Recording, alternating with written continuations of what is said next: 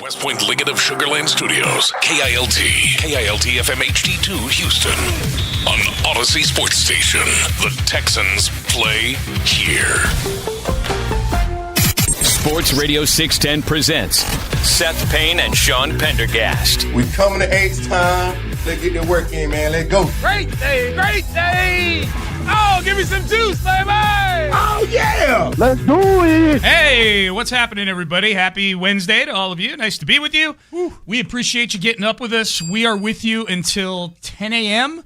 this morning for the first time in a long time. We're with you till 10 a.m. this morning. Do you have the stamina to go 4 hours today? It's like I've only ever run a half marathon, and all of a sudden I got to run a marathon. Yeah, welcome to the party, 4 pal. hours of talking. I think every single person out there who works a hard manual labor job understands how difficult it is when they double your yeah, worked to sit in air conditioning for 4 hours and talk about sports. Yeah. Right as the NFL season is about to begin, which is the easiest time in the of the year to talk about sports. Content generation. Although, can I say this?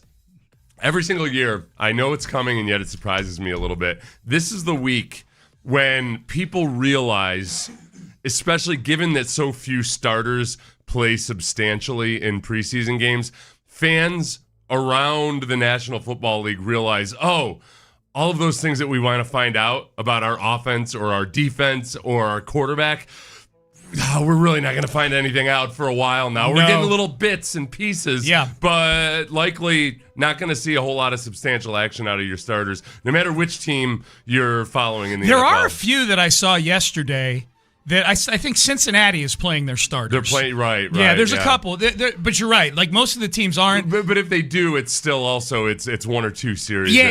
It's not much. It's not much. I was listening to The Drive yesterday afternoon while I was driving around town, and Clint was none too happy that they are. The Texans are. It looks like going to be. D'Amico has not been specific about who's playing and who's not playing, but I think we can read into it. We know what the MO has been in the past. You're probably not going to see C.J. Stroud tomorrow night. Most likely not. Yeah, and Clint wants all the starters to play. Not happy with this. Yeah, I guess. Maybe I've just maybe Clint's got more fight and verve than me. I've just accepted that that's the way of the world these days. That was Ron. Ron was like, I'm not standing on the table. Would I like to see C.J. Stroud? Sure. Yeah. Clint was not only standing on the table, he was stomping on the table. Clint's very anti-load management too, right? So it makes sense. And it's just, listen, I'm not going to sit here and act like I've broken down the mathematics on it and everything, but most teams by and large have figured, man, the risk of injury is just too great despite yada, yada, yada. I'm still torn on it a little bit because you look at the teams like the Rams. The Rams never play their starters in any preseason games, hardly. I think they've bent on that the last couple of years. But then they get off to slow starts every year, too. And you wonder, all right, maybe at the end of the year, if you're playing in L.A. instead of in Seattle, that ends up making a difference. Well, the Texans got off to an 0-3 start last year. Given that, does that move the needle for you in wanting to see them play? Yeah, and I think that I already felt that way with the Rams. Like, you got to find some kind of balance between, you guys are out there, you're practicing, you sure act like it matters. The coaches all get upset when there's no good practice. So you're definitely trying to improve yourself and getting ready for their season. When you get off to a slow start, maybe one thing you could have done was playing some more preseason games. Yeah. And okay, maybe a couple guys get injured, but trying to find that balance is difficult. It is. I am, even though I'm a little bit like Ron, where I've just I've given up the fight. I just go ahead. You're in that 30-year marriage. Hold me under the water until the bubbles stop coming and whatever. Right. But there is a part of me that's like, yeah, all right, look, cool, man. You know what? You know when else you can get injured? During the regular season. Mm-hmm. You know when else you can get injured? Whenever Joe Mixon did whatever the hell he was doing when he got injured. Yeah. You can get injured. So you got to manage the risk, but you also got to manage winning some football games early in the year. That's true, yeah. Do you think we see Keelan Rutledge tomorrow night? I hope so. Do you think we see him, though? I think we do. Okay, D'Amico said a handful of players won't be playing. Yesterday it was a handful. The day before it was a select few. A select few? Yeah. Like I love parsing out these for the words. Marines Yeah, like whenever something. I think of a select few, it's a pretty elite group. Is it a handful or a select few? A select few. Select few is a smaller group. I think the combination of a select few, and it depends. Are they J.J. Watt handfuls? Or are they... how big are the hands? Rubio handfuls? I don't know. Like, what's the deal? Kenny Pickett hands? Yeah. Are we talking talking about Kenny Pickett hands here. Do we have Kenny Pickett hands or Robert Brazil hands? It's a handful. What hand? Kenny Pickett's? How many people are sitting? 2. So that'll be I'd like to see Kenny Pickett hands on J.J. Watt's body. Oh, well, that's easily done. It's remember that Kristen Wiig character on SNL with the creepy little hands? Is it one of her handfuls? Yes. I think that I'd like to see the rookies play as much as possible. We've seen the Texans and other teams do this too. Hey, it's a first-round pick. He's going to start. Nah, he's good. Yeah, all right. He'd obviously be the only one that wouldn't play, I think, of the rookies. Rutledge, yeah, Rutledge. Caden McDonald's absolutely going to play. Yeah, Marlon Klein's absolutely going to play, and everybody else is a day 3 pick. They're all playing. Yeah, and I think the big thing with Rutledge is that, as I've told you, the Texans don't. When the Texans offense goes against the Texans defense, the center doesn't have a nose tackle right on top of him. Mm-hmm. And these next 3 teams they play all utilize a nose tackle, and that's a big difference for a center. So Keelan's done a great job. All those things we had questions about, that, okay, there's the mental side of transitioning to center. Even if you're a college center that, enters the NFL, there's a big mental component to it. But he never played center in college other than the Senior Bowl. So there's the mental side. He seems to have adapted to that really well. Yeah. There's the physical snapping of the football. He's adapted to that really well. There were some errant snaps during OTAs and minicamp. Mm-hmm. And there have been some imperfect snaps during camp, but nothing that I think you don't also see out of bona fide starting centers already. So he's handled those challenges really well.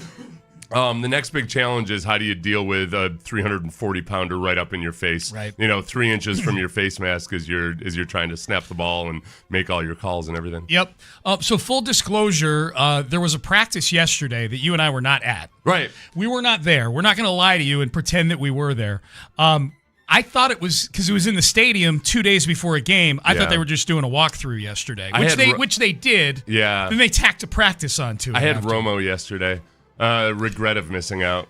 Oh, yeah. And I was drunk and driving. So I was and not paying attention to football. I was driving drunk down the road, and I'm listening to the radio, and I'm hearing reports of this chippy practice. I'm like, oh no, Jim, right.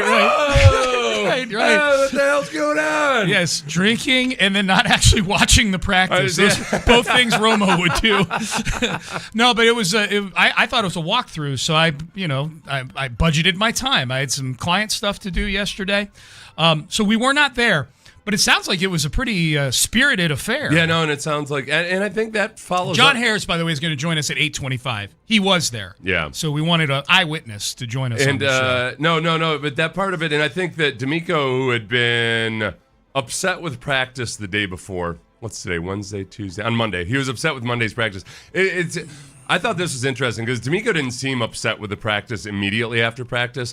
And so it's classically, I'm guessing, one of those things where when they watched the film, some of the bad plays were because of mental errors. There might have been perhaps a letdown in some of the swarminess and the finishing plays and all of that. And then I also think that on Monday, CJ threw an interception to Colin Wright that was on a ball that he probably shouldn't have thrown. Right. So in terms of the process, I think he probably thought Monday was sloppier than it should have been. So I got excited to hear that he was excited about a practice yesterday where there were a bunch of big plays on both sides, but I'm guessing it was just because guys won their physical matchups. Yeah. You're a coach, you're watching your team. Obviously, when the offense does well, the defense does poorly. But if it's a really good player like Nico Collins, who happened to have a really good rep versus Kamari Lassiter, you're not worried about either of those guys. It was just, okay, cool. CJ had a nice throw over a really good football player. Yeah, here was D'Amico talking yesterday about that exact thing, Seth. This is D'Amico. He was fired up at how yesterday's practice went because Monday was not great. I think the guys were a little fired up. And I had to get after them a little bit yesterday. It wasn't our best practice yesterday by any means. That wasn't who we are, how we come out. That wasn't it. So, everybody need a reminder just of what we're trying to achieve. What are we trying to accomplish, right? To do what we're trying to accomplish, it takes persistent work every single day. We can't have letdowns. We can't have setbacks. Like, we have to continue to press forward. We have to count on guys to be relentlessly consistent in what they're doing in their approach every single day. Yesterday, we took a step back. It wasn't good enough. But today, guys responded really well. All three phases did a really great job, right? Making plays, doing what they're supposed to do. So. Okay, so yeah, he was not happy on Monday, much happier yesterday. Yeah, and some of the big things, what we've been hungry for is, okay, cool. The offense is doing a lot better this year than they were last year. We haven't seen a whole lot of deep strikes. Mm-mm. And then all of a sudden you see that, you hit a deep strike to Nico Collins that apparently probably would have been a sack by Danielle Hunter. But I'll take it. And Vlasitor was whoever's covering him was trying. As far as the actual play, let's imagine that it was Braden Smith that would have either had a holding call or it would have been a sack. Yeah. But the coaches allowed it to stand. Yeah. And then David Montgomery had a 80-yard touchdown. 80-yard touchdown, man. Yeah. With Henry To'oTo'o in coverage. Pay no attention to that. But I choose to look at the 80-yard touchdown from an offensive point of view. Well, I do wonder though too that I wonder about D'Amico and how he felt specifically about that play, because it's one thing when David Montgomery catches it 10 yards downfield, then he beat Henry To'oTo'o in coverage, but there should takes it to the house. There should be somebody else there, and I don't know if there might have been. That's not David Montgomery's calling card either. Is just running away from people. He's more of a headbanger. But he also, he's faster than people think, et cetera, and all that. But he also, like, Kamari Lassiter's, or Kalen Bullock's really fast, too. Sure. Or whoever else was in the third level of the defense there. Yep. Okay, so the other thing I heard on the afternoon show yesterday was they had an interesting theory. The other thing that happened at practice that people were making note of was that Keelan Rutledge and Will Anderson Jr. got into it. Yeah. They got into a scrape, a scuffle. It wasn't a fight. And that's not like Will. No, at all. I mean, he's very like energetic. Yeah, it is. It's very much like Keelan. Landry's keeping the running tab. I think this is up to 5 scuffles for Keelan Rutledge. Yeah, I don't think D'Amico Ryans minds it at all. But this was the theory that they had on the afternoon show. Sheldon Rankins met with the media on Monday, and he had this to say about Will Anderson Jr. I think the turning point for players of his caliber is like when they realize that when they want to take it over, they can take it over. And I think he's getting to that point where, he realizes if he wants to shut practice down, he can shut it down. Like if he don't want them to get a playoff, they won't get a playoff. He don't want them to get a pass off, they won't get a pass off. He want a TFL every play, he can go do it. So I think he's starting to get to that point where he finally realizes that, the game is in the palm of my hands. And he also understands the responsibility that comes with it. I think that's what makes him so special, is that, you get a lot of guys in that position of being that dominant, being that good, and they kind of look at it like, it was supposed to happen to them. Whereas he looks at it as, he's grateful for every chance he gets. We got what we need, Byron. The part where that Sheldon, and to be clear, I think Sheldon was just complimenting Will. I don't think he was throwing shade at anybody, but we know that the human condition in sports is that you try to find any sort of disrespect you can and put that chip on your shoulder. So the theory that Ron and Clint had, which I thought was awesome, was that, the offense heard that Sheldon Rankins go, oh, really? Will Anderson can just shut down practice anytime he wants to? Yeah, I like that theory. Yeah. Oh, really? Oh, really? He can just do it whenever you damn well choose. Just like it's flip a switch. And practice. I am Will Anderson, and practice is now shut down. Well, and guess what, offense? That's what they did on Monday. Yeah. I mean, it was on Monday. I came out of practice on Monday thinking okay, you know what? The offense did some good things today. I saw some really good stuff. And then I look over Jonathan Alexander does a really good job of putting a play-by-play out on X. I encourage all of you to follow him and read his articles. But I'm like, oh, yeah. After that first couple of periods or series of plays, which were really good, there was a sack in each ensuing one that would have killed the drive. Yeah. And Will Anderson and Danielle Hunter just pretty much shut down the practice and turned it into a bad offense. If Monday were a game, the Texans offense was the team that would have lost like 27-6. Yeah. Something like that, They just couldn't get out of the, couldn't move the ball. Training camp's interesting though too, because it's kind of like relief pitchers where you only have a small sample size, and you start to, if the offense has 2 bad series in a row, you act like the same way it is with a relief pitcher. Yeah. 2 bad appearances in a row, 2 bad innings in a row in 2 games. Your ERA and it feels 6. like they've been awful forever. Meanwhile, a starter can have 2 bad innings and then make up for it in the next 5. Yep. So I try to remember that with the offense. Like, okay, yeah, like in a game, you might have 3 or 4 bad series in a row. You can make up for it. But the other thing about Will this training camp, I think, has been, and this is in line with some of the things that Sheldon Rankins was talking about the other day, I think he's been a little bit more Michael Jordan-like in his leadership. I think after Monday he might have. Yeah, I think after Monday I think they might have had. Let me check my notes. 37 sacks on Monday. Will Anderson had the D line out running after practice. Yeah. So he was upset about. I don't know exactly why or what. You're saying he's like a cruel taskmaster. Yeah, in a good way. Yeah, in a good way. Yeah, a good kind of cruelty. Well, plus when Sheldon said that he's Will is realizing the power that he has. I had this image of Shaq staring at his hands, looking at your hands, like I didn't even realize I had these superpowers. Yeah. D'Amico Ryans likes the chippiness. Here he was on Rutledge getting into it with Will Anderson. Better be careful there. You're messing with Will Anderson. But no, I love it. Right? I love the scrappiness of Keelan. I love that his mindset is what I love. He's not backing down from anybody, as he should. I expect that from every player on our team. We're not backing down from anybody. We know we're not physically fighting, but there's always chippiness in our game because it's a physical, violent game that we play, and there's going to be some chippiness that goes on. But we just have to make sure we're smart, especially in game, right? We have to make sure we're smart and make sure we're not that second guy to cause the team to hurt ourselves. And then coach is going to be really upset. Yeah, there's a level of chippiness. Like if it turns into fisticuffs and the benches are emptying, D'Amico does not like that. But he likes the one-on-one, non-injury chippiness. Right. No, and there haven't been all-out brawls or anything in Texans practices. It'll be interesting to see what happens in the combined practice with the Raiders. Yeah. A team that kind of takes pride in living on the edge. Yep. Going step. They see boundaries and they step right over them without breaking stride. They've done it for years. They did a lot more in the 70s and 80s, but they've done it.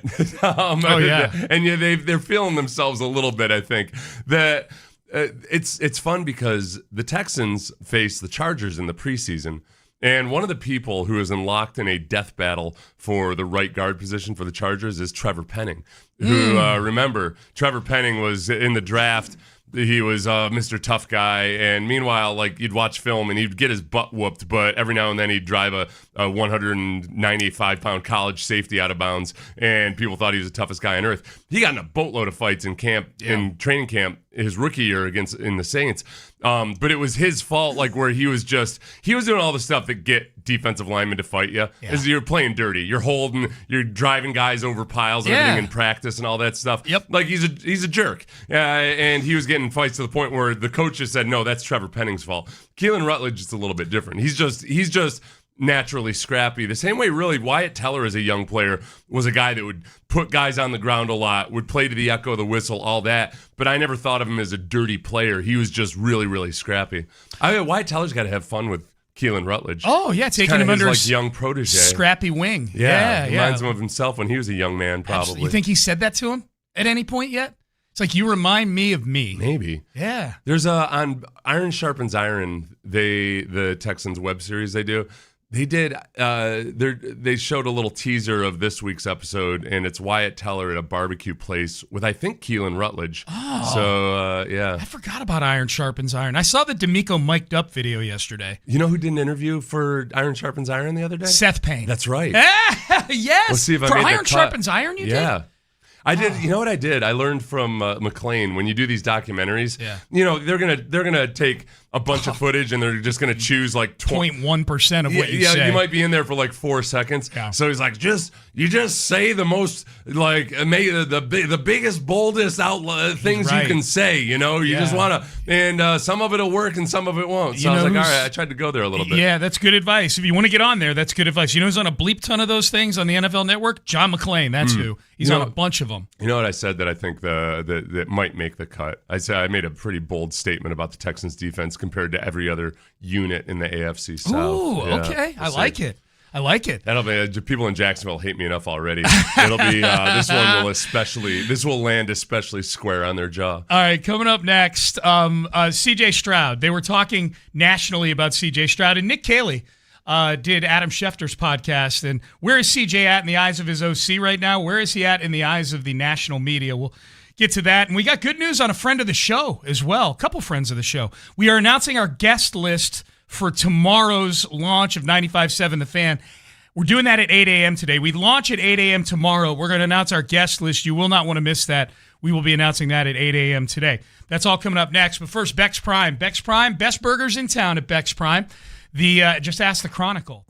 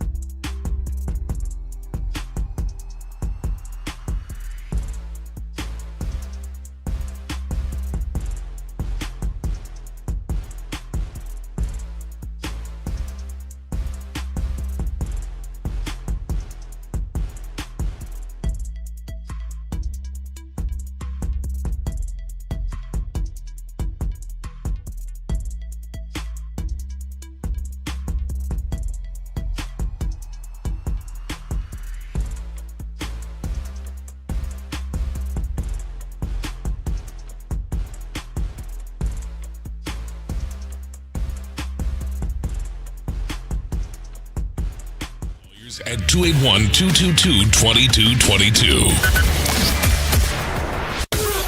Sports Radio 610 presents live from the West Point Lincoln and West Point Lincoln of Sugar Land Studios. Here's Payne and Pendergast. All right, Payne and Pendergast with you. C.J. Stroud has been a big talking point here in Houston in the offseason, and yesterday on ESPN. They did a big segment on C.J. Stroud. Here was Dan Graziano of ESPN talking about the Texans quarterback. Houston gives out big veteran contract extensions as soon as they possibly can. Will Anderson Jr. got one this offseason. He's drafted one pick after C.J. Stroud. The fact that Stroud doesn't have one yet is a sign that the Texans want to see more. And that's fair enough. They got to the playoffs last year with what they felt was a championship caliber defense. They knew when they took the field in New England that if they won that game, they were going to get a shot to beat Jarrett Stidham the next week to go to the Super Bowl. And C.J. Stroud laid an egg. So what does that tell you about him? The Texans, for them, it meant we need to see more before we talk about extending him now. He has never had a run game. They have changed the offensive line on him over and over and over again. There are reasons that C.J. Stroud has not been always in the best position to succeed. Most of those reasons have been cleared up. They should have a better running game. The offensive line has continuity for the first time. Tank Dell coming back, the wide receiver room could be a lot deeper, and the defense should still be great. A lot of pressure on C.J. Stroud to deliver this year. I figured this yesterday when we were sitting in the studio and I saw on ESPN that they were doing that big piece on ESPN or on CJ Stroud. Yesterday my social media feed I saw from big accounts and other people that I couldn't avoid, that people I follow. All of a sudden it was as if the Patriots game had happened yesterday. And it was like the exact same takes and everything based almost completely on the Patriots game. If they were doing any kind of due diligence, they might include the Steelers game into it because that was really bad. But that some of it was like just red hot. I can't believe this is the guy, blah, blah, blah, blah, blah. Everything that Graziano said right there is true. I disagree a little bit in that he just said so clearly that, well, they need, that playoff performance is what is scaring them off of, giving him the contract or whatever. I think there's more to it than just that. I think the process and everything leading up to that playoff game is probably the thing that they wanted to see if it was different. How is CJ adapting to his second year in the system, and how is he operating and running the offense, which obviously includes the performance in the Patriots game. But I think it's more nuanced than just, that one game is the game that made them definitely is. question. It definitely is. Here's the thing. If it weren't, then that means that he was going to get a contract extension going into the playoffs last year. Right, and it was still very much up in the air. Right, yeah, exactly. I think that if he had now, if the Texans had gone and won the Super Bowl, you kind of, more chance than not, they're probably going to have an extension because the formula works or whatever. But that we don't have to live in that hypothetical world because it certainly did not happen. Sam Darnold has not gotten a bump in pay since winning the Super Bowl for the Seattle Seahawks. That's a good point, Sean. That's a very good point, Sean. Certain teams may look at it differently. That's a really good point. Yeah. So I think that it was kind of a shock to me, and it was something that you and I were talking about right up until 2 weeks ago, the C.J. Stroud contract extension dynamic. Actually, we hadn't been talking about it much at all until Nick Caserio and C.J. Stroud both said on the first day of training camp that there had been some talks. Yeah. And then we talked about it for a couple of days, and then we kind of forgot about it. And I think the biggest thing, and this is credit to C.J., and unlike Kyler Murray going into his fourth year or Baker Mayfield right now, C.J. really has not added any fuel to the fire. And I don't sense that it's something that is bothering him or anything. If there is no extension, I don't think it's going to be any kind of an issue in the locker room or with David Mulligetta or anywhere else along the way. Doesn't seem like it. It's if it happens, it happens, but it doesn't seem like either side feels like it's a pressing issue. Nope. Here's Nick Caley yesterday. He was on Adam Schefter's podcast, and here's his assessment of where things are at with CJ. Yeah, I'm really proud of him. I mean, since he left, he's been working. You can tell he's worked his ass off all offseason. His process has been excellent. Just, the intentionality, the detail, the leadership, the urgency, year 2 in the system. I've always had a great relationship, CJ and I, but I feel like more time on task going into year 2. We've had a chance to just dive into deeper conversations. You come up for air after that season, and now it's like, okay, look, here's the things we did well. Here's the things maybe we didn't do well. I'm never going to do anything ultimately that doesn't fit our offense and the players we have. We're going to tailor it around our players and who we have. Players over plays mentality. But then with CJ, having comfort and confidence in those things, I always want to customize that through the lens of having him have confidence in what we're doing. So we've had that dialogue, and it's been great. We've had a chance to really try some different wrinkles and compliments and add some volume to the offense this offseason. And he's been there every step of the way. His consistency, his ability to move throughout the day, just being the same guy and taking it to the field. I've been really pleased and proud with what he's done. That I didn't realize Sean McVay had worked so much with CJ Stroud in the offseason. He sounds so much it's like crazy Sean McVay. How much they sound alike. Yeah. You're right. No, and I think that's something that I would say with D'Amico said something about CJ yesterday or a couple days ago where I'd seen one of our listeners comment that, man, that sounds like the first really genuine praise that D'Amico has given CJ. That's what the listener said. I think it's been like that with D'Amico during this training camp. I do think, there were times last season where, at times, D'Amico just flat out said we need more from CJ. And some of the praise that he would give him, it felt like he was holding back a little bit. And he wasn't being critical necessarily all the time. I think it's been more full forced praise. And it's borne out in the way it looks out there. It looks way more like CJ is in full command of the offense. And it wasn't that way last year. And part of it is just simply that with what they want the quarterback to do in this system, it's a lot. And it's really hard to – it's kind of like you just took a typing class for a couple of weeks. Now, go out and type 140 words per minute. Yeah. It's just it takes time. It takes muscle memory. It takes reps. How about the news, just shifting gears here real quick because we teased it. How about the news of our good friend Ross Tucker yesterday? Yeah. Ross Tucker, if you missed it, and Ross will be back with us this season as well on Tuesdays at 7 o'clock. He'll be back with us. I'm fairly certain it'll be at its usual time, Tuesdays at 7 o'clock. He's our Odyssey NFL insider, but he's also part of CBS's Sunday NFL announce teams. And he'd done a few Texans games the last few years. Normally a Texans-Titans game. I feel like every Texans-Titans game included Ross Tucker. And in the rotation, he was down, I think, on about like maybe the fifth or sixth team. Mm-hmm. Well, with the ripple effect from the Tony Romo leave of absence, we know that J.J. Watt got bumped up to the first team with Jim Nantz. Ross Tucker is getting bumped all the way up to the second team with Ian Eagle. Yeah. He's filling JJ's shoes. And this is where, like with JJ is a big star. And when he enters broadcasting, you figure, it makes sense that they put him in a pretty lofty perch right off the bat. With Ross Tucker, talk about a hard scrabble He's upbringing. A grinder, man. Yeah, he was a journeyman in the NFL. Yeah. He just started podcasting when nobody else was podcasting. He's picked himself up from his bootstraps. Yes. With a hard scrabble upbringing from somewhere near Scranton, PA. Right. And Princeton. Well, by football terms, you know what? It is hard scrabble. Yeah, sorry. Yeah, that's right. Cornell guy. Yeah, no, you play football at Princeton. It's not like, welcome right into the NFL. Here you go. This is a huge... You and Jason Garrett. Yeah. You know that, right. You know how I feel about Ian Eagle. I think Ian Eagle's excellent. Yeah. He and Kevin Harlan are my two favorite play-by-play guys on Sundays. And I loved JJ and Ian Eagle together. I thought they were an excellent pairing. I think JJ would be great with Jim Nantz, and I think Jim Nantz has got to be ecstatic to be getting JJ Watt for however long this is going to be. He's going to be happy to get somebody with a pulse. Yes, that puts in the work. At least a pulse that doesn't have a high BAC. That can make it to the stadium without getting pulled over, yeah. So I've never once thought JJ was drunk when he was on air. No. And I don't know that Romo ever was, but I know every time I watch him, he sounds like he's drunk. Be. Yeah, he might be. This is a huge save for my love of Ian Eagle. Mm-hmm. I think he and Ross are going to be great. Mm-hmm. I think that'll be a really good pairing. So I feel good. This is like a addition by subtraction. I know. Well, I've heard Ross with Kevin Harlan a lot on the radio. Yeah, and they're very so similar vibes there, yes. And I think that they'll fit right in. I do too. Romo's cooked, right?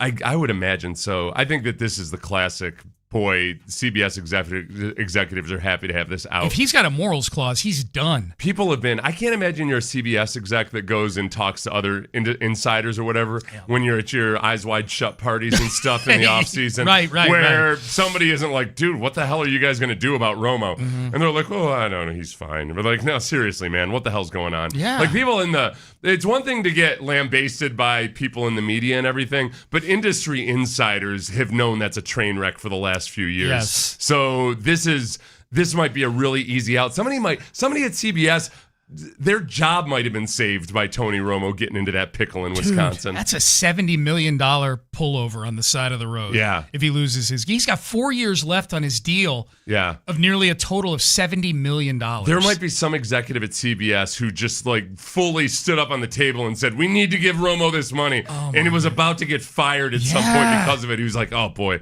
I think I just got sends a fruit basket to that cop. To the Wisconsin PD.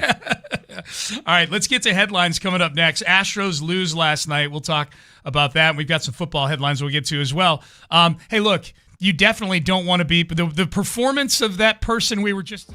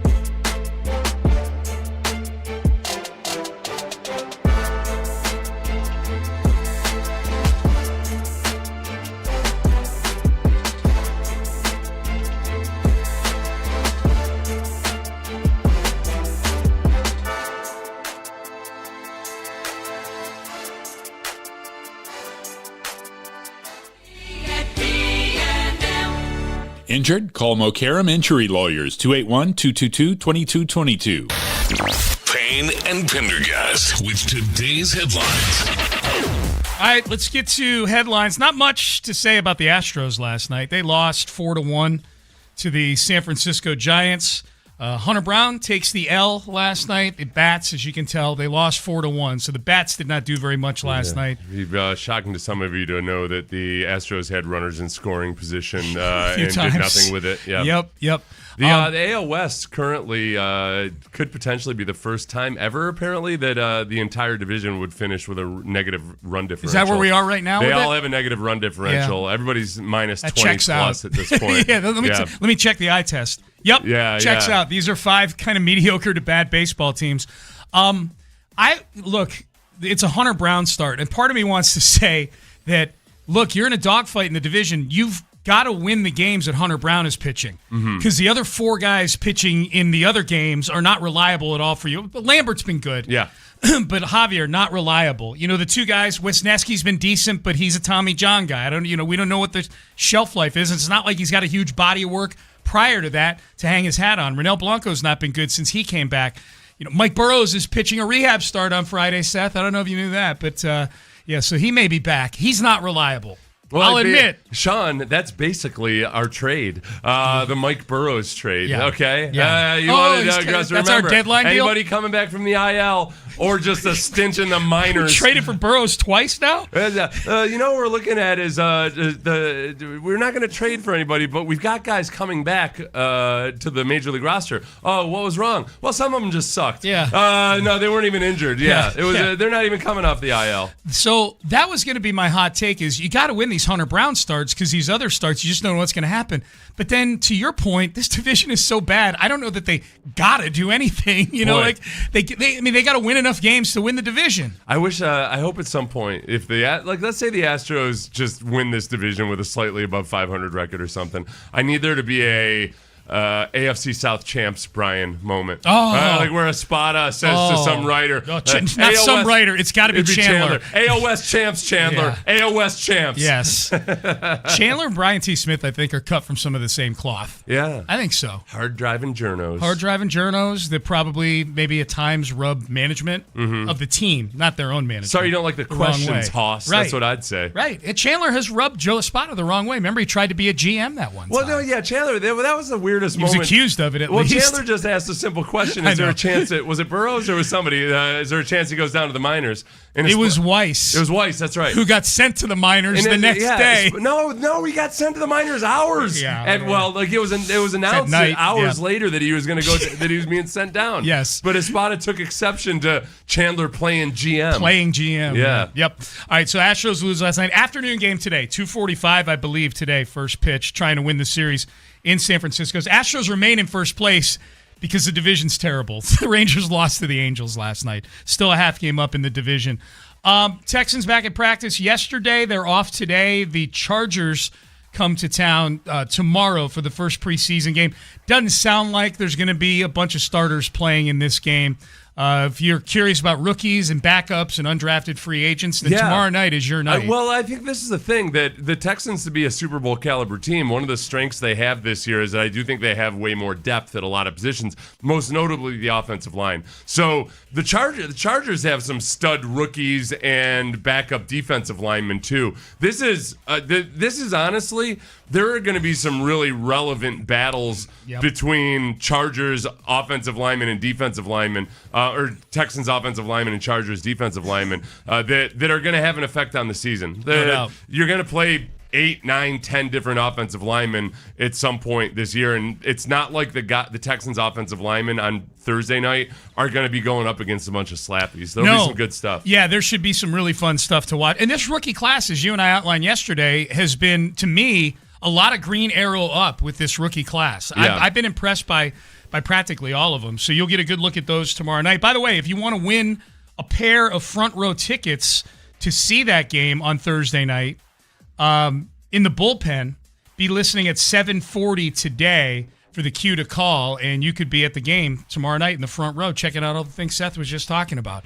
Kyler Murray is the starter for the Minnesota Vikings. He was named the Week 1 starter yesterday by head coach Kevin O'Connell. Kevin O'Connell does not need to see any preseason games. 9 is on the back burner. 9's J.J. right. McCarthy. Yeah, so it felt from watching on the outside looking in that it was just a matter of time until Kyler Murray got comfortable in the system and figured some things out. But it doesn't feel like they like J.J. McCarthy all that much. No, it doesn't feel like anybody does. They don't like his whole thing. Yeah. Hey, Coach, can you give me some constructive criticism? Yeah, I don't like your whole thing. Yeah. This whole deal you got going on here. Yeah. Your decision making, your shtick with the alter ego personality. What did him in was when Kevin O'Connell said, "Look, JJ," and JJ's like, "Whoa. It's 9. It's 9. Yeah, we're in a football setting. Yeah, football venue. I'm in uniform. I'm in my costume." Adam Schefter doing that thing, which is so funny because his job is to write words down. Yeah. Has a way of really phrasing things strangely, but Schefter is a Michigan man. Yes. And he had tweeted out yesterday something along the lines of, now J.J. McCarthy forced to be a backup. Yeah. Like, what the hell? No, Hey, he listen, earned it. Schefter, nobody's forced to do anything in this Right. life, really. You could just walk away from football right now and true. be a motivational That's speaker. true. He might have a hard time finding a job that pays what he's making, but nobody's forcing him to do anything. That was the other thing that Schefter said after what was it? It was after winning 6 of his 10 games last year. Like, Stop already it. 6-4. What am I supposed to do? Say, have a parade? Did you for... watch the games? Yeah, Like, they didn't win them because of 9. All right, 7 o'clock hour coming up. Hey, a little over an hour from now, 8 a.m. today, we have a killer guest list for tomorrow's launch of 95.7 The Fan. If you don't know the details, tomorrow at 8 a.m., I mean, there'll be a countdown and everything to 8 a.m. We flip that switch to 95.7 The Fan. Sports Radio 610 becomes 95.7 The Fan. We've got a great guest list lined up starting in that 8 o'clock hour tomorrow. We will announce who's on that guest list at 8 a.m. today. So be on the lookout for that. Again, 7:40 today. You can win a pair of front row tickets to the Chargers-Texans preseason game in the bullpen tomorrow night. All right, let's do a little stock up, stock down. I know other shows on the station do that as well. We're gonna hijack the gimmick for a little bit here, but there are players who have impressed so far, even more than maybe we expected. There are some that we're still waiting on here. We'll go through those as we get you ready, continue to get you ready for the start of the preseason on the field tomorrow night. Stay there. Hey, season's about to kick off, and you're starting to get those little formulations in your brain about what you're hearing out of camps, how you feel about this quarterback, how you feel about your own team. And the perfect place to go right now is Kalshi, America's #1 prediction market platform. You can trade those predictions in a live market. Will the Texans win the whole deal this season? Right now, they're trading at 4%. That means a $100 trade would pay out $2,342.50. That's right, that 50 cents will get you. That if they take home the title. On Kalshi, you're trading against peers in a live market, meaning there's no house. And as the probability changes, you can buy in and out of your position. Trade the draft pick, the game, and more on Kalshi. Download the Kalshi app and use the code PAYNE, my name, P-A-Y-N-E. Sean, not the physical condition of pain. My name, P-A-Y-N-E. I got to revise it. To get $10 when you trade $10. Kalshi, K-A-L-S-H-I. Kalshi, trade on anything.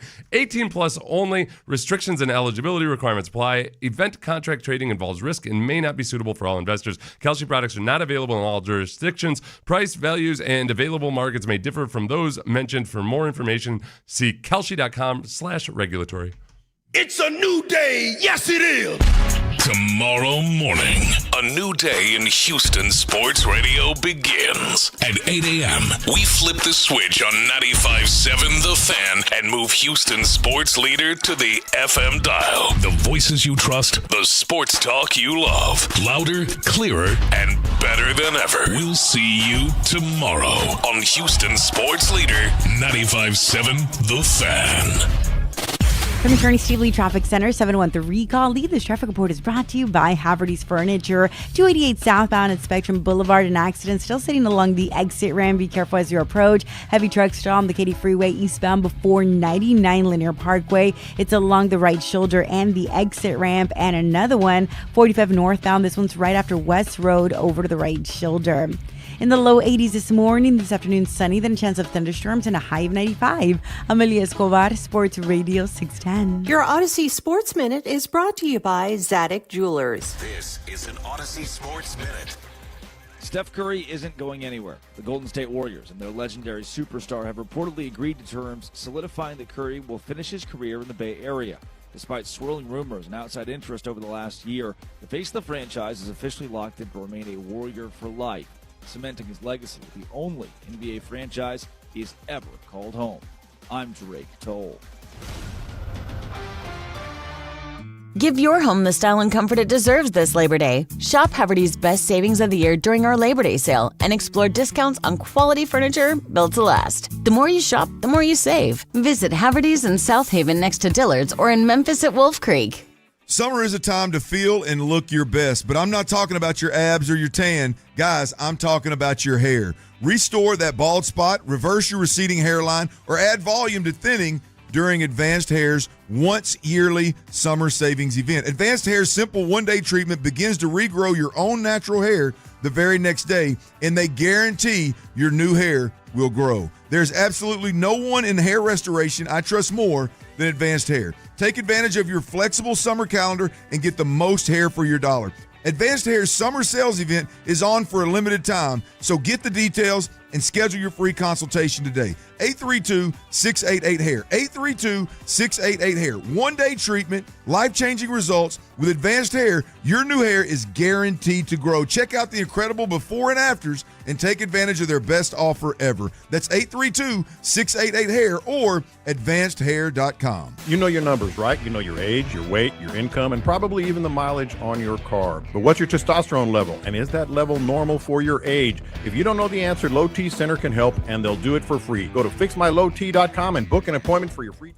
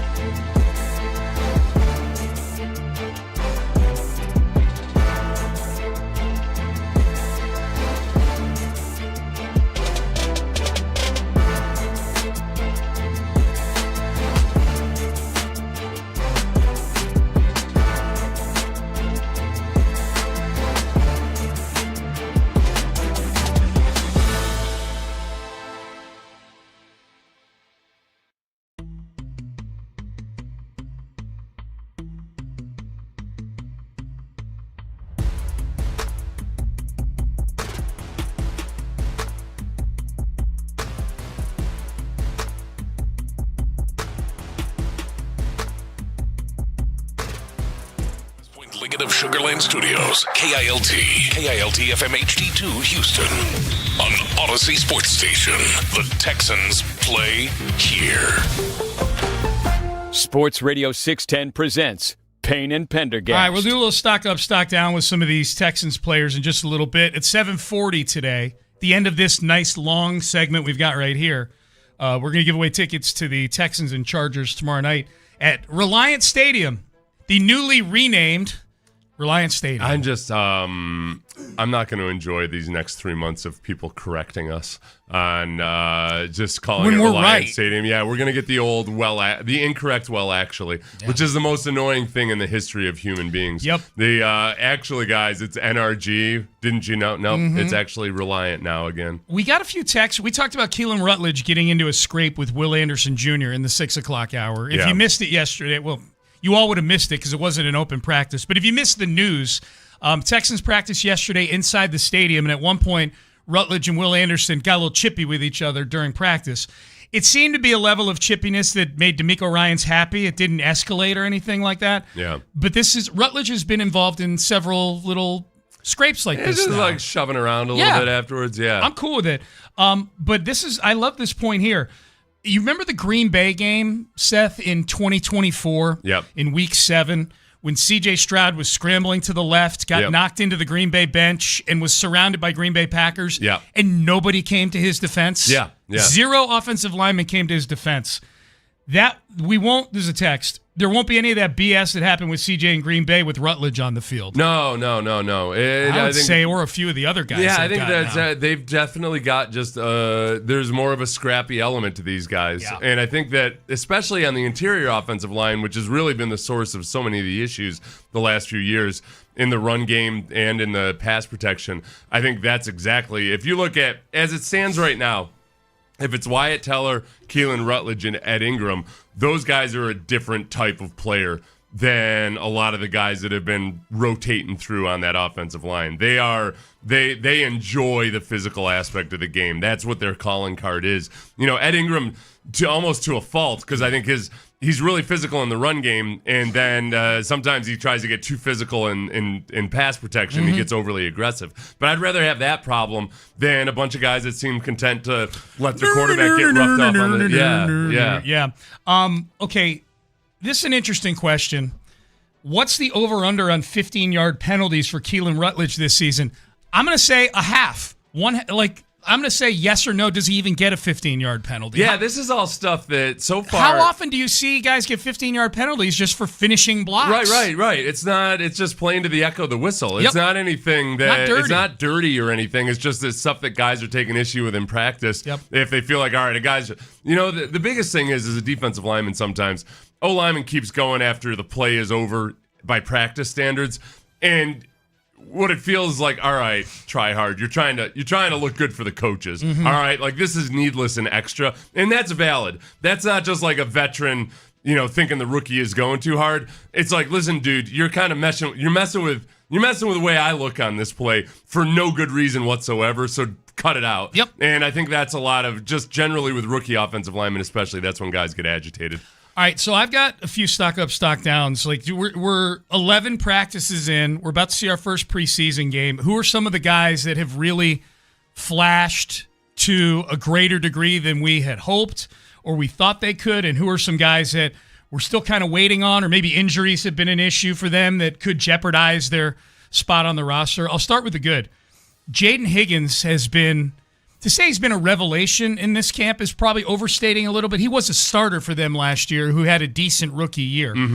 But the connection that he's had with C.J. Stroud throughout pretty much the entirety of training camp, save for a play here and a play there, has been really encouraging to see. Yeah, it's everything that you would want in terms of, a quarterback forming a relationship with a receiver. Some of these back shoulder throws especially, I think, are the best evidence of that. That Higgins knows how CJ is going to read this play, and they're seeing it through the same eyes, is the expression those guys use. Yep. And that's way more advanced now than it was last year. Yeah, I'm stoked about Jaden Higgins.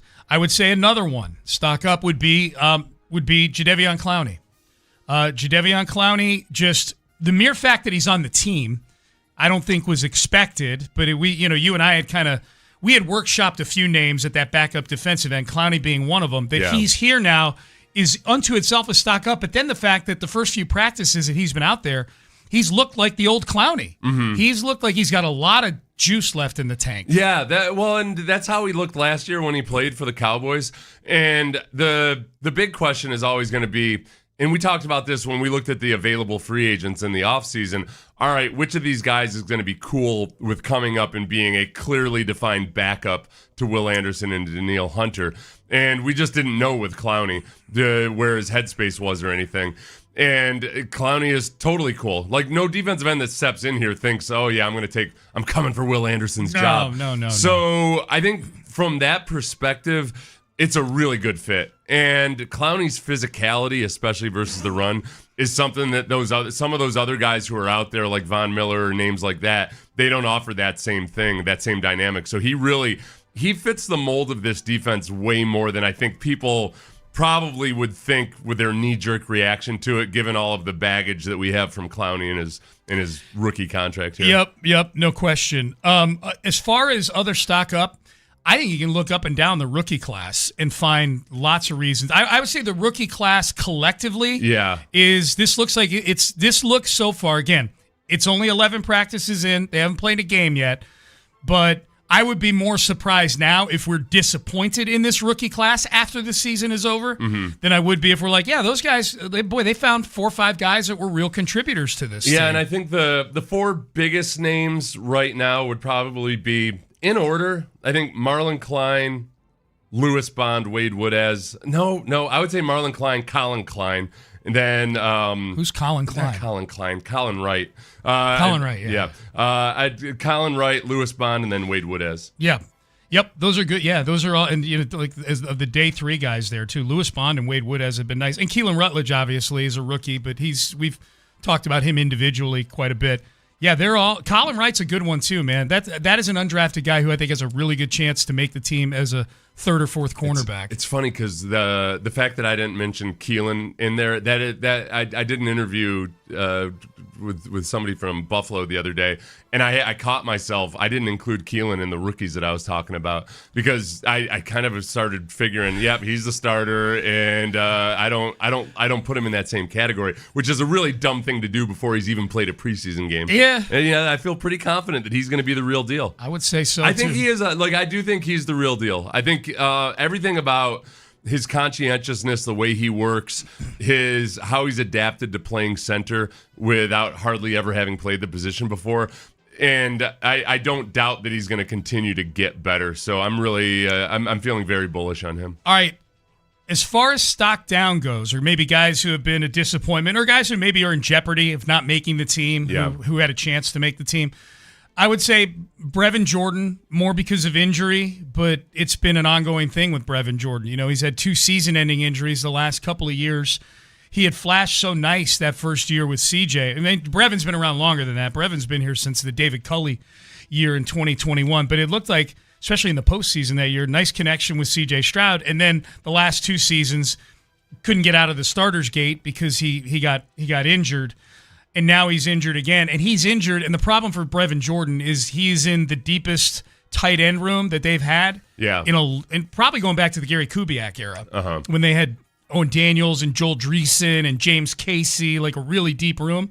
This is the deepest room they've had since then. Yeah, and he's trying to make the team, and he's 5th on the board right now. Right, and you made the really good point about Marlon Klein kind of providing a lot of what they were hoping to get out of Brevin Jordan, except being a more complete tight end. So Brevin Jordan's a different type of athlete than Marlon Klein. But, man, D'Amico, almost every time he talks about Marlon Klein, talks about him being excited about Klein's potential as a receiver. But he also has so much more potential as a blocker than Brevin Jordan ever will. Oh, yeah. He's a big dude. If you guys haven't been out to the practice yet, he's bigger than you expect. He's big when you watch him on film and everything. But I think that whether it was D'Amico or Caserio, when talking about Klein, had said, he's got some room to change his body composition a little bit, which we've seen out of a lot of second-year guys this year, that you get a full offseason next year of eating and training and everything, that he could end up being a pretty impressive-looking dude. The frame is impressive to begin with. Yeah. He didn't do much in the spring, like in OTAs and mandatory minicamp. Klein was nursing an injury, so you didn't see him out there a lot. And I remember being out there for the first practice of actual training camp, and you couldn't read the names on the back, and I didn't have a roster. I hadn't kind of memorized the roster yet. And I remember turning to somebody going, "Who's 83?" Yeah. And they're like, "Oh, that's Marlon Klein." Like that's how he pops. Like, look at that guy right there. You're like, it's an odd number to have for a rookie undrafted free agent offensive tackle.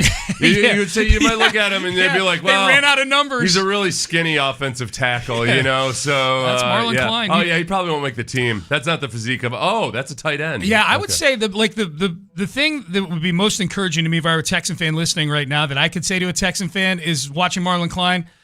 I watch him and I go, okay, I see why they took him where they took him. Well, and he's a classic 59th pick. I think he's the classic. Just he's open when he's not open because of his wingspan. That he's just got a huge catch radius, and he's gotten separation though too against this defense. Yep, and when he's going against the ones. Yeah. He's gone. He's run out there with those guys. Ed Ingram has been up and down this training camp. Yeah, I think that's kind of in line with just Ed Ingram's play style, and especially going against this defense. I'm going to have a real hard time for the next 3 weeks because I can feel myself as I'm saying this that I'm genuinely not trying to make excuses for the offensive line, but there are some things that they're flat out just not going to do against this defense when you're in practice mode. It's really hard to block the way that they want to block and on some of the types of plays that they're running when you also can't go to the ground. So I think there's a certain part of Ed Ingram's game that is a super aggressive and physical thing that he can't really do against this defense. Okay. There's also parts of this defense that just schematically it makes it really hard to run the outside zone and some of these other things. So I think the fairest thing to say about the offense right now is that we really haven't seen much evidence of an improved, like a genuinely improved rushing attack. If you're looking at the outcomes, I'm looking at the way that they're blocking and guys getting a hat on a hat, and that they're playing with better technique. They're fundamentally more sound.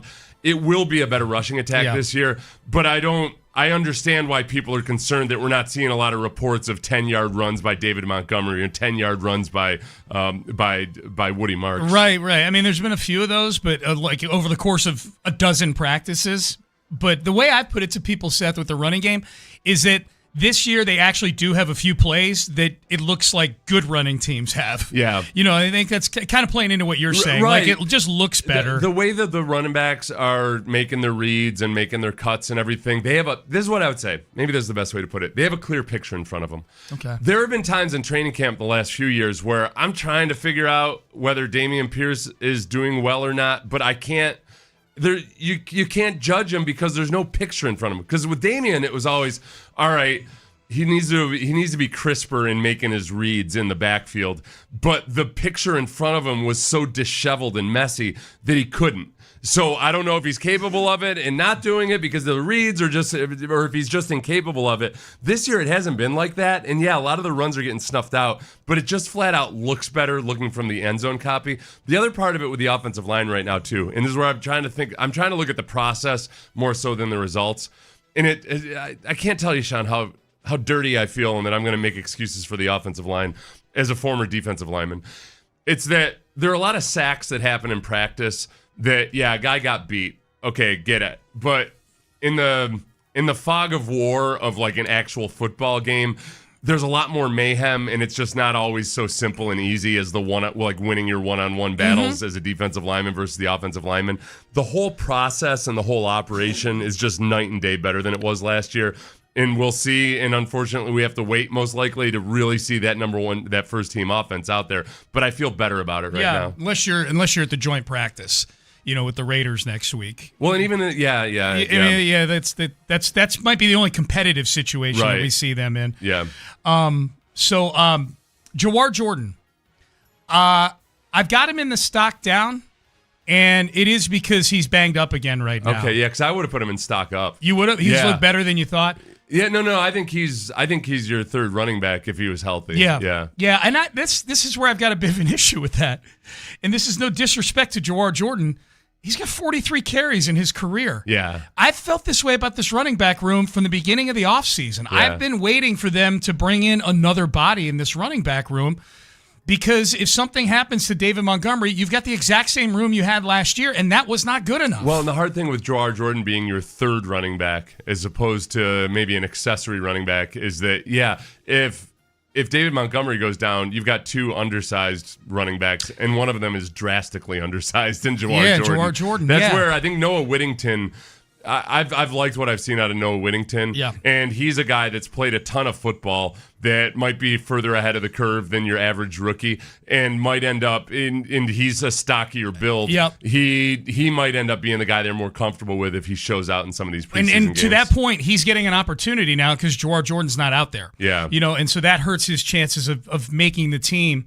To your point, at the outset of training camp, it looked like it was a lock. It was Montgomery, it was Woody Marks, it was Jawar Jordan. Those were the guys that D'Amico Ryans would mention unprompted. I guess maybe I'm kind of picking on Jawar Jordan as an individual for something that I think is deficient collectively with that room. It's just not. To me, it's not a deep enough room. And to be clear, Noah Whittington's not a big back or anything. It's just Jawar Jordan is small. Yeah. Whittington's 5'8", 210, I think. Yeah, he's a bowling ball. Yeah. Yep. So I had Jawar Jordan in there as well. The other stock down, punters. Mm-hmm. Jack Stonehouse cut. Although I guess Kai Kroger had a pretty good day yesterday from everything that I was reading from people who were at the practice yesterday. That's exactly what I want to feel about. That's what I want to have in my punter situation is that people register surprise when he has a good practice. Yeah. So great. hence stock down. All you got to do is that more and more. Stock up as a holder, apparently. Well, D'Amico flat out the other day when asked about Kai Kroger, he did the classic head coach speak. He's our punter now. Yeah. He said now. Yeah. Anytime a head coach says now, that's he might not be in the you're future. not the punter. You are on constant. You're in constant tryout mode with every single other punter in the league and every guy that gets cut or might be available for trade in the next few weeks. Yep. Do you have any others you'd add here to the stock down? Or it's been a good camp. There's not a lot of. I don't come away from these practices pissed off about a lot of stuff. I would say Jake Andrews. I think that Jake Andrews Jake Andrews went from fighting for a starting center spot to maybe fighting to be on the team. Yeah. He's one I could see them waiving and then bringing back on the practice squad. Yeah. But you're right. I think in the fact that he's a one-position guy, it seems like that hurts him versus Evan Brown or Jared Patterson. They just restructured Jared Patterson's contract. I think he could play guard. I think that they've had that need at center. But Yep. So that's a good one, Jake Andrews. Okay, shifting gears here. Odds on the first head coach to be fired are out. So we got to prep because you and I do the head coach death pool every year. Oh, that's right. Where we each pick 4. Have I won it a few years in a row? You've won. I won it last year, but you had won it the previous few years. I won with Saleh, and I felt awful about that because I really like Saleh. Yeah, but and you now won. I feel worse about it because I think the Titans are going to be a better football team with Saleh as their head coach. I do too. I would not pick Saleh. I would not pick Saleh this time around. No. Yeah, here were the picks you and I had last year. We were pretty dialed in. Mm-hmm. I ended up winning because I had Brian Callahan of the Tennessee Titans. He got fired 6 weeks into the season. But you and I each pick 4 guys, and the winner is the one who picks the head coach who gets fired first. Mm-hmm. Now, there have been some seasons where neither of us have won. I don't think either of us picked Urban Meyer the year that he got fired during the season. No, because he was like 50-1. You hardly ever pick a first-year coach. It's so rare to. So not only to get fired in the middle of his first year, but it was ridiculously early in his first season. Again, it's not betting that they'll be fired. It's betting they'll be the first one to be fired. Yeah. So schedules play into it and things like that. But here are the guys that you and I picked last year. My 4 picks. Mike McDaniel ended up getting fired. Brian Callahan won the pool for me. Jonathan Gannon ended up getting fired. Mm-hmm. Shane Steichen, who is on the... the Shane Steichen didn't get fired, but he's on the 4th hottest seat this year, according to these odds. Your 4 picks last year were Stefanski, fired.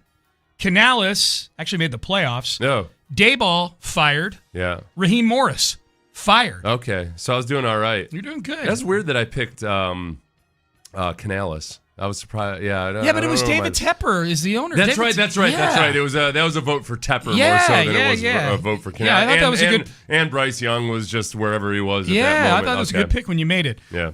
Now the favorite, I know you don't like this because he's a former teammate of yours, and I know a lot of people in town don't like this because he's literally a Texans legend. Yeah. He's not the ones I sarcastically say Texans legend about. Aaron Glenn is the favorite right now. And he checks a lot of boxes to be the first head coach fired. Yeah, I think that the bad quarterback situation, bad owner, bad team, bad media. Bad everything. It's just a bad situation all around. It's why it's taking 2-1. Taking that job is a dicey proposition. I just wonder if they're also in a season where it would have to be because the culture had gotten so bad that it was untenable or something. But I wouldn't. I don't think it's going to be him. You don't think it'll be Aaron Glenn? Yeah. We'll do our drive. We won't make our picks today. I think Aaron Glenn is most likely to be in a situation where his defense comes around, because when he was in Detroit, it took a couple years for him to turn that defense around, but he did. And then last year they had that ridiculous situation with the number of interceptions that they had. It was the fewest interceptions in NFL history. They had zero for almost the whole season. Did they not end with I any think interceptions? they might have ended up with 0 interceptions. Yeah, I know they had 0. They had 0 far enough into the season where it was a story that they had 0. I think Aaron Glenn is actually most likely to be the coach whose fan base is angry at him because they're not tanking hard enough. Because they're actually they're winning games, but not enough to make the playoffs, but not enough to but enough to drive them down out of this quarterback class. Geno Smith, your quarterback, it worked for the Raiders last year. They got the number 1 overall pick. So Aaron Glenn is the favorite. D'Amico, D'Amico is halfway down the list at 50-1. I don't know. That's way too high on the list. I agree with you. I think D'Amico is one of the 3 or 4 safest head coaches from getting fired first. Yeah. I will do the show. I will do Payne and Pendergast on 95.7 The Fan starting tomorrow at 8 a.m.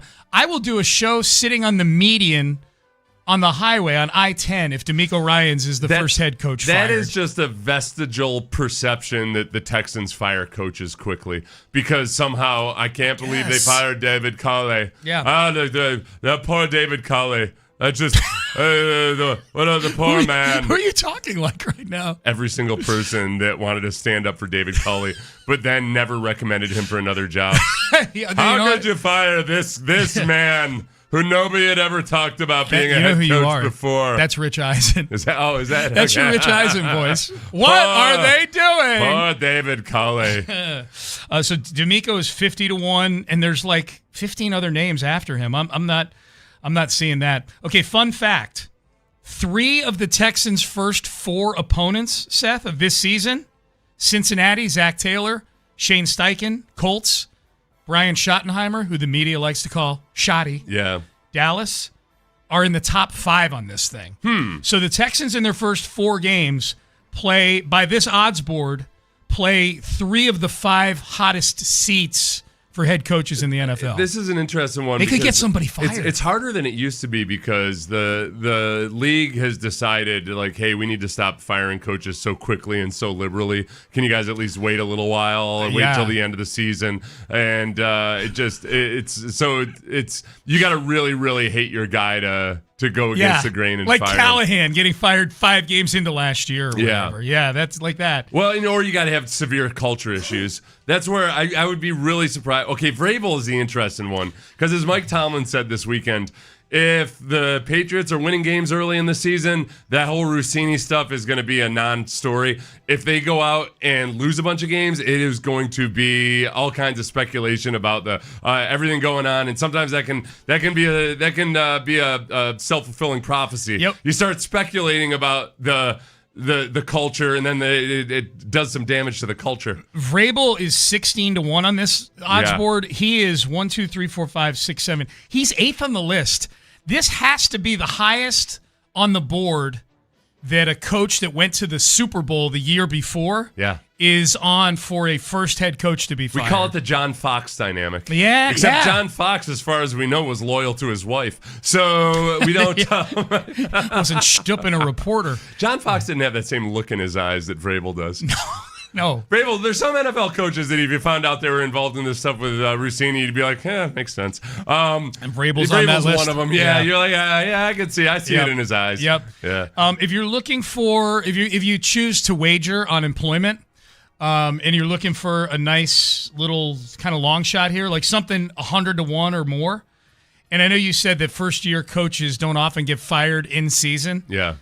Cleveland's just a dumpster fire. The Browns. Right. Todd Monken doesn't feel like the permanent solution there. Todd Monken's already in I this can see where spot both quarterbacks, Yeah. if Shador and Deshaun and Dylan Gabriel all look terrible, and they're just angling to get the first overall pick, I could see them just punting on their head coach. I feel like with Monken, I think that they hired him, I think, genuinely feeling like, okay, you can probably get the best. We can see he can develop Shador. We'll see if there's any hope for Deshaun Watson.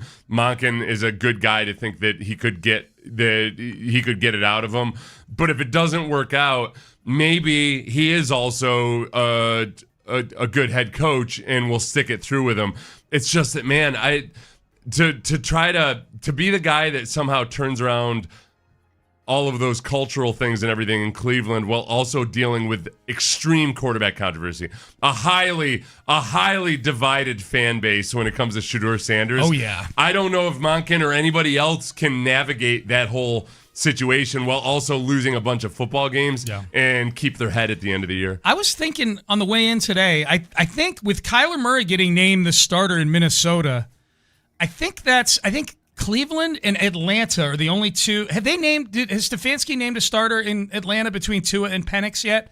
I don't think he has. To my knowledge, I don't think he has. I think those are the only two quarterback competitions still left. Yeah. Most teams have their QB kind of nailed down. So, for better or worse, I mean, like, for example, like, the Dolphins have Malik Willis. I don't know that he's good. The Jets have Geno Smith. He's definitely going to be their starter. I saw a highlight on X of him Malik making Willis? a really nice throw. So there you go. Okay. Well, I didn't know Malik Willis is the one. Malik Willis in the way he played last year was nothing like I would have expected he could after we saw him in his rookie season where they didn't allow him to throw the football for an entire half of football. Against the Texans. Yeah. Oh, my God. So, I think, Malik Willis is kind of the Todd Monken of quarterbacks right now. I think the Dolphins thought, you know what? There's something in there potentially. Yeah. We'll find out. If it's not, then so what? We got a high It's only draft pick $20 out of it. million. Yeah, it's not $50 million. Okay, yeah. But then they, what's his name? The coach there came out yesterday and said that Achan's going to get they're going to work the hell out of him. 40 touches in some games, he said. Yeah. Fantasy owners rejoice when they get any kind of clarity from a coach like that on a running back. Just give me some clarity. Or the clarity that Mike McDaniel gave, which is you're not going to get any clarity from me. He said, I watched his press conference from a couple days ago, and he was asked a question about running back usage, and McDaniel was like, this feels like a fantasy question. Yeah. He's like, sorry, guys. And then he it's going to depend on the game, and it's going to depend on the situation. No, but that's good to know. I just won't take anybody on the Chargers. You know, I like that he. All I want is clarity. I don't need him. To feed Omari and Hampton the ball 50 times because then I just want, he's not on my team. If you guys are wondering about, hey, boy, don't the Chargers have the worst offensive line in football? This should be fun on Thursday night. They did a lot to it. Well, for one, they got guys back healthy. Yeah. But Alton, then they Slater. also just stocked up on offensive linemen, and it looks to be a much improved offensive line this year. Maybe Justin Herbert will win a playoff game. You never know. Maybe he won't throw 4 interceptions in a playoff game. Maybe. I mean, CJ has thrown 4 interceptions in a playoff game, but he's also had a bunch of playoff victories. He's got 3 of them. Yeah, Justin Herbert is just sucked in the playoffs every single attempt. Yep. So Johnny Manziel was you sent this to me yesterday, was on a podcast and told the story of him finding out that he was cut from the Cleveland Browns. Yeah. This was, who knew that these two were such fast friends? The guy he's about to talk about, who he was at a former Houston Rockets apartment, hanging out in Dallas, going out, doing those chotch things that they do. And this is Johnny Manziel learning and who he learned it with the day the Browns cut him. I remember waking up on Super Bowl weekend, and I was staying with Chandler Parsons in Dallas, and he came busting in my room, and he goes, turn TV on. I'm like, what? Turns the TV on, and it's all over. The Browns cut me, this and that, and I remember not feeling an ounce of being upset. I'm like, let's go across the street to the bar and celebrate. Like, that's what it was like. So I look back at it now like, damn, you're supposed to handle that stuff, and you're supposed to handle it better, but I wasn't equipped to do it, and I was in a situation that I hated, that I didn't really give much of a choice to. So, I made that decision to be happy walking away from it, a decision that would later in life, come back to haunt me and bite me a little bit. Okay. A little bit. Never played football again. The funny thing about him being so angry with the Browns, while also, it's weird. He has this ability to be angry at the Browns and Brian Hoyer and everything else, while simultaneously admitting that he did absolutely nothing to improve the Browns or himself while he was there. He's got a remarkable ability to hold divergent, contrary opinions at the same time. I like, of all the cuts that we've seen from Johnny Manziel over the last year or so, that one is actually one that I find to be an easier one to listen to than a lot of them. A lot of Johnny Manziel's podcast appearances, he feels like a frat boy who's bragging about all his exploits back in the day. Yeah. About how hard he partied and things like that, how much he hates the Browns. I mean, obviously this one, he alludes to the fact that he hated the Browns, but he at least sounds somewhat reflective in that one, that maybe he did some things wrong. Yeah. And he's to blame for some of this stuff. Right. Yeah, that specific clip, he doesn't show the hypocrisy necessarily as much. Right. It's funny, though, too. It was ironic. Maybe that's why, you know what? Maybe that clip was out before I realized it, but I was looking for Texans news to see if I'd missed anything. So I searched Houston Texans on X, and the number 2 result that popped up was this tweet from May 8th, 2014, from Skip Bayless. What did you search on? Have you ever heard of this? Skip I'm Bayless? familiar with his work. On yeah. X. Okay, but what was the search? Houston Texans. Houston Texans, okay. And the number 2 result is a tweet from 12 years ago, Skip Bayless saying, the Houston Texans will forever regret it if they do not take Johnny Manziel with the number 1 overall pick. He will haunt them. Yeah, that didn't turn out to be true. Yeah. That is a freezing cold take. That's what got curated to you? Yeah, that was the number 2 result. Yeah, That's weird. X used to be, that's the one thing. I think X has done some good things. I know that they've done some good things, they've done some bad things since Musk took over. But the worst is that they used to be a really good search engine for what's going on right now. Yeah. It's gotten atrocious. Like this, I want something that's current. Yeah. And I'm getting a tweet from 2014. But you know what it is good for in searching? See, Yeah. I disagree a little bit with you. Oh, you're wrong. No. But if there's a clip out there that people are talking about, if you put the right name in the search, and it's a video that's kind of gone viral a little bit, then for purposes of this show, a lot of times it involves audio that we end up using on the show. It does do a pretty good job of taking the relevant video clips that are out there. If it's something that's trending or something. Yeah. So I actually the find Houston that part Texans weren't trending right that moment. So it's a good search engine when you have one out of millions of things that you want to search. Yeah. Yep. Very, very specific. I'm just telling you what I use it for. Sounds like Christian Javier to me. I'm just telling you what I use it for. I don't find it to be terrible. Like just for that specific thing, like finding the videos. Yeah, like that. You getting a tweet? The number 2 thing you can send is a Skip Bayless tweet. What's popping with the Texans right now? Skip Bayless in 2014? There's no defending that. I'm who's honestly too, because Bayless. What was number 1? Bayless is not nearly as relevant as he used to be. No, that's true. Yeah, that's true. I can't remember what number. Number 1 was like something relevant. Okay, but yeah, number 2. That's hilarious. All right, hey, in about 23 minutes. We will be announcing our guest list for tomorrow's big launch of 95.7 The Fan. We couldn't be more. Everybody around here is so excited about this. We're having a big party up here tomorrow. It's going to be a good time, and you will feel that through the radio tomorrow at 8 a.m. The joy in all of our voices that we will actually be able to hear our station when we're in a parking garage. That is a big joy for me because I have a parking garage at home and I have a parking garage at work, and I like that I'm going to be able to still hear the station. No static, no dropouts, no nothing. It's going to be great.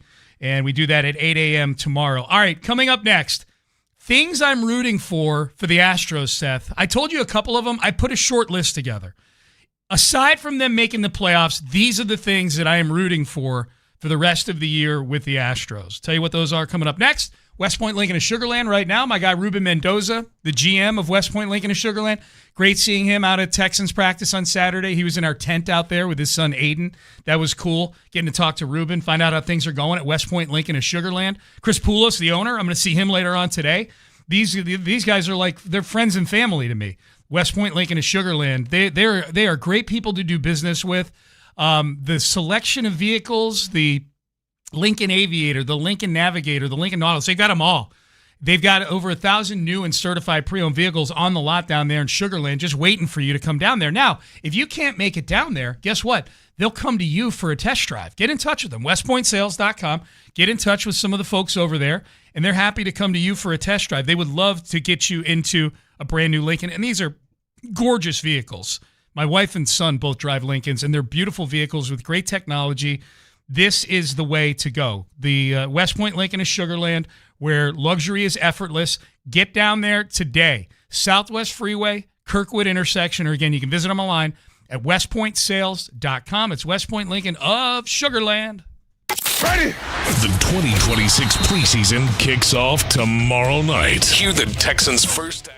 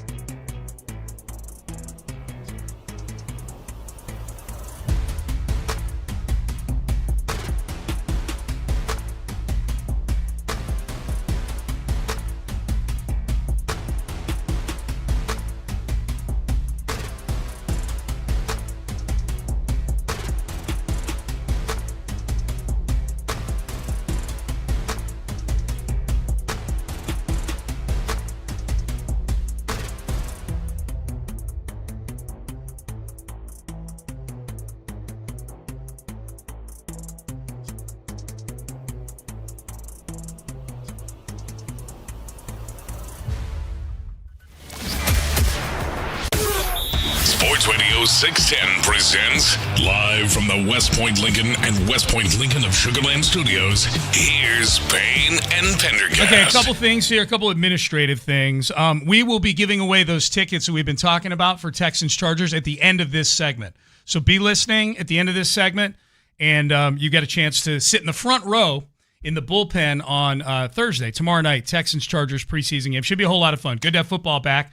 Top of the hour, we're going to be announcing our guest list for tomorrow's launch of 95.7 The Fan. Seth and I have a few guests lined up starting in the 8 o'clock hour, so you'll want to be listening for that. You did a good job of getting some people to kind of cover the breadth of the entire time Sports Radio 610 has been on the air with some and all three teams. Yes, too. with some very important Houston sports figures. Yeah, yes. people will. I promise you will not be disappointed with the guest list. I promise that. So we'll do that at the top of the hour. We haven't done a Pettycast in a while. I want to do one at 9 o'clock today. Oh, good. If that's okay with you. I've been wondering what was missing in my life. Pettycast. Sometimes there's a void. Pettycast and Take-A-Mania. That's what they'll always tell you. If you want to feel better, be super negative about it. Just really snarky about other people. It's got me this far. It's a recipe for happiness. Absolutely. All right, so I think checked all the administrative boxes. Astros lose last night, 4-1 to the Giants. Good news, the Rangers, they stunk last night also. They lost to the Angels. The Astros maintain their half-game lead.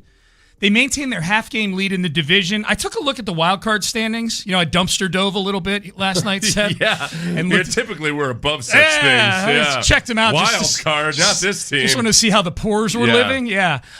If the Astros do fall out of the division, if they fall behind the Rangers, they're in decent shape with the wild card right now. Okay. The Astros would be. So they're still, even if they fall out of first place today in the division, when we awake tomorrow, they'll still be very much in the thick of the postseason hunt. Okay. But I think we want them to win the division so we get a couple home games in the wild card. I don't want to get on the road.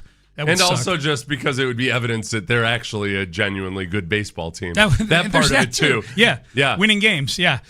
These are the things I'm rooting for the rest of the season, independent of the standings. And the top two I mentioned the other day, but I'll mention them again. I'm rooting for Yordan Alvarez to win the Triple Crown. Which, as of like a week ago, he was favored to do. It was like yes was like minus 150, and no was plus 120. Which, when it's minus, for those who aren't fluent in the art of gambling, that's the favor. You'd have to risk 150 just to win $100 on Yordan. Now he hasn't hit a home run in a long time. It feels like he's been stuck on 35 home runs for like over a week now. And maybe it's just coincidence. This we know with Yordan when he goes through a stretch like this. On the horizon, the light at the end of the tunnel is usually like 3 games where he hits 4 home runs or a week where he hits 6 home runs and wins Player of the Week. But he still is leading for the Triple Crown in the American League right now. Yeah. He's not leading for the Triple Crown of overall baseball, but they recognize it just for winning it in your league. Because if he wins that, he's going to win the MVP. They'll be hand in hand. Right, right, yeah. That's are the MVP odds still pretty... He's still way out in front. Way out in front? Yeah, okay. yeah. So I'm rooting for that. As you know... I just want to look at the home runs right now for... and I lost it. So, no. Oh, okay. Everybody... Oh, wow. Hunter Goodman's got 34. Okay, so he's right behind him. Yeah. And Junior Camanero's got 35 also. There's 4 guys in the league that are at 35 right now. Okay, so he's tied. Matt Olson, Kyle Schwarber, Yordan Alvarez, and Junior Caminero. Okay, there you go. And Camanero's in the American League on Tampa. All right. So Yordan Triple Crown, that's number 1. Number 2, I want Cam Smith to not just win, but blow away Kyle Tucker in wins above replacement, which he's doing right now. Yeah. Neither of them are great, but last I checked, and Cam Smith's has probably gone up because last I checked was before he had another big game 2 nights ago where he had 3 hits and a home run. But he was at 1.2 and Kyle Tucker was at 0.7. I need the right fielder they got in the trade for Kyle Tucker to have a better season than Kyle Tucker at 1/60th of the price. Just at the very least, just say, look, all right, whatever you thought. And I mean, that's all dead and gone with the Cubs because the Cubs got nothing out of them, none of the success they hoped for. They didn't keep them anyway, but now at least they're probably saying like, well, good riddance. But yeah, that still has been a very, very good trade if you factor in Kyle Tucker and what he's been since then. It's Dana Brown's best move by far. I mean, now Cam Smith's WAR is better than his, mostly just because Cam Smith is so good defensively. And Kyle Tucker stopped caring about defense a long time ago. After he won the Gold Glove. Yeah. Stop caring. So like, I'll check off that box. Yep. He's like a guy who's been married for 10 years that just stopped trying to even act like he's going to do anything nice for his wife. That's exactly right. Number 3, I want Josh Hader to go perfect in save opportunities this year. I like Josh Hader. I like the way he's come back from this injury. That's another signing that came on Dana Brown's watch, but feels more like a Jim Crane signing. Yeah. 5 years, $95 million. But he's 16 for 16 in save opportunities this year. Well, and I guess I would lump in with that Brian Abreu continue to look the way he has since he figured some things out. That's that was the big.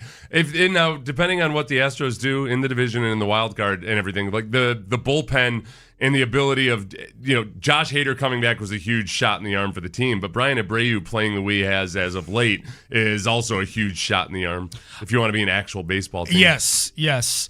I'm going to skip the next one just to go to the last one because I think the one I'm skipping will lead to good discussion. Number 4, any sign of life from Bryce Matthews? I know he's injured right now. I forgot he existed. He's kind of an important piece, though. I mean, he was Dana Brown's first ever draft pick. Right. He's from here. That's the frustrating I'm really thing. rooting for Bryce Matthews because of the story. That's the, Dana Brown's insistence on just elevating guys so quickly. And part of it is his philosophy, but then also it's just been by the actual need, the pressing need to do so.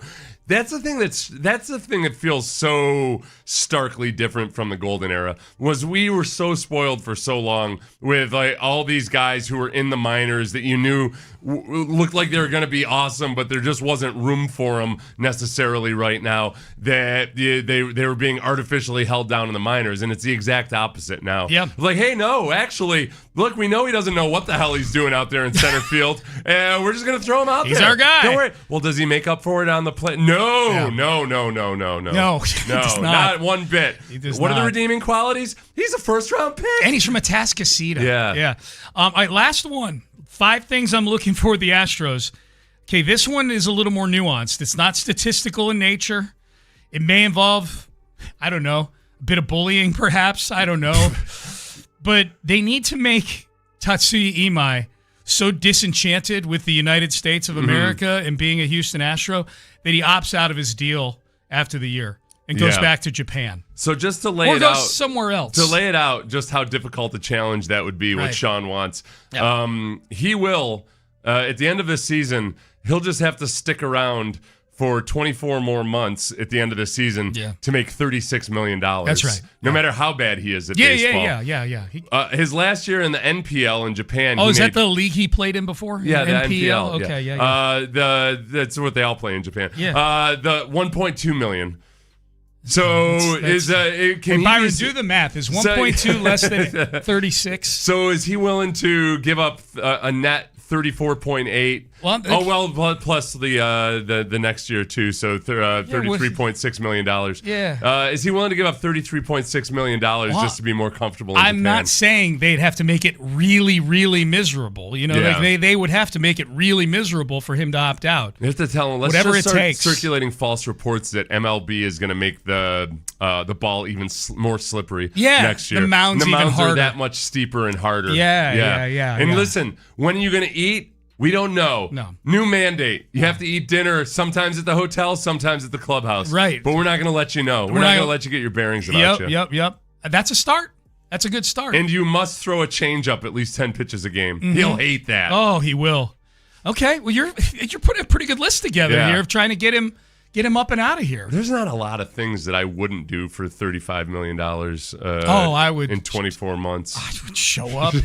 I would suck. A lot of money, man. I would submerge myself in pig manure, like having to hold my breath 1 minute at a time, and every time I stepped up, a large man could slap me in the face. How many times would you do only that? for 4 hours a day for 24 months. 4 hours a day, every day for 24 months. You would submerge yourself in pig manure? Yeah, realistically, I don't think I would do that. You have a Come to pension. think of it. Yeah, no, I don't think I would do that. Yeah. No, that's my price tag's a little higher than that. Yeah, I was gonna say. Now the slapping part. Would you let someone slap you in the face once a day, every day, for $34 million over the next 2 years. I honestly wouldn't let a large man really throw his hips into a slap on me once for $34 million. Really? Now that I think about it. Yeah, concussion. There's too much of a chance. I got how many years I got left on this earth? Yeah, see, I haven't had that many of them. Okay, if you've never had a concussion, I still advise that you don't get one at this point No, I had in one your when I life. was a kid. Yeah. Yeah, my brother. I'm saying if you have never had one, I still wouldn't advise I got plenty in the bank. Really? Yeah. $34 million? Nope. Wouldn't do it. I yeah, totally great. would. I could get early onset dementia. At our age, a concussion, you don't recover from it nearly as well as when you're younger. It's all right. I'll be really rich for a period of time. You might not know who you are. I'll take my chances. No, you would know who you are. I'm not trying to be overly drastic about it. Let's be real. Crap can happen when you get a concussion. Whoever I think I am might be a better person than I am right now. You never know. All right, let's give away those tickets to the Texans and the Chargers. Caller number 10, going to win a pair of front row tickets to Texans Chargers on Thursday night in the bullpen. Caller number 10, 713-572-4610. 713-572-4610. All right, up next, we are switching over about 24 hours from now, 8 a.m. on the nose tomorrow. We are switching over from Sports Radio 610 to 95.7 The Fan. We've got a great guest list lined up here on Payne and Pendergast. We will unveil coming up next. Ability Trees is who you need to call right now because we are smack dab in the middle of hurricane season. Look, we know it starts June 1st, but the real hurricane season, this was just the preseason games we've had previously. Hurricane season starts hot and heavy right now, and you want to be sure your trees are prepared for hurricane season. Louis Flory is the best person to call in Houston. He's been doing it for decades. He's going to come out to your place. He's going to spot any issues with the trees already that may have weakened them that the average person would miss. Then he'll prune your trees, which not only...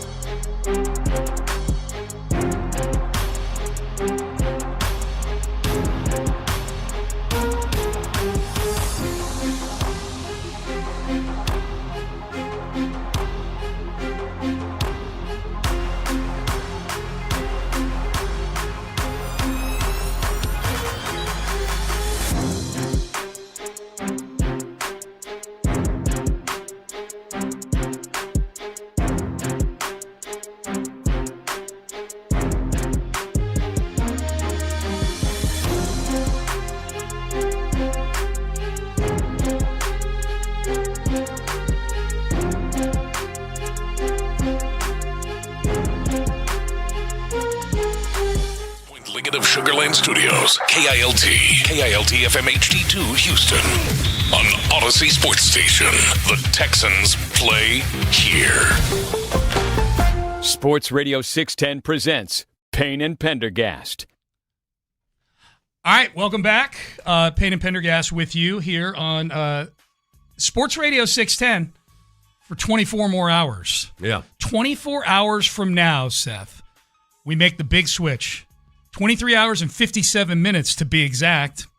And so it's really cool. I love that it's happening during our show here, right in the morning, right at the heart of drive time. It's going to be a big moment for the station tomorrow. We're going to figuratively count it down and then figuratively pull the switch. Yeah, there's a big old switch. Yeah. Like in the movies. Be a big party up They here. never show the whole body of the person pulling the switch. It's just a hand on a big switch, That's like what it's a we nuclear got. reactor, and Yes. they just clunk it like you're bringing Frankenstein's monster to life. That's it. Yeah. That's it. And all the fellas will be up here, be in studio with us, all of our teammates. So celebrating that's going to be great. And we wanted to make sure that we had guests that were commensurate with the magnitude of the day. Yeah, and also kind of paid homage to the last 30 years of sports radio in this town. Absolutely. We wanted to make sure that you pay homage to the Texans, who have been a great partner of ours since inception for them and will continue to be. We wanted to pay homage to the Houston Rockets, won a couple of championships back in the day, and to the Houston Astros, who've won a couple championships in more recent times. I remember those. Yep. And we wanted to also pay homage to like the 90s, the early 2000s, and what I'll call maybe like the more modern era, like the teens to the present kind of. So I think we accomplished this with this guest list. So let's start right out of the chute. People have been wondering, who will be the first guest in the history of the new station, 95.7 The Fan? Dalton gets the snap, throws it. It's intercepted. Watt takes it across the 15, 10, 5, rock and roll. Touchdown, Texans. Pick 6. Just like that, the Texans take the lead. And Reliance Stadium has erupted. I'm incredibly honored and thankful to be a part of your family forever. And all I want to say is, H-Town, I love you. Thank you.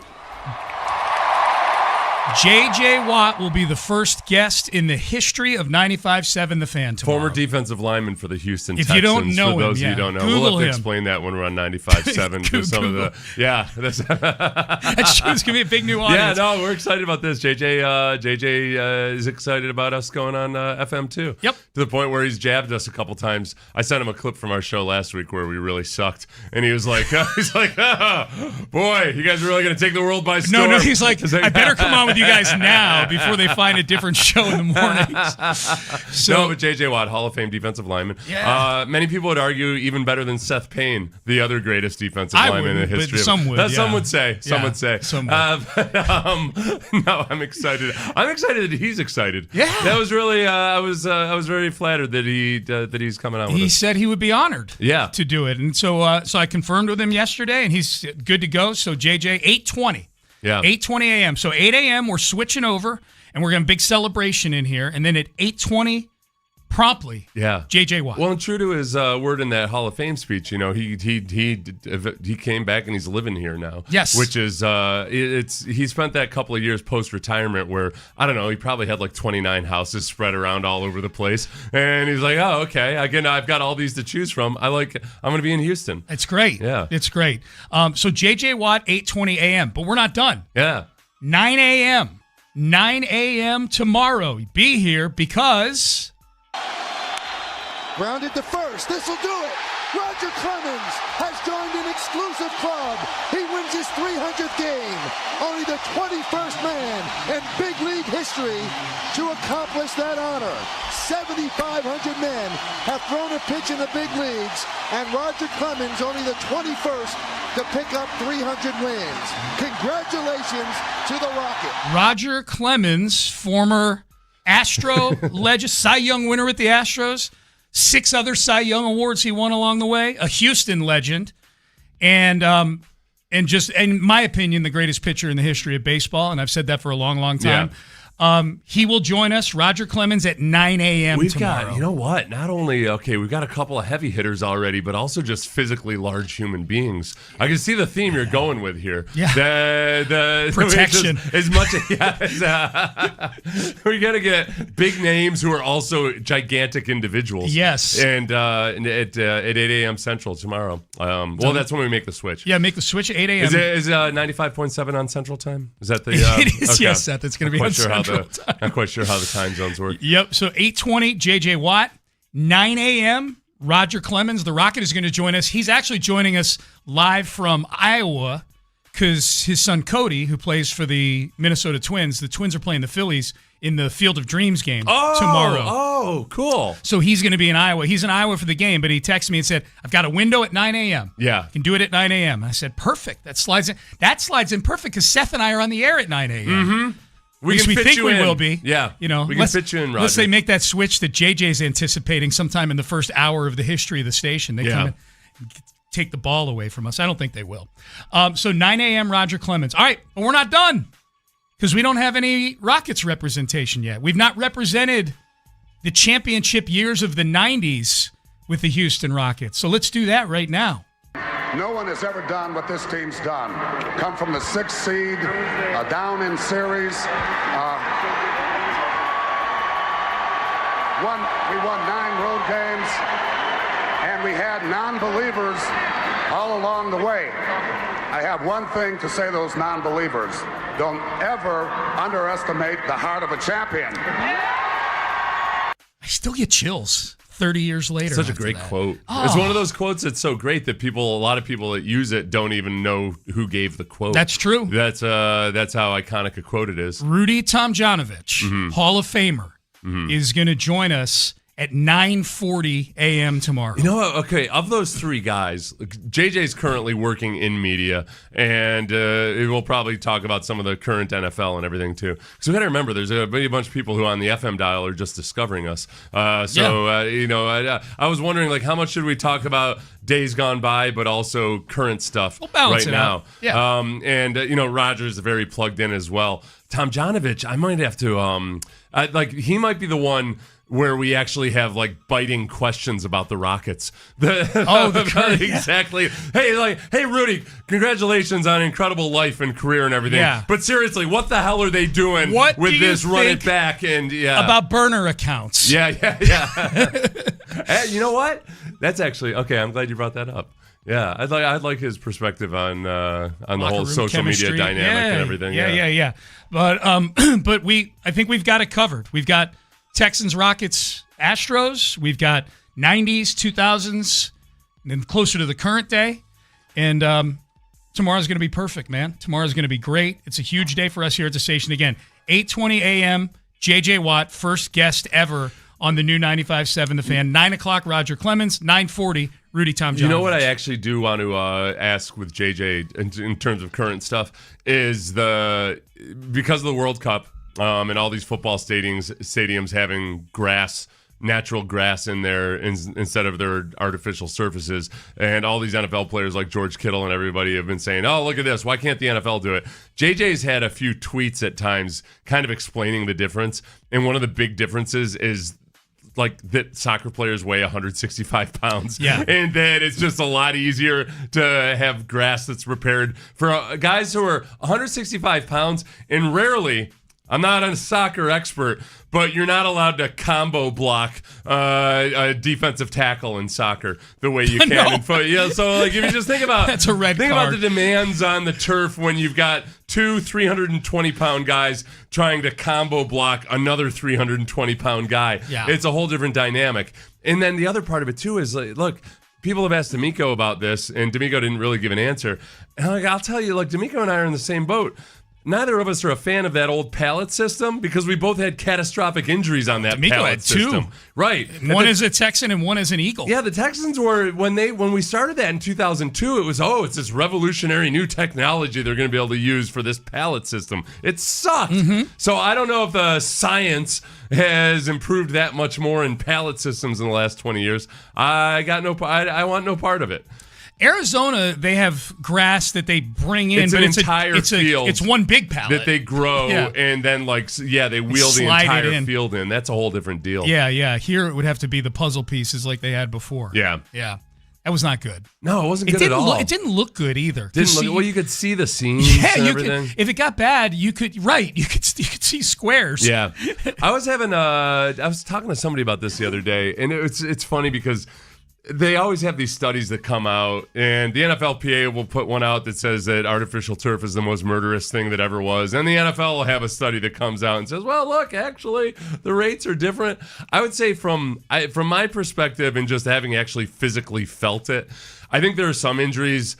Because I had a bunch of injuries. I think I had some injuries on turf that might not have happened on grass, but I also think I had some injuries on grass that might not have happened on turf. Because there's times people always say, well, your foot gets stuck in the turf. I'm like, yeah, there's times where I really wish my foot had stuck in the turf. Yeah, right. So I could be in a position of strength instead of slipping. Yeah. And vice versa. Yeah, on turf, my foot got stuck where I don't think on grass it would have, and I got injured. Yeah. But I think overall, though, I stand on that turf in the bubble. Those practices, I don't know if you ever noticed, I'm stretching the whole time.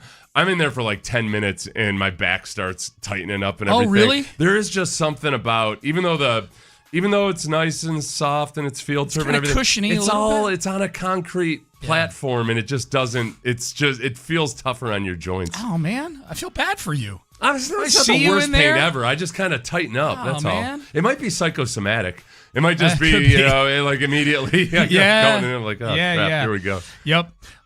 People weighing in on the announcement or the changeover tomorrow. People still have questions. Guys, I have to stream you all from work. Do I go to 95.7 to stream your station? I can't have your video stream on my monitor. Nothing changes with the Odyssey app. Nothing changes with the Odyssey app or YouTube. Right. You're still there.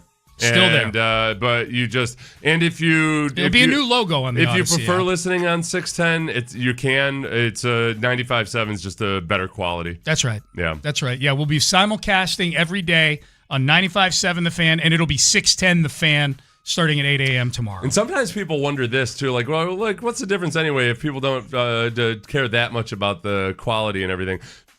People care more about the quality than they consciously realize. Mm-hmm. It's just a better experience when it's a crisp, clear signal. B, people are way lazier than we as humans are way lazier than we will ever accept. And the challenge of the hurdles that it takes to switch from FM to AM, it is an obstacle, and it does keep some families from listening to as much AM radio because they're just on the FM dial. That's what your kids or your wife has had it on, or your husband has had it on, and it just it's one extra step in the process. So it just more people listen to FM. Yep. And so so ideally we can theoretically. What we hope is more revenue, which means more giveaways for our loyal AM listeners. Yeah. Yes, absolutely. And I'll treat you to more drinks if I see you out and about. If I can afford the drinks, then I'll treat you when I see you out and about. This is a man who just volunteered to sit in a vat of pig manure for a mere $36 million. He was going to do it for 2 years straight. That was you. I did, but then you said you would too, right? No. I said I'd take a slap across the face. Just one slap. No, I would not do the pig. No, I said I would not do the pig manure, but I would walk in and get slapped in the face. That was once a day, right? It was once a day by a burly man. It was a burly man. But you said you wouldn't even do it once. I wouldn't do it once, and this is why. It's been a long time since I've been slapped by a person. And I think the last time I did it was my mom when I had it coming to me at some point. Yeah. Don't freak out, kids. It used to be pretty common. normal back then. It used to be, It's all good. I've had my mouth washed out with soap by my grandma. Right. That happened. That's not just an expression. No. Yeah. Diarrhea for the next 4 days. I sassed my mom and I had it coming and I got slapped in the face. So I hadn't been slapped by a person in a long, long time. And we were talking about it when Job Tennant, who's now an attorney at law, was our producer. And Job, I kind of threw it out there. I was like, Job, you know what? Would you come in here and just slap me? I just want to see what it feels like. And Job, He's not a big guy. I've never seen a guy jump out of his chair so quickly. There was no are you sure? He went from the producer's booth to standing in front of me, and I was like, all right, let me brace myself. What did you do to Job? And Job, this is the thing that you don't realize about getting slapped, is that Job hauled off, and he's not a huge dude. But he's got more pent-up fury than I realized. Mm-hmm. And it's the heel of the hand that kind of hit me upside. He didn't get you with the top of the palm and the fingers. He got me with it was the heel of the hand hitting my jaw and everything that kind of rattled me a little bit. Yep. And Job's not a That's the last time you've been slapped. That's the last time I was, This is probably the only time in the last 4 decades that I've been slapped. Wow. Yeah. Okay, and you wouldn't take one for $36 million bucks. I've never been in an altercation with another man where the man was like, I'm going to really degrade you here and give you an old-fashioned B-slapping. Put that on my to-do list for sometime during football season. Hire somebody to slap Seth up. I'm going to do it myself. DIY. All right, so there you go. Big announcement, J.J. Watt. First guest here in the history of the new station tomorrow at 8:20. Roger Clemens, 9 a.m. Rudy Tomjanovich, 9:40 a.m. That'll be fun. Guess who's our guest in the next segment? John Harris. John Harris? We love John Harris. Yeah, Texan sideline reporter, NFL draft expert on a lot of things. And he was at practice yesterday where we wanted to get some of the reports of what was happening in this very seemingly competitive, chippy, and energetic practice that I know, look, you guys talking about practice? Hell yeah, we're talking about practice. Absolutely, yeah. Did you watch the Patriots game? We will. These guys needed some practice. And I'm sure Johnny's got a priority list of what he's watching tomorrow from the sideline. So I'm curious, through the eyes of John Harris, what are the things to prioritize if you're going to the game tomorrow? So we'll talk about that coming up next. Stay there. Ready? The 2026 preseason kicks off tomorrow night. Hear the Texans' first action against the Chargers here with pregame coverage starting at 4. Kickoffs at 7 with Mark Vandermeer and Andre Ware on the call. Then Texans postgame gets going as soon as the clock hits zeros for the first time.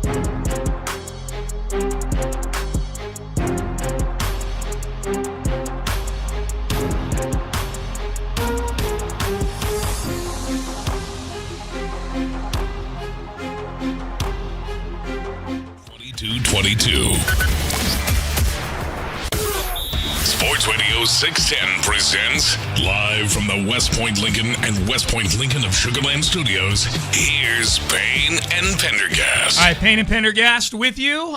Again, 8 o'clock tomorrow morning.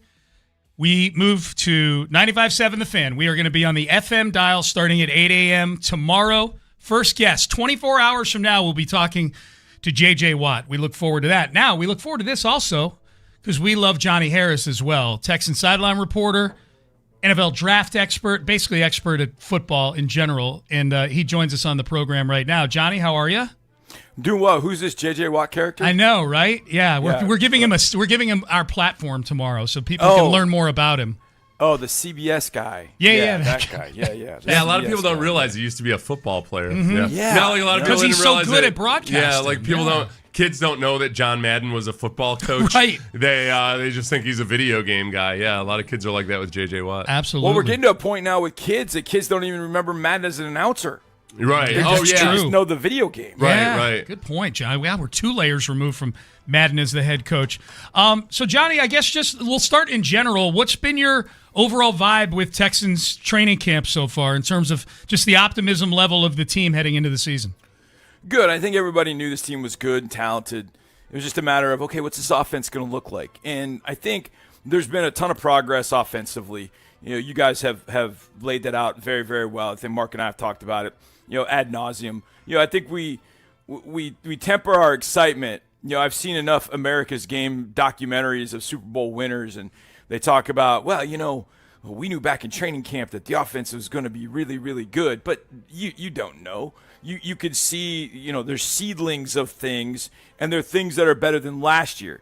So you compare and you go, okay, well, this is much better than last year. This is better than last year. But we really won't know until we get a chance to see this entire thing up against the Buffalo Bills. That said, it just appears as if things they didn't do well last year, they've gotten over some of those hurdles. Now, they're not going to bat 1,000 against 51 and 55 and that pass rush all the time.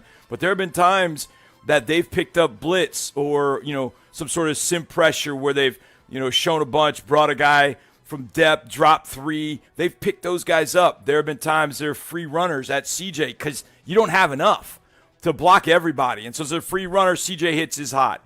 And again, they're not hitting 1,000 with that, but last year they batted 0. So I don't know where it sits, but it's not 0 and not 1,000, but it's moving in the right direction on those things. And I know there are a lot of people in Houston, and I know I'm probably one at some point that watches the offense, and I know Mark and I have talked about this a lot. Like, where's the easy offense? Like when you watch pick a team, watch the Rams, and you see the Rams. Well, man, look at Stafford throwing a running back; he's wide open. And it's like, where's that's easy offense? Like, where's that for us? And I think watching them this summer, you started to see some of that when the defense would send more than the offense could protect. There's a free runner. CJ would hit Nico wide open. Like, yeah, that's it. That's the easy offense you want to be able to find because you start hitting some of those. And now defensive coordinators are like, no, we can't blitz, man. We can't blitz. But the blitz rate has gone up and up and up against CJ because not so much CJ not handling it, but the entire offense, the offensive line, receivers not getting the hots, all that kind of stuff. So there just seems to be much more synergy in the offense. Everybody seems to know what they're doing. Every offensive guy I've talked to is like, yeah, I can complete this guy's sentence. I know where they're going with this. So, again, it's not perfect. It's not going to be against the best defense in the league. But, man, it is seriously, seriously improved. The last couple days, not the great. Now, yesterday was pretty good. Hit some chunk plays down the field, which is kind of nice when they went inside. But there was a couple-day span where it was like, all right, the defense is like, look, we're the big brother, you're the little brother. Okay, but it hasn't been like that for most of camp. There's a couple days recently where the defense just decided, you know what, we're about to go off to college, so we're going to beat down little brother and make sure you remember that. And I think the offense kind of bounced back from that, which is good to see. So I think it's moving definitely in the right direction. I'd love to sit here and say it's going to, they're going to score 30 a game. I don't think that's going to be the case, but I do think they're going to be able to get the offense in the way that they want and the way Nick Caley wants. He's got a lot more enthusiasm about this whole thing. Yeah, I think that that's where I get some pushback, John, sometimes where I'll be, talking about where the offense has improved, and I've said the same thing that you've said, which is like, I don't think they're going to be the LA Rams offense all of a sudden. But we just spent an entire offseason with talking about, or people having the opinion that, man, if the offense could just be above average or just, a competent offense in the playoffs, then that's a whole different story because the defense is so good. So I'm not bashful about saying, look, I don't need the Texans offense to be a top 5 offense. They just need to be better than they were. When I look at the run game, like, they haven't had a lot of big runs or anything in camp versus this defense. And I think the part that looks for me different is that when I watch from the end zone, it's just night and day in terms of the O-line being in the right place, blocking up, like everybody blocking uniformly without unblocked guys. And that it's also hard to judge sometimes whether it would have been a run for 3 or 5 yards or if somebody would have broken a tackle. But yeah, the offense is still going to lose more physical mismatches than the defense is going to lose because the defense has just simply more good players. Does the operation of the offensive line in the run game look better to you? And how much can I read into that?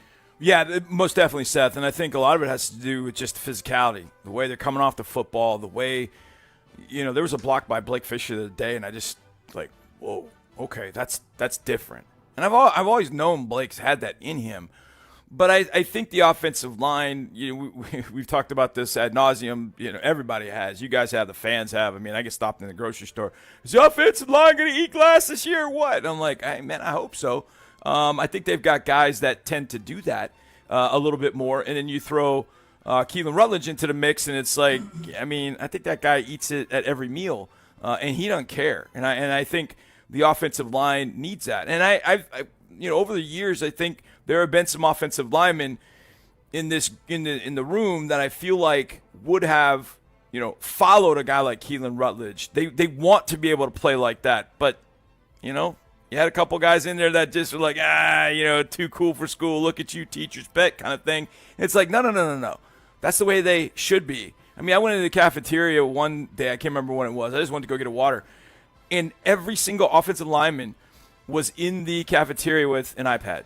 And they're all looking at plays from practice. And there's Rutledge, like, right in the middle. Like, he's poking somebody. He's like, hey, look at this play. And he's going through it. It's like, that's what you need.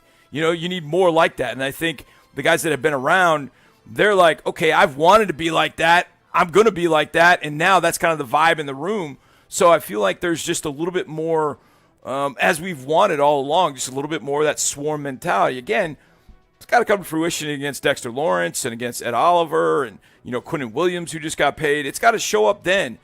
But I do think they've got guys that might miss a block on one play, but they're not going to miss on the next play. They're going to get beat by guys like I just mentioned because those guys are great. They're going to get beat by the Texans guys because those guys are great. But it's not going to be for a full game. Those guys aren't going to be thrown into a ball carrier like, former Texans offensive linemen were to make tackles. It's not going to happen that way. They might lose one here. They might lose one there. That happens in the NFL. But they're gonna win a lot more than they've been winning, and that's going to lead to better offense, more efficient offense, more more time for CJ to throw. And obviously, as you mentioned, Seth, the run game. I think with Montgomery and Woody's the one that really, David's gotten. He's going to get his. He's going to grind. He's going to be the F-150. But Woody is the one I think that can have a big year chunk play wise because he's juicy. He looks like he can just fly down the field. He looks really good. So it's a matter of keeping him healthy. And if you got that 1-2 punch and one's always fresh for 60 minutes, man, you can rock with what you're going to do with the run game. And again, it might be 2 here, 3 here, 4 here, but eventually in the fourth quarter that turns into 7 and 8. And then you could take over the game, which is what we've always wanted. John Harris, Texans sideline reporter, joining us here on Payne and Pendergast on Sports Radio 610, soon to be 95.7 The Fan. So, Johnny, Keelan Rutledge, I'm just looking at the depth chart. It looks like he's going to be the starter at center, at least according to the depth chart. So let's put Keelan aside. And for the benefit of people going to the game tomorrow, who are a couple of names in this rookie class that have impressed you so far and that you would tell people to keep an eye on tomorrow at the game? I'm going to say this, and I'm not saying it just because you guys know I'm a bona fide Texans homer. I mean, I do work for the team. But I think every rookie that they drafted and then beyond has done something in camp where you go, yo, wow, okay. I agree, by the way. You got my attention. Yeah. I mean, okay, so I'll tell you guys this, and I don't know if you guys have heard this. So when Mark and I, we kind of have a rating system for our hot takes. Like, hey, judge this I got a hot take.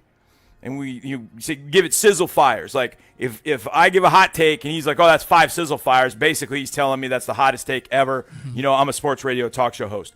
If he tells me it's a 1, then it's like probably more than likely true. So I said this the other day on radio. I think Keelan Rutledge right now is the best offensive lineman, period, on this roster. Wow. And he went, that's 3 3/4 star. That's almost 4. I mentioned that to somebody standing on the sidelines that would know these guys really, really well, and he goes, oh, that's a 1. Yeah. Oh, really? It's just fact, basically. It's Straight not even facts. a take. Yeah, John. I mean, I know you guys are sitting, you're thinking about it going, I hadn't thought about it that way, but if you start thinking about what you've seen from him, and I'm not talking about the fights, the feistiness and all that. I'm just talking about one-on-one winning a block against somebody in a white shirt. Yeah. He's done that more often than other guys have on this offensive line. John, I've been really impressed, and I was kind of waiting until the pads came on to really start, judging how I feel about him. And I've felt really good about him since the pads came on. He's kind of taken every step that you want to see a young center take, including the snaps being pretty consistent. I guess my one big thing that I'm waiting to see is just him versus a genuine nose tackle. Because that's, versus this defense, he just doesn't have somebody right up in his face when he's snapping the ball. Yeah, absolutely. And it's not just Keelan. Almost every center, you ask him, what's the toughest thing to do? I asked, I think it was either Jake Andrews or Evan Brown when we talked to them back in the spring. And kind of with the thought of, I'm going to ask you this question that really relates to Keelan more than it does to you guys, but you guys have done this, so I want to know. And I said, what's the toughest block for you guys? And he said, I think it was Jake, said, shotgun, nose tackle shaded, and you're running, shaded to the strong side, and you're running zone, to the strong side. You got to reach because that nose tackle. You got to snap and step. And a lot of times you snap and step, all of a sudden the ball starts, to sail on you. And if you run it zone, then the running back's on the other side. So the quarterback's catching it over to his right side. He's got to reach back down and give it to the running back running that way. So everything's kind of off at that point. So, yeah, it's definitely going to be, a little bit of a, right away, you're going to get hit with 3-4 of the Bills. Now, who plays nose tackle for the Bills remains to be seen.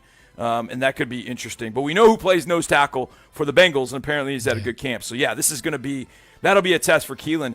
What has been fascinating to me in some sense is they've been giving him all these, center reps, and all of a sudden, hey, go into guard. Go to guard. And he goes to guard, and yesterday there was a play, I think he was I can't remember if he was at right guard, left guard, but he went against Logan Hall, and Logan's a pretty powerful guy, strong inside, and one-on-one pass pro rep, and, CJ had all kinds of time to throw, and I'm looking, I see 66 just locked, feet are moving, Logan's trying to throw counter moves, and Keelan's just got his hands locked. He can't go anywhere. And I'm like, dude, that's advanced stuff he's doing right now. So I still think my hot take is probably about a 2.25, 2.5. But when I heard the number 1, I went, I'm onto something here. And I felt this way about Ariante Aristry last year too. I felt like we were going into the season. I felt like, you know what, he's pretty close to being our best offensive lineman. I think I even said it on a TV broadcast. And at the end of the year, as the year wore on, I think we probably could say, yeah, I think he might have been our best offensive lineman as a rookie. So I think Keelan's definitely on his way. That dude is advanced skill-wise. And here's what everybody misses. He's 6'3", 315, pound, bald white dude with a beard. Oh, he's just a glass eater. No. That dude's athletic. He can move. He is agile. He is strong. He's got great post-up moves. Seth posted that video back after the draft. You play basketball. That is going to be, as long as he can get the snap game down, which apparently he does that a lot with his wife, where she takes snaps and such. If he gets that down, that dude's going to be the center here for the next 10 to 12 years and be a very good one. Johnny, real quick, because we're up against it, 15 seconds. If you had to do a mock 53 right now, does Colin Wright make the Houston Texans? He has to. Yeah. If you value competition, as they talk about, Colin Wright has to make it. He's been phenomenal. And, it's interesting because the number 3 cornerback battle has gone from, it's J-Rock's to lose to, man, it's J-Rock versus Colin Wright. Yep. And it's going to play out over these next couple of weeks. Johnny, good stuff as always. We look forward to listening to you on Texans All Access at 6 o'clock, of course, every weekday here on the station. And look forward to, Seth and I look forward to catching up with you before the game tomorrow. We got our first pregame show tomorrow, Johnny. Yeah, man, that's going to be fun. Make sure you tell that Watt character not to suck tomorrow. He's got to be good when you go to 95.7. Don't worry. We'll give him the what for. It's all good. Definitely. Get it done. All right, brothers. Love you guys. Bye. Love you too, Johnny. Appreciate you. That's John Harris joining us here on the show. All right, up next, I'm mad that there's audio that Johnny had with us back before the draft that I'm mad I didn't go get because Keelan Rutledge was such a big topic. I'll remind people of that coming up next. Also, the Rockets not on the Christmas Day schedule, which I think is a big indicator of where this team might be right now. We'll hit that. We'll do a Pettycast at the top of the hour as well. So stay there. It's a new day. Yes, it is. Tomorrow morning, a new day in Houston Sports Radio begins. At 8 a.m., we flip the switch on 95.7 The Fan and move Houston sports leader to the FM dial. The voices you trust, the sports talk you love. Louder, clearer, and better than ever. We'll see you tomorrow on Houston Sports Leader 95.7 The Fan. From the Turning Steve Lee Traffic Center, 713 call. Lee, this traffic report is brought to you by Haverty's Furniture.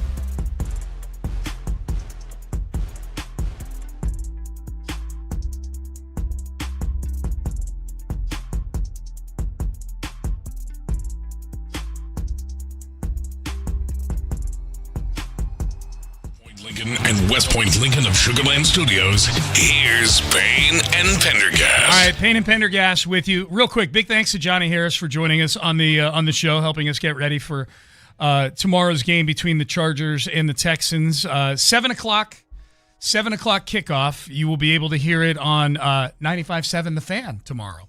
Nice. The game, yes, yeah.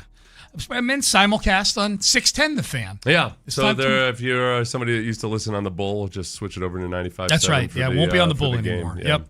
Won't be on the Bull anymore, but it'll be on 95.7 The Fan tomorrow. So we're looking forward to that. 8 a.m., the big switch over. I was mad at myself because I knew we would talk about Keelan Rutledge with Johnny, and I meant to do this yesterday. But Johnny came on with you and me before the draft. Back in April. It was like a week before the draft, and you asked Johnny a question. I remember it vividly. Yeah. You asked him about who are some of the names out there at center, because center was a big need for the Texans, and I was expecting Johnny to name a few, like, day 2 or day 3 guys that actually played center in college. His answer was Keelan Rutledge. Right. Who had never played center before. Yeah, John was one of the few guys that, after the draft, I thought the Texans were going to get more criticism for the Keelan Rutledge pick because he was usually forecast to go in the second round. Yeah, like early or mid-second round. Yep. And by and large, most draft people said, you know what, this is a guy that I liked a lot, and we weren't so sure about him. And so I would go back and, like, Greg Cassell and various other people, there's clips of them leading up to the draft saying, all right, well, here are the guys that are the top interior offensive linemen, and they'd go through a list, and then they would say, but you know what I really like? Keelan Rutledge. Now, I think this guy's probably going to go in the second round. One thing I've learned from years of just kind of casually following all the draft talk leading up to the draft, there's always an offensive lineman that you start to get a feel for, like, so many people are talking about this second rounder really maybe being a value pick as a second rounder that somebody's going to take him in the first round. That was Titus Howard. Titus Howard, exactly. Yeah. That's why at the draft party, when everybody freaked out about the Texans taking Titus Howard, they're all upset about it. It kind of didn't surprise me. And because everybody was upset because the Eagles had left up above the Texans. Get Andre Dillard. Take Andre Dillard, who would go on to play a glorious, 3 years in the NFL with like 7 different teams. Yeah. Titus is still playing and getting paid a lot of money. No matter how you feel about Titus, that was a good draft pick. Yes. That was like for where you took him, and for the Texans getting a lot of criticism for where he was taken or taking him that high. That was making $20 million with the Browns. That was a good spot. That was a good selection. Yep. And I think Keelan Rutledge, in terms of making the offense look swarmier, making it look more like they play like the defense, Sean, this is what I had hoped for. That D'Amico as a coach and as a leader has so many great attributes. I think one of the best things that he does is, we saw those first 2 years, he identifies a certain type of guy on defense. Like, the part of the scouting process for him is, all right, is this the kind of guy that fits the culture that I want? So last year when he goes over and starts spending more time with the offense, I was waiting to see, like, okay, are they going to start to get a feel for it? And now, this draft this year was the first one that they did after he'd spent the entire year with more time with the offense. And I think they went out and they got a bunch of D'Amico Ryans types of players. Yep. I think D'Amico really put all of that energy into figuring out, does this guy fit our culture? Yes, and that's where when D'Amico gets asked what's the biggest area of growth that you've had as a head coach, he has answered every time his ability to delegate now. Yeah. And the fact that he feels confident being able to turn the defense over to Matt Burke, at least to a degree. I mean, D'Amico's obviously still very involved. But the benefit of that, the ripple effect of that, is that D'Amico's got his fingerprints on the offense, I think, in a good way, like you point out. So, yeah, that's good stuff. Okay, so the Christmas Day schedule came out. I guess the full schedule is coming out tomorrow, I think, for the NBA. And so the Rockets, so I was expecting yesterday, like, oh, okay, they're releasing opening night and the Christmas Day, and there's a few other games they've dropped. We do know that the Rockets are going to play the Spurs in Austin. So I don't know who's losing a home game in that, the Rockets or the Spurs, but I guess maybe the NBA is going to start to do a little bit more of that, like reaching out and going to other cities and things like that. I would expect that to be a heavy Spurs crowd in Austin. Oh, yeah. Right? I think Austin is more kind of tangential to San Antonio than it is Houston. Plus, the Spurs have Wemby. And I think the Rockets, and I think this is why the Rockets are not on the Christmas Day schedule. There's 5 games on Christmas Day. And the Rockets are not one of the 10 teams playing on Christmas Day this year. They were last year with Kevin Durant on the team. Ooh, it's something new, and the Rockets are thought to be a title contender. There are 6 Western Conference teams, including the Minnesota Timberwolves, who obviously have Anthony Edwards and LaMelo Ball now. I mean, they've got some marquee star power, but it is Minnesota. There's 6 Western Conference teams that are playing on Christmas Day, and the Rockets aren't one of them. In a weird way, if I were one of the owners of the team, this would bother me that my team that I put together to bring fans to Toyota Center to compete for a title and have that marquee value that has Kevin Durant on the team. I mean, you made the trade for Kevin Durant so that, among other things, you're one of the teams that are viewed as worthy of playing on Christmas Day, I know the NFL has kind of taken it over, but that's long been viewed as a day of NBA basketball, like a really important day on the NBA calendar. And this would bother me as much as losing some of the games they lost last year. I think I'm kind of in the minority, but of people that I can appreciate the concept of running it back with this team just because it's the same team by and large that last year before the season, before Fred VanVleet got injured, people were looking at as a potential one of the favorites to contend for a title in the NBA. And the big issue would be that obviously Kevin Durant is a year older. And yet, and whether Fred VanVleet can, be exactly the same as he was before his injury. But I think that young core just took a real hit in terms of reputation and how people look at him because they were forced to play in out of position situations or out of skill set situations all year long. I'm way more comfortable just saying, you know what? This is what we were supposed to be looking at in September of 2025, but we weren't able to do it. So let's just do the same damn thing, and they should be a better team than people think they are right now. Yep. Spurs Knicks are on Christmas Day. Spurs, by the way, they're according to Gemini, they're the clear plurality favorite. Then with Mavericks and Rockets split in Austin. Oh yeah, when it in comes Austin. To Austin, I think it'll be a heavy Spurs crowd. Which is why I hope the Spurs are the team that's losing a home game in that whole thing. Spurs Knicks, so you get a rematch of the NBA Finals on Christmas. Heat Celtics, so you get a little Giannis versus Jason Tatum. Sixers Lakers, right in the middle of the day, right about the time you're eating your Christmas ham, probably. Sixers Lakers, so LeBron against one of his old teams. Thunder and Timberwolves, and then Nuggets Warriors. So a couple Western Conference big games there. Is ham a go-to for Christmas? Because of Christmas ham? Yeah, we eat ham. Oh, no, ham is Easter, I think. I don't know. We eat pasta. I mean, my mother-in-law makes a big bowl of ziti for Christmas and stuff to go along with the meat. Yeah. Ham would make sense if you're really trying to make that delineation between Jesus and the... I wasn't making a religious statement. This is really when we split from the Jews. Slap a ham down on the table. Okay, that's not what I was saying. This ham is symbolic and tasty. All right, Payne and Pendergast with you. All right, are you ready to how much pettiness do you have pent up in you? Do you have as much as I have pent up in me? Hell yeah. We haven't done a Pettycast in 2 weeks. Yeah, I'm bursting at the seams. We normally do it Tuesdays at 8 a.m. We're doing it at 9 a.m. on a Wednesday because we haven't done one in a long time. We got a lot to be petty about. We'll do that coming up next. Ready? The 2026 preseason kicks off tomorrow night. Hear the Texans first.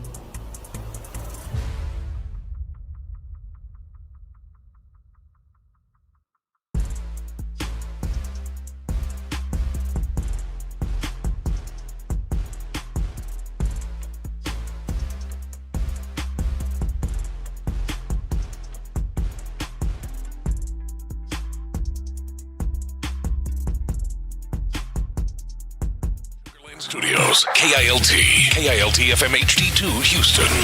On Odyssey Sports Station, the Texans play here. Sports Radio 610 presents Payne and Pendergast. All right, Payne and Pendergast. Good question on the text page as we're about to get petty. This is a good lead-in. This is a good petty palate cleanser, I guess. Yeah. Or appetizer. It's an appetizer. It's an app. Is the Astros Circle of Trust bit with you guys over? Or do you just not trust any of them anymore? It wasn't a bit. No, we've been doing it for years. As far as our core religion. It was, we had Astros Circle of Trust ham. When was the last one?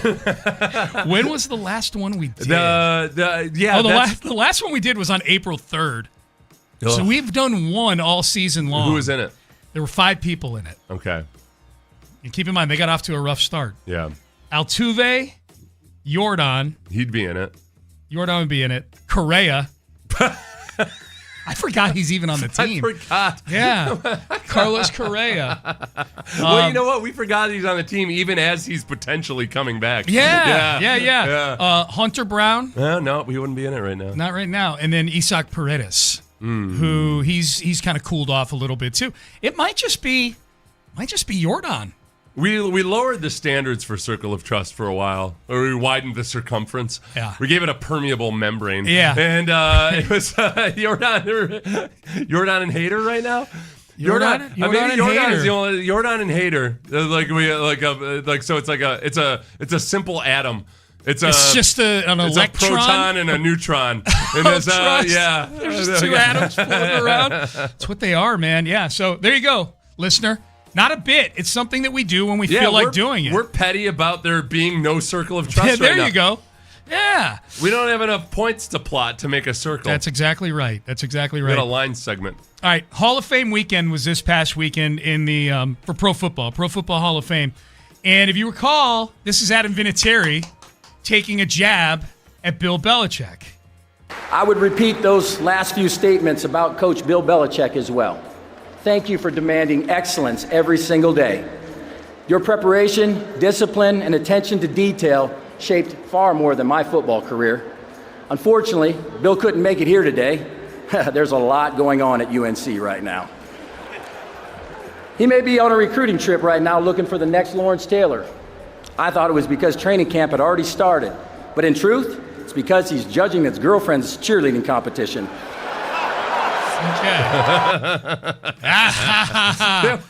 It was a couple of good lines. He was just so bad at the delivery. Yeah, his delivery Are we being sucks. petty about Vinatieri? No. Well, Vinatieri clearly is being a little bit petty about Belichick. He couldn't be here. He's got a lot going on at UNC. Yes, you and I can be petty about his delivery. The great thing about that is that if people were unaware of Bill Belichick's girlfriend still being involved in adult cheerleading competitions, Yeah, man. that sounds even worse than the age gap is. Oh, If yeah. it's like that, you hear that and you don't know anything about the story. That sounds creepy as hell. He's dating a 15-year-old or something. All right, so that was Vinatieri. The reason I repurposed this, though, in part was because of the jab. But Nick Costas, who does some gambling, he's been on with us before, I want to say. Got a very distinctive voice. Yeah. Very New York, New Jersey delivery, and his voice is very pitchy. He's got a very high voice. He is upset with Adam Vinatieri disrespecting Bill Belichick. Someone who appreciates and knows and understands and respects the history of the game, staked a claim to be the greatest ever. And everyone's going to make their jokes in that fabled place. Just run this guy through. Well, it's okay. He's the greatest coach ever, but I'm going to take my shots at him. Can there be some respect? Can there be a modicum of respect shown for this man and what he accomplished? Or is it just, we're just going to mock this guy forever? Come on. Open mic night at the Hall of Fame. Adam Vinatieri, maybe his whole life he's wanted to do stand-up comedy. He's like, this is my moment now. I'm going to get all my jokes off. Stop it. I stand with Nick. You do? Yes, I appreciate that pettiness. You will not stand for the disrespect of Bill Belichick. That's right. I do. It feels like too many things have turned into people trying to make it a roast. And look, Hall of Fame places are great for like kind of gentle roasting or whatever. I think Bill Belichick is weird as hell for whatever the hell he's letting his girlfriend do with the football program and his life. And yet at the same time, I do agree with Nick Kostos. Like, all right, yeah, but he's an old man. He's got to be like 80 now, isn't he? Like, he's just... he's like 75, I want to say. He's an old man. You're here at the Hall of Fame, an institution which snubbed him this year. Like, that's the extra part of it, is that Belichick got snubbed in the Hall of Fame voting this year. And kind of just tell some tired jokes about him and his girlfriend. Yeah, I stand with Kostos. Yes. Kostos also did have a video there yesterday making the argument that the Jets could make the playoffs this year. So, he did? Yeah. Oh, then that's what did Johnny say? A sizzle fires? That was over there? sizzle fire, 5 sizzle fires. 5 sizzle fires for that one. All right, next one. This is Vic Fangio. He had a great reference to Quinyon Mitchell, one of the really good young corners. Him and Cooper DeJean are 2 really good young corners that were drafted within a few picks of each other a few years ago. I think in that same draft as Kamari Lassiter. This is Vic Fangio saying, Quinyon Mitchell, still a regular season interception virgin. He still needs his first interception, of his career. He'll quickly remind you he's got 4 in the playoffs, but he's still a virgin in the regular season. So Fangio, a little... That's funny, though, but having one in the postseason, 4 in the 4. postseason already. That's almost like somebody who's starred in adult films but has never found true love. Right. Can't settle down. Hasn't really had a special moment where they feel like they connected. Oh, my God. Yeah. Vic Fangio dropping the old V-bomb right there. The old football coaches used to use the term virgin metaphorically a lot more. Mm-hmm. Like that, look, I'm no virgin. I've been fired. I used to hear that from coaches. You think I'm afraid to get fired? I'm no virgin. Like, oh, I didn't know that those were even things that you would compare. Yeah, it definitely feels like that's probably skews towards maybe a little politically incorrect these days. Probably. Did I tell you? I told you this. I got to watch it a little more intently and put some notes together. There was a video that got curated to me on YouTube that was ads from the 70s that didn't age well. Oh, yeah. Oh, I didn't watch it. Yeah. It's like 9 minutes long. It's okay.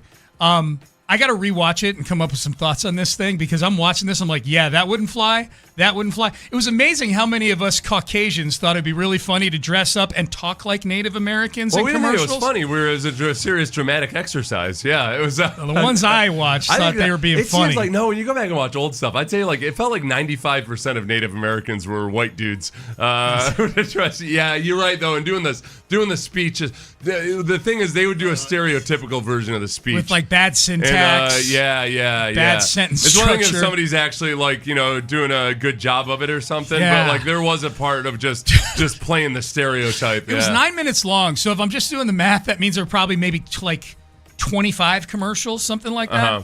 And at least 4 or 5 of them involved white people dressed up as Native Americans. Yeah. Talking like Native Americans to pitch cars to people. Oh, for cars? Yeah. Oh, because they were ads. Yeah. They're ads. Okay. Sorry, I was thinking of old TV shows. No, yeah. These are ads. So for ads. This is like the owner of a car dealership. Oh, yeah. Okay, yeah. Doing it in real broken English and everything. Trying to get you to buy a Ford F-150. Yeah, I'm sitting here thinking a lot of Indians drove trucks back in the day. I'm thinking here I was having a debate on NPR about let's not worry too much about what road. Yeah. Oh, okay. No, these are commercials. Yeah, local commercials. Right, so the production value is insanely bad. Yeah, gotcha. Yeah, so that's what that was. I'm going to watch this after the show. It's really pretty funny. A lot of ads for cigarettes. So wait, Fangio wasn't being petty there though necessarily. Yeah, right? No, I don't know. Maybe that Quinyon Mitchell Quinyon, he's just a little petty. It felt like this is a good place to park that cut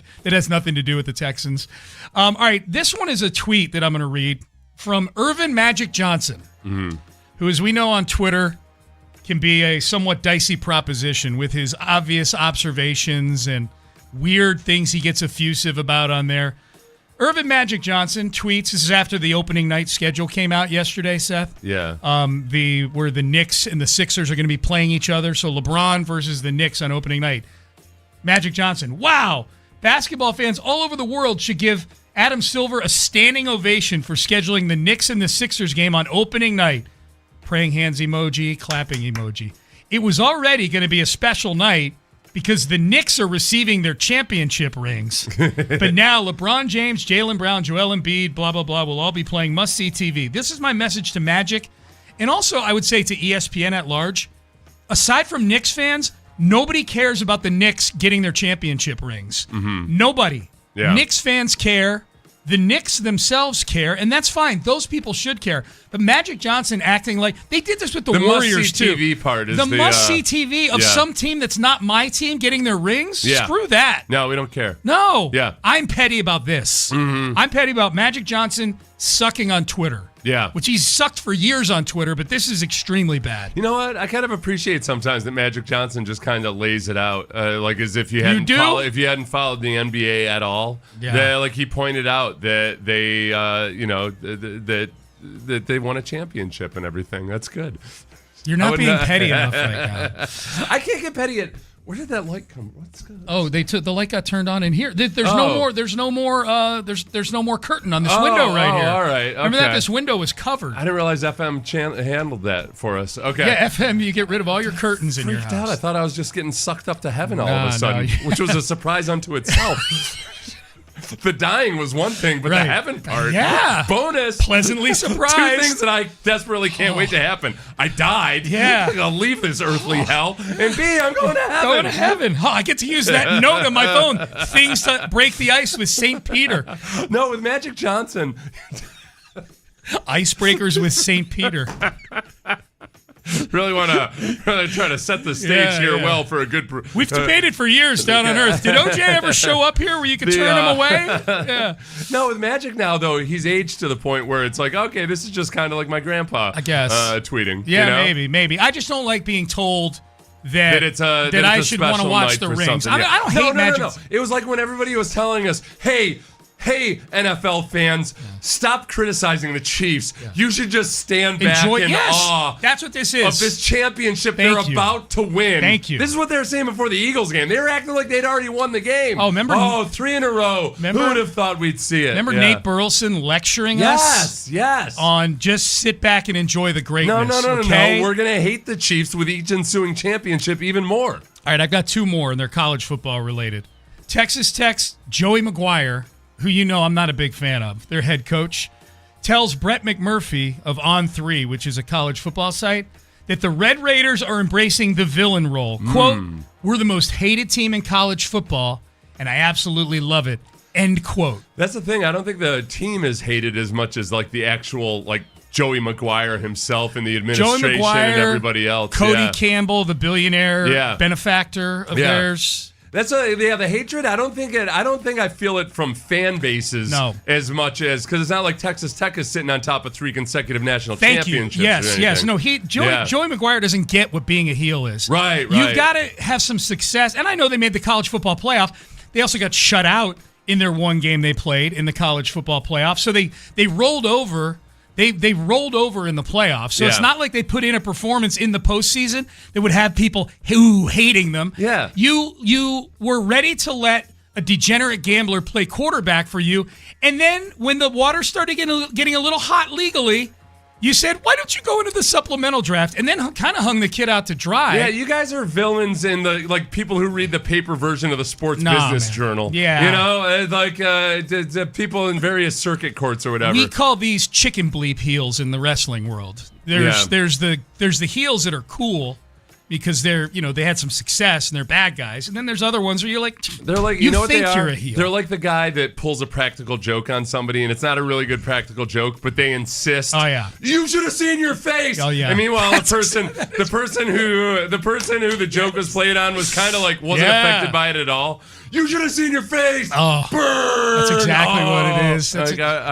I'm getting mildly agitated that you're acting like this, but no. Yeah. Joey McGuire. I sidestepped the bucket of water. We're the biggest villains in college football. Get out of here. If Sorsby had been playing for him, then they would be. Then they might have an argument. Yeah, but they got cold feet with the Sorsby thing. They're like, oh, why don't you go pro? The Big 12 might punish us. Yeah, no, a true villain would have figured out a way to get Sorsby to play. Yeah. And actually, and then they'd be villains. You got cold feet. You chickened out. You know what you are? You're like an 80s movie villain from some of those old, like, just before they used to just hire some cheap actor, some of those old Schwarzenegger movies and everything. Like, it was like some skinny fat dude wearing a mesh shirt who wasn't a good actor. And you're like, oh, this is the supervillain in this movie. You're like, no, you paid him like $25,000. He picked him up from a soup kitchen. All right. I don't know if you've seen or heard this yet. I immediately thought of you when I saw this, because this is one of the dumbest things I've ever heard somebody say. Not that you say dumb things. You'll think that this is very, very dumb. This is what we're about to hear. I don't care. I'm going to heaven. I don't know. Well, before you go, take a list. This is new Purdue athletic director, Tommy McClelland. Okay, now keep in mind, Purdue, big in-state rival of Indiana. Okay, so he's trying to kind of resurrect Purdue athletic football, really, because the basketball team's good. But he's trying to get kind of people rallied with Purdue athletics, and here's what he said. Every recruit, every current student athlete will hear this message repeatedly. We are here to win championships. If you don't want to win championships, go to Indiana. What? Go to the school that just won the championship in the most popular sport in collegiate athletics. And then he stands up and looks at Signetti and he's like, burn! Yeah. You should have seen your face! Oh! The meme of the kid like doing the whoa! Signetti! Oh my God. How stupid are you? How's that taste, Signetti? Oh my God. If you don't want to win championships, go to Indiana. What the hell was that? I don't know. I wasn't expecting that at all. Right? I was trying to figure out where he was going to go I got with even this. better reaction out of you than I was expecting.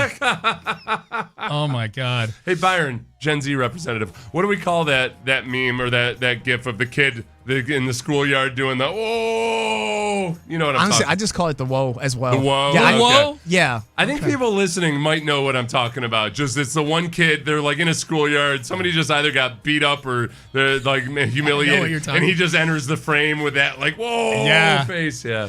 Oh, wow. Breaking news. The Lakers just got sold for $12 billion. To American businessman Josh Kushner. Oh, and Bob Iger. Is he Disney? Yeah. Yeah. It's interesting. The way that was framed, it was like almost like Bob Iger was American businessman, something Kushner, and Bob Iger. Bob Iger's like his assistant. Is he Irish? What's guy. going on? Yeah. So that, $12 billion is the going rate. Whoa! Yeah. All right. $12 billion for the Lakers. Hadn't they just... They sold a chunk of it. A chunk of it. I guess they bought the whole thing. All right. The chunk that they sold, if I'm not mistaken, I'll look this up during the break. The chunk of it they sold valued the team as a whole at $10 billion. Yeah. So if they, in other words, that chunk, if you had multiplied it times the entirety of the team, it was $10 billion. That was like a year or two ago, though. Yeah. This is today, just now, $12 billion. Man, you know what? I'll carry this into the next segment since we're up against it. This brings up yet another question that I have for billionaire owners of sports teams out there. We'll talk about that and a whole lot more coming up next. But first, some guy I'm not petty about, Dr. Ben Salento, Texas Sinus and Snoring. How could I be petty at a man who's going to do the Inspire sleep apnea implant procedure with me in a few weeks? He's fixed my sleep already, but I want to do the Inspire just to take it to the next level. Fix my deviated septum. That was a big thing for me, and that's the best thing about Dr. Ben Salento is the education you get right out of the chute about how important sleep is, what may be going wrong, and what definitely is going wrong with you biologically if you're not getting good sleep, because you're doing serious damage to your health if you're not getting good sleep. Dr. Ben Salento is there for you. He's taking new patients. The office is open right now. I'm going to give you a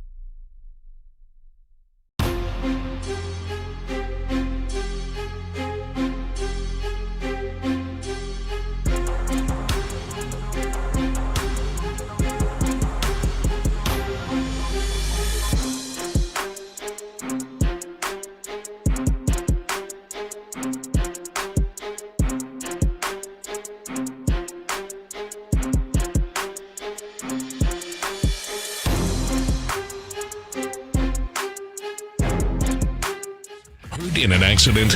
Call Mokaram Injury Lawyers at 281-222-2222.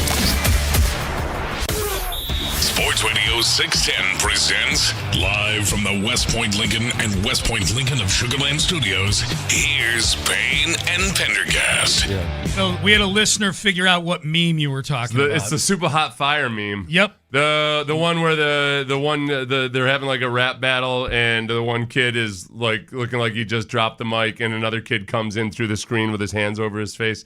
That's you can tell your Gen Z friends. Oh yeah, I mean I'm talking about the super hot fire meme, which is from a video, a 7-year-old video that I just watched. It's fun. I give these kids credit because people claim that young kids these days don't get sarcasm and satire and everything.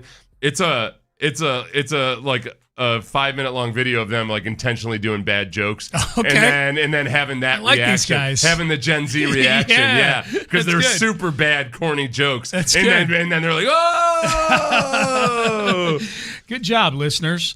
We get a lot of people still texting in about the station changeover tomorrow. We're going to be 95. This time tomorrow, we will be 95.7 The Fan. It happens at 8 o'clock. If you missed it earlier, we announced our guest list. J.J. Watt will be the first guest in the history of the new station at 8:20. We do the changeover at 8 a.m. We're going to celebrate, and then our first guest in the very next segment will be J.J. Watt. Roger Clemens, 9 a.m. Tomorrow, and then Rudy Tomjanovich, 9:40 a.m. tomorrow. So this time tomorrow, we will be talking about how awesome Roger Clemens just was and saying how much we're looking forward to Rudy T. So Watt, Clemens, Rudy T, doesn't get any better than that tomorrow. good job, Sean, putting together that list. Yeah, man. Yeah, no problem. I mean, you didn't just put together a list. You actually, called them and everything. Yep. You got them to agree to it. They were all excited to do it too. So looking forward to that. If you missed it, the Lakers just sold for $12 billion. A billion, yeah. 12 billion. And I'll ask this question again, and I asked the same thing when the Seahawks just sold for $9.6 billion. If you're looking for the high watermarks this is the new one for, I would say, probably North American sports in terms of what a team has been sold for. I saw a story earlier on TV on ESPN that I guess they put out the values of the teams. Maybe Forbes does that list every year. The Cowboys are valued at $15 billion, but obviously Jerry Jones is not selling that team anytime soon. The Lakers actually sold for $12 billion today. The Seahawks actually sold for $9.6 billion. I guess a couple of months ago now? It was earlier this summer, the Allen estate. How much did it sell for? $9.6 billion. Yeah. The Seahawks. So that's the high water mark for the NFL. One thing I've noticed is that whatever the valuations are, they tend to, like when those teams actually get sold, they're a couple of billion off, give or take. Who worries about a couple billion these days? But it's a lot of money. Not me. I don't have one. It's a ridiculously large amount of money compared to what it used to be. So my question that I asked after the Seahawks got sold, I'll ask it again with the Lakers getting sold. And I guess this would be, since it's a basketball team we're talking about, I guess it would be more of a question for the Fertittas than the McNairs. Oh, yeah. But how high does the number need to get to where you start to consider selling your team? I don't know. That's just real quick, Seth. Sorry, for context, the Rockets, the Fertitta family bought the Rockets for $2.2 billion. It'll be 10 years ago next year. So 10 years already. Yeah, man. Yeah, September 2017, $2.2 billion. That was the first team in NBA history to be purchased for north of $2 billion. The Clippers a few years before that were purchased by Steve Ballmer for $2 billion. $12 billion. I'm not saying the Rockets would go for $12 billion. It's the Lakers. They're a blue blood franchise. Right. But they'll be in the neighborhood. It's going to be more than what they paid for 10 years ago. Way more. I think that, I don't know. With Fertitta, I know that for one, his sons are very much like all about the Rockets. Patrick especially. Patrick really. Yeah. I mean, like it's so forever how much, I think Fertitta like really likes obviously being a part of the community and all the money that he's put into the U of H athletic program. I think for him, it would have to be something that surpasses whatever financial benefit it is. I think I think he enjoys and likes being part of the fabric of the sports society in the city. Absolutely. Which is, I mean, that's how it goes with most sports owners. There's an appeal, and for some people, maybe it's the community part of it. For others, it's just their egos or whatever. I mean, you can go buy a couple of office buildings and get the same financial return. Yeah. And like that, the glitz has a lot to do with it. Absolutely. Or just the community part of it, above and beyond the actual ticket price. Well, I think it's interesting too, and I'll actually. A couple things. One, Fertitta, Tillman specifically said when they bought the team that a big reason they did it was so that their family would have something like this in the family for the next generation. Yeah. So I'm with you on that. And Patrick is very involved. So there's that. I think, too, it's interesting to me. This just sort of popped into my head. On the day before we're about to flip over to FM, you know, there's an investment that's taking place with our company, with Odyssey, in moving Sports Radio 610 over to the FM dial, over to a spot on the FM dial that had been a successful station in the spot. I think the exploding values of these sports teams are indicative of something similar to something like moving Sports Radio 610 and making the investment to move us to FM. Sports is hot. Yeah. Sports is hot in terms of broadcast properties. It's hot in terms of media because it's one of the few. On TV, it's one of the few live things you can still watch. In radio, it's still a realm that hasn't been infiltrated by artificial intelligence. You know, people still want to hear opinions from other humans. And I think it lives kind of in this, obviously different dollar amounts we're talking, but I think it lives in the same neighborhood. The message with what's happening with us tomorrow and with what's happening in the Lakers today is the same message. Sports is hot. Right. Well, yeah, like because even in radio where like there's different challenges, based on just the way the industry has evolved.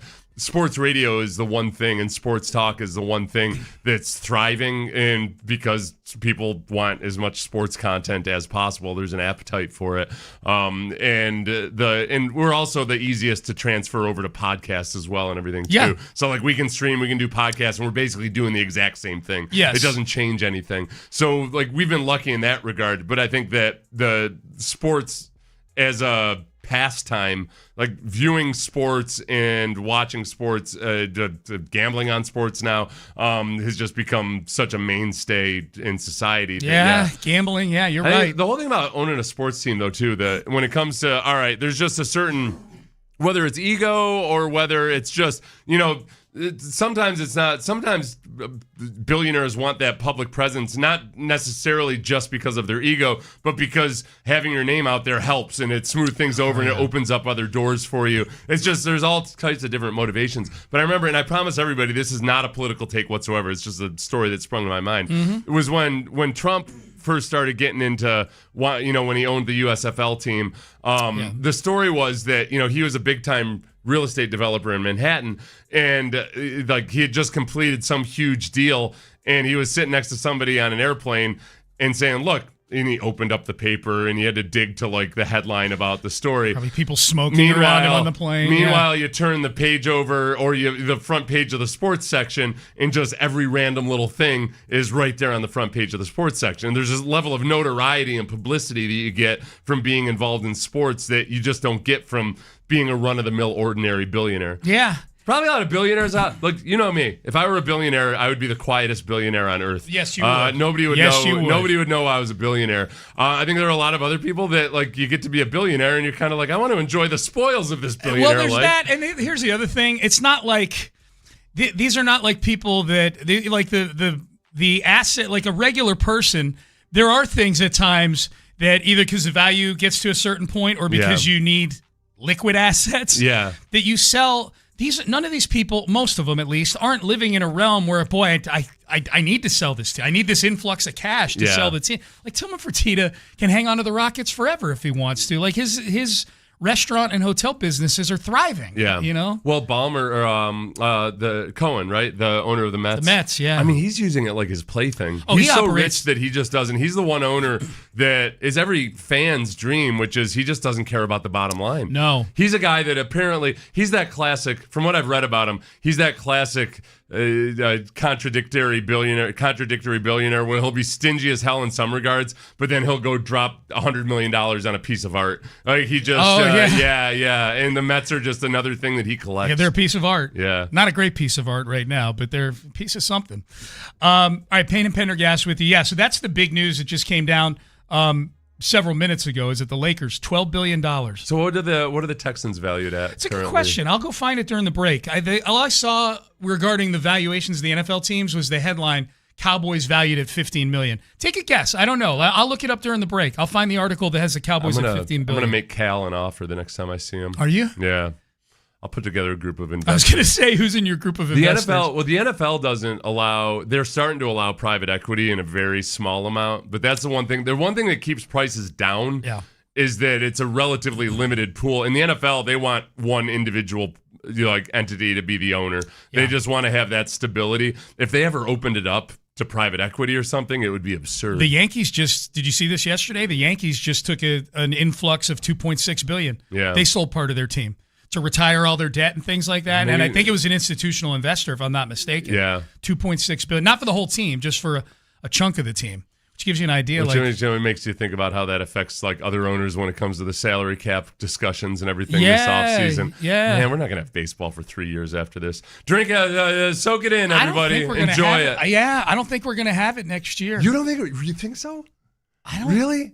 There are a lot of people saying that right now, man. People say lots of things. I know, but this feels like both sides feel pretty dug in. Yeah. They feel pretty dug in. Man, don't say that. It's going to be a long summer, man. No. Yeah. Be a long summer. The Rockets better be good. I know. All right, Payne and Pendergast with you. All right, let's circle back to the Texans. We'll find out what the guys have going on In the Loop. But coming up next, we got a question yesterday for D'Amico Ryans that to me was the signal okay, we need games now. Yeah. We need games. We'll play that for you coming up next. Kirk Holmes, you need a beautiful custom home, but you got to choose the right.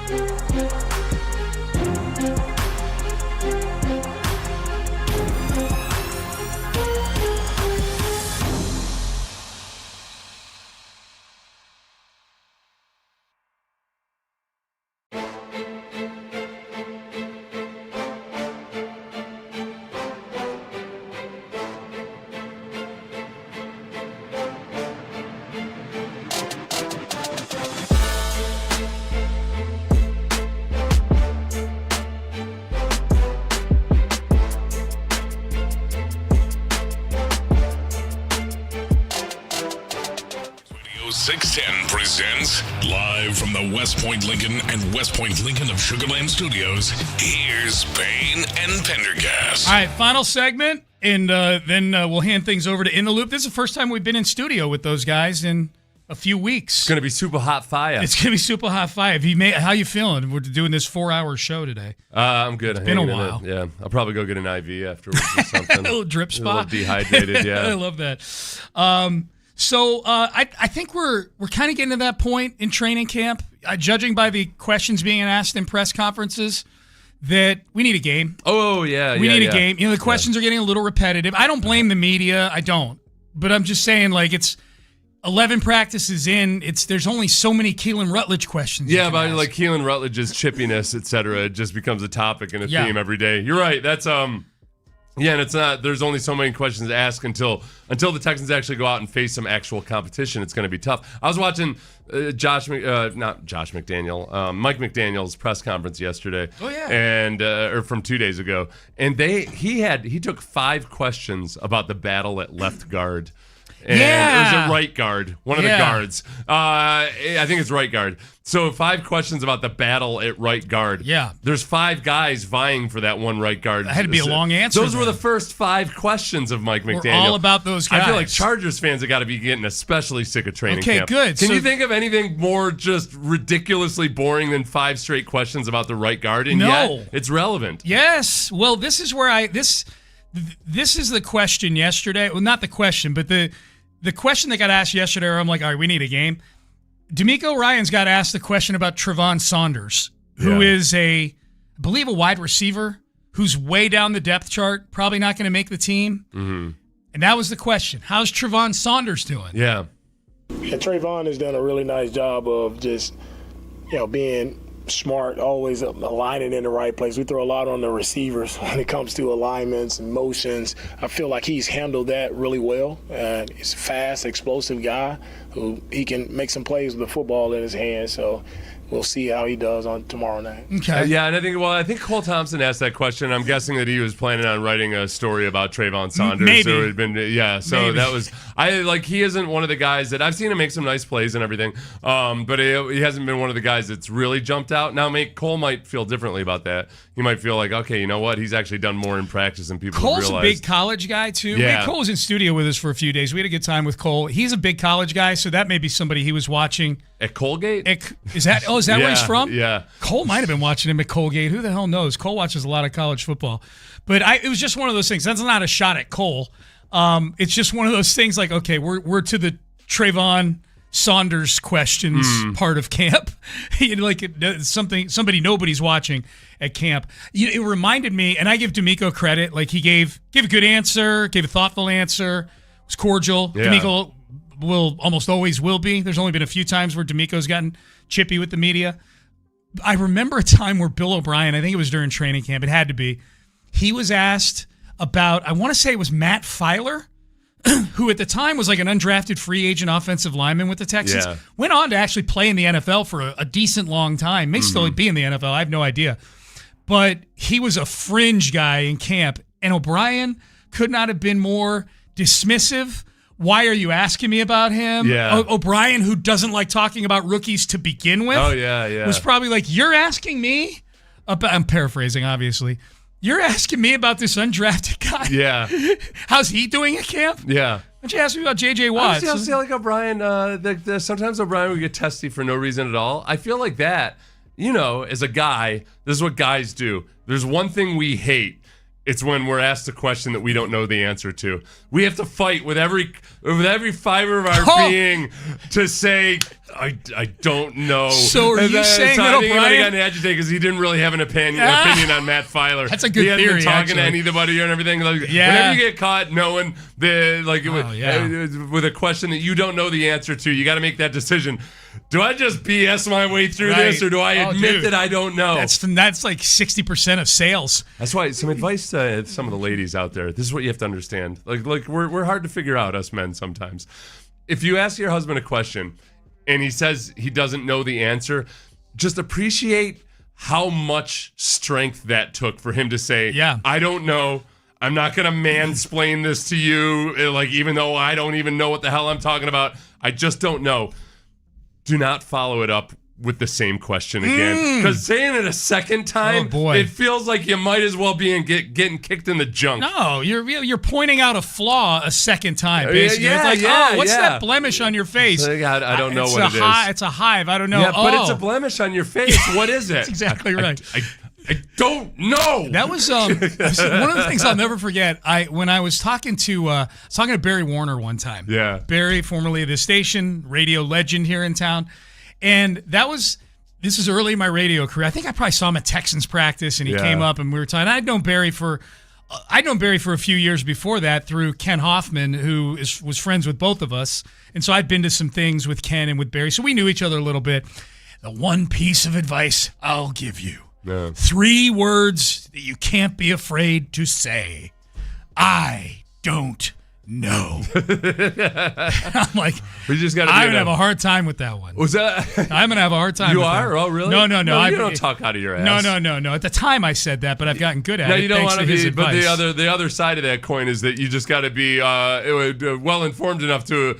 A, don't be in a position where you genuinely don't know that often. Right. Or B, talk your way out of not knowing. Like, just don't answer the question like a political candidate. You know? You don't have to answer every question the way it's asked. No, you can't. Yeah, it's okay to say, I don't know. You just can't do it in this business all the time. Because if you don't know all the time, then they'll get somebody who does know things. Or if you're good at it, you can actually make like $10 million a year. Maybe. All right, Payne and Pendergast with you. Hey, a little bit more from D'Amico Ryans. Let's skip down, Byron, to D'Amico 5. Monday's practice, not great. Yesterday's practice, much better.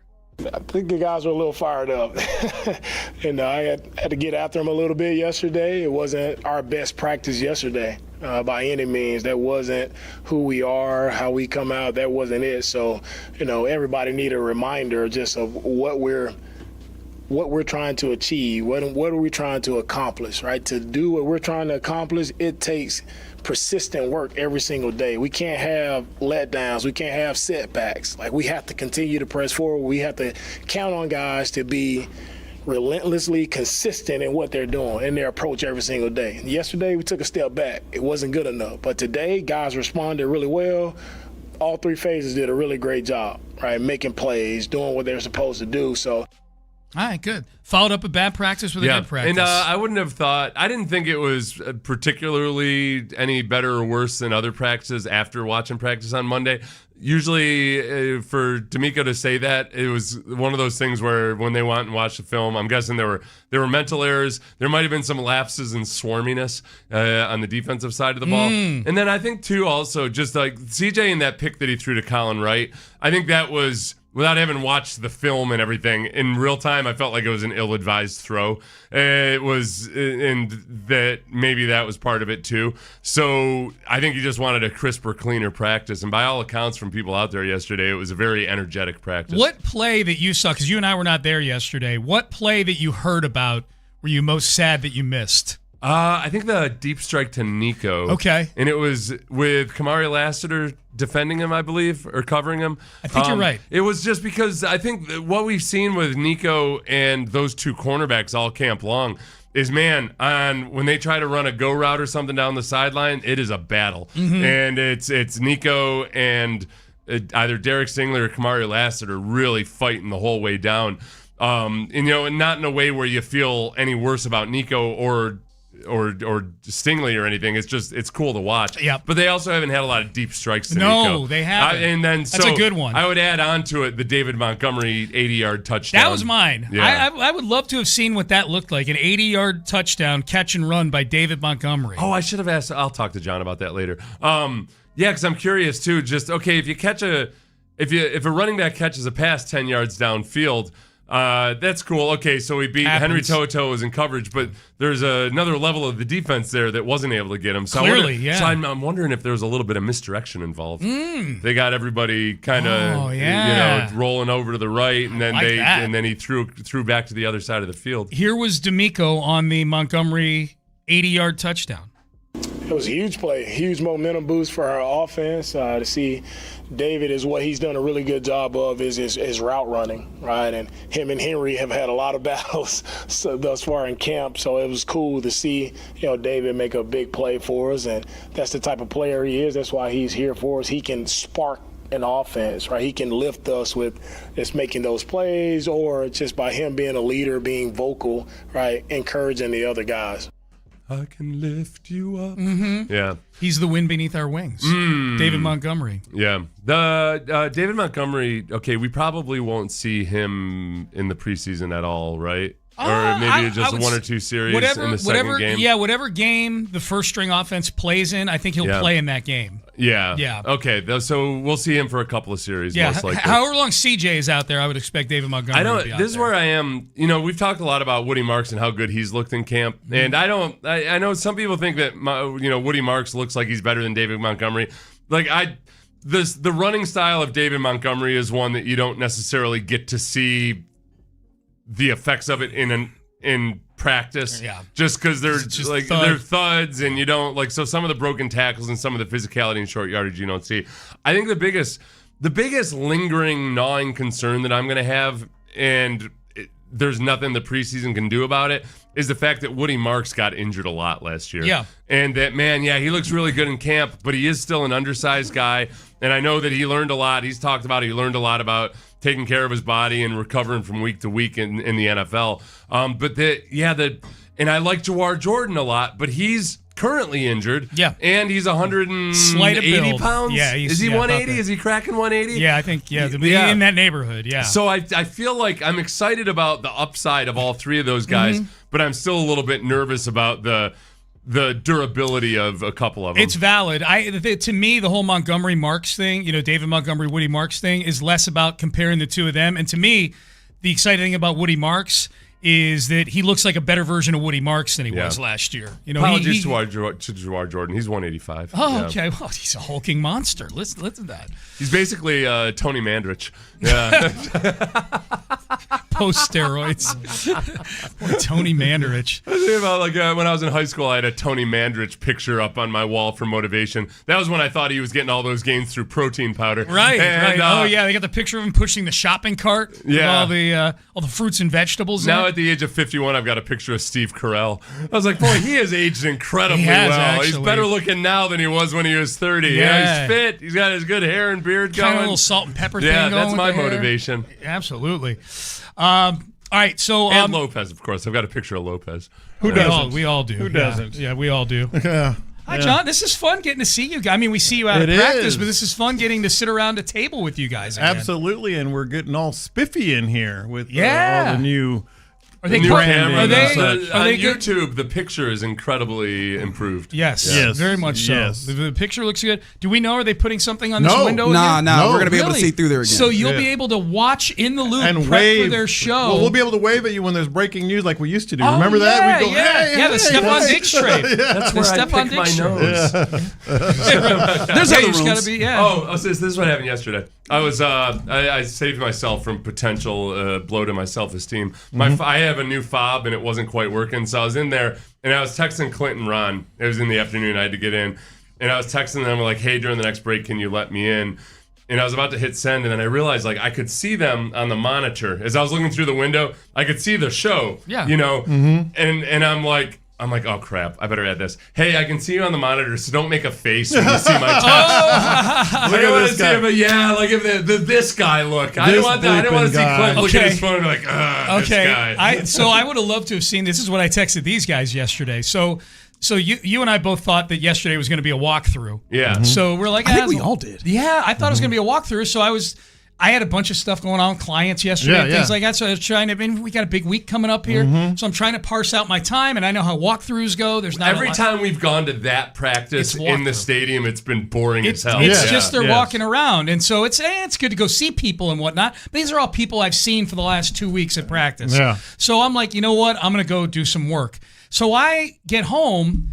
After getting breakfast, I go home, and I'm going to do my walk right now, get that out of the way. So I'm walking the neighborhood, and I turn on the Odyssey app to listen to In the Loop, as I do every day on my walk, and I can tell from the cadence, from the way it sounded, that you guys were at practice. Mhm. And I'm like, what is wrong with the Odyssey app that they're playing yesterday's show? Yeah. Because it's not a practice. You guys are doing like a play-by-play of the practice. Like, so-and-so just hit a deep shot and this and that. I'm like, Well, we're not doing play-by-play. No, you know what I mean, but like, you just, yeah. Wait, hold on. I don't want anybody coming to talk to me said about some this. things that happened that you weren't giving anything away that was going to be used in film rooms. I don't know. Old boy Parker up there in Dallas, apparently he might have been listening and getting ready for week 4. The new midday show tomorrow. We know what happened. Sorry, guys.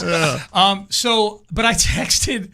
I texted both of you. I think I'm like, are people texting you guys about the Odyssey app playing yesterday's show? And then when I found out it wasn't, I'm like, God, they were probably so awesome. confused. It kind of felt like a private screening Where of a were- movie because where there was were nobody you? in there. We're watching an entire. It was like a preseason. Were you game. up in the booth? Radio Yeah, booth, yeah. which was honestly that's even a great better. vantage point. Incredible vantage point. I mean, look, we enjoy being out there at the Houston Methodist Training Center. Yeah. But even then, you are on ground level. Yeah. Like you can't see all of the, all the trench warfare that happens in the middle. Buddy, radio. I was like, oh, okay, I get. That was the best view that we've gotten of the Texans, and it was great that it was that day as well where they're doing scrimmage. Because we were originally going to, Seth and I were originally going to be in the booth yesterday, and then we got a text later in the day like, no, you guys are going to be in studio.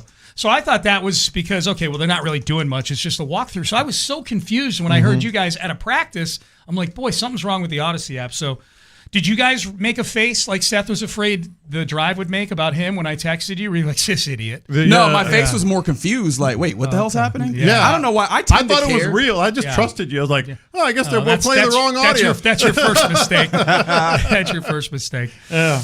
Oh, all right. But by the way, you're listening to KLT AM, KLT FM HD2 Houston, an Odyssey sports station. That is the last time. Yeah. We need to change that sign up there. Yeah. Tomorrow it'll be KILT AM, KIKK FM. Well, that's right, kick. That's the part I'm going to have a hard time with. 95.7 is going to be easy because I said it from the, Yeah, an Odyssey sports station. We're going to have to start doing like what y'all doing at the courthouse or something. Oh, no, that's a 96.5 thing. Okay. That's right. That's right. Crosstalk brought to you by D&M Auto Leasing. What is the question of the day? Speaking of which, this is so fun. We haven't done a question of the day. You just referenced, and by the way, the YouTube video is outstanding. It's very crisp. It really is crisp. I'm gonna have to start wearing makeup to work. Yeah, you can see my big old bald spot when I'm sitting over here. Me too. Spot. Oh, yeah, it did sound a little different now that you mentioned it. I heard the ball and the S at the beginning of spot, and I was like, what? Speaking of which, this new FM world we're going to be living in. It's wild in here, man. Yeah. It's real wild. I realize over the here. things I'd have to do to cut through. Yeah. How do you think I'm going to keep this job?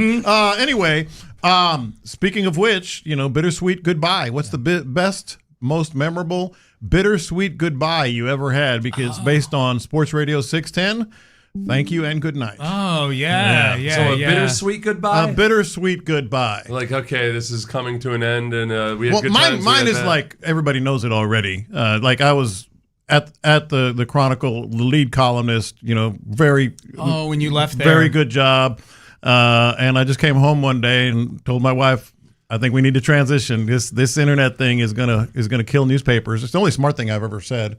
That's true. And I went full time into radio. Yeah, 10 years before you had said this internet thing's just a fad. Yes, I did. Yes, I did. They want me to get an email at the Chronicle. But I mean, you listen to this internet. Listen to this. But literally everything we had was because of the newspaper business. And I had one kid as a freshman in college and two about to go into college. And I said, we need to move. That's ballsy. We need to move. That's great. But it was a bittersweet goodbye to the... Yes. I would say every free agent that's left the Astros since the start of the Golden Era has been a bittersweet. George Springer, very bittersweet. You're happy for them. They're making all this money. That's good. And you love them, but you hate that they're leaving. Yeah. Springer, Correa, Verlander, That's very good. Bregman. I'd Not say, Garrett Cole so much. Like my high school girlfriend, we stayed friends after we had broken up, and then how that goes. Then we were back together, and then we broke up and everything for a long time after high school. But there was a point where I realized, all right, this has just got to be that's it. Yeah. We're not. But with your high school girlfriend, that's somebody that you shared. Of course. A lot of those as you're growing up and everything. Yeah. But it was like it was time. Yeah. And That's good because no one forgets their high school memories. The highlights. Yeah. And she's part of every one of them. Yeah, but boy, with hindsight, thank God. What's she up to these days? I don't know. Okay. I don't look at her on Facebook or anything. Is she on Facebook? I have zero idea. Oh, that's right. Yeah. You're not on Facebook really anymore. Yeah. I just want to see if she posts like political stuff on there and whatnot. No, I don't have a clue. Yeah. Shares false stories. I don't have a clue on Facebook. No, and she was a great person. It was just we were so diametrically wrong for each other. Yeah. I'm surprised that you didn't go with the very first guest of 95.7 The Fan when you talk about bittersweet goodbyes. Like it's JJ Watt, is it not? Yeah, you set me up for that. Yeah, you're right. That's 95. That was a very bittersweet goodbye because he wanted out. Like he and the McNairs accommodated him. And you couldn't blame him because you were here the whole time seeing that he had been wrong. Oh no, it was Reginald. It was including Reginald. You might be surprised to know this. When Deshaun first requested his trade, the vast majority of the fan base, and we polled this, basically was of the same mindset of, because this was before any of the allegations came out. People were like, yeah, I get it. It seems like everybody wants out because it was such a mess with whatever the hell it was that Easterby was still doing over there. People were just fed up with everything. Yep, that's what it was. Yeah, and then 3 months later, the sentiment had changed. 2021, man. Wild. What a fever dream year that was, man. Yeah, that's a good one, Reggie. It's a good one. JJ Watt, bittersweet. But it'll be a sweet hello tomorrow at 8:20 I remember. a.m. I wonder how you handle this. I remember when my eldest went to college and we dropped him off. I was like trying to be strong. Yeah. And, just like, hey, this is great. You know, he's super smart. He's going to just kill it. Blah blah blah. And I was really good at the dorm. I mean, at the apartment. You know, driving back, saying hugs, kisses. I was all real good.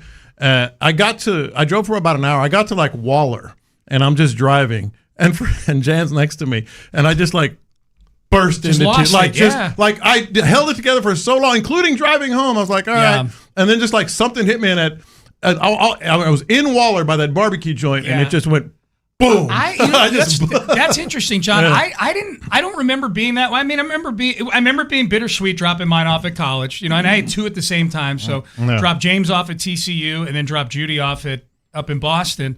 And then Sammy the following year. I tell you what, like at that, my life situation was the opposite of yours in that I was down here. I was divorced down here. My kids were in Chicago with my ex-wife. And the hardest part for me, this is actually the answer to the question, the bittersweet, is every time they would come visit me when they were like 11 and 12. And then you bring them to the airport. The airport sucked. Dropping them off at the airport, and they're not going to see you for another couple months or whatever it is. That was terrible. So I think once I was dropping them off at college, I was kind of like all cried out. You know what I mean? Like I had gone through that for 6 or 7 years of that, just like them coming and going here. I always just focus on the positive, which is the kids are out of the car. Thank God I can now I can text and drive. Yes, it's about what you can. Little police people back there in the back seat. Dad. Yeah. Talk about crying out of nowhere. That's how whenever anybody dies, I tend to like kind of hold it together. I hold it together and I try to like be involved in planning whatever needs to be involved in everything. And it's almost always it's like it freaking hits you like a sledgehammer when you least expect it. Like something reminds you of like something your dad told you once or something, and just and then you're breaking down, bawling in your car. It was bizarre. Like it was wild. So is this what the people are going to want on FM tomorrow? I have no talking idea. about how sappy and sentimental we are? Don't change anything. Okay. Yeah, no, I would suggest don't change anything. That's why every sports station I listen to that's on FM, they're just doing the same old stupid stuff we do. Yeah. It's not like make sure this new audience doesn't see me as weak. That's fair. That's fair. You need to mark your territory I was starting early on. 95.7 from a position Y'all listen of here strength. and listen good. Yeah. Who's the proverbial like biggest dude in the pen when we get onto 95.7 that you're punching, right? Like what is happening there in your mind? For sure. Okay, so you're just gonna. I'm just gonna reach across and we actually talked about me slapping Seth earlier on the show today. Yeah. Okay. It was a topic earlier. Very good. Hey, I'll ask you guys this question. What is Imai making for the rest of his contract? $36 million. $36 million. Okay, and so put Imai aside. That's why we were talking about $36 million. Would you allow a gigantic person like Seth size or even bigger with a huge paw just to wind up and smack open hand across the face for $36 million? Seth wouldn't. Yeah. Seth would not. Really? Yeah, because of the previous head trauma, and at my age, a concussion can you can have some really bad effects from a concussion. Yeah, but I would so even I live another couple months, but I've got $36 million. I don't know. I would absolutely. I would too. I mean, you're older than him. I mean, and it's maybe even more so for you than anyone else in the building. More than me. No, it's on the table that he might do it for free. Whack. For me. So might as well take the 36 mil. Yeah, that's true. Right? You could get slapped anyways. Oh, that's what. Yeah, that's a man who walks around. Good point. That's a man who walks around knowing that there are people that want to hit. Oh yeah, looking over his shoulder all the Sean, time. I told this. I wish I had been there when Lopez asked Keelan Rutledge how long it would take for Keelan to kick his ass, and Keelan was very polite about it. And I told these guys the appropriate reply was, "I don't know. How long do I have to wait in line?" I heard that. And I was like, I need to be Keelan's joke writer. Yeah. That is great. Well, apparently Keelan ain't taking many jokes. He's out here just roughing it up with Aziz and Will. He don't give a damn. Oh no, he's the guy walking up to the biggest dude and punching him in the face. Yeah. Did you hear the theory that Clint and Ron had on that yesterday? No, I missed it. As to why Keelan was kind of picking fights with Will, it looked like. Because of what Sheldon Rankins had said the day before about Will Anderson Jr., where he's like, Will's at a stage now, he's just realizing if he wants to shut down practice, he can shut down practice. If he wants to get tackles for loss, he can get tackles for loss. Sheldon listed like 7 other things. Yeah, If right, Will wants to impose his will, he can do these things. I love the theory from Clint and Ron that they basically said that the offense heard that and they're like, oh, really? Yeah. He just shut down practice. This bulletin board material. Cole Popovich had it up on the whiteboard when I walked in the morning. Will can shut the practice down whenever he wants. That was their theory. Sheldon Rankins. Yeah, that was their theory. Sheldon's been getting quite a few sacks himself. Yes. I don't think that's true, but I don't think it's outrageous. No. Yeah. Sheldon's like, even I'm doing it. All right, boys. Have a great show. Thanks, buddy. It's great to see you guys in studio. For again. sure. Crosstalk brought to you by D&M Auto Leasing. Seth, antibodies to you. Antibodies and a pathetic man cry to you. Thank you very much. Yeah, weak. All right, we're done. We're out of time. Reggie Attitula, John Lopez, Figgy Fig. They're in the loop, and they start now. That's right. You are indeed in the loop here on Sports Radio 610. You heard the head count. That's the OG John Lopez. I'm Reginald Attitula. Figgy Figs on the ones, twos, and you rolling with us for one more time in this particular configuration. But it's an opportunity. I think this is a dawning of a new day, John Lopez. It really is. It really is. We could talk about that more over the 4 hours that we have here. Rock with us in the various different ways that you can. There's the text line that's available for you to talk back at us, 713-572-4610. We also always have great appreciation to the Mo Karam Injury Lawyers for the live streams. We keep it 100. The YouTube page, I believe, is still technically Sports Radio 610 right this moment. I realize that I actually need to make that check. I do know that the Twitch chat has officially changed to 95.7 The Fan, which is coming. We are under 24 hours. The countdown clock is moving for 8 a.m. tomorrow morning when you'll want to be tuned in to 95.7 The Fan to hear Payne and Pendergast kick this thing off. Honestly, we'll be right in here with them, just giving them moral support. But very soon thereafter, because you need it, clearly. Yeah. You guys couldn't. No, Sean, looking at you. Come on, man. You guys couldn't launch a station by yourselves. I told you. I don't want to show weakness. All right? We heard that Sean and Seth were opening the show. We're like, we got to be in there with them. Man, they're not going to be able to do this, man. We got to be in there with them. They're going to need our help. No, but they don't need our help. What they needed was to talk to JJ Watt. That's going to happen at 8:20 tomorrow, so you definitely want to be locked in. But exciting times here in the city of Houston for this, but even more so for where your Houston Texans are going. They seem to be arrow pointing up. I would argue still the Rockets are still in a positive way, even though I think there's a larger frustration with them. The Astros are, they're above 500, and so that's a thing. However, how many games above 500? Don't worry about that. They're above it. Okay. Look at you. You out here sowing discord in the division. No, I am not.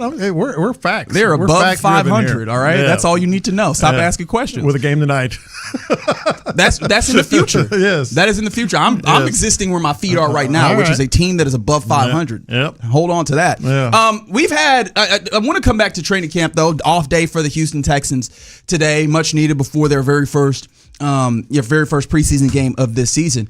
We did this thing to start training camp, John, which is a pet cat draft. Yeah. And I want to go back and evaluate that as just an opportunity to look at how our opinions have changed a little bit on training camp. You do have the list. I have the list right here. All right, for posterity and for our listeners. Can you rattle off who our pet cat rosters are? And if you're not familiar with the term pet cat, it's one that I've heard from people that have covered the league. Basically, honestly, mostly happens in the draft context of who's the guy that you just kind of stuck to your bones that you just really like, even if it's not necessarily somebody that everybody else likes. And I think it was an interesting way for us to go about who we're looking preseason hero, whatever you want to call it. And so we had each of us were able to draft. Was it 3? Camp All-American. There's all kinds of different terms that people use. Yes, we were each allowed to draft 3, and we didn't necessarily define pet cat. So Reggie's first draft pick was, remember Figgy? Yep. Keelan Rutledge. Woo, boy, how thin is that limb you're out standing on? First round pick. Yeah, that's a thin limb you're standing on. Hey, man, when you get 1-1. Wait, I'm supposed to go out here 1-1 and draft Anthony Bennett? Come on, no. I'm drafting Keelan Rutledge. So is it safe to say that Reggie's probably going to win this? No, I don't think so, actually. In fact, I think you're leading right now, okay. Figgy. But let's go through the pet cats. Reggie's was Keelan Rutledge, Kamari Ramsey, and Derek Graham. Derek Graham, mind you, is an offensive tackle because I know there's a lot of people that are like, who? And yeah, that probably tells you a little bit. Figgy's was Lewis Bond, Marlon Klein, and Noah Whittington. So we'll expand on that. And mine were Wayne Woodaz, Logan Hall, and Josh Pitzenberger. Did you call him Wayne? Wouldn't it? It's Wade. Wade. Did I say? Maybe I just typed it wrong. Wade Woodaz. And he seems like somebody that would take offense to you calling him Wayne. I could take him. No, you couldn't. Let me tell you right now, you absolutely could. Because he seems to have a little bit. He runs hot. Mm-hmm. Like he's in here getting in practice, getting into it with like Solomon Byrd and stuff. And then when other defensive players are trying to like calm this down, he's getting into it with them as well. And he had the best rookie show apparently. Yeah, that was who told us that? Was that Reed Blankenship that told us that Woodaz had a pretty good rookie show? Yeah. But no, I'm interested in looking at this because I'm already seeing where I had some questions that are not necessarily answered, but I don't worry about them. Like Kamari Ramsey, obviously a later, what was it, a day 3 draft pick for the Texans. I was very intrigued to see how he would show up for the safeties. Do you have any concerns with the safeties? Because he hasn't really shown a ton. He's a guy that honestly I'm looking forward to tomorrow to see how he looks. But I'm looking at the safeties and I just kind of feel fine. Maybe I'm also leaning into the trust that they clearly have in Jalen Reed. Is that the right Jaden configuration? But Jalen Reed, they clearly trust him as a second safety. And then beyond that, it just feels like whoever's out there is cool. Not any real concern with the safeties, only because of Reed Blankenship. And, you're so much better at the top end. You mentioned Jalen Reed. I think there's some concern. Kamari Ramsey, I think we mentioned him briefly yesterday, really looks the part, like just built like a safety, just, has all the speed and it seems to, the physical traits and all that. Just hasn't really made a big splash yet. Yeah. And similarly, on the other side, it's not like I've seen him do bad things. Right. He's just kind of, and this is not an insult, but he's just kind of been there. Just kind of been there. So we'll see on that. Probably the bigger one when it comes to my group of pet cats is the Derek Graham. Yeah. Because I was just like, which of these other offensive tackles outside of the known commodities, right? Or maybe known commodity isn't the right way of saying it, but the guys that are more visible to the average fan, whether it's Trent Brown, Braden Smith, who you brought in, those are your guys on the right side. On the left side, Ariante Ursary, obviously going into his second year. And then Blake Fisher, who's just kind of still around. I was looking at who are these other guys that can maybe make an impact to give you some tackle depth. And so I was like, all right, I'm going to go with, let's say, Derek Graham. Obviously, there's Sam Hagan that's out there as well. None of them had looked like anything to me. And that's honestly still one of the big points of that raises flags for me personally with this roster construction as of right now. And I want to get to mine before Figgy's on this, just because I think mine have been sort of maybe a notch above just kind of being there. They've been maybe, but not by any stretch, outstanding or really flashing. Woodaz has been good. He's had a couple of moments here. Logan Hall has been good.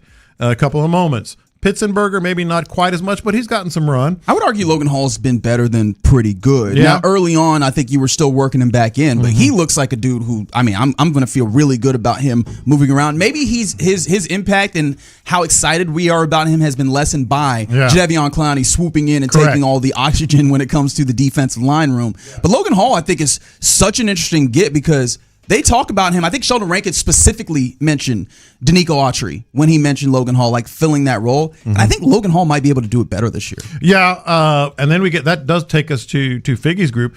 very interesting. These are all guys that I've sort of taken note of. I know you have. Figgy knew some. He did. He just like he did last year. I think he won it last year. He did win last year. Yeah, Figgy is the pet cat guru, man. Yeah, and the draft guru. He's had a couple of hits on the draft. I nailed that Titus Howard. Yeah, that's right. Man, on the money, man. So Lewis Bond was his first pick, and I would argue his other two picks are actually doing better overall, which says a lot about Lewis Bond. Lewis Bond's been good. He's had some moments, made some plays. I don't think so. I think I power rank it. If I'm going with Figgy's group, I go Marlon Klein is 1, Lewis Bond is 2, Noah Whittington is 3. That's how I'd power rank him. But all of them have been pretty damn good out there on the practice field. I like what Whittington has done, and he's one of the guys, and we'll talk about this tomorrow. Like, keep an eye on this guy, with the day of the game, the preseason games tomorrow on 95.7 The Fan.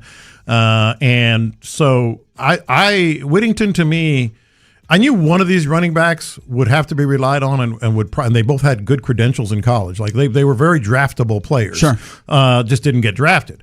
I knew one of these was. I picked Pitzenberger, but to me it seems like it's Whittington. I love the way he moves. I love the way he sees things, and I think I would rank him Marlon Klein 1, Whittington 2, Lewis Bond 3, but not a slide of Bond by any stretch. The reason why I wouldn't go there is because I still have to keep in mind what is the role that they could possibly serve for this team. Sure. And I think Noah Whittington has the further path to go to maybe like make a 53-man roster, impact a game. I think Lewis Bond, we're seeing, especially in part because of the guys that are still being held out from practice.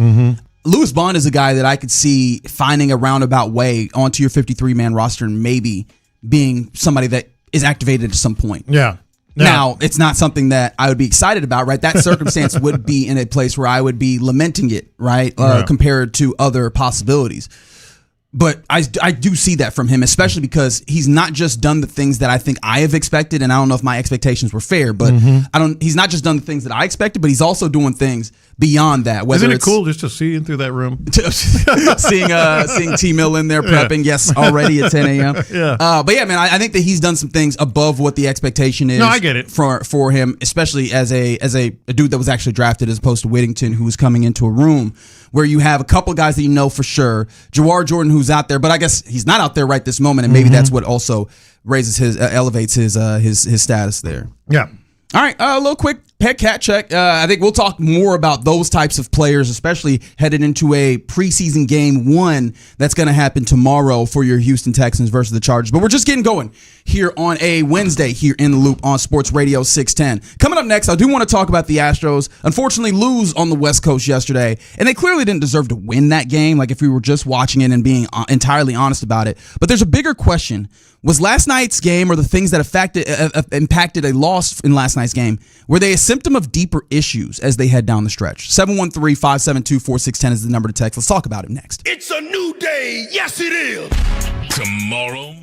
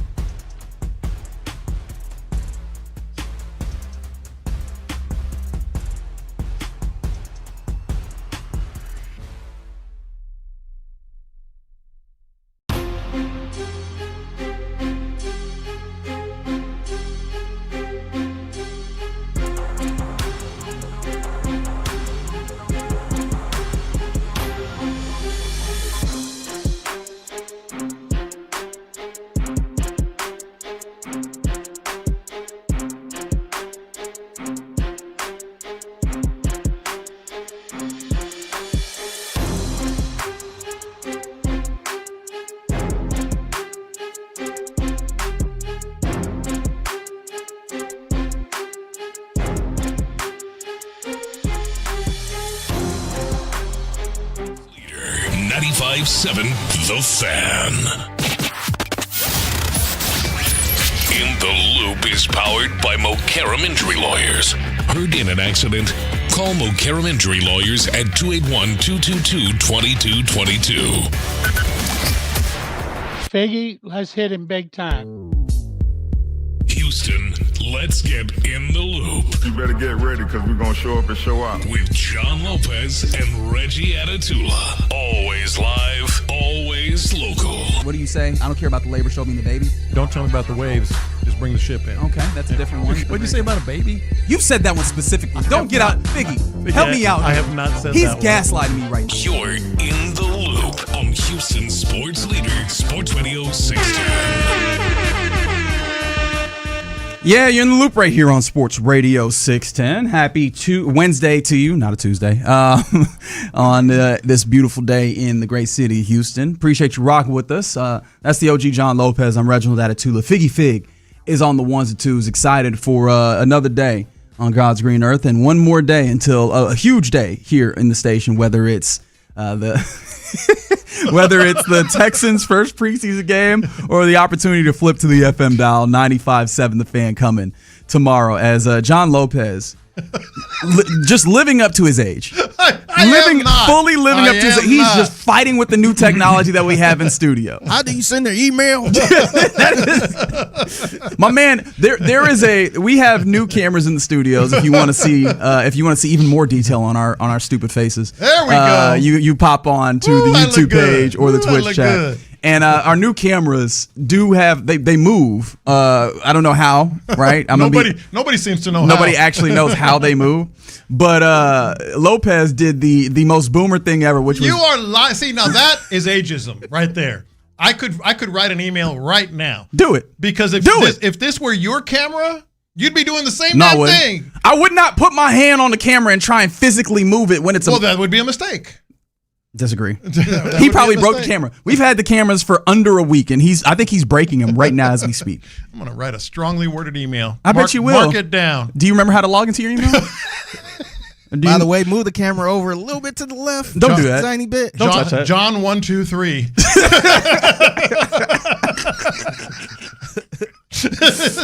What was that out loud? Yeah, I said that out loud. The joke is it's probably just the name of his granddaughters. That's probably the password in all actuality. Yeah. All right.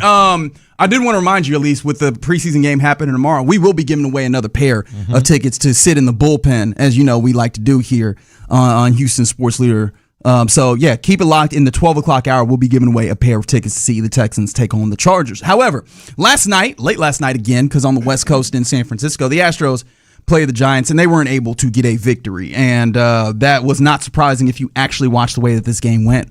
A 4-1 victory for the Giants. Hunter Brown, he did what he could to try and get through those 5 innings. And ultimately, I don't know that it was his failure specifically. I think that you saw some defensive lapses and really just... He didn't help a lot. No. He was okay. No, his stuff wasn't the way that you really want it to be, which, hell, that's part of the questions that we ask ourselves. I think you had Yordan Alvarez have to leave this game, and then you also see, Jose Altuve, you mean? Oh, sorry, Jose Altuve have to leave this game. Yordan Alvarez. Is that age kicking in? Yeah, well, maybe so. But then also you see the rest of the team, and for your top 4 hitters end up with a total of 2 hits, and both of those were Isak Paredes. You just weren't getting production the way that you wanted to. And I think the question that arises from that game was last night at all a symptom of deeper issues that could plague the Astros down the stretch. Yeah. Okay. So last night, Hunter Brown, and he's part of this. So I'll get to that here in just a second. But you load the bases twice, man, in the first 2 innings. That is correct. You load the bases twice, and you texted about this. I was just like, you get 1 run? One run? It's been an issue with the Astros consistently all year. This is one of those ones where I absolutely check off as yes, this is one of the...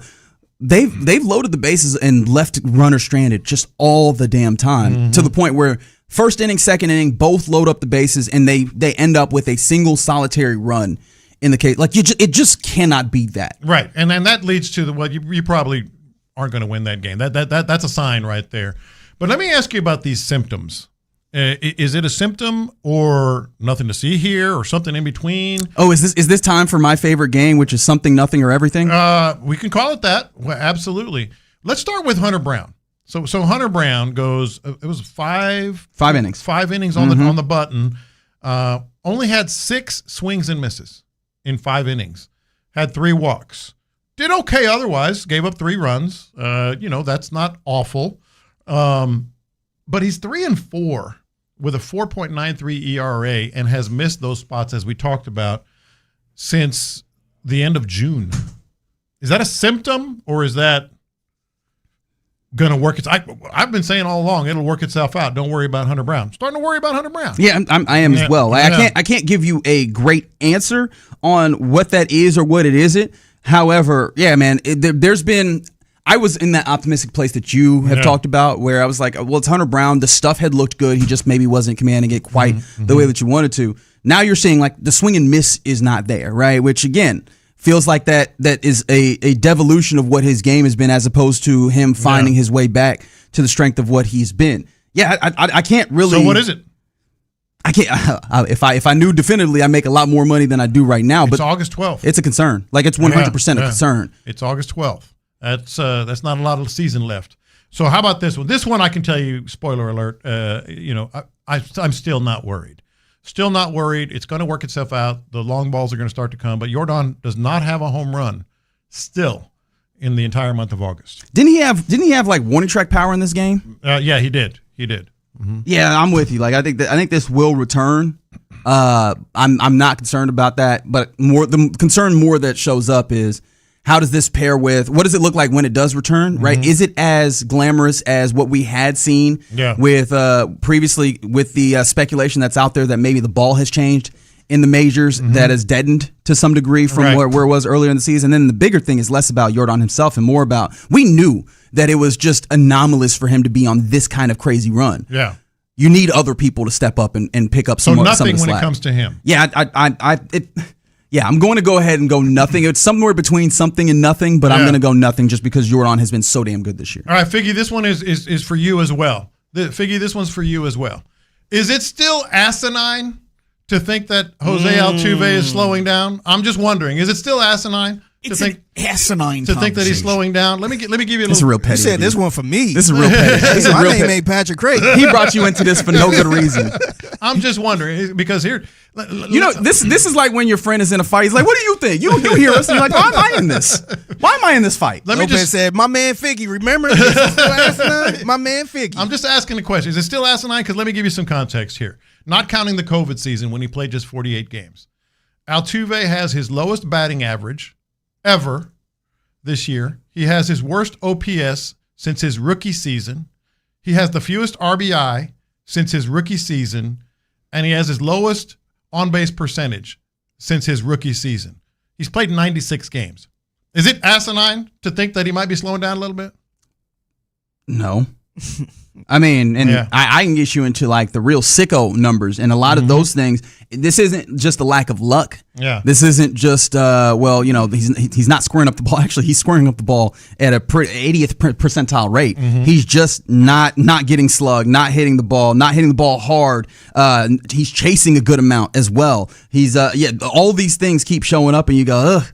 Like this has not looked like a good Jose Altuve this year. And what would be the impetus for that is the question I ask, right? Like sometimes you'll have something like this and you can go, okay, this is a symptom of a latent injury, or this is a symptom of too many games in a row. Maybe that could be something that you throw up here because he has had how many games this year? I'm looking at play appearances and at bats. That's not what I want. Well, he has 96 games. Like he's played a lot of games this year. So maybe that's something where in a better circumstance, you would have pared him back a little bit. But yeah, no, I keep looking up and I go, I don't have a great reason as to why this is falling off like this year. And he's up there in age where this could possibly just be father time taking its toll. Has 2 more years?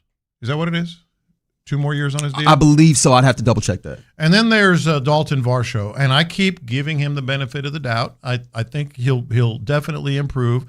But we're 8 games in now. So back to Altuve. It's something is what you're saying. Oh, and 3 more years, mind you. 3 more years. Through the 29 season is what we're looking at here. Yeah, no, it's something. Yeah. I don't even know if I'm leaning a little bit more towards everything, but I mean, you give him the deference in that he is Jose Altuve and he's been really damn good for a long time. Dalton Varsho. I've been giving him the benefit of the doubt, but let's just throw this out there. He's 8 games in now. He's in the middle of your lineup. and he's batting 143 with a 523 OPS. What is that? Is that a symptom? I mean, it's. I feel like it's almost everything. Like, really? That's what he's been doing this year, right? He has not been good with the bat this year. It's one of the reasons why when you bring him in, I go, okay, so what are we doing here? Right? Like defensively, he can do the things that you expect a center fielder to do. But the bat that you brought in, and not even like there's not even a platoon split number reason where I go, okay, well, there you go. Like it's not been all that good. And so the idea that it hasn't been good with him starting here, now it's been really bad here, as you mentioned. He's well below what we've historically thought of as the Mendoza line, right? Yeah. But even still, like I think whatever level of normalization happens, it doesn't get to a place where you go, oh man, this is so much better. It's just going to be better relative. Yeah, no, this is exactly what I think was reasonable to be expected from Dalton Varsho. And it's one of the reasons why that trade didn't do much for me, although it's not like Spencer Arguetti was doing much for you before either. Right. They're going down the stretch the way they are. Something here has got to change. Whether it's Jordan hitting home runs, Altuve somehow picking it up, Varsho doing something, because it's just not. I mean, the Giants stink. The Giants are 20 games under 500. I mean, yeah. But I think that you look at the other places where you were hoping that you expect to get production from, and shout out to Cam Smith because he's again showing up that way. But you got Pena, Paredes. I mean, Jose Altuve should be in there. Christian Walker, the guys that I think that you're supposed to be able to lean on. You go, hey, they're closer to their prime. They're guys that should be propping you up. They didn't give you anything yesterday either. I think that ends up being more of the larger issue of what we're talking about here. Yeah. But you're in the loop right here on Sports Radio 610. Coming up next, as we mentioned, tomorrow, big day here on the station, flip day, as we're going to call it. And it's going to be bittersweet because obviously we get to do some really cool things now with this big frequency. However, we will be letting go of this longtime brand that has meant so much in the city of Houston. And so it's bittersweet, and that leads to the question of the day. What was the most bittersweet goodbye that you ever had? Text in 713-572-4610. We do that next. Yeah, and let's talk about Kalshi, America's #1 prediction market.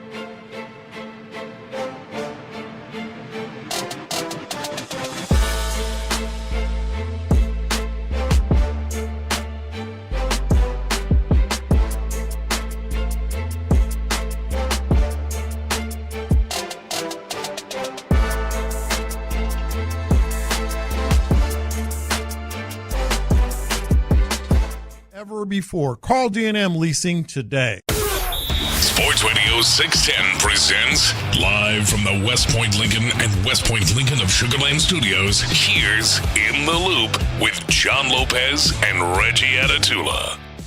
That's right. You're in the loop here on Sports Radio 610. One more sleep before flip day. Make sure that you have it programmed into your presets or be prepared. 95.7 The Fan.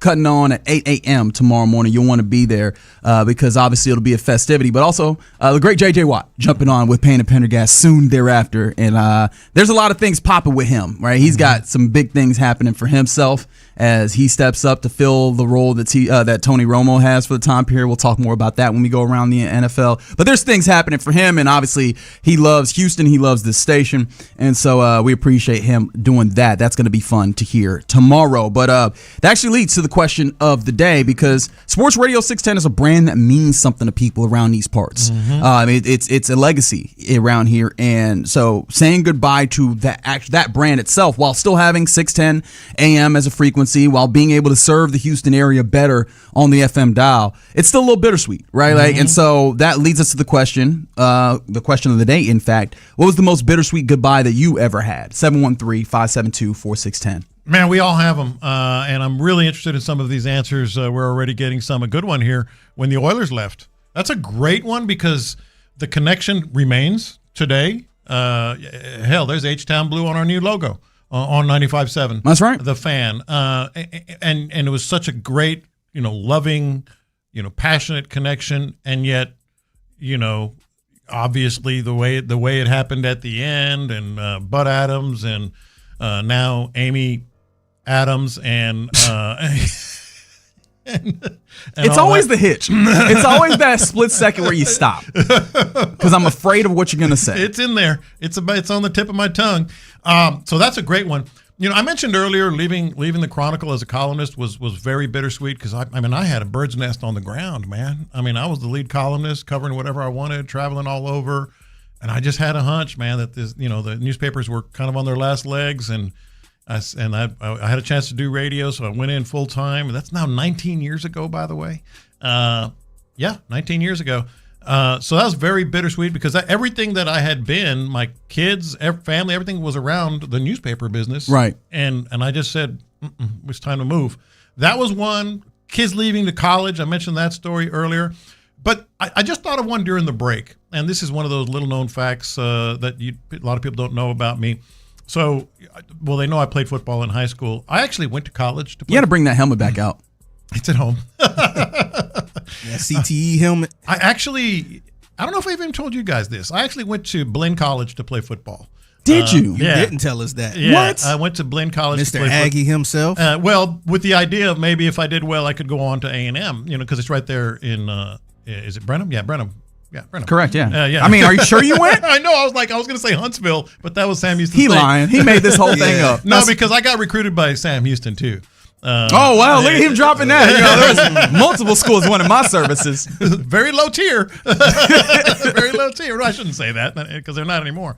But I went to the two-a-days and all that stuff at Blinn, and I'll never forget one day I was in the dorm, and I went, nah, it ain't gonna happen. It ain't not. Wait, was this was your freshman? In the summer, it was summer camp. It was like basically this time of year. This is one of my favorite things. I think Bomani Jones does this really well in all of his platforms. He asks people, what was the moment what was your I quit football moment? Yeah, because it's so good. There's dudes that ran up against a future pro, or there's dudes that just realized, the game ain't at me in this way. You want me to tell you the whole story? Yes, please. I need it. There was 3 guys to a dorm because we were all there just practicing. There was a lot of guys in camp and all that stuff. So I was just laying down after practice, leaning against the wall, whatever. And one of my quote roommates, who I'd never met before, walked in, and he tells the other guy and me, he goes, "Hey, y'all want to go rob the U-Totem?" Excuse me? It used to be a convenience store. Old heads will remember this. It was called U-Totem. U-Totem. U-Totem. Huh. U-Totem. Okay. And it was a totem pole was the logo. You want to tote some of this money? And there was one night he goes, "Hey, y'all want to go rob the U-Totem?" I just looked at him like, no, I'm good, man. I'm good right here. I'm just going to rest. Look at you in the same situation I got in one time, man. I'm just with the bank. I'm good. I think I'm just going to sit here and rest. Y'all go ahead. Have a good time. I didn't realize I should be so happy that none of my friends or all my friends knew me well enough to not ask me to do illegal things with them. Bro, I had to talk my way out of this, man. I didn't know this guy but for a week. I didn't know him for a week. I knew one of the guys I was with, but the other two I didn't know. Yes. I think that was his cousins or something. Man. I had to tell him, like, man, this is kind of crowded in there right now, man. I say, let's go back tomorrow. And I went, and the next day, we had practice, and I had a bad practice, and I went back to the dorm. I'm like, nah, man, I'm done. I'm done. And I love football, obviously, still, but I was like, nah. Packed my bags, went to College Station. I'm done, young boy. And enrolled. Yeah, that's exactly right. I'm done, man. I'm finished. I'm done, man. I enrolled at A&M because I had already been accepted. I had already been accepted at A&M. I enrolled. Went to I didn't even have a place to stay in College Station. I stayed at my aunt's house. Can I ask you about the logic here? Mm-hmm. So you gave up on the football dream because one of the dudes in your... No, it was the whole thing. It was just like... Okay. Like, keep in mind, people don't know this about junior college football. It's basically Division I because there are a lot of guys that back then either didn't have the grades. Yeah, it's grades. Yeah, it's grades. Or they robbed issues, places. Yeah. Issues, yeah. Like I said, my roommate said, hey, you want to go rob the U-Totem? So he clearly had some, history. That's right. So a Division I school didn't Let's gather up all these bad kids. Like one of the been guys, Division I. One of the guys on that team, I believe his name was Weddington or something like that, ended up playing at Oklahoma. It's a lot of talent, and I was good, but I wasn't that good.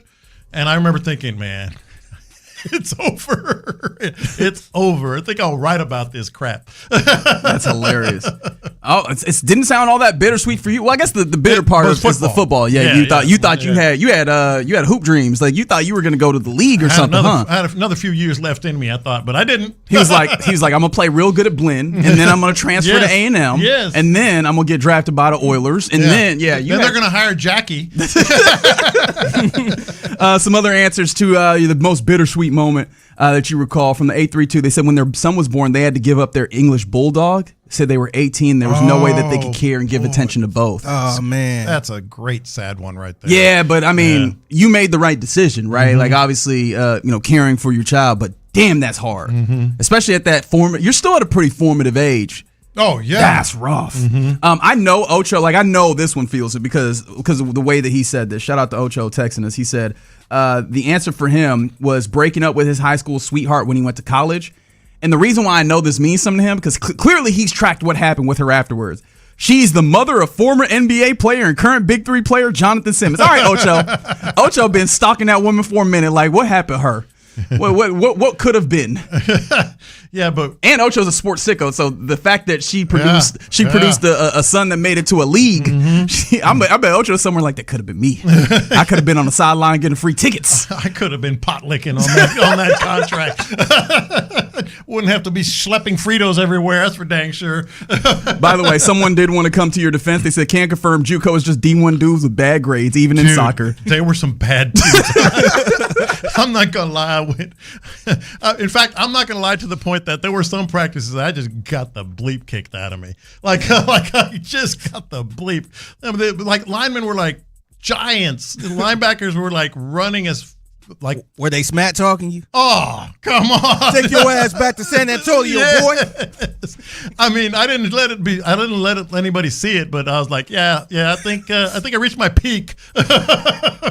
There's a lot of people who are bringing up, leaving high school. Mm-hmm. Obviously, there's separations there, whether it's your friends or, maybe a significant other. Mm-hmm. Honestly, the one that I thought of for me, because I don't know if you know this, when I was growing up, I told myself I was going to be an architect, like seventh grade. Yeah. Everything that I did was geared towards that. In fact, I told myself also, like my middle name in Yoruba, which is a Nigerian language, means like my child will build a house for me. Oh, so wow. I was like, yo, this is all lining up. Yeah. Man, I was in college. It wasn't moving the way that it was supposed to. Mm-hmm. And eventually I just had to make a decision.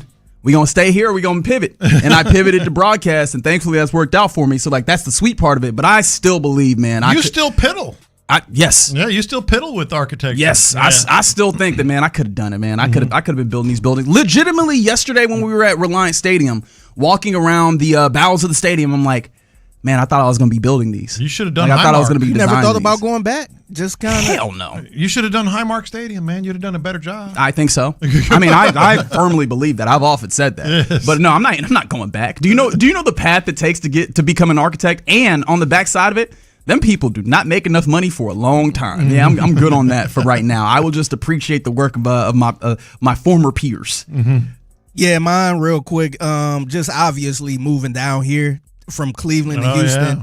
And like I said, I never moved out of the city, let alone the state.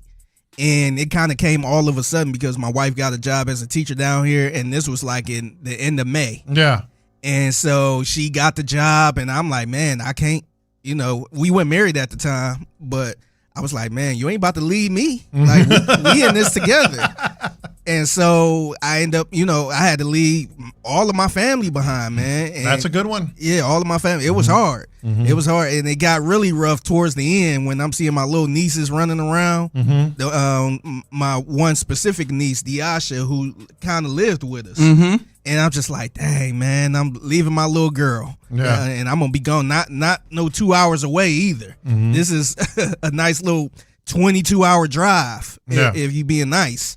So that was hard, just leaving the station I was working at. Yeah. And just going to a whole different place that I ain't know anything about, didn't have any family. Mm-hmm. So that was really bittersweet because I was super excited. I always wanted to live somewhere else. Yeah. But the I guess the bittersweet part was just leaving everybody behind. Well, no friends or anything. you and a lot of Houstonians. In fact, Mary texted just a second ago, packing up my U-Haul with a friend to start our teaching careers in Houston, leaving Wisconsin. There's so many Houstonians that just say, you know what? Or people who say, I want to live in Houston. I want to start my career in Houston. Yeah. And like I said, I ain't know anything about it. I ain't had no friends or anything. Mm-hmm. So I was just kind of figuring it out. And it was actually around this time today. Oh, yeah? Like where I really got started, I was working on the street team 10 years ago. Wow, man. Yeah, I actually posted a picture on Twitter of me in the little bull costume or whatever. I had to be the mascot for a damn concert. Salute the 100.3. Gotta start somewhere. Yep. Yeah. So you understand Toro's plight a lot, don't you? Oh, 100%. I will never go up to Toro and say, is there hot in there? Yeah. The answer is yes. Yeah. Shout out to Toro for not swinging on us when we do that, mind you. But conversations with Toro are very unnerving. Like he came in and sat down again the other day. Yeah, a few times. He likes coming down and sitting at our booth. And, quote, interviews with us, but he doesn't say anything. He just gestures, and we're talking, and it's just like, I don't know about this. This feels weird. One more before we go here from the 832. They said getting out of the Army is up there for them. Went to their first base, wide-eyed, 18 years old. Got out as a 25-year-old husband, changed their life forever. Yeah, man, I can only imagine. Especially again, that's one of those that's still a formative time for you, and you spent it in this system, in this institution, and you grow real fast in the military too. Ain't no choice. Ain't no choice. All right, you're in the loop right here on Sports Radio 610. Keep those coming in, and honestly, I saw people start putting in their why I quit football stories, and I want all of those that you want to give me. 713-572-4610. I'll try and return to those as we keep going here on this Wednesday program. But coming up next, let's go around the NFL where I think that there's an active Wally Pipp situation that we have to keep an eye on. Let's do that next. It's a new day. Yes, it is.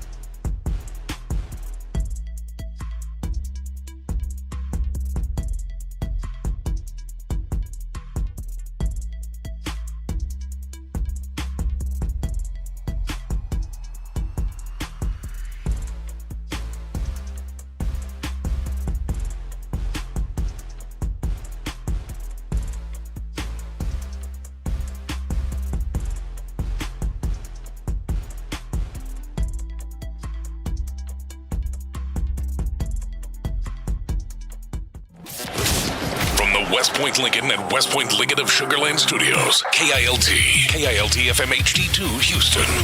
On Odyssey Sports Station. The Texans play here. Let's go around the NFL in the loop style. Why are you smiling? Because I love football. Here's John Lopez and Reggie Adetula. I'm going to tell you all about how much fun you're going to have this season. On Houston Sports Leader, Sports Radio 610. All right. A lot of things happening. I'm going to try and juggle these. You all right? J-Lo, you with me? I'm with you. All right. We're about to go around the NFL here in the loop on Sports Radio 610. I promise that we'll get to that because there's things I want to dip into.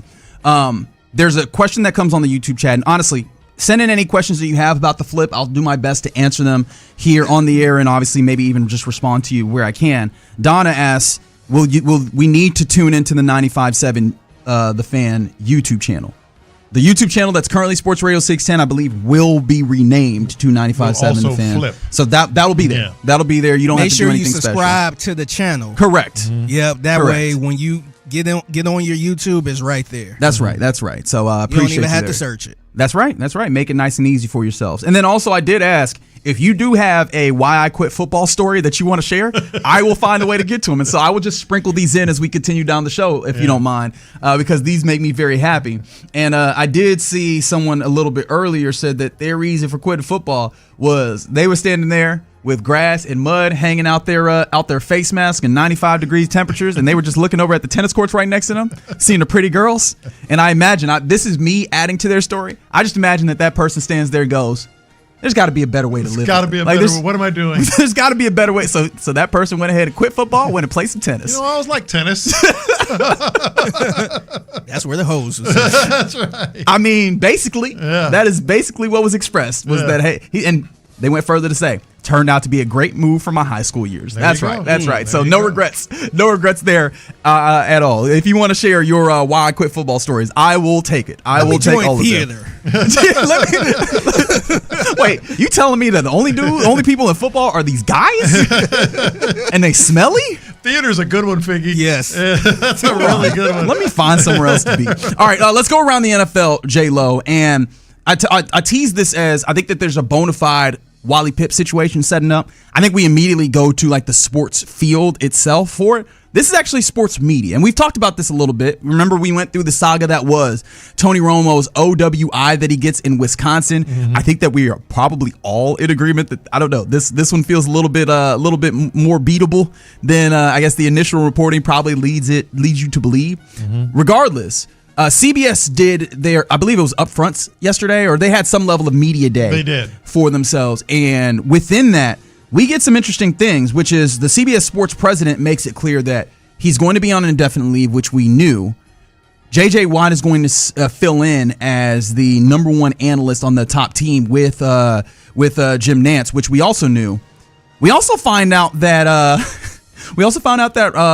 Ross Tucker, who frequently joins the morning show here on this station and does a really good job with podcasts. We've heard him when he has jumped on CBS calls of the Texans games. He will step in with Iron Eagle, the spot that J.J. Watt relinquishes to move up to the one team. And I'm looking at these and I go, these look really good. Ross Tucker is a great one. He's one of those guys that, coming out of the league, he was notable, but it wasn't like, Tony Romo, that he's hired as much for the name as any. He's earned it.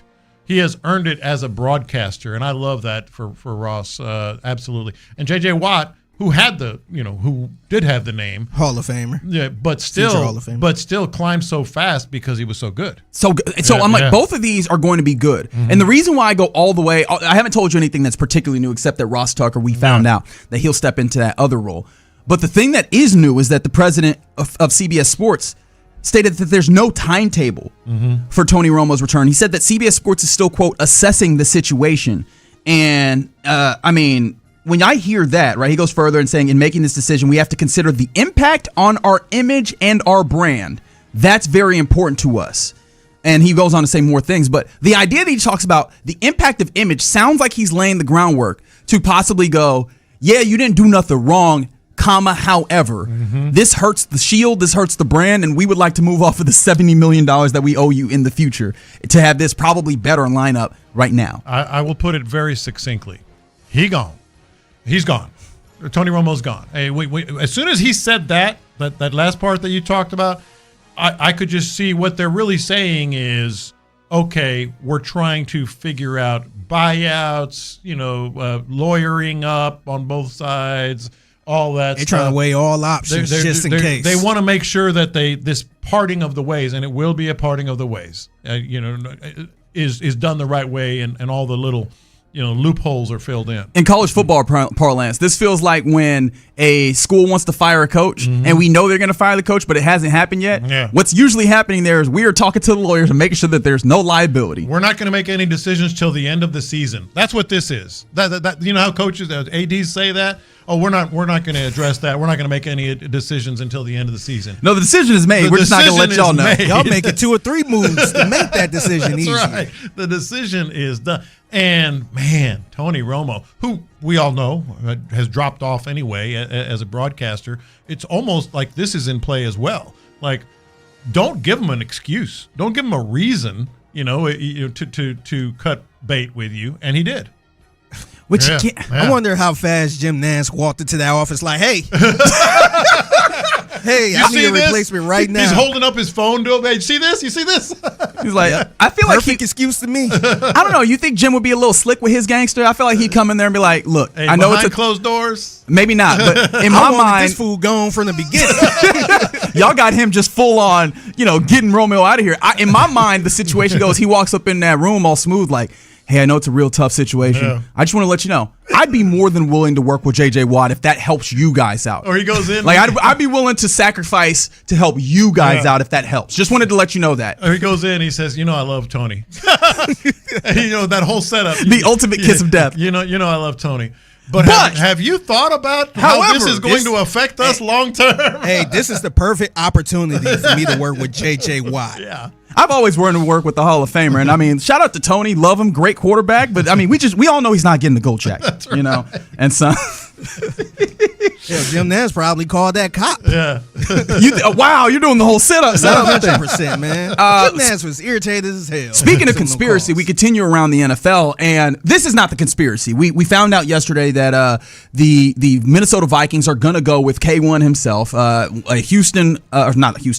Texas high school football legend, Kyler Murray. He'll be the starting quarterback there in Minnesota. They've named that, and it feels right. I think that makes sense. However, this is the conspiracy. Adam Schefter got out here carrying water in a way that I thought was very despicable. This was him on the backside of talking about the news of here's Kyler Murray as the new starting quarterback for the Vikings. This is what he had to say about JJ. JJ McCarthy. He's played 10 games in his career, essentially, in the NFL. He's 23 years old. And you have to wonder if he's going to be the next quarterback, a la Baker Mayfield, a la Sam Darnold, a la Daniel Jones, that needs a change of scenery before he is allowed to thrive in the NFL level. He's so young and still has so much NFL future, and obviously when the Vikings are going to Kyler Murray this early, it seems like it was almost predetermined, predestined to go that way because they're betting on Kyler Murray's upside. But J.J. McCarthy also has upside. He's just not going to get the chance to show it early on here in Minnesota, and that will lead to questions about his future in Minnesota and how much longer he will be there.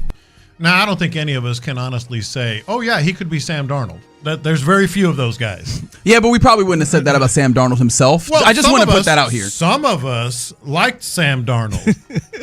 I don't know who, but some of us like Sam Darnold. See, this isn't appealing. This isn't cute. Just go ahead and if you're going to talk your talk, just go ahead and talk your talk then. Play the tape. Anyway, now here's the thing. I don't think any of us are going to say J.J. McCarthy. Oh yeah, he could be that guy. But I do think there's already a clear path with the LA Chargers. I mean, why not? J.J. McCarthy with the LA Chargers, you think? Backup. My thing is, when I think of a backup quarterback, when I'm looking for a backup quarterback, it's one of a couple of things. One is I get a dude who I know can handle the very basics of what's happening here, right? A dude who's a veteran who I don't have to worry about stepping into a role. There's probably the one that immediately comes to mind is the one that's local, right? Davis Mills, he sits probably more in that where, Jacoby Brissett is probably one of those over the last few years where you just go, I know I could slide him in here and he's going to hold it down. Tyrod Taylor, right? I know that he can hold it down. Or I'm getting the backup quarterback where I go, this is a dude who has a lot of upside that I can still get. He would have to fit in the second bucket, except how many people actually believe that with the second bucket of J.J. McCarthy that, yes, he's 23 and but I mean, we go back to the actual him playing at Michigan where who's it looked like. Who's the coach of the Chargers? His coach was terrified. Who's the coach of the Chargers? Well, it is indeed Jim Harbaugh, who was his coach at Michigan. Yep. But I come back to the idea of they got to high level situations and they looked terrified to let him do his play his position. Championship. They did. Seemingly in spite of him at times. I think no question. Yeah, I think if I'm saying there's a path. If anybody gonna give him a chance, I think it will probably be Jim Harbaugh. Yeah. I think we do this too often where we go, they've worked together and that means that they like each other. How many times have people worked together and they don't actually like the person that we're talking about? By the way, the person that was reporting on this, Adam Schefter, where did he go to school? That's the part that I wanted to come back to. No, this is all a Michigan connection. Correct. Me, man. And I thought this was disgusting. Right? Like, but Adam Schefter has looked really bad of late, and I say of late, maybe the last few years with some of his reporting. This is one of those ones that absolutely falls in that pile because I get it, right? I think that there's something to be said for leaving open the possibility that, hey, I know that the popular consensus is that guy's not all that good and you want to throw him away. There is still the possibility that some other team might want him. He went way further than that. He's like, he's still young. There's still a lot to be had. There's going to be teams that want him. Are we sure? You say, though, that a lot of coaches fall into this trap. Jim Harbaugh is an old school coach. He's like out of central casting to fall into that trap. I love this guy. He won me a championship. Bring him in. He can be our backup. The thing is, I don't know if he's going to trade like a high pick for him or anything like that. Ain't no high picks going for J.J. McCarthy. That's what I'm saying. But if he just want to sit behind somebody that's a good head coach and you got Black Mike there and just kind of sit and learn, I think that would be a good place for him. By the way, I don't know how much power he has in any of this. Yeah. What you think that Black Mike says when they come to him and say, hey, we're thinking about bringing J.J. McCarthy in? Mm-hmm. Don't forget, he basically got fired because of Tua Tagovailoa and the weaknesses in that guy's game. Yes, coach. That's what he says. Hell yes, no. coach. He's absolutely. He's lucky to be an OC right now. Oh, y'all think they asking him? That's what I'm saying. That's what I'm saying. He probably gonna find out like we find out. Yes, coach. Yeah. But yeah, we'll see. Good thing is he'd be a backup, so unless something crazy happened, I don't think he had nothing to worry about. Mm-hmm. Fair enough. All right, some more things around the NFL. Did you see this? That I saw Jordan Schultz reporting this. The coffee heir himself said that the Giants are going to host cornerback Terrion Arnold for a visit today. Remember Terrion Arnold? You remember way back when earlier, was it last month? Yeah. When the Texans had him in for a visit, supposedly having some interest in him. And also the Seahawks were one of those teams as well. Well, the Giants are going to have him in. One, I was just like, all right, that's interesting for the Giants. But two, I was like, oh man, I completely forgot about the fact that Terrion Arnold was a guy that they were looking at. How do you think that the Texans are looking at their cornerback room? Because clearly not too long ago they were like, hey, maybe should we take a flyer on this Terrion Arnold circumstance? I think this is more of a Terrion Arnold story, and he's got some real red flags more than a Texan story. Think about the two teams that he's worked out for. Like perfect situations for a guy like that to come in terms of, culture and coaching and system and all that stuff. And they didn't want him apparently. The Seahawks and the Texans, and then like I think you couldn't dial it up any better. And also, I think who y'all been talking about was it Colin Wright? Mm-hmm. Being maybe probably the third best corner is what I kept hearing. Mm-hmm. Which might be a little much, but but I think that could kind of play into it too, where they feel like they don't need him because they trust Colin Wright rather than bringing in somebody with some baggage. Mm-hmm. That's exactly what I was thinking. Is they have had such good performance out of Colin Wright in particular out here at training camp, where I think that I shouldn't say completely deaded, because Terrion Arnold still has a level of talent that you go, that's interesting. But yeah, I feel like you could look at least four guys that you feel pretty, or it seems like they feel pretty comfortable with. Yeah. And then Traymon Smith is also in there. And I don't know, man, the things that he does special teams wise still, I think, have some value, where Terrion Arnold, I don't know if he's doing any special team stuff. I think this is completely like out of the realm of the Texans now. And it served as a reminder for me there. Yeah. All right. And then one more thing here. I know that I have not been pestering you with this anytime recently. You know what? I kind of been missing it. I'm not going to lie. Kind of been missing that. So do you want me to spend the next segment catching you up on the NFL 100 then? No, it's just a little bit of a schadenfreude, you know. Just give us a quick rundown. Revel in my own pain. You know, I won't give you a rundown because there's a lot of names. I think we stopped in like the 40s. Yeah. We've reached number 25, where CJ? another Texan is here. No, CJ's not making the list. I think I can say that very definitively. Oh, you good now? I can say that very definitively. You sure about that? 100% sure that he's not making the list. But you know who is at 25 though? It is Derek Stingley Jr. Feels about right. Where was he last year? Oh, that's a good question. I felt like he was in the 20s. That feels about right, actually. Yeah. And good for him. Well deserved. Now we'll see. You know, Surtain hadn't been listed yet, has he? No, and that's always going to be an interesting thing to me. Is like how are they compared? Because in our minds they are just 1 and 2, 1A, 1B really in the way that we think about this with best cornerbacks. Mm-hmm. I'd be interested to see how much of a difference ends up showing up in this exercise, because it feels like they would be guys that should be relatively handcuffed, even though I think more people default to Surtain being the better of the two. Yeah. All right, you're in the loop on Sports Radio 610. That's how we go around the NFL. And don't forget, we are giving away a pair of tickets to go see the Texans face off against the Chargers tomorrow. We'll be doing that in the 12 o'clock hour. But coming up next, there was a big sports business thing that happened this morning, and that's that the Lakers sold yet again for $12 billion. And this sale raises a question. Are we beyond the era of ownership that truly cares about winning? Let's talk about it next. Ready? The 2026 preseason kicks off.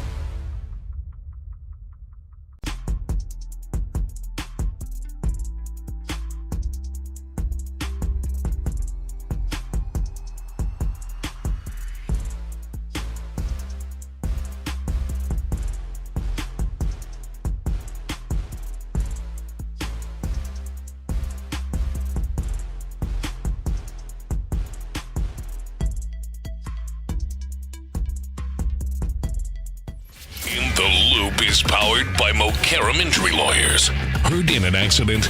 Call Mokaram Injury Lawyers at 281-222-2222. Yeah, you're in the loop here on Sports Radio 610. One more day to say that, right? How about that? Tomorrow, 95.7 The Fan. Make sure that you're ready. 8 a.m. is when the flip happens on the FM side. Don't worry about it. Like, you don't have to be too afraid. If you tune into the 610 airwaves, you will still hear us. Mm-hmm. You will still hear us, but if you want to hear us nice and clear, loud, all over the greater Houston area and even a little bit outside of that as well, 95.7 is where you want to be on the FM dial. We're about to dig into this, into the sports business world a little bit because there was a big sale in the world of sports that I want to bring a conversation about. However, I did ask earlier for you to just give me all of your why I quit football stories because it warms my heart whenever people share these. They're always so hilarious, and y'all have not disappointed. Shout out to let me make sure I get this. Sean the God Guy is what he refers to himself as.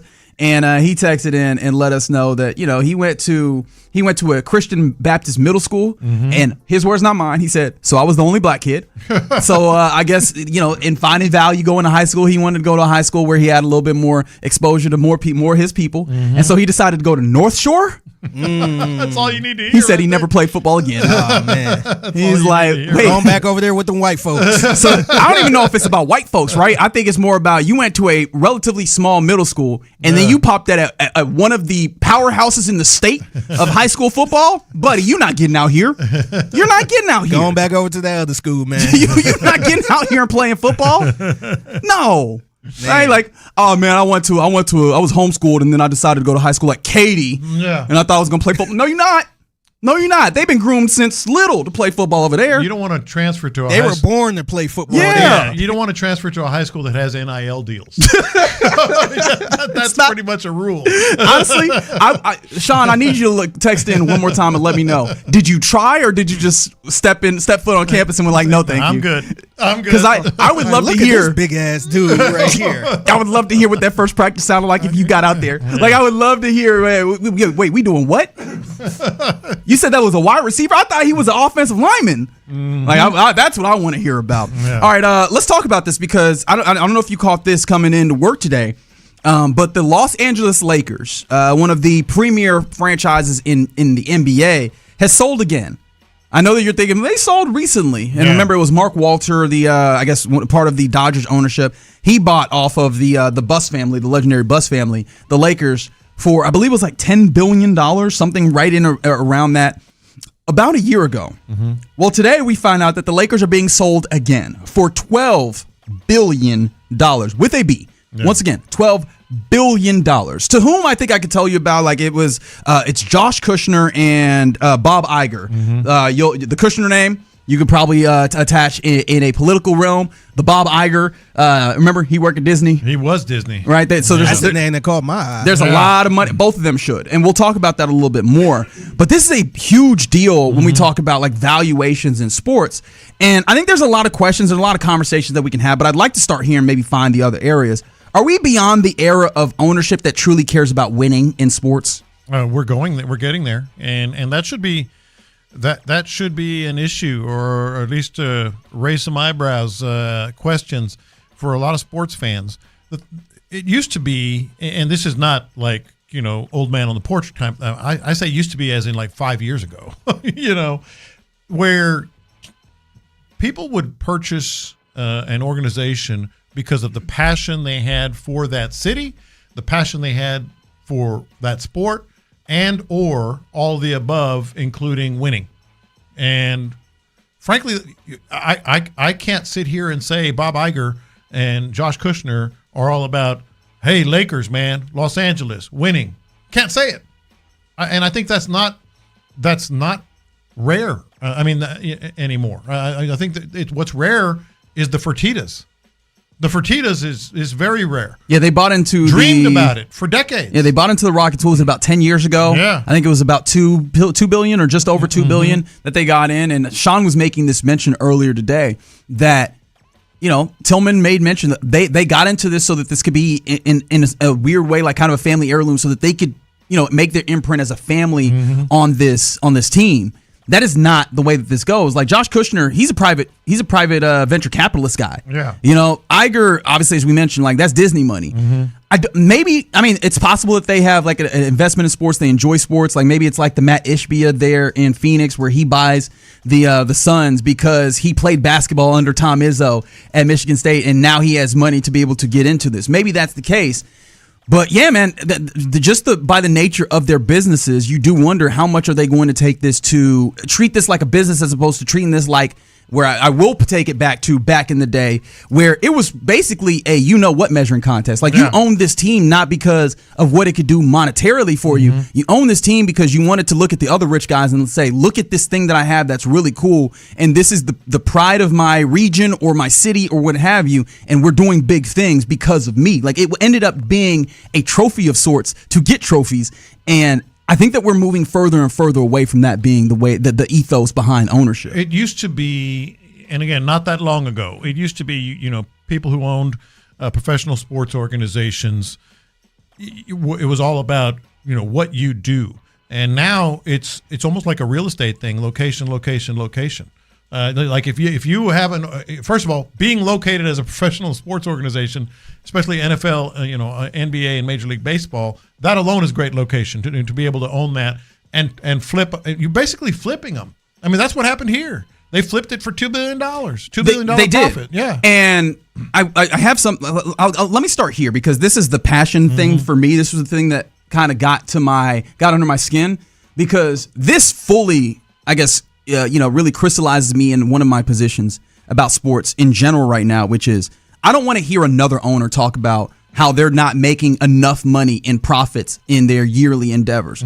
This is where you make your money. Yeah. Right? The valuations that continually take up, right? We just saw Sportico put out an article this morning about the top valued teams in sports. Of course, the Cowboys are up there. $15 billion and change. I think it was $15.5 billion was their valuation right now. And I think I can guarantee you if Jerry Jones actually somehow decided to sell it, it'd be more than that, right? Yeah. You make your money off of the valuation and eventually when you do want to sell this team. Now, there is an argument to be made that how many people can actually buy it, but apparently there's still people out there, right? And so I don't want to hear about your year over year, well, we're not making enough money, right? Baseball, I'm looking at you particularly because we're headed towards a work stoppage. Behind that, we're not making enough money on this normal thing. It's like, yeah, man, I don't care about you making money year over year. You're going to make your money off of the valuation on the back end of this, and it's going to be in the billions, not the millions. So there's that. But I think that it's worth noting, as much as we can look at Mark Walter and go, you flipped this in a year. Yes, a year. I do wonder how much that's actually a flip that he was intending on. Because the uncomfortable part about this is that there are political ties to this. Obviously, the Kushner name comes up, tied to the president of the United States. And look, I'm just going to lay this out flat. Mark Walter and some of his associates are under investigation right now from the federal government. And then all of a sudden he sells his team to somebody that has ties to the federal government. Like that is not necessary. There's a possibility that is not coincidence. Is all that I will say. I'll say the same thing. It's a possibility. I think it's more simple. It's a lot simpler than that. I think while you don't immediately purchase a franchise and say I'm going to flip it in a year, it's in your mind that, boy, have I just made a lot of money. At some point, I just made a lot of money. Right. Whether it's a year or 5 or 10 years, I made a lot. Did you know this? And I looked it up this morning before when we were talking about this. There are 74 current professional sports organizations in the United States. 74 that have some level of private equity investment in them. It used to be, hey, who owns this team? Oh, it's Bob McNair. Who owns this team? It's Jerry Jones. And obviously, like some minority owners, but those are still people. But it's like one dominant owner. There are $54 billion invested from private equity right now in professional sports organizations. That's not sports passion. That's a passion for making business. Money. That's business. And there's also some consortiums and some groups of people that purchase majority ownership. There might be a couple of faces in front, right? But it's 6 or 8. It's a consortium of 6 or 8 people. The one that immediately comes to mind. Passion. The one that immediately comes to mind was like Timberwolves, where you have the face is Alex Rodriguez, but that's a group of people that had to pull together to get that majority share, right? That ultimately gets the ownership. So to answer your question, this is problematic This is not, hey, we're going to do whatever it takes to win. Well, you're going to say that, but if someone comes up with a $2 billion profit in a year, you're going to sell. Especially as making money has been decoupled from winning. Mm-hmm. Their money is not necessarily made as much from them being winners. I think it helps, don't get me wrong. Yeah. Their money is made from TV deals increasing, for lowering labor costs. Like, those are the places where their money is made, which I don't think is insignificant to consider when you look at baseball looking like trying to get in a salary cap in this next labor negotiation. I don't think it's insignificant when we look at baseball, or basketball rather, having put in this arbitrary system of caps of aprons in order to like limit spending. I think that all those things come in, and I'm not trying to like poo-poo the individuals in this necessarily, but the system is lining itself up to where the ownership stakes and the way that they make money is further and further from the investment of actually winning games on the fields or the courts or whatever happens, especially because now we're not even just talking about people where people's emotions will come in. Now we're talking about private equity groups, and all they care about is how does the spreadsheet look after X amount of time. Yes, and a lot of people, and what else happens when private equity firms or consortiums purchase an organization? Not even in sports. Slash, cut, bottom line. Let's make the house look attractive for the next buyer. Yeah. That's how it is. To me, that's when y'all talking about this, I thought about restaurants. Yes. Like, that started off as like a family kind of chain, and now you got other people in it, and we always get the people saying, oh, this don't taste the same. Right. And that's because it's not that passion, like y'all said with sports. And we've talked about here and there Tom Dundon, the new owner of the Portland Trailblazers, and how he's slashing and burning and cutting, and he bought that organization for $4 billion. There were five people that are partners of his, including the president of Blue Owl Capital, a private equity firm, and Collective Global, another private equity firm. So he's the face of like, boy, this guy is just crashing and burning everything. No. That is a very attractive for whenever it is the next purchase. He's going to turn that $4 billion, especially after the Lakers sold for $12, into $8 billion. That's not what we want from our owners as fans.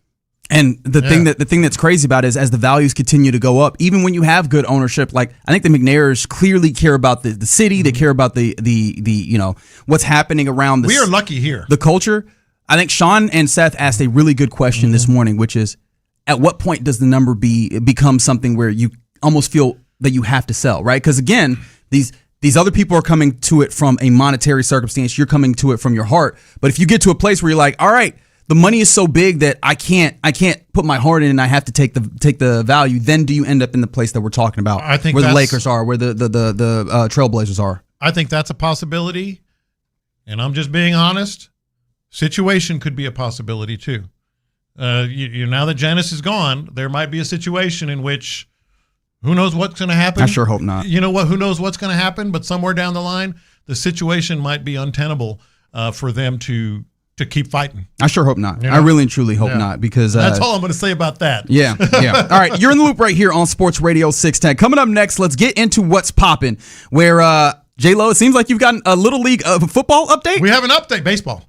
Oh, baseball. Sorry. Why did I say football? I don't know. Yeah. I'll figure that out next. It's a new day. Yes, it is. Tomorrow morning, a new day in Houston Sports Radio begins. At 8 a.m., we flip the switch on 95.7 The Fan and move Houston sports leader to the FM dial. The voices you trust, the sports talk you love. Louder, clearer, and better than ever. We'll see you tomorrow on Houston Sports Leader 95.7 The Fan. John Lopez here with Louis Flory from Ability Trees. Louis, first of all, I want to say thank you, not for being a good dude and a good friend, but I slept well at night after the latest storm because my trees, we had problems, but we didn't have tree problems. I always like to come in again and take care of these potential problems to make sure that we cut down the liability exposure to tree damage, property damage, someone getting hurt. I know after our latest storm, you were getting calls that said, hey, thank you for this, thank you for that. John, After Burrow came through here, I can't tell you how many calls that we had where customers were calling in and thanking our office staff of getting their trees pruned and cleaned out before Burrow hit. So they were just very thankful that they had their trees pruned, cleaned out where the wind could blow through those trees instead of against them.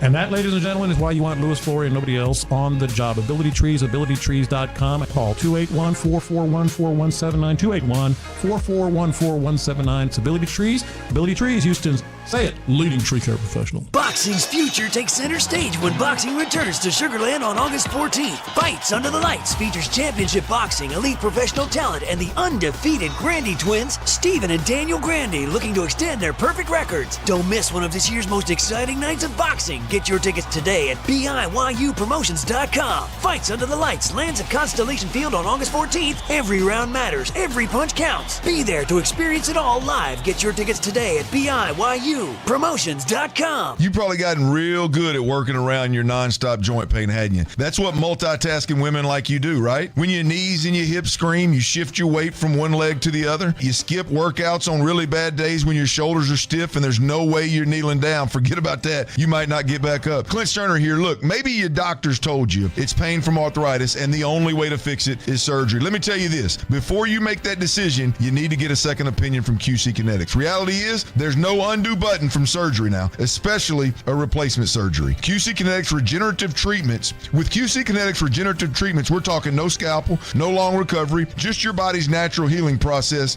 doing what it does. That's exactly why women like you have turned to QC Kinetics right here in Houston. Pain relief that allows you to get better while life keeps on keeping on. Check your options with a free consultation at QC Kinetics today. Call and schedule 713-913-5285. QC Kinetics is in Sugar Land, the Woodlands, the Heights, and Cypress. That's 713-913-5285. When it comes to family law, a lot has changed in recent years, so assumptions can be costly. If you see or sense a change coming in your family life that could have legal implications, it's important to know where you stand. What are your rights and responsibilities? Getting good legal advice early is never a bad idea. I'm Joe Cordell of Cordell & Cordell. If you or anyone you know is facing a family law issue, start with a consultation. Visit CordellCordell.com. Office in Houston Metro and St. Louis. This is the story of the one. As a maintenance engineer at a beverage manufacturing plant, he starts his day knowing every line is ready to run because Grainger delivers the industrial-grade products he needs to keep mixers, conveyors, and packaging equipment moving.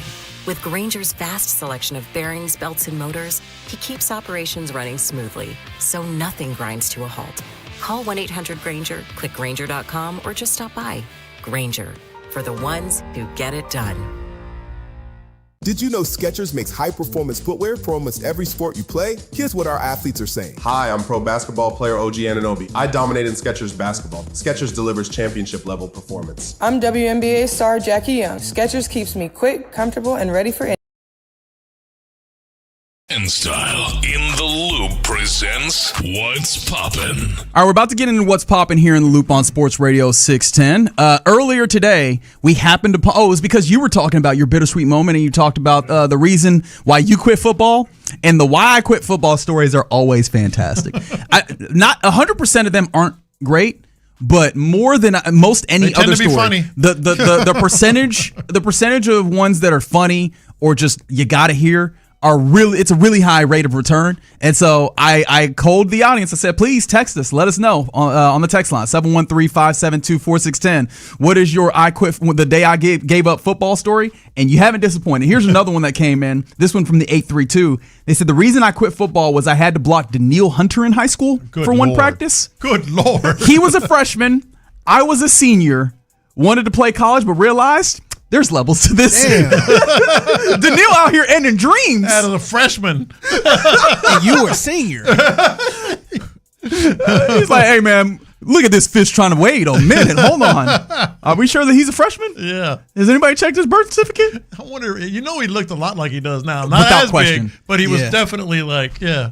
Yeah, man, I can't blame you. I'm surprised you actually tried to block him.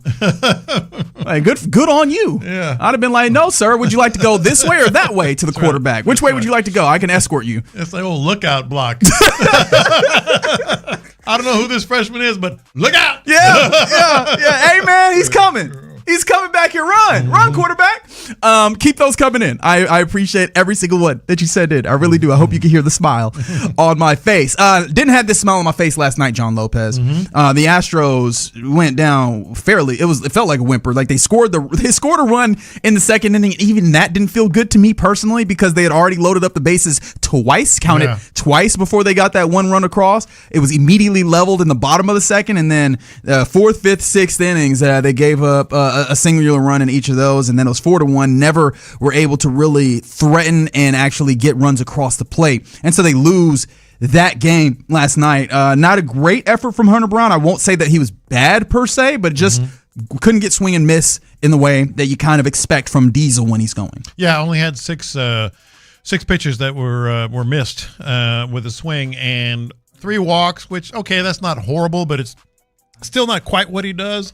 And then the 2 bases loaded things were just that was not necessarily a death knell because it was the first 2 innings, but it's certainly a sign that they weren't going to be able to bring those runners in. No, absolutely. The big thing that I look at is today's game, the rubber match, 2:45 first pitch out there. Well, I mean, it's 2:45 here locally, but a first pitch out there in San Francisco. And the interesting thing here is it's Brian King as a opener, which means expect Tatsi Imai still coming out of the pen, but he will be the bulk pitcher today is what it feels like. I don't mind it. I actually don't mind it. Where has he had the most trouble? On the road. Where has he had the most trouble on the road? Early in the first inning. Where has he excelled? As a reliever since he's been sort of demoted. Hey, Joe Espada rightfully gets criticized a lot. This isn't a bad move. It's not a bad decision. I appreciate him trying something here. I don't know how good this is going to go because I think also this opens up the opportunity for someone who has not dealt well with new circumstances and new experiences to then have to do this as an opener. And not just that, are we certain he starts a clean inning? No, is there? I mean, can't be. Yeah. Brian King has been solid, so I don't want to make it seem like I'm beating him up. However, there have been instances where Brian King or pretty much anyone and everyone in this bullpen has not been able to get through the inning cleanly.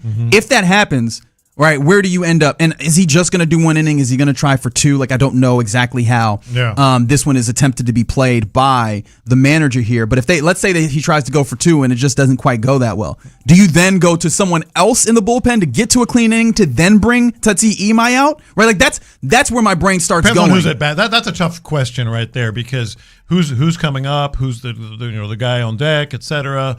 What's is there anybody on base already? Are they in scoring position? That's a tough one. Sure. I think you by design though I like the way he's thinking here. I mean I agree with you as well. The only thing that brings me to is this makes this a fascinating game for me just to see what happens. And unfortunately, there's a potential downside within this. Absolutely. The thing that kind of it weirds me out is what happens if this works? Keep it. You think that it just becomes like, hey, we got opener games every fifth day? Well, no. Remember when they first put Imai in the bullpen and he pitched pretty dang well coming out of the bullpen. Yeah. You brought up the question. I said, no, you don't change a damn thing because we know you can't have the uncertainty of him starting a game anymore. Not if you're in a race, and they are. So hell yeah, you keep it going. So another reason to watch the Astros, not just the idea of seeing if they can widen their lead, which did not move at all thanks to the Rangers for losing a game yesterday as well.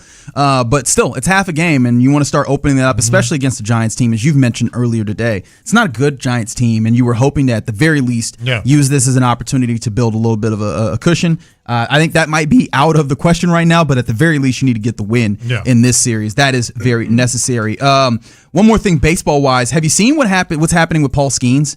He exited a start yesterday after 5 innings, 65 pitches. He said that he said it is what it is, but the thing that I've noticed is that Paul Skeens just has not been the dude who we were talking about early in the season is like MVP candidate when we were looking at the NL and saying that there's like 5 MVP candidates.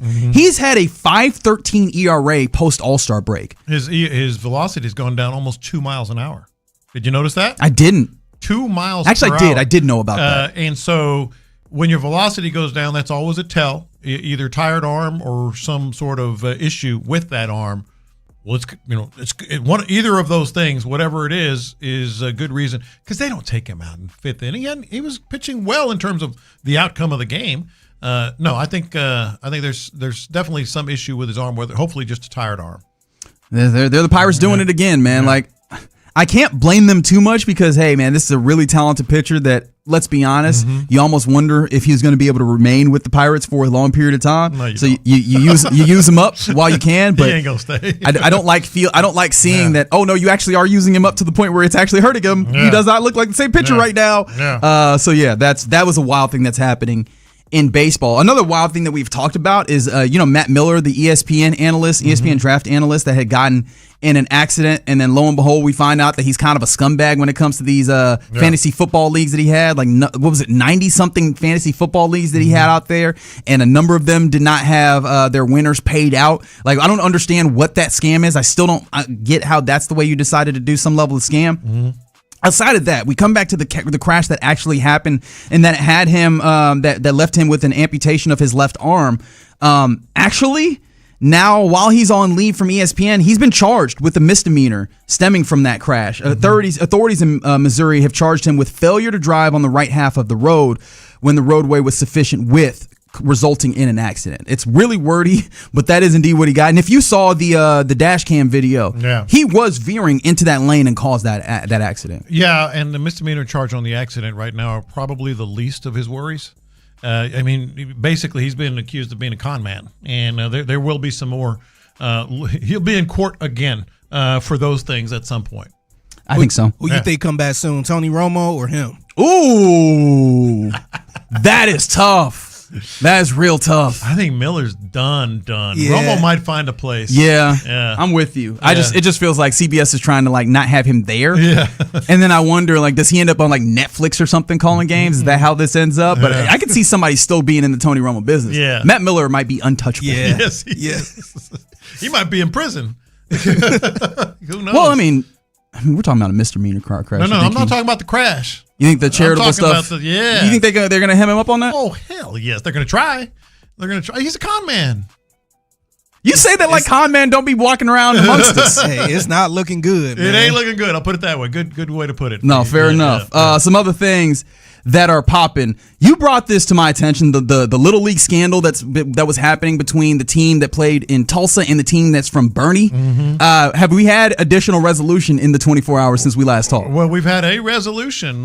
So Texas West, which is the Bernie Little League team, was okay. If you haven't heard and you weren't listening yesterday, Tulsa was disqualified, just like their softball team, which probably should not be minimized, for having ineligible players. Big to do. They end up getting a judge to issue a restraining order. Then the judge, I'm guessing with an eye on elections, reversed course, and after all the uproar, and said, we're not going to have that injunction after all. So Bernie is in fact going to the Little League World Series. Tulsa has in fact been disqualified. Some of the things that have been said in these, and I'm not going to go through them all, but in these documents that Little League International has released are just awful. Like a player in this Challenger League, which is for disabilities and special needs, like the player that they had in question so his brother could play with Tulsa, never even went to a practice. Just awful things. And this is the thing that really ground my gears when I saw the reaction from the Tulsa Tulsa Little League. Now they're playing the victim. Now they're acting like they were somehow wronged here. To our Oklahoma administration, they wrote in a statement, the Southwest Regional Administration and Little League International, this one is on you. Whoa! They deserved better. This is your fault. We are reviewing Tulsa. Blood is on your hands. We are reviewing Tulsa National Charter to see what is needed for a change, so this doesn't have to happen to a different team. Karen is going to Karen. Now they're playing victim. They cheated. They were found to have cheated. They used ineligible players. They were disqualified, and now they're saying we're the victim here. Okay. Okay, Karen. Heady play. Heady play. I mean, it's despicable, but hey, man, if you don't try and make this work, that is a play that seems like it has the most viability, even though I think it's nasty business. So Bernie's now my new favorite team. I noticed. Yeah, we'll see if I noticed. Is Bernie now the the Alabama team has a girl starting pitcher, and she just hit a double and scored. Were you talking about the little softball league team have a girl pitcher. Oh, the little yeah. Nice. Yeah. We got our new Monet Davis out there. Yeah, she's kicking butt. Hell yeah, brother. Yeah. All right, you're in the loop right here on Sports Radio 610. That's what's popping. Coming up next, mind you, in the 12 o'clock hour, we will be giving away a pair of tickets to see the preseason game tomorrow versus the Chargers. Real close in the bullpen, so keep it locked here. But coming up next, does this Texans offense have intangibles? Let's break that down next. Ready? The 2026 preseason kicks off tomorrow.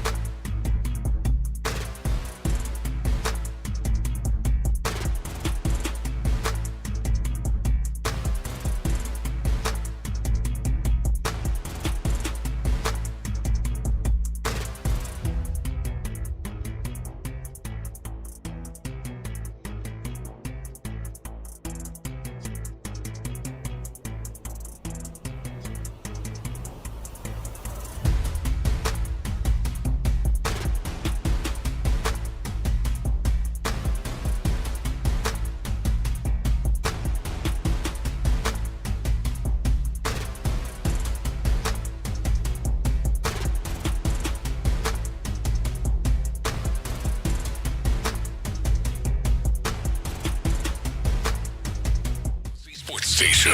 The Texans play here.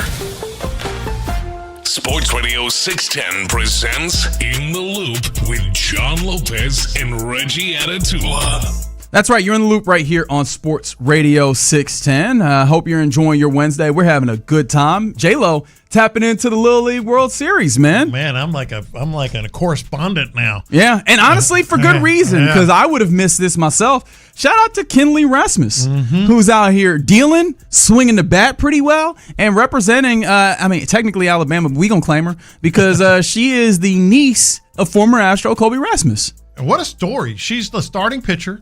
They're one win away from getting to the Little League World Series.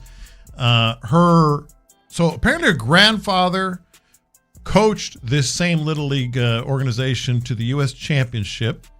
Her father, Corey, was on that team and became a first-round pick of the Braves and played a little bit with the Angels.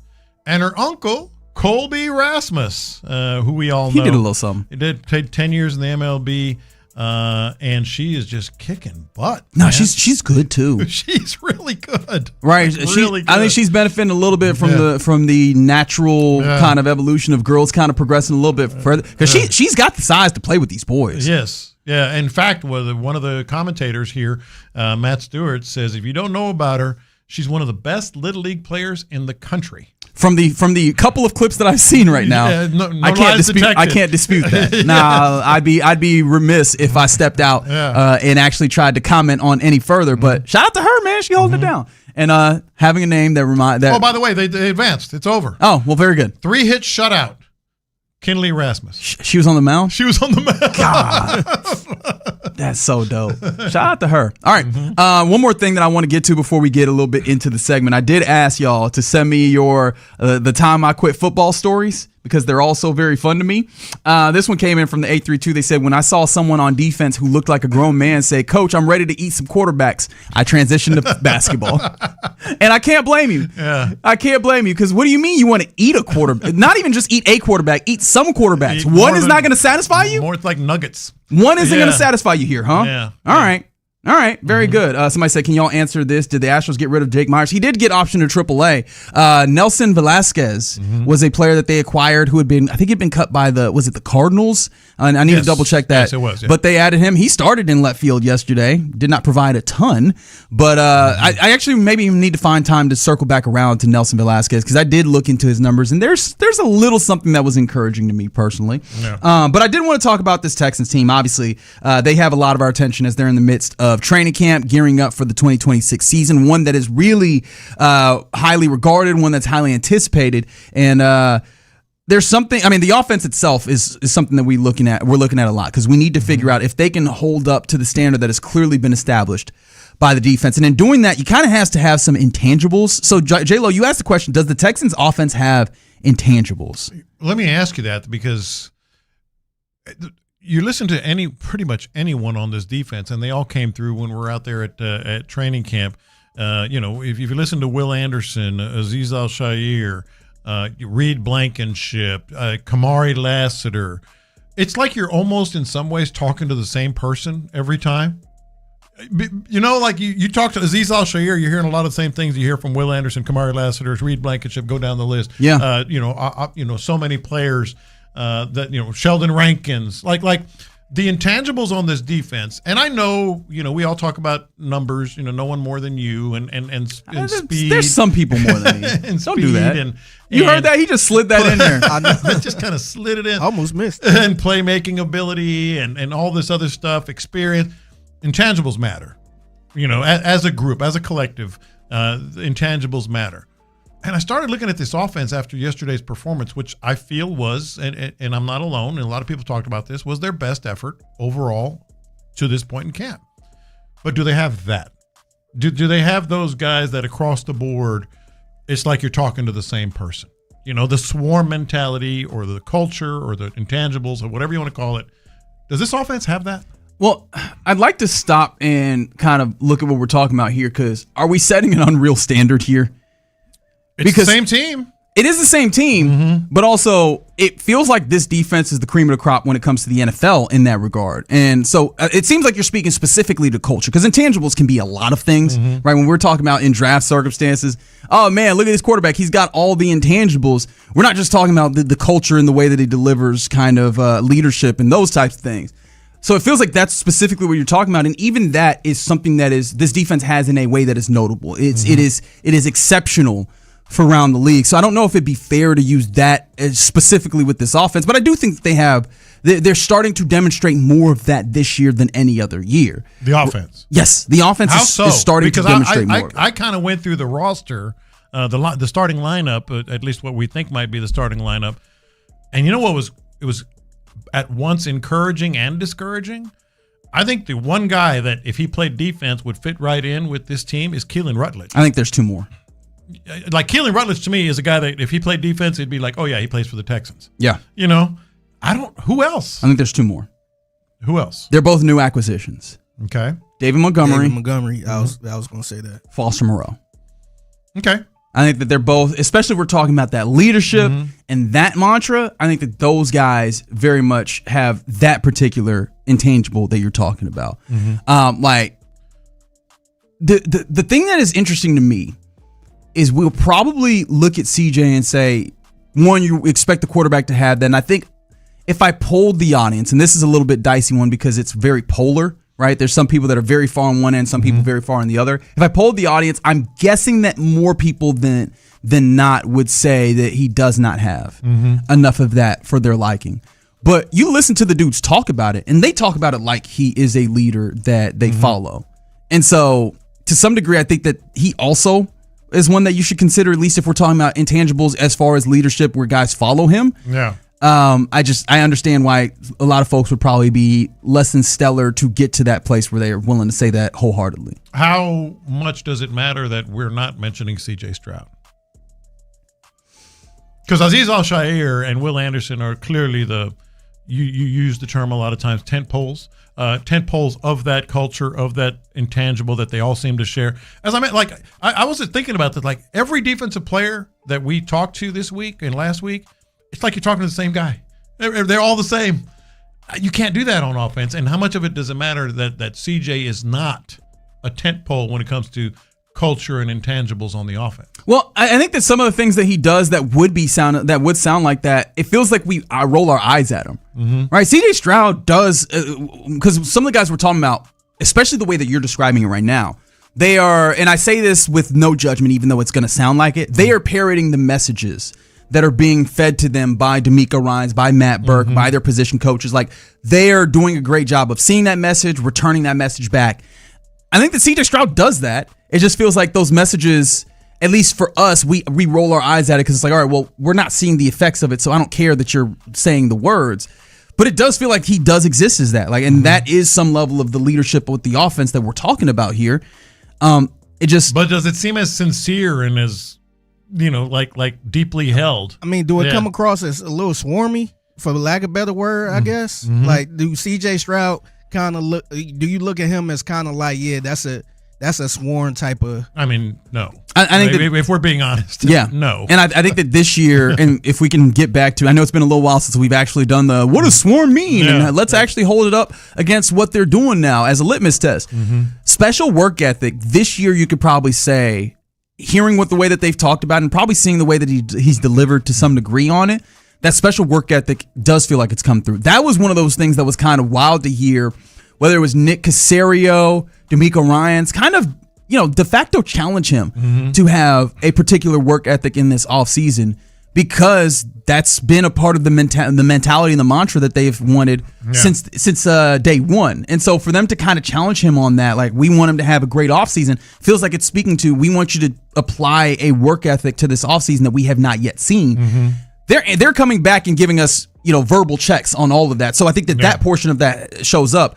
It is the relentless mindset portion of it that I think still remains to be seen, at least as we are grading from the outside looking in on CJ right now. I think that's fair. And look, if you don't necessarily have to be all, together the same to be a successful offense. I think a lot of teams, have proved that. I just feel like on this team, like their goal the entire offseason was try to replicate what they have on defense on offense. And you brought up a couple of fair names. I think Keelan Rutledge is clearly that they're replicating that. You mentioned David Montgomery and Foster Moreau. I think maybe a little Dalton Schultz has that as well. And so maybe this is much ado about nothing. But I just feel like for as many gains as we've seen, and really we've only seen it in the last day where we thought, okay, the offense did something, but as much as signs as we've seen, I still feel like they're not quite, they're not quite that. And I'm wondering how much CJ needs to kind of become that. And I'm going to be honest. Yeah. I think that in this instance, you're just trying to compare them to somebody that you probably shouldn't, which is that defense. Mm-hmm. I think that that's an unfair comparison to be like, why do you not make me feel the same as the defense? That feels like, hey man, I'm looking at my significant other, like you going to jam it. Why don't you make me feel the way that Halle Berry makes me feel? That's not fair. What are we doing here? And that's what I think is happening in this comparison. I do think that they do have some intangibles, because we're not talking about like the actual, I guess the tangibles, right? Mm-hmm. But the nastiness that they have seemed to be, we're seeing some of that. Are they able to enforce it consistently? Is things that we're seeing it from a rookie. But we're seeing it from a rookie, and we're seeing that come across. Mm-hmm. A level of relentlessness needs to show up, and I think they're starting to develop that, right? A level of like grittiness where they're getting the defense knocks them on their ass, and they're willing to get back after them. Mm-hmm. I think that those things are starting to show through. Yeah, man, I think that there's some intangibles that are starting to develop. I think it's an interesting question because this kind of runs closely with identity in my mind. For them. And last year, I'll just use last year because that was the first year of Nick Caley. That was still a question that I was asking myself about this offense for a long period of the season. I think that you're significantly further along this year compared to this time last year, but I think you're also pretty far along just generally compared to last year in having more of a tangible feel for what they are. And I think some of those are also like the intangibles that they're developing within themselves. And a texter says, swarm for a quarterback, so you want him playing reckless like Jackson Dart? That's not what we're talking about. Like there are quarterbacks who don't play reckless, that the offense is about him. He sets the standard and everybody reflects it. You can talk about Hall of Famers like we just saw Drew Brees. He didn't play reckless. Those dudes were all like him. Even to more current quarterbacks, How do you feel, is Baker Mayfield a swarm? That's a great example right there. They all sort of reflect that Baker Mayfield, mentality. And maybe it's just not in him. Maybe he doesn't need to be in him. Just sling the ball, just lead the offense. It just made me think. I also think that I would really hate if CJ Stroud had Baker Mayfield's mentality. And I know there's going to be people that go, what? I think that with Baker Mayfield, that leads to a lot of highs and lows for him because there's a lot of external gearing up for him. I think that what they want from CJ Stroud is actually a little bit more level, right? And I think they want him to be that consistent level guy. And you don't want him to be something he's not. Also a point, right? Yeah. But I think that he's tried to be that, and I think that he's even showing more capability of being that and being level, being consistent this far in camp. Mm-hmm. So I actually feel a little bit better about that than maybe some of y'all do. What we're talking about. I mean, if I wanted CJ to have something Baker Mayfield got, I think what Baker Mayfield do really good or really well is when the team is down and it's time to kind of pick it up. I think I will, and we've seen some of that from CJ Stroud against Baker Mayfield. Mm-hmm. So I think if I had to pick some from Baker Mayfield, I would love for CJ Stroud to just kind of, when they're down 2 scores, it's not over. Yeah. But can't we make the argument that is what is part of what got him into trouble in the postseason was feeling like he needed to try and go make the play himself? That the messaging that is being had is, don't feel like you need to do that. Trust your teammates to help you in those moments. And so even that, I don't think that I would ask for. But the thing is, did you trust this offense like from the beginning? Yeah. Like I think the offense, that's probably a whole nother thing. But I think that's why he probably went all like that, because he didn't trust the offense. Mm-hmm. Agreed. And I think that that's how you come back around to what we're dealing with here, which is, do you have a more trustworthy offense all the way around? And does the offense itself demonstrate those, like, as quote unquote intangibles that you would want to see? Sure. I think that you're finding more of those. I would be hard pressed to say like definitively yes, but there's still development happening within this offense. And I'll be honest, I think that I've seen a little bit more that's progressed in a way that gives me a little bit of confidence. The big thing that holds me off, and this isn't intangibles, this is just criticism of the offense. inability to run the ball with consistency in result is the thing that holds me up really more than anything, because they have hinged their improvement upon that, and I haven't seen that to the degree running the that I ball want yet. is part of what they want to help establish that swarm on offense. And that should help. Yes. Yeah. All right. You're in the loop right here on Sports Radio 610. Let's go ahead and do it. Y'all are antsy. Y'all have been waiting on it. Let's give away a pair of bullpen tickets to see the Texans Chargers preseason game that is happening tomorrow. All you got to be is caller number 11 right now to 713-572-4610. We will set you up with that pair of tickets right there in the 100s, right there close to the football field, so you get to see all the guys that are fighting to make impressions on DeMeco Ryans for this Texans team tomorrow at Reliant. Again, 713-572-4610. Caller number 11 will get that. Coming up next, we'll do our lunchtime confessions. It's a new day. Yes, it is. Tomorrow morning.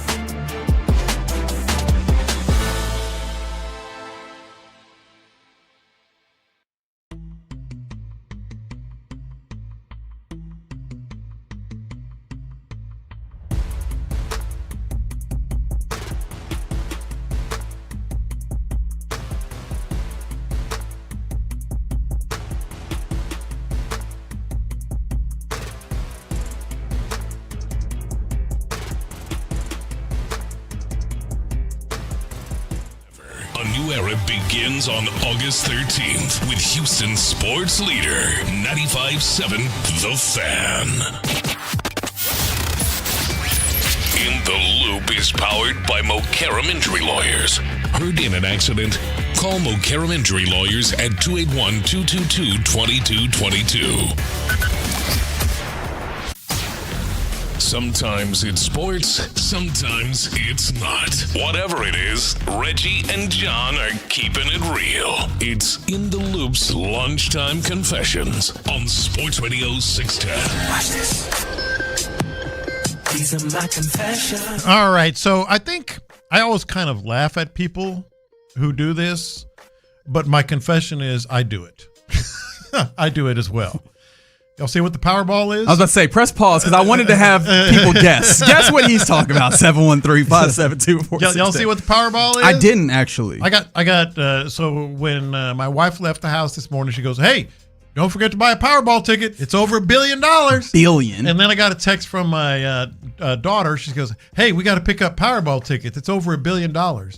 And every time I fall into the trap, oh, well, I got to get a Powerball ticket.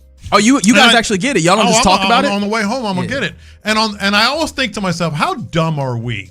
Like, only when it gets to $1 billion. That's right. Yeah. Do we care? Like, hey, that $13 million Powerball? Nah, man, I'm good. Wait till you get a little higher. I'm good at that. Why do we do this?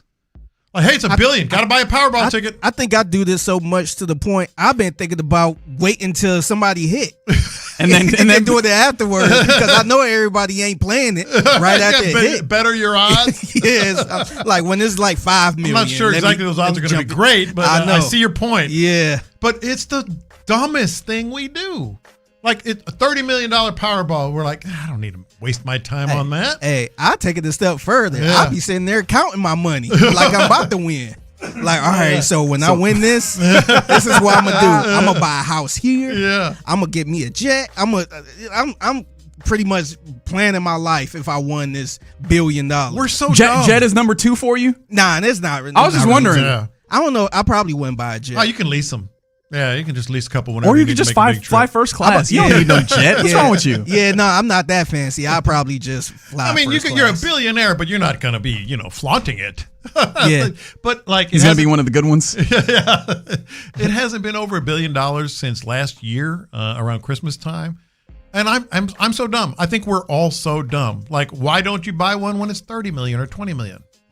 Yeah. I don't want to waste my time on that. So y'all want to do a little office pool? I'm buying some on the way home. Just let me know. I might buy some too. Thinking about it. Because we're dumb. Yes. Because we are dumb. Yep. Y'all got it. Y'all got it. Yeah. I'm going to be salty if y'all win, but y'all got it.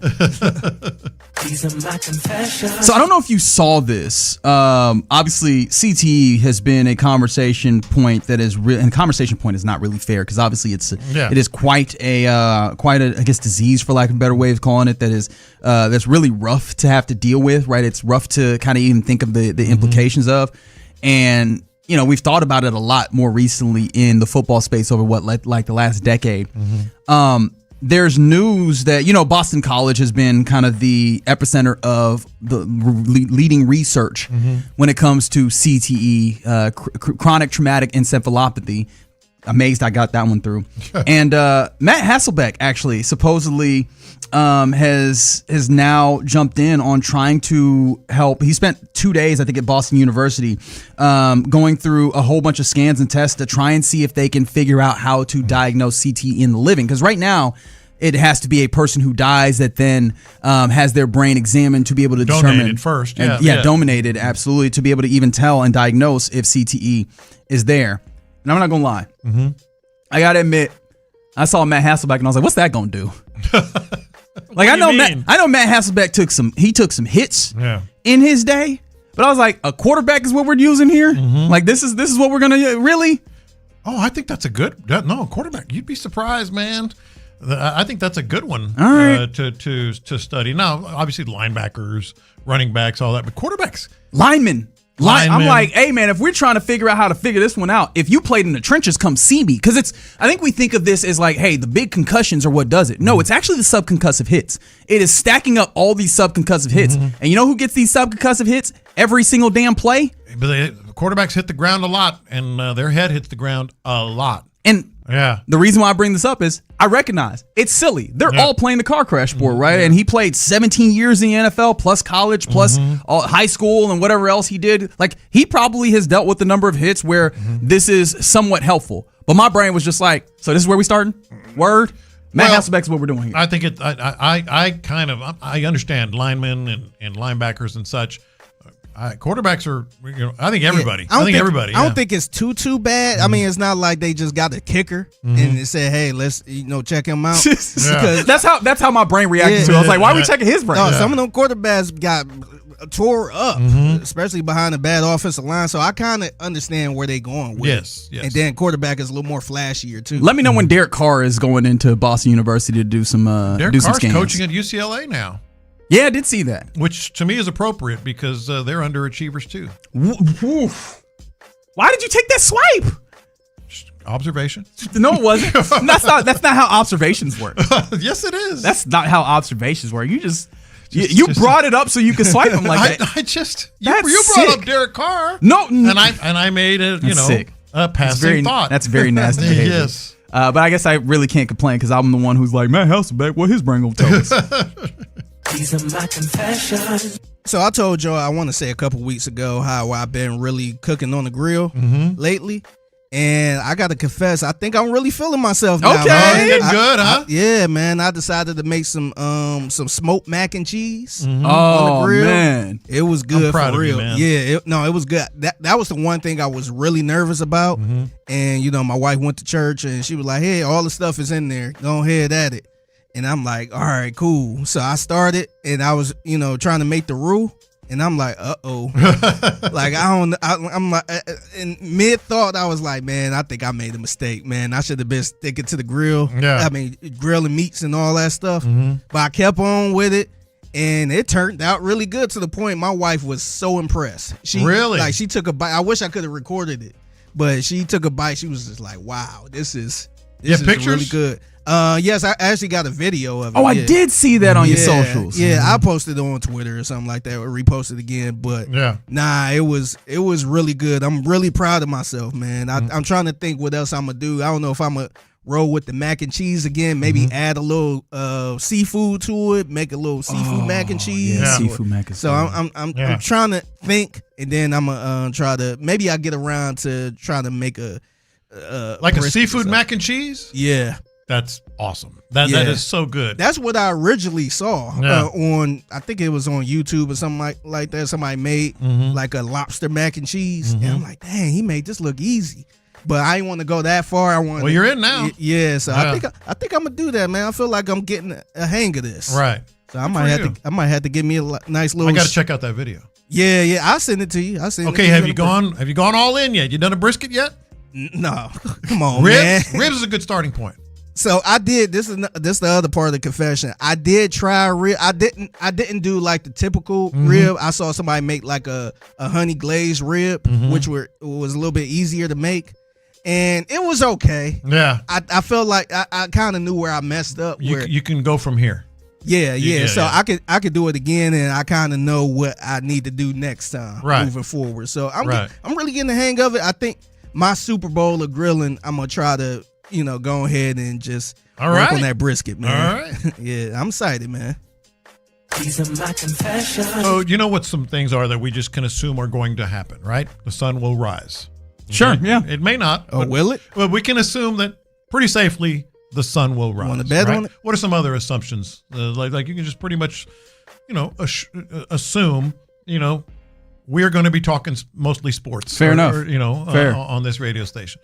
I'm at the point now where I just assume in a given week that a body is going to be found in Buffalo Bayou. Oh man, Another I saw one. that. There was a little time where we weren't pulling bodies. I did the You did the research. What was the last one? Huh? What was the last one before this? Day recent before one? yesterday. No, before this recent one. It was about a month and a half before, a month before. In 2025, last year, 34 bodies were found in Buffalo Bayou. Yeah. 2026, I think we were at 17. Man, What? And no one wants to say, hey, there could be a serial killer out there. These are all just accidental findings, huh? I don't know what to do here. I really don't. Do you feel like it is a serial killer, or of course, or I these do. just different crimes? I mean, there could be a mishmash. I think mishmash. I don't have a good. Like, it could be a mishmash. Okay. Of reasons, but I think someone out there is killing people and throwing them in Buffalo Bayou. Yes, I do. Yes, I do. How could you not? No, I think that too. But Yeah. I'm just wondering, is it really a serial killer? That do we got all of these 30 plus bodies, or is this just maybe, I would say, 25 different crimes, and everybody go to is the Buffalo Bayou? Oh, I misspoke. It's 22 in 2026. 34 in that's a little 2025, 22 in 2026. Yeah. What is going on? I don't have a good answer. And why won't anyone say, hey, we may need to look into this? Because that's alarming. We may need to look Because that's into alarming. You know what? I would probably venture to guess, and maybe this is carrying water. You could say that. Yeah. I would venture to guess that they probably are Yeah. looking with alert, but they're like, don't worry about it. Don't go and lose your mind about it, because that would be real scary for everybody. I do feel like but us in general need to take it a little more serious. Mm-hmm. Because I feel like we just kind of like, whoop, another body. Yeah. Whoop. That's what I'm saying. I'm Wow, getting to that we point up to where 22? like, oh, they found another body, huh? Okay. Somebody said there's a lot of people out there don't know how to swim. That is true. The thing I also think about is, like, I don't have a good grasp on the numbers of, like, the unhoused population in Houston and how, like, where their congregation. Somebody mentioned that. That's a fair assumption. Where they congregate, and if that does, like, play in where fair. Unfortunately people maybe pass and end But up 22 and 34 in the last 2 years. I understand what you're saying. Like, I'm not knocking you here. Yeah. I didn't say that I thought you were patently wrong. I just don't know. I don't have the time put in. I don't have the time on task to be able to speak relatively intelligently on this. Yeah, I just wish we could kind of figure out what's going on at least. Yeah, I would like it to stop. I would like to catch whoever's doing this, if they are doing this, but at least let's figure out what the hell is going on. Right. I'm with you, man. All right. Nuts. Yeah. And yes, you're right, Frank. The segment did go dark pretty quickly. I don't. Yeah. J-Lo's like, yeah, man. Like, what was your first confession Bodies again? Everywhere. What was it? Oh yeah, man. I'm so silly. I'm buying into the Powerball, and also there's a serial killer. Open your eye. Open your third eye. They're trying to pull the wool over on you. There's people out here dumping people's bodies. Like, what? How did this happen? Don't buy that. Don't buy what they're telling you. Who made that comment? Was it Frank Z? Yeah, it's Frank on the YouTube page. Hey, that was our winner for the bullpen. Oh, shout out to Frank, awesome. man! Yeah, awesome. And enjoy a little Texas Chargers on us. Don't park by Buffalo Bayou. All right. Why would you even park by? Why would that even happen?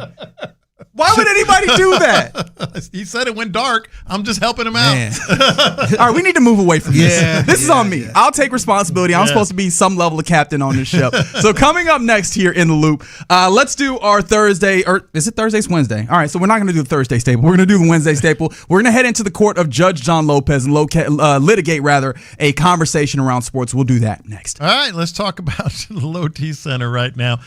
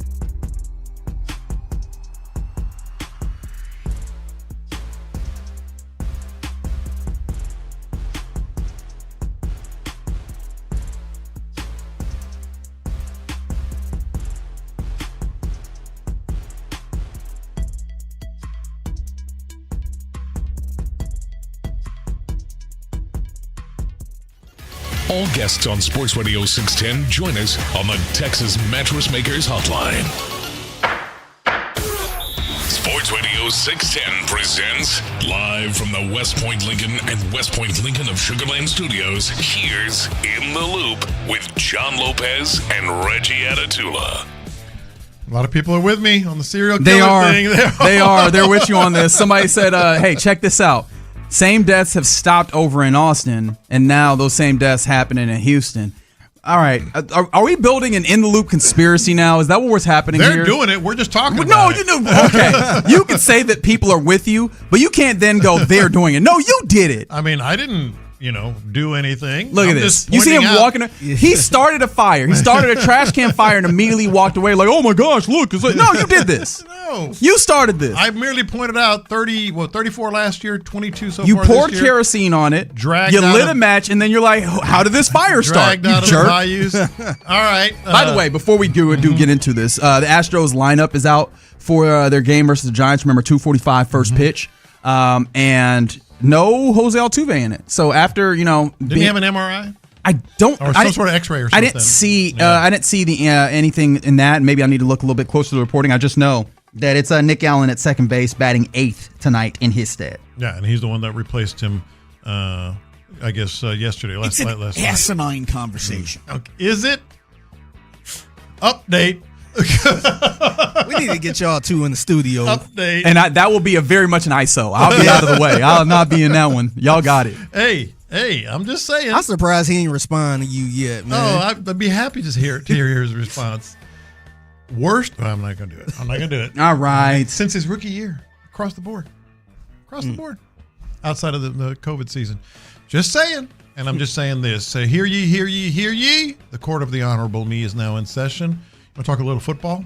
Yes, please. So, J.J. McCarthy is not the starting quarterback for the Minnesota Vikings. Who could have foreseen it? Yeah, could never have seen that.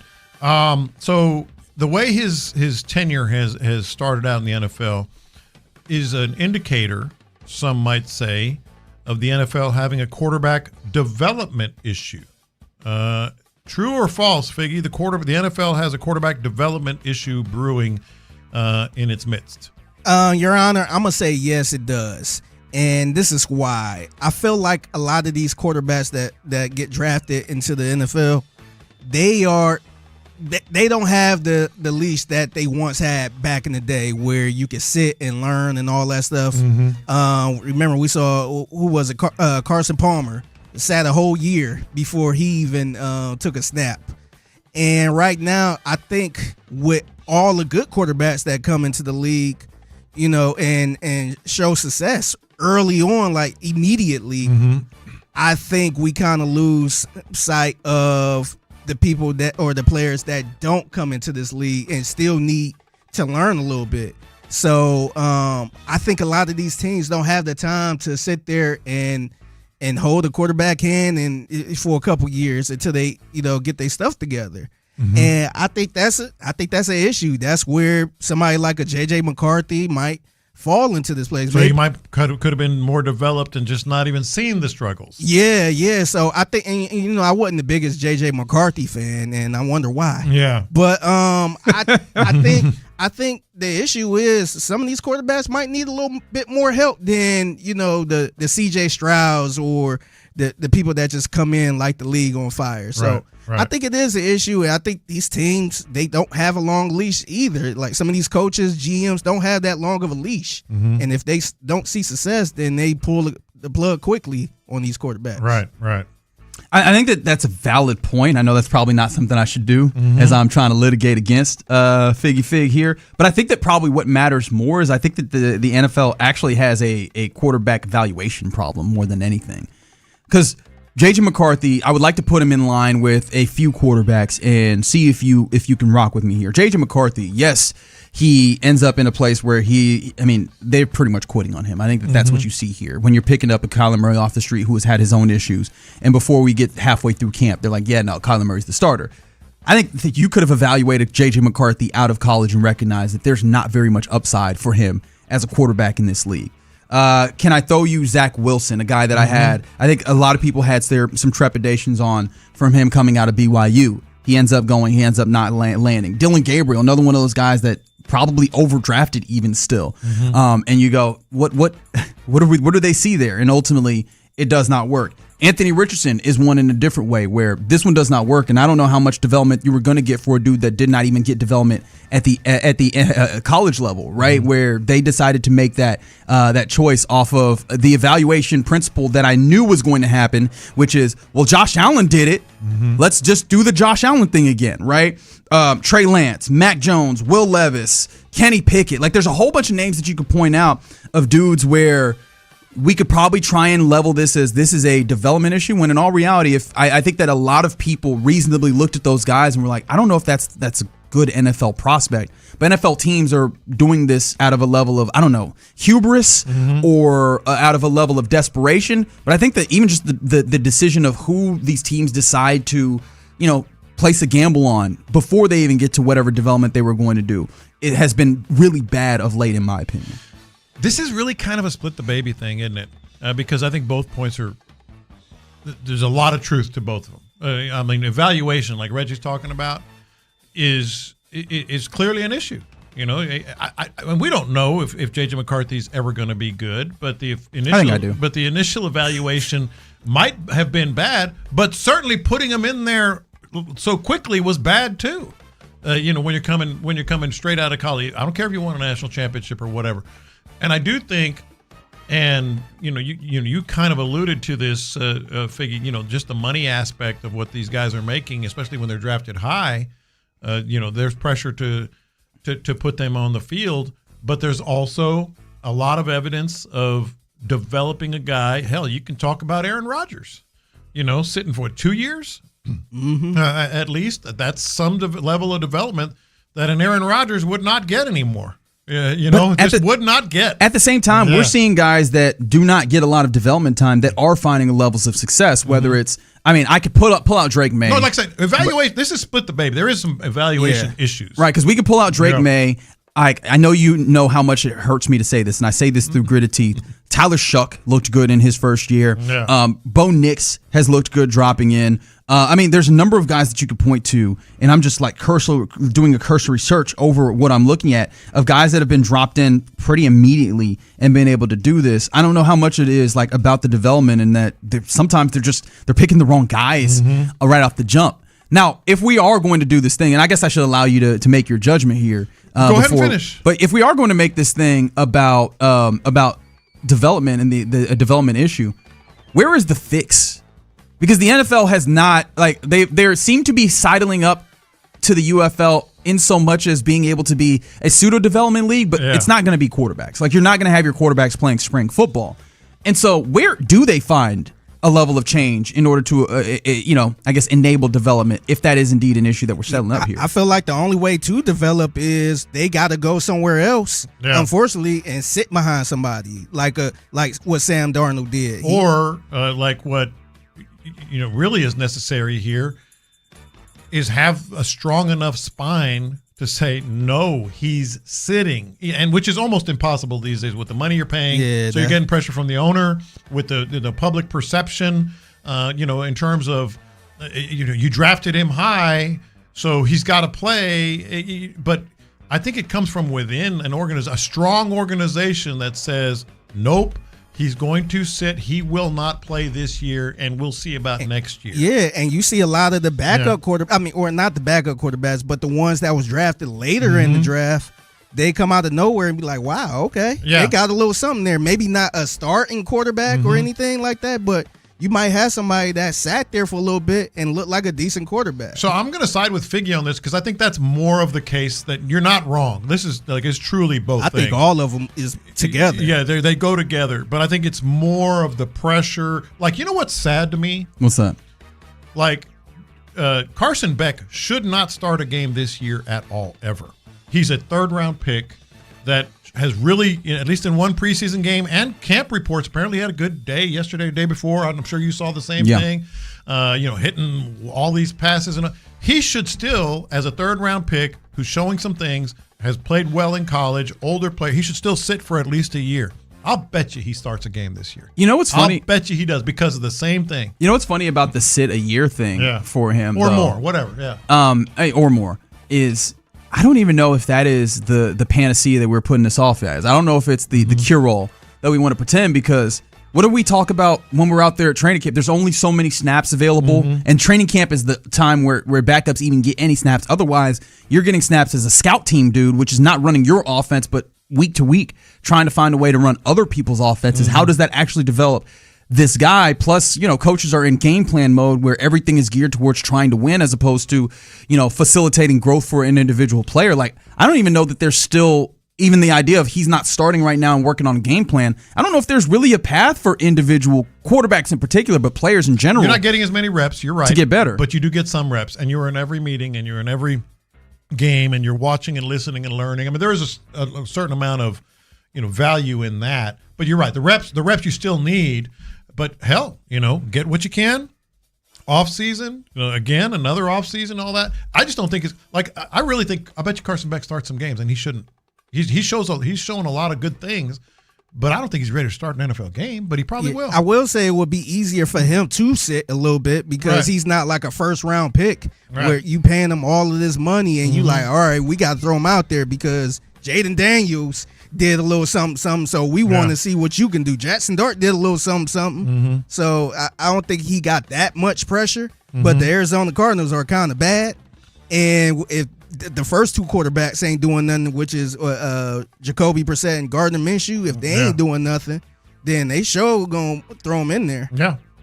Yeah, it's a interesting dilemma. Obviously, it's easy for us to complain about it. I don't know that there's great answers. Honestly, one of the better answers for individual players is to probably take more ownership of your own development and recognize really and truly if staying in college is probably better for you. But even then, the pressure to win immediately happens more there. Like how much I think I can see a college coach going, I'd rather go into the transfer portal and get another quarterback than, hey, I'll keep you around and see if we can get you better and closer to where you need to be. You just hit on another point that I didn't think of and I should have.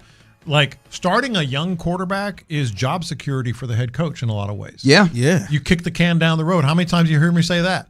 Like, Jacoby Brissett is stinking it up. You know what? I think week 8 we're going to start Carson Beck. And let's see if this works. Boy, we got plans for next year. Okay, we got. In other words, you're trying to save your own ass. Yeah, that's exactly right. It's kind of like when you think about music too, how they used to have artist development and all that stuff. Now they want the artists already coming with a fan base. Yeah, they want their own production. They want a hit already before they even get to a record deal. Yeah. So I think these quarterbacks just got to come in ready.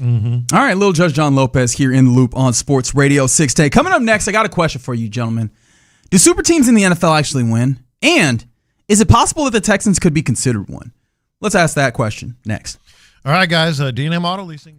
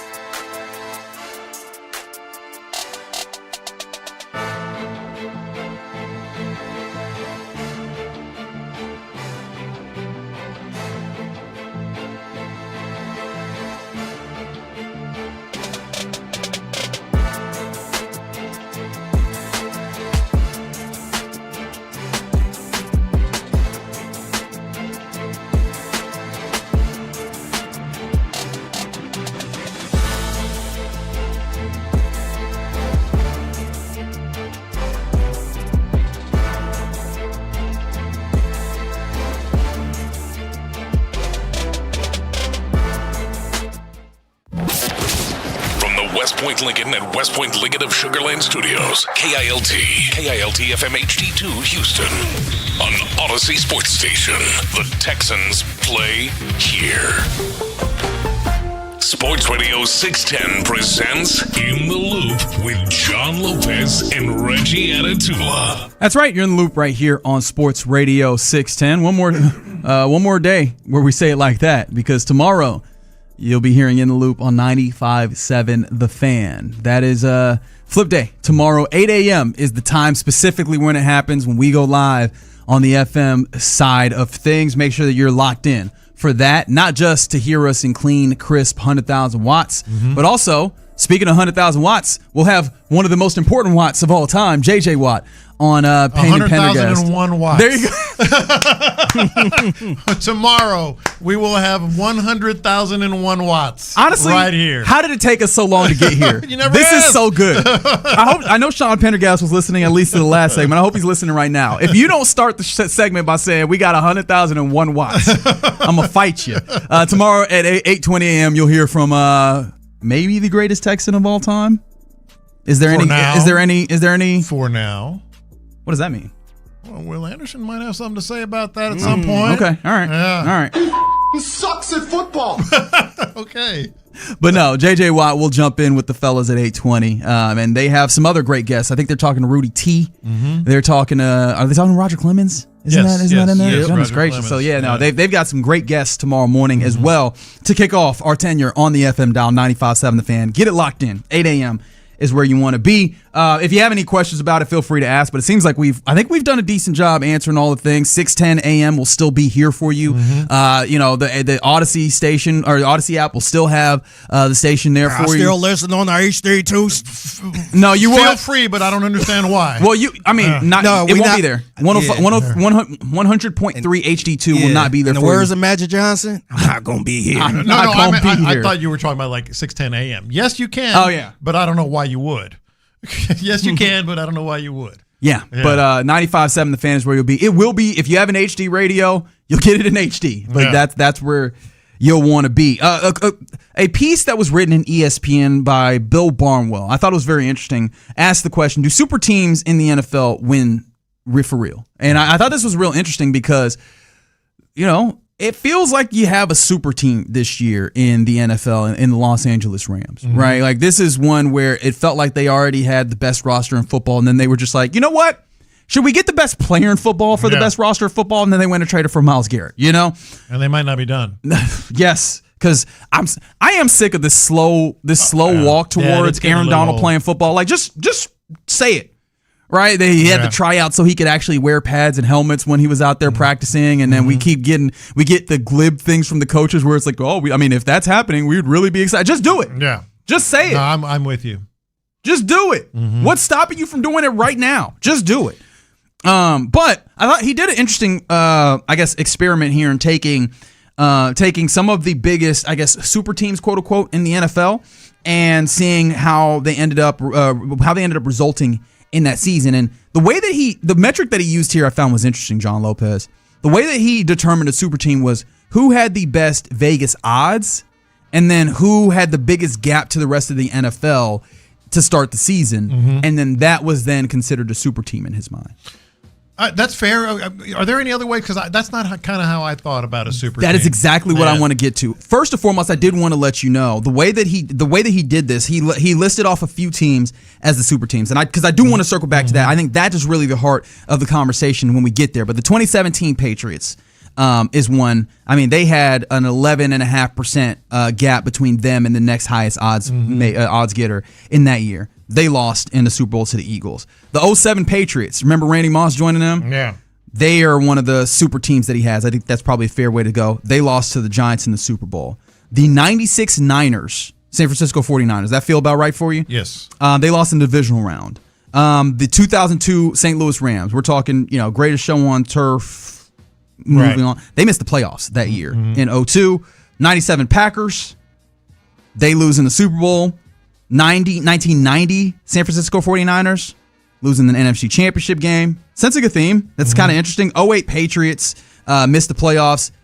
and the 95 Niners lost in the divisional round. The 2021 Kansas City Chiefs losing the AFC Championship game. I found this to be interesting, right? Now, the 94 Niners do win a championship. There's one more team that I'm missing here that also, the 2018 Patriots win a championship. But, I mean, of the, I believe, 14 teams that were significant, 15 teams, 2 of them actually win the Super Bowl, and a handful of them make it to the Super Bowl. Is that what you would have expected? I don't know how I'm not altogether in on the way he is characterizing these as super teams. Sure. Because to me, a super team is one kind of like what we're seeing right now, that you go out and acquire like Pro Bowl and All-Pro players that are already established, or you've developed them and they have multiple Pro Bowls and Pro Bowl players, etc. Kind of like what we see in the NBA. Oh, they're a star, and now they're going to this team. Yeah, well, then how do you then classify, if that's the case, like the Golden State Warriors, where that was homegrown super team? Like I said, or you grow your own that become multiple year Pro Bowlers. When he said All-Pro. this, I thought they was going to bring up what was that Philly team, that 2011 team when Vince Young called it the Dream Team. Yes. Yeah, but that's what I was thinking about. We all know Vince was doing a little while in there, right? Hey, he said it, and I guess somebody else in that locker room said the same thing. I think we around here enjoy Vince Young, but we know he was wilding then, right? Yeah, he was wilding, but I was thinking more like the '98 Vikings. But they're not really. They didn't go out and acquire a bunch of big time, free agents. But the Rams are the ones like I'm thinking like in NBA terms. Sure. In NBA terms, they were good. They developed some Pro Bowl and all. So I would almost use the methodology would be like how many. They're a super team if going into that season they have this many Pro Bowl players. Let's set it up then. This many All-Pro players. And they acquired this many Pro Bowl players or veterans or whatever. Let's set it up then. What are the criteria in mind? Because I did, like when I just saw super teams in the NFL, I was like, wait, what constitutes that? Because that's not a common parlance that we use when talking about the NFL. Yeah. And I appreciate what he was going for, which is just like a team that is a runaway favorite, but that doesn't necessarily correlate to super team. So what does? You're laying out a certain number of just like All-Pro, Pro Bowl type players, right? Is there any consideration for coaching as well, right? Like, do you have to have incredible coaching as well? Because if we're just going super All-Pro, Pro Bowl type players, could the Texans not be in a place where you start considering them as a quote unquote super team? Yes. To that end, I saw Bleacher Report, which not the most not the most credible, I guess, resource to use in any different circumstance, but they put together a top 10 list of the most stacked rosters. That's the word that they used. I don't know exactly what you want to do with that because they didn't give their methodology. However, number 1 on their top 10 is these Houston Texans, and I don't think we talk about it as like this is a stacked team all the way around. We kind of talk about with the defense. Yeah, but would you not then take that to look at and go, the Texans actually are a super team? Or what else would be missing from you to say that? I think more weapons, super weapons, proven Pro Bowlers. Now, I know they brought in David Montgomery, but, Montgomery, on the offensive side. Collins. Well, that was a developed one, yes. Schultz. For sure. No, I don't think it's necessarily outrageous because the defense is so stacked. But that's just not it. I think you have to kind of just like it feels like it's a super, like when the Rams brought in Matthew Stafford. All right, they already have Aaron Donald and they have all these players, and now they're bringing in Matt Stafford. Now they're bringing in all these other guys, Myles Garrett, and maybe bringing back Aaron Donald. I think you could talk about teams. What's another one with the big time off-season acquisitions, plural? 07 Patriots is the one that I go to where you go, wait a minute. Yeah. Is that Randy Moss's music joining the Patriots? Yeah. But I think also, and it's Rye kind of alluded to it, I do wonder if the thing that doesn't hold me up personally from going the Patriots, the Texans. Wow, what a Freudian slip. That the Texans aren't a super team. It's offensive coordinator right now. Because I think also football more than basketball, I'm required to have all my talented players put in the opportunity to succeed by my play callers. Yeah. And if I'm talking about the 07 Patriots, I know that there's offense that is really well situated there. You talk about these Rams, and I go, yeah, Sean McVay is dialing it up. I don't have that same confidence as of right this moment that is what you're talking about, especially on the level of, this is another addition to what we're doing here. It's not just that he's there calling plays, but this is a guy that I know adds into the win probability if I was going to somehow break it down person by person on the staff and in the room. And so that's the thing that would probably hold me back more than anything else, is feeling like, what is this offense? Is it well realized? And is it something that adds to the Nico Collinses of the world, the CJ Strouds of the world, the David Montgomery, so on and so forth. But you're not wrong, but you also are in the weeds a little bit. Like super teams to me, and I think the more just casual fans or onlookers is the players. Like you got a super team. You've got studs. But you're not wrong. I mean, yes, that's what's lacking. I just feel like it's some of the names on the roster. And you look at the defense. They went out and got a very established Pro Bowler in Danielle Hunter, and back, a couple of years ago. Now they've developed Will Anderson and their own cornerback. We know the players. You talk about adding, and it's not just that they drafted to this team, which you could talk about that, right? K. McDonald jumping in defensively. They did go acquire Reed Blankenship, exactly, who was a Super Bowl winner. They literally went and got a dude who already had a ring. If you wanted to do this, you absolutely could do this with the Texans, as this is actually a super team, and maybe we need to talk about them as such. Yeah, and certainly on that side of the ball, and I think that's why it's not being talked about as much, because the story is just as big on the offensive side about what they might or might not be as it is on the defense what they are. And I think that's counterbalance. And it's silly because we had already talked about this in the terms of, this is a team that has Super Bowl expectation, not just Super Bowl hopes. Because there are if we're being honest, you can't say that all 32 teams really and truly have Super Bowl hopes. But they have Super Bowl expectation now. Yes, they do. And I think that it starts within themselves, right? They talk about the put a bull on a ring, which still eludes me, even though I understand what they mean, right? Like a Super Bowl ring that has a bull on it, which means that you were the champion. It still sounds weird to me. But that's the expectation. And I think that comes from clearly the way that they've built this team. But for some reason, my brain does not go to super team. Maybe it's just being so close on the ground to the deficiencies or whatever. And maybe it's because there's just one side of the football that is so clearly still needing to demonstrate its capability to do this consistently and at that level. But yeah, we're probably talking about something that is somewhere close, if not already embodying what you could probably reasonably say is a super team in the National Football League. Yeah. And I think that needs to we probably need to represent that, or meet that a little bit closer with the way that we talk about them. So, but the Rams, they do check all the boxes. For what what's we funny? Would consider. I started looking at the Rams roster this year, and in a way, there's ways where you can go, this actually isn't as stacked as I would have wanted to say when I looked at it. Where? Well, offensive weapons is where it kind of gets a little funny to me. Really? Yeah. How so? All right. So when we talk about the offense, like clearly Matt Stafford himself exists as some level of weapon, right? But you get what I'm saying. We go to Puka Nacua, Devontae Adams, right? I'm good with that. That's enough? Like it's just... and Jordan Whittington? We'll see about that. I was like, come on, man. We'll see about that. I was like, Figgy. I said Puka Nacua, Devontae Adams. He's like, and Jordan Whittington. I thought we were being serious here. I thought we were being serious human beings. But look at their backfield.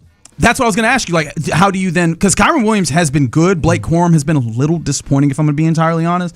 Does Kyron Williams strike you as, like, super team running back? I think they have the assortment of running backs. Blake Corum did get better as the season progressed last year. He was better in the late in the season.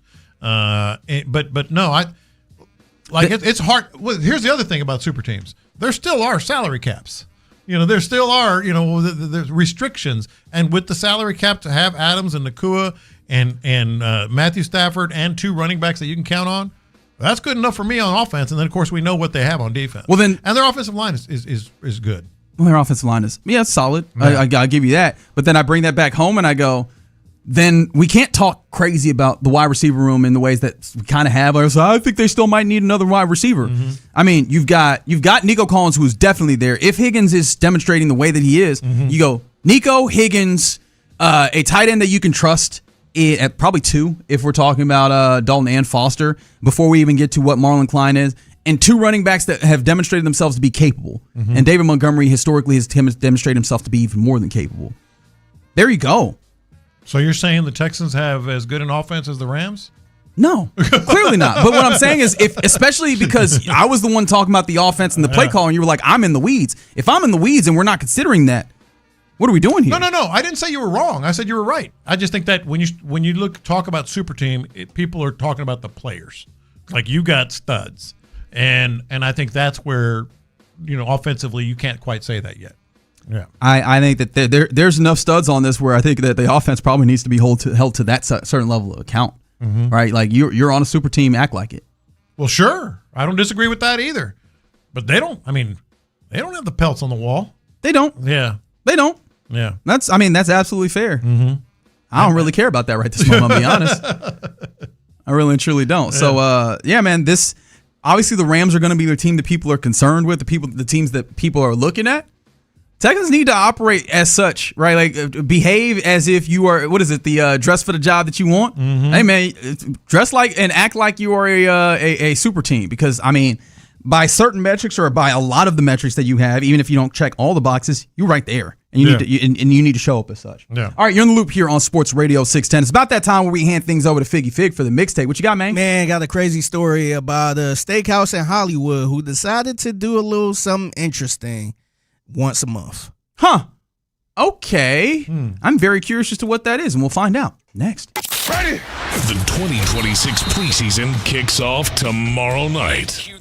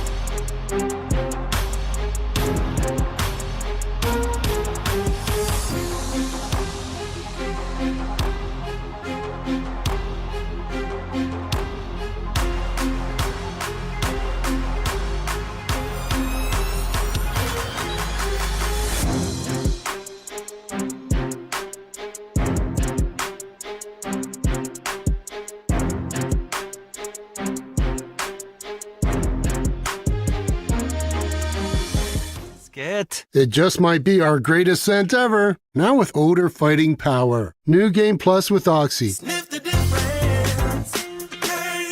This is the story of the one. As a maintenance engineer at a beverage manufacturing plant, he starts his day knowing every line is ready to run because Grainger delivers the industrial-grade products he needs to keep mixers, conveyors, and packaging equipment moving. With Grainger's vast selection of bearings, belts, and motors,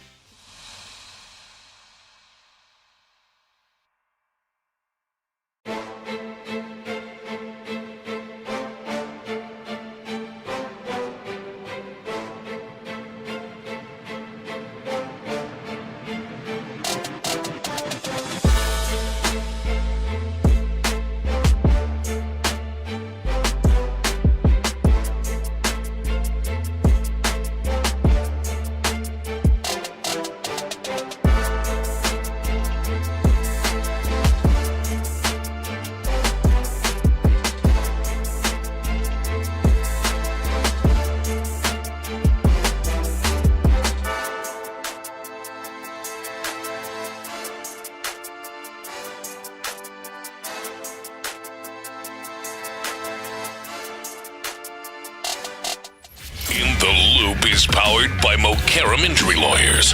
Heard in an accident? Call Mokaram Injury Lawyers at 281-222-2222. Pass the aux cord and crank up the volume. Figgy Figs in the driver's seat. Sit back, relax, and enjoy the ride. It's time for Figgy's Mixtape. Presented by Sheriff Injury Lawyers, the official personal injury law firm of the Houston Texans. On Sports Radio 610. Yes, it is the Mixtape presented by Sheriff Injury Lawyers on In the Loop Sports Radio 610. Injured in an accident? Don't fight it alone. Let the Sheriff team stand up for you and fight to get what you deserve. Visit callthesheriff.com today. Happy Wednesday to everyone out there. Before I get to this crazy story in Hollywood, got to give a shout out off the top to my man Freddie B from the 63rd or 63. That's what it is. He told me this. Freddie B from the 63 and them Berry Boys. That's exactly what he told me too. Them Berry Boys? That's a whole thing right there. Them Berry Boys. So I actually ran into Freddie B at the shirt store over in Harwin. Yeah. And I was minding my business on the phone trying to figure out what I'm going to get. And all I hear was, hey, I know who you are. Oh, that can go a lot of different ways. I wouldn't even. He didn't say like, I know who you are. Yeah, the funny part about it is I wasn't even paying attention. I thought he was on the phone. And I looked up and he's looking at, I'm like, oh, you talking to me? Yeah, I know. I listen all the time, man. Yeah. So salute to him. And he I guess he working on some cool shirts for the Texans season. I love it. So remember back, I think it was before the playoffs, we was trying to come up with a nickname for the defense. And he decided to come up with his own nickname. He wanted to call it, so he was an Oilers fan back in the day, obviously from Houston. So remember House of Pain? Yep. Oh, yeah. He came up with House of Horror, Nightmare on Kirby. Okay. So it's a whole, I guess horror movie thing for the defense. So he was showing me the shirt and all that. I think he's going to bring me a shirt soon. So salute to Freddie B, man. Hey, shout out 63 and the Berry Boys. Huh? Boys. So the Berry Boy, I didn't know what the Berry Boys was, but I think it's a high school somewhere. Okay. So I'm not quite sure, but salute to Freddie B, man, for being a listener. Yeah. As I continue on the mixtape in the Loop Sports Radio 610, I want to know if y'all a fan of this. So a steakhouse in Hollywood, I guess they're gonna be having a lot of meat on display, as they offer a new way to wine and dine once a month. So let's go to NBC6 with this story. All right. Well, a restaurant in Hollywood is offering a new way to wine and dine. The only thing not required, clothes. Nestled in the heart of Hollywood is Class Steakhouse Soiree. CLASS is an acronym for culinary luxury and superb service. Owner and chef Murad Ali says they've been up and running for about 8 years. Now, you can enjoy a nice meal here any day of the week, but there's one night a month where things look a little different. The first Monday of every month, we have our new dinner where guests can come and just take their clothes off, and have a great dinner. Ali says the blinds go down and the clothes come off. It's legal because the windows are completely blacked out. No one can see from outside. Our staff are fully clothed, so there's no entertainment from us. The entertainment is just dinner. He says the idea came after the restaurant hosted a private party for nudists. Once the event was finished, my idea said, let's do it ourselves. Now the experience is open to adults with a 5-course meal and a few extra layers of cleanliness. We have a robe that everyone is offered.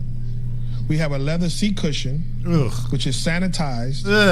Sanitized, man. Towel. And the concept may not be for everyone. How big but is the Ali towel? says that's exactly the point. This is not your grandpa's steakhouse, okay? This is Chef Ali's experience for people who want to do something different. I think Deshaun Watson want to kind of invest in this one. All right. Look, I'm not going to ask y'all the question, would you do this? All right. I want to know if this is a good idea for a restaurant. No. First of all, don't order the pate. And secondly, human bodies eating at a table are gross. Like, this isn't like, the Victoria's Secret dinner and they're all going to be nude. Human bodies are gross.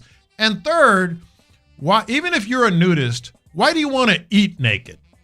Like, why do you want to have dinner? They want to exist. Naked? They want to exist naked. Honestly, I was going to be like, yo, what is the real benefit here? Mm-hmm. I do hear the idea, especially in this current time of going out to eat, man. You got to provide me with more than just food, especially at the prices. I do understand the idea of like, hey, this is something that could absolutely be something new, exhilarating for some folks. I don't think you should do this once weekly. Yeah. Like, I think that this is one of those, we might do it once a month just as a thing. Like, I feel like, I think they are doing it once a month. Right? Okay, yeah. I think they're doing it. I thought it was like once weekly. I was like, yeah, it's a little bit much. Because imagine you're just like on a Monday night, just decide, I'm going to take my lady out to do something nice. You pull up and all of a sudden, no. You got to put this robe on. Yeah, there's a lot more happening here than I thought. I could easily see this being something that's like exhilarating to try one time. I don't know about myself, but you're insane. There's a lot more people that are open to this. You're insane. This is going to crash and burn. It's going to be awful. It's gross. There's going to be complaints. Well, J-Lo, you don't have to worry about staining your shirt when you eat. Yeah, just drip all over my chest hair. You didn't have to say it like that. You said it like that and you ruined it. You did. You ruined it. But do you feel like the whole Lopez, you go by spell the name right. Do you feel like this is pretty accurate with this, though? Oh, they're going to get business at first, but then it's going to die and it's going to go away and it's going to be awful. How about this? Let's say, someone asks you on a first date. Oh yeah, you're a freaky fraud. Yeah, you're a freaky fraud. You are a pervert. A guy can't ask a girl out. This can't be first date. Yeah. This can't be first date. Yeah. Can't be. How would you feel if a woman asked you, "Hey, let's go to this restaurant right here, buddy"? Come on now. Come on, Lee. You know what I mean? Like that seems to have a different dynamic. Honestly, if we're being honest, that's still kind of freaky. Like I feel like this is one of those things that we need to have a conversation about before first. Do you trust this lady at this point? I think we should. I think companies should have their office Christmas parties at that thing. Man. That's a great way to have everybody in a really bad place come Monday. Yikes! You having the whole Diddy party going on. Like it's not fun to look at for by and large. It's really not. I think it's going and also it's going to be awkward as hell. Yes. Because you're going to try to keep your eyes up and all this other stuff. It's going to be a little bit awkward, man. I wonder, and I say this with like complete question, right? I don't know at all. I wonder if that's one of those things where after 30 minutes, you just kind of like desensitized to it and you just kind of find a way to have a little bit of normal. I don't know. And I can easily see a place where you go, nope, 3 hours in and I'm still very confused and scared and I want to go home, right? I can maybe see that being the case as well. I just want to look down for a little bit and stretch my neck. Exactly. But I don't want to look at a homeboy over there. Exactly. That's crazy. I mean, there's still tablecloths, right? Like we're not working with like glass tables or nothing now. I guess so. Just don't bring a black light. What do you think is happening at dinner? Wait a minute. It's the mixtape presented by Sheriff Injury Lawyers on In the Loop Sports Radio 610. So tomorrow's the big day. Tomorrow around this time, I will be saying on 95.7 The Fan. And I just want to do a little throwback because I know we all got a whole bunch of memories on different stuff that happened on Sports Radio 610. And for some reason, I always think about this moment that happened on this very show within this hour on the old show before Reggie got here. And we've been talking about Marlon Klein and tight ends and all that stuff. Remember, we had another tight end that was drafted before by the name of Kahali Waring. Yes. And what did we call him, Lopez? He was the water polo tight end. Yes, sir. Yeah. And that was his nickname on this show. And remember a guy by the name of Mac who called in because we kept calling him the water polo tight end. Here's that call right here, just to kind of go back in time on what happened. Hey, I'm going to try to find me a number 81 jersey. This guy Waring, he's going to be good. He's going to be better than Owen Daniels. Whoa. It seems like the biggest knock on him is that he played water polo. So my question is, have any of you actually ever seen a water polo game? I'm not talking about watching it on the Olympics. Have you ever been on the deck of a pool when a water polo game was being played? Yeah, my son played college water polo. Where's that? At Texas A&M. Okay, that was club. That wasn't college. That wasn't varsity. That was club at A&M. Oh, so now so like a pro water polo game. I've also Well, covered the different- Olympics and saw it up close from deck side. Good. Then you ought to be able to evaluate this guy. The criticism of the water polo is really starting to, the next thing y'all are going to make your jokes about the horses in the pool. Your son played, don't you live in the Humble area? Who did he play for? Who's criticizing water What horses? polo? I'm confused by. The jokes are coming fast and furious every time y'all talk about this guy. One joke. Give me one He joke. just turned. He just got mad. Taylor just got mad. No one's talking bad about water polo. I know it's probably a hard sport to do. You got to tread water all that time. It's physical. A lot of stuff happens underneath the water surface that people don't know, grabbing and such. Look, trust me, I know water polo. Trust me. And what joke did we say? Everyone has been discounting this kid because he plays Who's water. everyone and what joke? Your channel, 610. Everyone that's all right. Y'all want to deny it? Okay, I just wanted to. No. That's a very serious question. Don't hang up. No, don't hang up. No. Please don't hang up. Please don't hang up. That man begging not to hang up. Don't do it. And by the way, that call was like 5 minutes. Yeah. Them going back and forth, talking about water polo. And I'm talking about John Lopez and Mac going back and forth. Yeah, it turns out he was a water polo coach. Go figure. Yeah. My favorite part of that call, and this lives in my brain all the time, this part right here. Your channel, 610. Your channel, 610. That's funny. Yeah, but I'm gonna miss 610. Just people saying your channel 610, or the people that say 610 said. Yes. 610 said Deshaun Watson going to da. You know what I won't miss? Ooh, maybe this is part of it. You know what I won't miss? What? All the people that say, I heard it on 610 Radio Sports or 610 Sports, 610 Sports Radio. Sports Radio. Yeah, I'm like, no. Sports 610 Radio. Yeah, Sports 610 is another one we always get. I will not miss how they butcher that.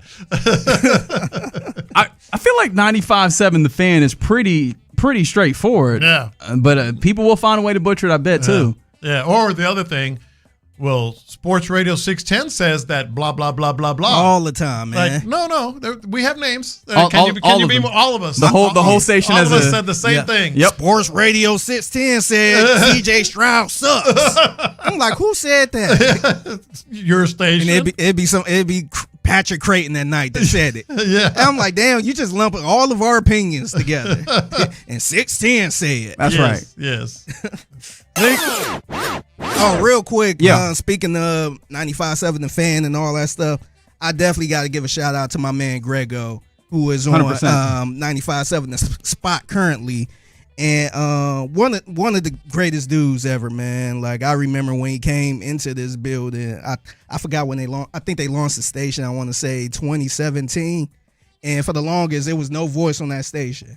And then Grego came in, and he was the only voice on that station. So just want to give a salute and shout out to Grego, legend in the city. Yep. Coolest tattoos ever, biker, all this good stuff, man. It was an honor just sharing the hallways with him, and I love talking to Grego. I just want to give a shout out to him, man. 100%. No, that's, well deserved, well due. And everything you said, 100% correct, man. Great dude. Like, when I walked in the building, He was so complimentary, so nice, so kind, and giving of his time. And obviously, I have not had nearly the amount of time that you guys have had with him, and even still, really appreciate him. Yeah. All right. There you go. Another fantastic edition of the Your mixtape. channel, 16. That's right. That's right. That's Figgy Fig bringing it to you. 1:20 p.m. every weekday right here on the program. If you see something mixtape worthy, hit our guy up on social media at the Figgy Fig. All right. Coming up next, let's enjoy the Sports Radio 610 love a little bit more before we hand things off to the fellas of the drive. What has Sports Radio 610 done for you? I want to give you an opportunity, let's revel in it. In the final opportunity that we have, as part of the brand Sports Radio 610. We'll do that next. Your channel, 610. It's a new day. Yes, it is. Tomorrow morning, a new day in Houston Sports Radio begins. At 8 a.m., we flip the switch on 95.7.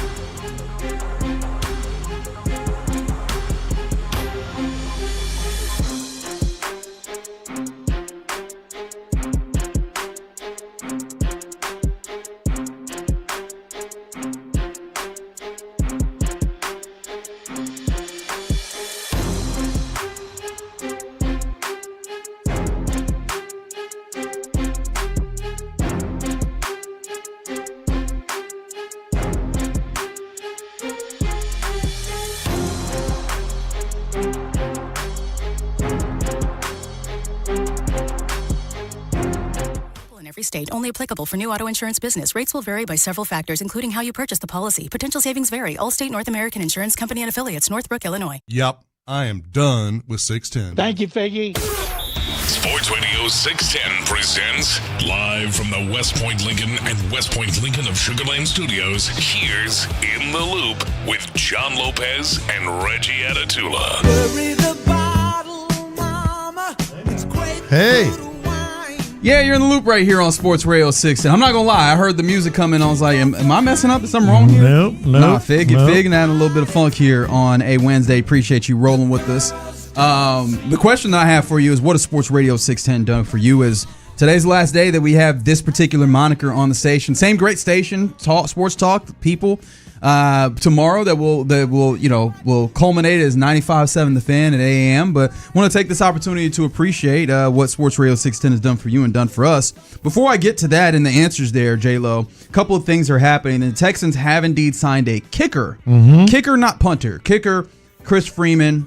They've waived Montrell Washington, the wide receiver, one of the wide receivers that they brought in. And this is very clearly just... You'll be here 2 weeks. Yeah, you'll be here for a few weeks. You will take the kicks that we don't want Kaimi Fairbairn to take in order to, we don't want him to tire out and tucker out his leg. So preseason games, I imagine you'll be seeing a Freeman out here kicking and not a Kaimi Fairbairn. So even Fairbairn is not going to be out there. He's part of the select group of guys who will not be playing tomorrow, I imagine. Yeah, so, I mean, good for him. It's the same old story. Get something on tape, see what you can do. Maybe somebody will, sign you or whatever. But, yeah, this is this isn't one of those. It's Kaimi Fairbairn. We love him. We trust him. Rest your leg. Yeah, no. It seems like it really does feel like when we're talking about specialists that they really are rolling with the punter when it comes to HEB. No, Kai Kroger. Oh yeah, yeah.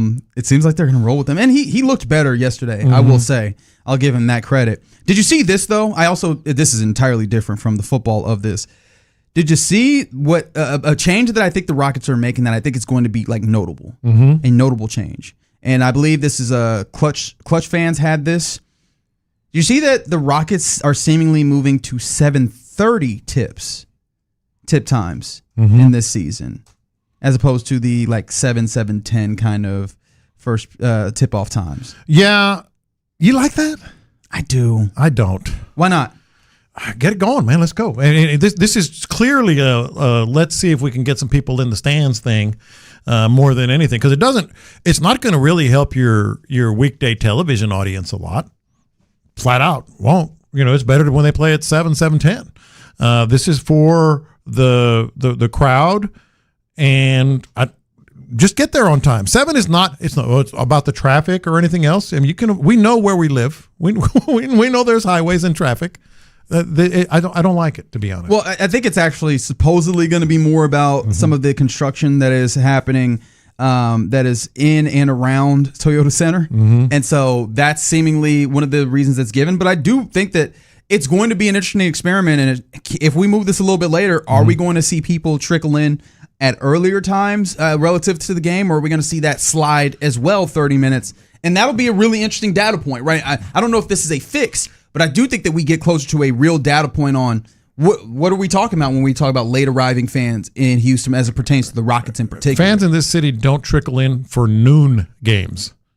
You think they're going to trickle in at 7:30? Maybe. Yeah. Maybe. Yeah. I mean, wouldn't it be silly if this is the answer? Like if the answer was just start 30 minutes later and people are there, tip in the first quarter, and we're like, oh, okay, they're not waiting till halftime. They just needed to get here a little bit. Now, again, I recognize that what you're saying is probably the correct case, right? This is not going to be the actual answer, but I'd love to see it. Like, I'd love to see it just as with this shift. Does that happen? And honestly, that extra 30 minutes on an evening where, you're home, you're getting yourself some dinner or whatever, and it's like, all right, now let me pay attention to this Rockets game. Yeah. It's not so late as like we crazy feel like late. we're watching the games for the Astros on the West Coast. Yeah. But it's late enough to where I feel like I can get a little bit more in. I can get that workout in the middle of or the early afternoon or late afternoon or whatever, and then sit down nicely. I will be interested to see how this progresses as the season goes long. Agreed. And it's not clear whether this is like a permanent change or a temporary change. But yeah, I can appreciate the Rockets at least giving this a shot. And they'd had a excuse with the construction. I think that it'll be interesting to see how. Sure. Because if it does help, man, it'd be great to get these games started with some energy early on, wouldn't it? All right.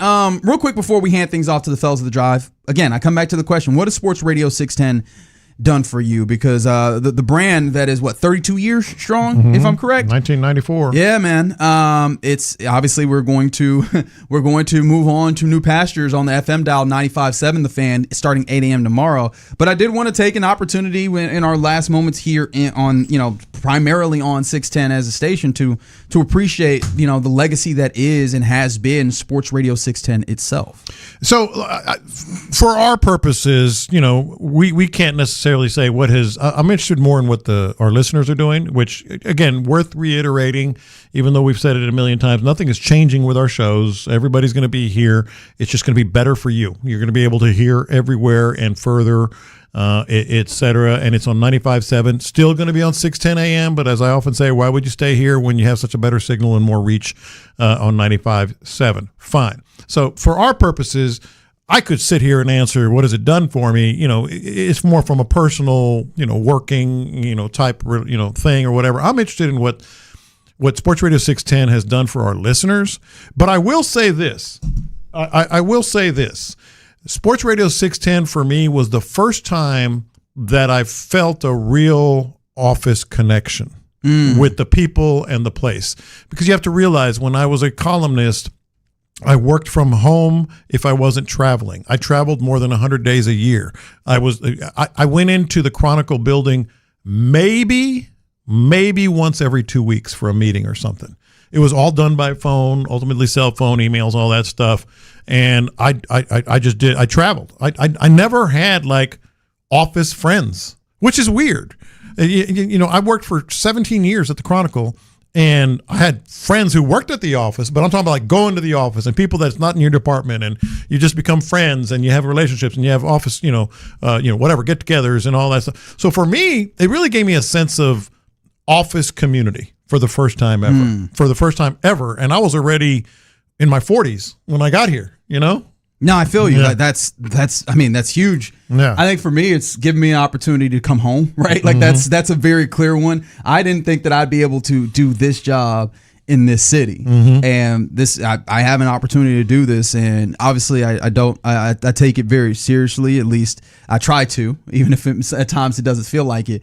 Nah, man, it's weird to step in and be like young and new in this place that is so old and well revered, and it's given me a lot of there's a lot of pressure that comes with it, but there's a lot of satisfaction that comes with I get to stand in the line and on the shoulders of so many giants and work with one of them every day, two of them every day. Some people on the text line, it sounds like there's people that we are the soundtrack of you moving through your day, whether it's your work day or other stuff. Somebody said that they were in their early 20s and they were a Rush Limbaugh listener, and listening to that made them not feel good about themselves, the way that I'll say. So they switched to 610, and they've now been listening for 30 years, travel a lot for work, bought a VPN app and everything. That's what I love. So they could listen to. That's what I love. How about Ocho getting sentimental on us? Yeah, Ocho. Ocho's not a sentimental dude either. So he said that he can't summarize what 610 has done for him. And then someone else said that I lost it, but somebody else said that another one about work I've lost in the in the flow of things. But yeah, somebody said they work remotely for the last 20 years, and 610 all day, every weekend gives them a sense of belonging to a group. And then there's always one. From this day forward, I will no longer listen to 610. That's true. Yeah, this is true. I am done with 610. Yeah, you are. Yep, you are. But you don't have to be if this is the place where you want to be, like the 936. I'm in Waller right now, and it sounds clear. Mm-hmm. Rock with the AM if you so choose. But I tell you, man, it's going to be louder. It's going to be clearer on the FM side of things, and we're excited to be able to do that. Fig?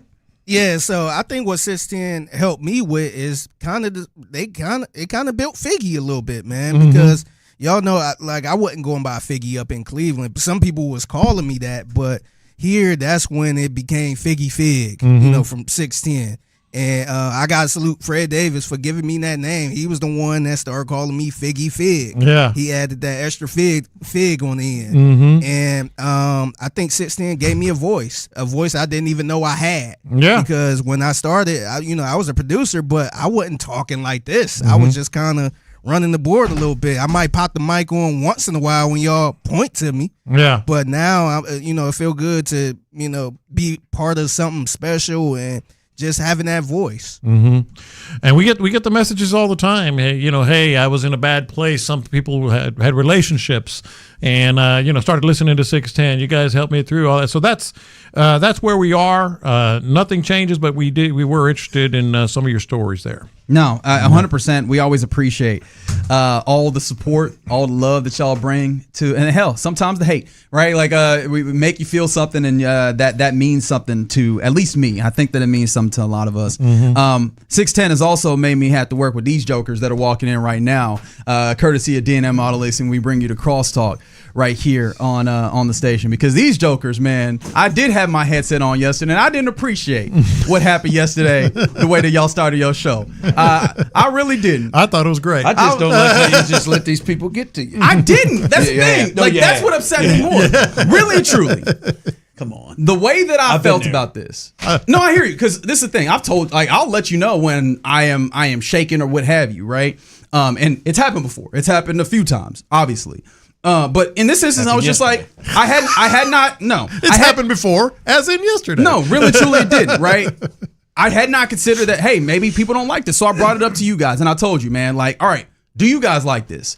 You were pretty non-committal, Ron, and then Clint was like, nah, think it'd be better. So I was like, all right, let's see if we can find something else. And I spent the weekend thinking about it. Not all weekend, to be honest. Did you really spend the weekend? I did. I didn't spend the weekend, but I thought about it. I thought about it a couple times. The way he talked about it the other day, like I it just can guarantee you he I thought did. about it a couple times on the weekend, and what I figured was, all right, it seems like what people didn't like about this is like it felt contrived. And I was like, I'm not going to do another different contrived thing. I'm just going to send y'all into y'all show. That's it. That's it. I wasn't sulking. I was just like, man. I don't know, Rich. Yeah. Nah, man. I felt like when you came back, if you came back with that explanation, and just been like, nah, hell with you. I felt like it was contrived, so I'm gonna do it this way, mother. Okay, cool, you got it. But you didn't. You just completely avoided the conversation until you said, "All right, y'all, drives live," or whatever it was. Well, honestly, I had just put that in the back. I just put that in the back of my mind, and I was willing to have the regular crosstalk conversation that we have. Reg, I thought we were going to come in here and go, all right, boys, to hell with sports in Houston. Yeah. All right, Reg, what's option one? Oh. All right, what's up now? But here's the thing, right? What's option two, Reg? And I thought we were all going to sit around and go, all right, boys, let's all vote here.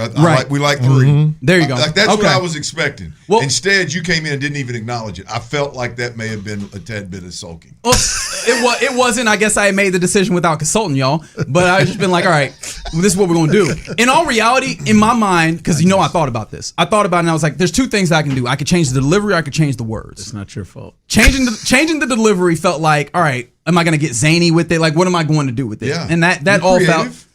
Yeah, but also I'm lazy. And then on the other side of it, I was like changing the words. I was like, y'all have used the drive is live at least as long as I've been able to listen to you guys. Mm-hmm. I didn't want to like find some other kooky thing to say. So I was like, it's just easy to send y'all into y'all show and let y'all be the greatness that y'all are. If you're just going, if that's how you're going to attack this task, I think, and Tyler's decided he's got something. He's just going to take it. Okay. Yeah. All right. Tyler. That's fine. Hey, you'll be ready. Tyler don't even know. I put you on the spot, Chief. Well, I heard y'all talk about. He said that he'd pick it up, but I mean, maybe he doesn't. It's all good. I feel like Tyler's just playing. Don't feel like it's all good. I really don't. It is all good. But I don't it's feel no, like it's no skin off my back. Really, truly. I felt like you asked the question because you knew that something was a bit off. Something was a bit. What these people say. Well, that's why I did. Now you know why this is say. my screen for the next 4 hours. Chief. I get it. Skyline of Houston with a clock at the top. But sincerely, I really get that's not Houston though. I guess. And I get what you're saying, and maybe you could view it that way. I just hadn't considered that. Oh, well, maybe this is something that people don't like. And then I asked you guys, and you weren't like, "Yo, no, I love it." If y'all had said I loved it, I kept doing it. Well, but y'all don't, so that's fine. Well, no, I just said it could be better. I didn't say anything. I didn't give you anything. I think. But then yesterday you let your feelings be known. What? No, you what, did what let did your I feelings say be. Oh no, you're not walking this one back. No, which part? No, I'm asking. Yeah, you see it? You did let your feelings be known. Which one? You ain't like it. You said that you soft shoot it. Did I soft shoot? You did say you soft shoot it. He did. I soft shoot what part? No, you said he did. Yeah, you soft shoot. No, you said you soft shoot it when I asked you whether you liked it or not. Like how bad you could have come back on. Yeah, it wasn't and good. that's fine. Listen, it is. Well, no, I don't know. It doesn't have to be done. I'm not opposed. It didn't really bother him. No, it I'm didn't. not opposed. Hey, no skin off his back. What actually bothered me was y'all saying that I was sulking. That was what bothered me. You sulked a bit. I did not sulk. I did not make it definitive. I just simply said. All right, now you walking back. Y'all scary. Y'all scary. When I'm in Reliance Stadium, y'all can't talk to me like this. I didn't remember using that phrase. I didn't remember using that phrase. It is one of mine, though. I said it though. I said I'm not gonna say what it feel. I can feel the sulking. Did Figgy play it? No, but I think you did say that. No, I did. I'm just trying to see if I used. Feel it. It could have been sulking. Did I use it in that capacity right now, man? They throw me what under the bus. capacity did I use? See, I just hate. See, y'all, man. I hate, man. Y'all did that to Reggie, man. Well, here's the deal. If now we've got now he both. Well, now we've got two versions, and I prefer the drive is live. I prefer the Macho Man Randy Savage Reggie version than just the other stuff. I thought you were looking for. This is y'all's fault. The text line. This is y'all's fault. For that individual. That's where it started. I thought you were looking to perfect your crosstalk mic drop. Mm-hmm. Or crosstalk walk away. Really, I didn't know you were. I didn't know this was going to come of it. Or I would have soft. What do you think has come? What do you think has come of it? I didn't either. Legitimately, I had not considered it, and I brought it up to y'all. He's not playing the game. And y'all see, he's not playing. I thought it was a legit, constructive criticism.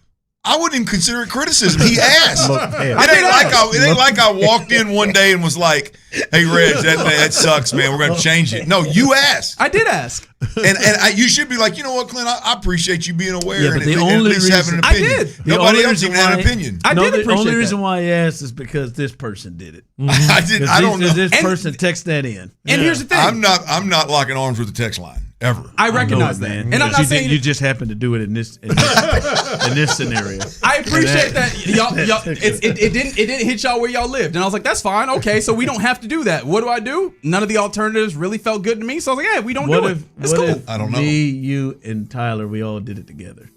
I mean, if y'all want to, I can. No, your heart's not in it. I don't care either way. Your heart's not in it. It's not. I think we just lost it. We can't go back to it. It's done. It's done. Yeah, right. you can never go back. I think. Look, this is one of those where you pitched. You pitched and you were really good for 3 or 4 innings, and then the wheels came off in the 5th. I think you're right. And then he took his ball and went home. And the coach came to you and said, "Hey, look, here's what we got to do." Right? The coach came to you and said, "Here's what we got to do, man. We get deeper in there in the 5th inning. You got to change this or that." Yeah. And you said, "Coach, I don't think I want to pitch anymore." Yeah. Coach, I just want to play shortstop. I just want to play center field. Yeah. He took his ball and that's what you did, and that's okay too. Reliant yesterday. The game spoke to him. I just. Out, man. This is what I get for caring about y'all at all. This is what I get for caring about. I legit no, you miss don't. it, John. I do. I miss it. Yeah. No, you had no opinion. You had no opinion when he asked the question. Well, sometimes you don't know it until it's gone. You don't know what you have until it's gone. You're just going to have to miss it, I guess. What is that sounder? What is that sounder that you play, Tyler, sometimes that it used to come on? Raw Dog in the Drive? No. I'm always good Raw Dog in the Drive. Not that one. Mm-hmm. It's still true. It is how, like, ABC ended TGIF. You play it every once in a while. That boy me. Like, I never cared about it. I never cared about it until like, oh, it's just normal. It's just a normalcy. It's every day at around 2:05 or whenever we get done. It's just a normalcy. And now you've quit. No, it's over. It was a good run. No, it was a good run. Well, not according to Clint, but it was I tell you what. See, we should just be unaware and not have an opinion. That's what we should do to avoid hurting feelings. I'm sorry, Rich. Nobody's feelings I'm are sorry, hurt. My Rich. feelings got hurt when y'all started saying I was sulking. We're sorry. No, you're I not. think you were sulking. You're not, though. I wasn't. I mean, what is happening here? I am taking from I'm a sulking machine. I can sulk. Oh, absolutely. I tell myself, John, don't do it. I ain't gonna do it, but don't sulk around this house all day after you and the wife had got sideways. Yeah. All day long. All day. I'll carry it to the next day if you let me. You were sulking. I wasn't. I really and truly wasn't. That's what makes me more mad than anything else. That's it. Just one more time. No. Come on. It's done. It's over. It's fine. Yeah, 832 is right. They are gaslighting me. It's over. It's right. Y'all gaslighting me. John, don't quit. Golly. It's over. Just one. Damn, they said It's over. That's Lopez. That's Lopez doing this. They said Clint's calling me Emai. That's crazy. All right. I only got 2 pitches. I did not do that. That's a good call. Thank you for putting that together for me, Lopez. I didn't get it at first. Yes, 2 pitches. Yes. Come on. Yes. Nah, you're good. Man. You're good. Hey. All right, gentlemen. Have a great final show. Yes. As the Sports Radio 610. Hey, I was going to give you my y'all's last little question that y'all were answering right there. Please. What was the question? Well, let me do Radio this because 16. I'm already really late on this. I believe this is the last time I get a chance to do this. You're listening to KILT AM, KILT FM, HD2 Houston, and Odyssey Sports Station. We were asking, what has Sports Radio 610 done for you? That was the question we were asking. Sports Radio 610 legitimately changed my life, and I wasn't a listener. Obviously, I knew what Sports Radio 610 was growing up, but I wasn't like my father didn't listen. I didn't stand behind the seat in the Ranchero illegally. Now being a father, realizing how dangerous that was. But I was in a spot in my life where when my brother passed away, when I needed to come back to Houston. Mm-hmm. I needed life hits you in the face and you realize, hey man, your mom's you lost your brother. My sister-in-law was one of my best friends, had a 5-year-old little boy. My mom's, mid-60s at the time. Yeah. And it hits you in the face of, man, you got to go back to your roots. You got to go back to Houston. And at that time, luckily, it wasn't just Sports Radio 610. This is a John Lopez too. Luckily, I'd worked with John a little bit. I'd known John more than just his days of covering sports in the Houston area, but got a shot with Sports Radio 610 thinking it was just a man hit every now and then kind of thing and keep the quarterback vibe alive and the quarterback training thing. And then it parlayed that into a full-time gig that allowed me to be back here with my family at a time when, it'd have been really difficult to do so had Sports Radio 610 not come along and had John Lopez not been in my life at that time. So big time deal, man. Both, again, not just Sports Radio 610, but you, John. I know I've told you that multiple times, man, but I'll reiterate it. All I did was brag about you. Well, I appreciate that. But that was a time, boy, where and I hadn't been very familiar with that in my, played ball, made a little bit of money coming out, so pretty stable, and then, kind of working for myself forever, and then, boy, you get hit in the face, you're like, boy, I'm thinking to go back and I don't know what the hell I'm going to do. Yeah. And, it all worked out for the better, man. So Sports Radio 610 was it was a life changer for me, man. We talked about them a little bit. Yeah, 100%. And it's so exciting to be able to push Sports Radio 610 into that new era starting tomorrow at 8 a.m. But we leave you guys to have your final Sports Radio 610 moment right here. Appreciation.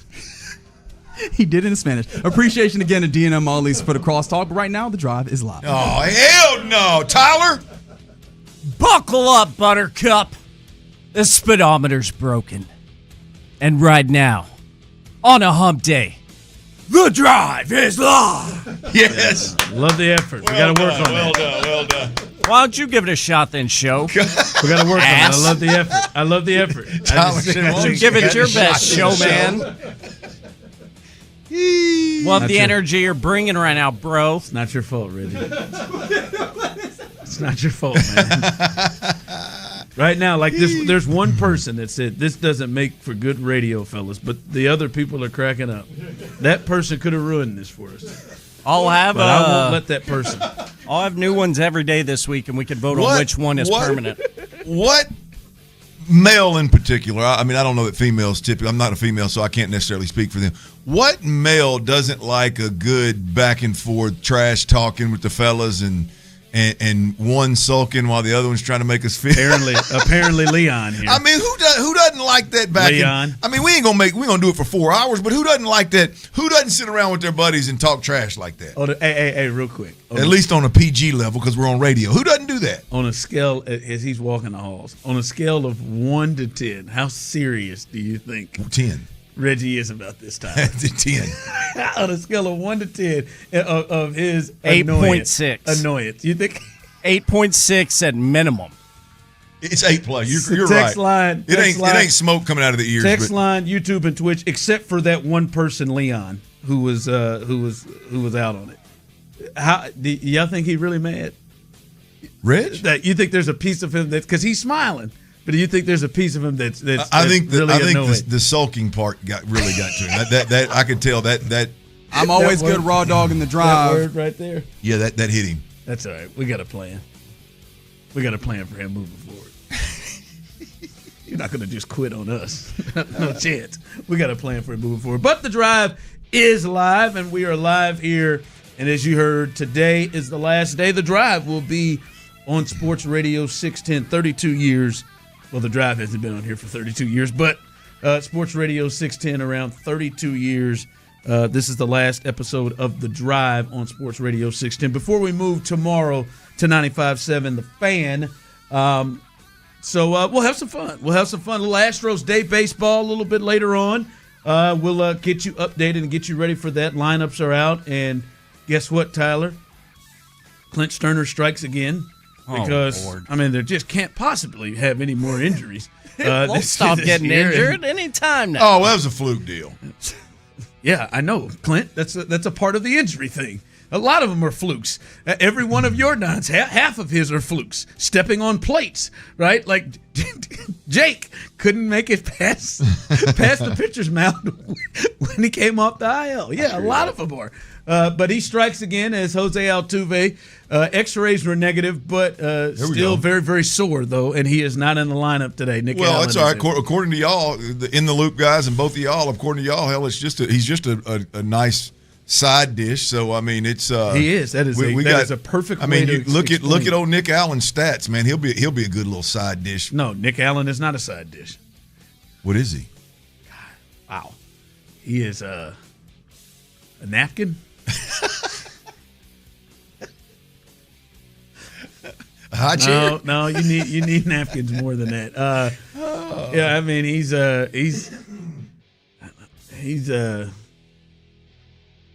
ketchup. Yeah, he's ketchup. You don't use it all the time. You don't use it all the time. Yeah, you don't use it all the time, but it's just sitting over there. Yeah, it'd be a good time. It'd be a good time for Carlos Correa to come back, wouldn't it? That'd be nice. Let him play third. Sato Paredes over there second. Yeah, see if we can get another update on him coming up soon. But the drive is live. A lot to get to here. All right, Clint. Let me. I do want to mentally prepare you for this, Clint, just in case you are not aware of this. This coming out this morning around 8:00 from our guy. Jonathan Alexander of the Chronicle, that the Texans aren't expected to play their starters on Thursdays, most of their starters on Thursday's preseason game versus the Chargers. I just want to make sure, Clint, that you have mentally prepared yourself for that. I know it is something that you're completely against, especially on the offensive side, but I just want to make sure when I hear Jonathan report something like that, this is a guy who has covered this team for a while. Yeah. I feel like it's not just a guess. Yeah. I feel like he may have some intel, and we've heard that from other people like Aaron Wilson as well. But I just hope you're prepared that you're probably not going to see what you're hoping to see. I am very prepared. Good. Look, Ron. I am very prepared, and here's why. This is an organization, or let's call it what it is. Hell, I mean, D'Amico Ryan's the head coach. He has literally come out and told us that at this time last year, they couldn't get out of the huddle, get to the line of scrimmage without fighting the play clock. And what'd they do last year in that first preseason game? struggled with all of that.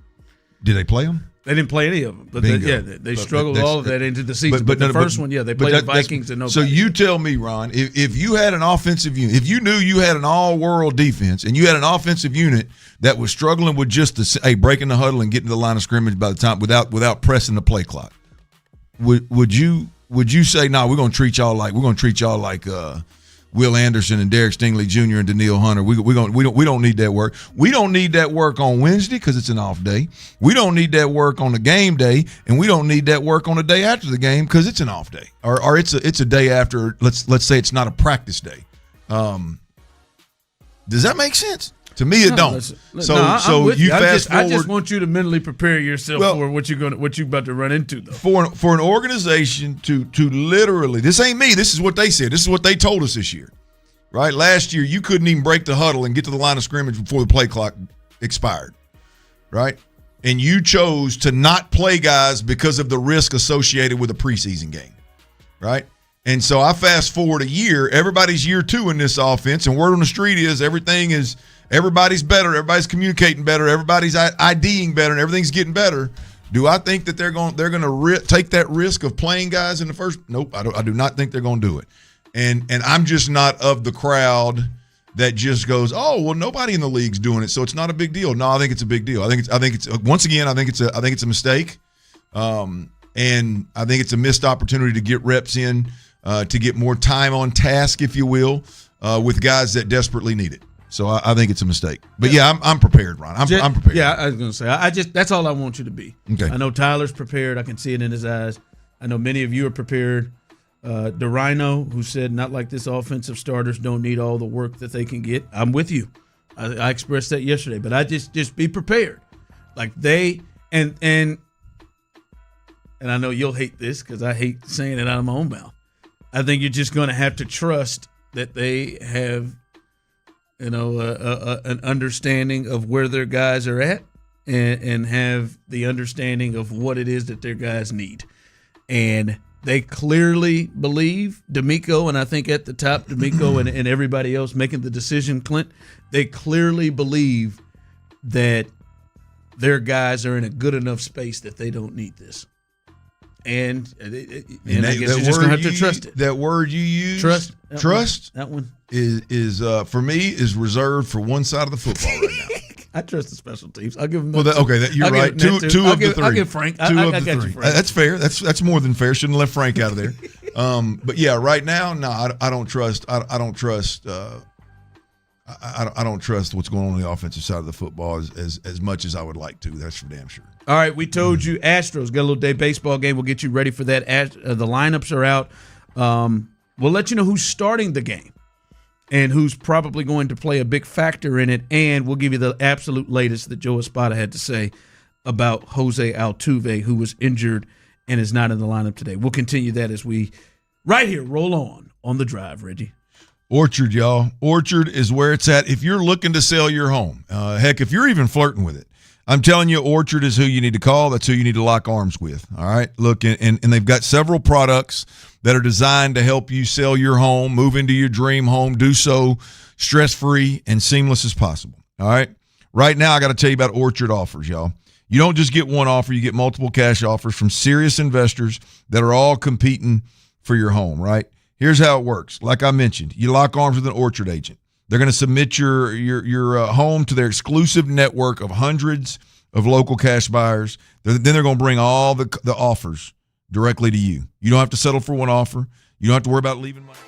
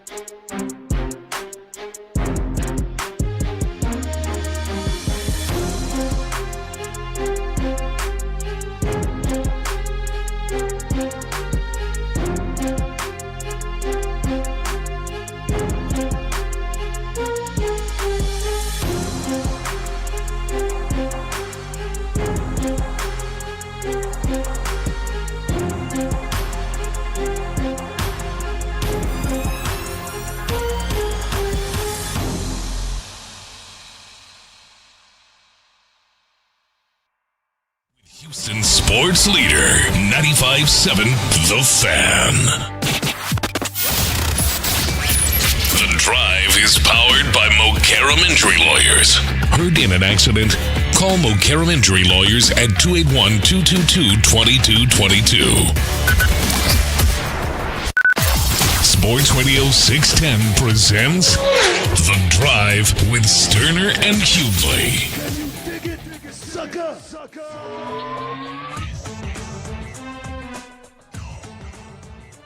All right, welcome back in as we are live here on The Drive tomorrow. Big day here as we flip over to 95.7 The Fan. And listen, the morning show, if you missed that, boy, they've got a hell of a crew of guests sliding in. J.J. Watt, he'll be the first guest ever, 8:20 tomorrow on 95.7 The Fan. Rudy Tomjanovich. We won't underestimate the heart of him. Not just a champion, but just of him at all. He'll be on. Don't ever underestimate the heart of a champion. Of course you have that. At the ready. And then Roger Clemens, friend of our show as well. Roger Clemens, he'll be on with them. We'll have the McNair's on tomorrow at 2:10, so stay tuned for that. I'll try not to piss off Hannah. And Cal. I believe I have once said to Cal that he has those big ass fingers. I believe I did say that once. I don't know. I don't think that pissed him off. I don't think it did. I mean, you know how I am. But should be a good time all day tomorrow. He knew when he put that maxed out Oura ring on that pinky that he got big fingers. I want to see him get it off. Is what I wanted. I want to see him get that thing off. I think there may need to be some butter. I think oil. I got an Oura ring and it goes on your pointer finger. Yeah, I know, but I think, Ron, there were two more sizes above mine. To think that his pinky ring is two sizes bigger than my pointer finger. That's what Cal's working. That's the digits Cal's working. There you go, Cal. All right, I see you. Big fingers. There you go. They'll join us tomorrow. At 2:10 is this the Texans, the partnership with the Texans. They're as important as almost anything outside of our listeners and our fans. It's good to have them on, the owners of the Texans, with us tomorrow as we make the move over to FM. All right, Clint, the Astros, they're going to get started here at the bottom of the hour, and mind you, you can stay right here and we'll keep you updated on everything that is happening. The lineups are out. By the way, Brian King, he's going to be the starter today. Tough watch for me. Well, I mean, yeah, I get that. But he's just going to be the opener. Just going to be opener, maybe an inning, maybe two, maybe. We'll see. But they did announce this from Joe today that both Imai and Blanco will be available today, is what Espada said. The Astros will use Brian King as their opener with several left-handed hitters at the top of the Giants lineup. But we should see Imai or Blanco in today's game to probably get the bulk of the innings. So, might see both? Well, at least he said they are both available. So I'm guessing one of them will be tabbed to be. But you're right. The way Imai, they pitched him 3 innings the last time he pitched, so you could see them both. Well, this is – I don't really know how to feel about this because if you've got both of those guys available, they've both been guys that you've thought highly of in the starting rotation. To then choose to go with B. King, who, by the way, has not been good the last couple times out. I mean, he's tough for me to watch anyway, but it's not like to think that you've got both of those guys available. Nah, we're gonna go B. King for an inning or two. That is an interesting approach. So I look at it like, damn, if that's the approach now, how are either one of those guys going to be factors in the starting rotation? Which maybe they're not. Maybe they're going to be bullpen arms. Now so I don't really know exactly if that's a good feel or what with King being the starter with both of those guys available, right? It's one thing to have a bullpen game. It's another thing to start a bullpen arm when you've got two starters available, right? So that's a little bit. I don't know how to feel. The other piece of that is I'm stoked. I want to see Imai out of the bullpen again. I'm dead ass serious about this. That's what I was going to ask you too. 713-572-4610, YouTube and Twitch. He said Blanco and Imai are available today, both of them, and you're guessing one of them will get the bulk of the innings. Who do you want out there? By the way, the Astros need to win this game to win the series. The Astros are still clinging to a half-game lead over the Rangers with them losing last night 4-1. The Rangers also lost to the Angels last night, so they need to win these games. Who do you want to see more, Blanco or Imai? Imai. Really? I feel like I know. I feel like I've seen really good Blanco, and we've seen pretty decent Blanco since he's returned. So I feel comfortable with Blanco. I mean, one way or the other, I feel comfortable. Imai is the one that, boy, if they can find out what makes Buddy tick, you know what I mean? If it's a bullpen mentality, if they can find out what makes him tick, he can help this team win immediately with that stuff that he has. Yeah, he gets it going. Like someone texted in, it's because Imai has trash first innings. Yeah, I mean, he still would be pitching his first inning. Now maybe if you just think it's literally maybe they're literally taking the approach that you suggested, Ron. Maybe he is starting in the bullpen and pitching. He's pitching and getting the bad pitches out the way. He's pitching the first inning the same way Brian King is going to pitch the first inning. He's just doing it in the bullpen. He's down there with Christian, just throwing and pitching, and he's getting those bad ones out of the way. Yeah, I mean, I get you. Maybe it is just the absolute first inning, but it will still be his first inning. So yeah. I don't know. We'll see. I would assume it's probably Imai. We'll see once we get there. But that is the kind of the news on how they're going to handle pitching. And then the other big news: the lineup is out. Pena's leading off with Alvarez as the DH behind him. Paredes and Varsho behind him batting fourth with with late night Lamont Wade Jr. finally getting a start against his old team. And then Cam Smith, who's been swinging the bat pretty good. He's in right field. Trammell's in left with Nick Allen in at second base. We'll get to that. And then Christian Vasquez is catching. Nick Allen is at second base, Clint, because Jose Altuve is out. He got hit on the foot with a pitch yesterday and immediately kind of came out of that game. Nick Allen came in for him in that game. This is the absolute latest from Joe Espada today. Jose Altuve is still sore and unlikely to be available today. We obviously know he's not starting, but he's saying he's unlikely to be available today. Joe Espada said he will be reevaluated by the team doctors after the Astros return to Houston. So, first off, I'm nitpicking here, but those two statements are just stupid when you say them back to back, right? He's unlikely to be available today and then going to be reevaluated by team doctors. We'll get back to Houston. So if he still needs to be reevaluated, well, hell yeah, he's not available today, right? That'd be crazy as hell to throw him in the game if you still feel like you need to reevaluate him when he comes back to Houston. What the hell are you talking about, Joe? Okay, I mean, again, as I said, I'm nitpicking here, but that is the latest with Jose Altuve. The hope is it's not a long time, and I know we've had some fun with him. I stand by everything I've said about him being a side dish, but a side dish is still very, very good, and you can see it missing with his presence not in the lineup, right? Varsho hitting in that 4 spot behind Paredes just kind of changes the whole look of this thing without Altuve there, and there's always the threat of him in there. You know you can't just put a first pitch fastball up there and he still may have the ability to take it out. So it is a difference with this lineup with him out of it, and the hope is it's not a long-term thing. Yeah, damn sure hope it isn't, because I mean that you get to Varsho real quick, who was working his way down the order until this injury.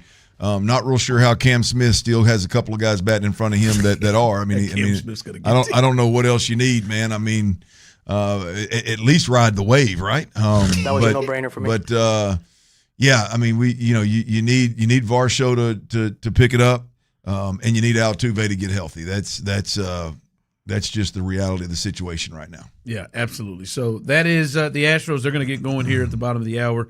We'll keep you completely updated on everything that has happened there, and also remember, Baseball Talk on Sports Radio 610 is presented by Xfinity. Score the most reliable Wi-Fi, one price, 5 years guaranteed. Xfinity, imagine that. All right, coming up, we will let you know exactly what's happening when this thing gets started with the Astros. But 3 things Three things. There are. Listen, we're hitting the first preseason game. There's only 2 more of those. There's a couple of joint practices, and it is coming down to the stretch to where Buffalo week 1 will be here before you know it, and decisions that need to be made will be here before you know it.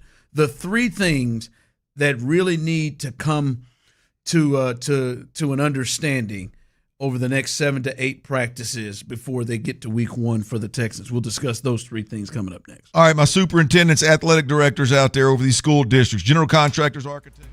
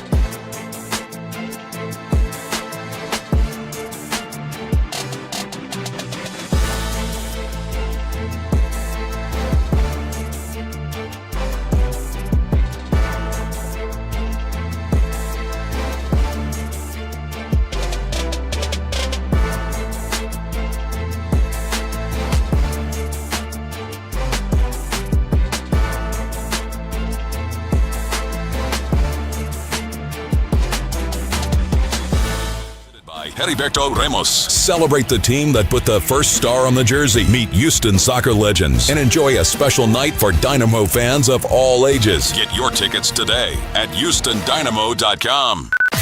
Sports Radio 610 presents The Drive with Stoerner and Hughley.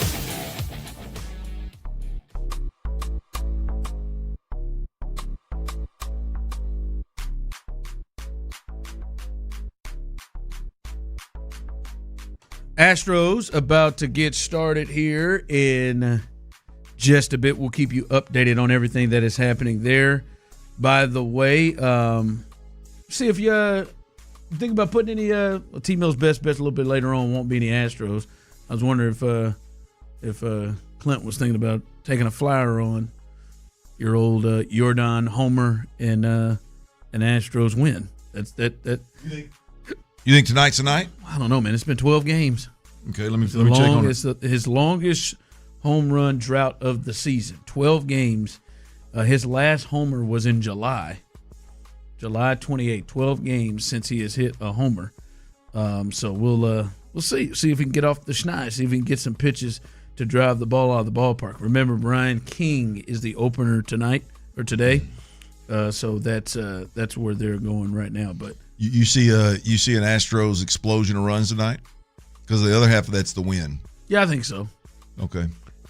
Yeah, I think so. It's a little ballsy bet when you got the likes of Brian King, Ronel Blanco, and Emma in the plans. I mean, but that don't have nothing to do with the offense. I think the offense, you got to have a win. I know you got to have a win, but I think the offense will give them some run support where I'm checking on. They got to really do some things to screw it up. I don't think we will have enough time in the show. Maybe we will if it's a quick game.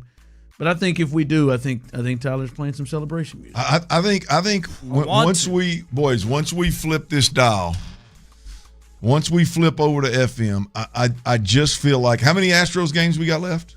31. 31 Astros games. I feel like we should have a drive daily of a player and a win. It's a new day. And we all split it up equally and bet it every night. It's not bad. Player and a win. You got to get them both to win. It's got to be a bomb. Oh, a bomb. I mean, if you want to choose somebody lesser and go extra, go more than a base and a half, or if Tyler's got to find us a guy that we can do the damn bet with, though. That shady bookie he's got. I got questions with that guy. If I ever find that guy, it's my buddy, man. I got to talk to him. Shady Booker. I've got questions. I mean, I've got questions for him. We got to find a way to make the bet, but a parlay of Astros win plus home run or Astros win plus multiple bases. Yeah. And we can change players however you want to do it. Yeah. I really like your thinking on this one. I feel it. I feel it. I'm hoping he hits us to old McCovey Cove. That's from getting the water right there. Go ahead and pull one out of the ballpark. All right, Clint. We've reached the first preseason game tomorrow, and you can listen to it on 95.7 The Fan, and you can hear Mark and Andre and John tomorrow on as they cover the first preseason game. Wow. But there's going to be about 7-8 practices, a couple more preseason games. There's going to be a joint practice with the Raiders, another joint practice as well. What are the three things that you feel like we need to see? The three kind of major things that are on your mind that we need to see the rest of training camp? Well, you got about 8 practices and a couple of preseason games, which for these guys, for these topics, probably may not come into place. You got about 8 practices before the Texans have to cut this thing to 53. And I think there's 3, in no particular order, 3 things that the Texans have to flush out before you get into that week, first week of September, where you start prepping for a real opponent, right? You're no longer thinking about, boy, who's going to get cut, who's going to be on the team, who's not.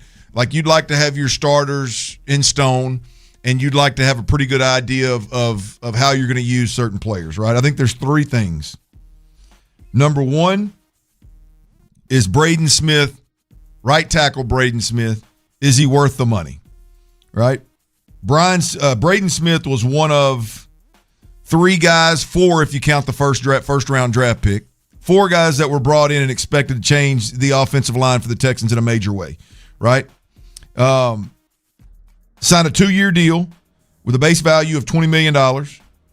Could reach up to $25 million. $13.5 million guaranteed.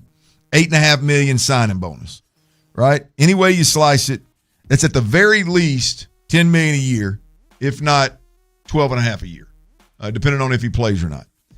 Is Braden Smith worth the money? Right now, Braden Smith has found himself in a competition with Trent Brown. And his name is in the backup position right now on the unofficial depth chart. Yep.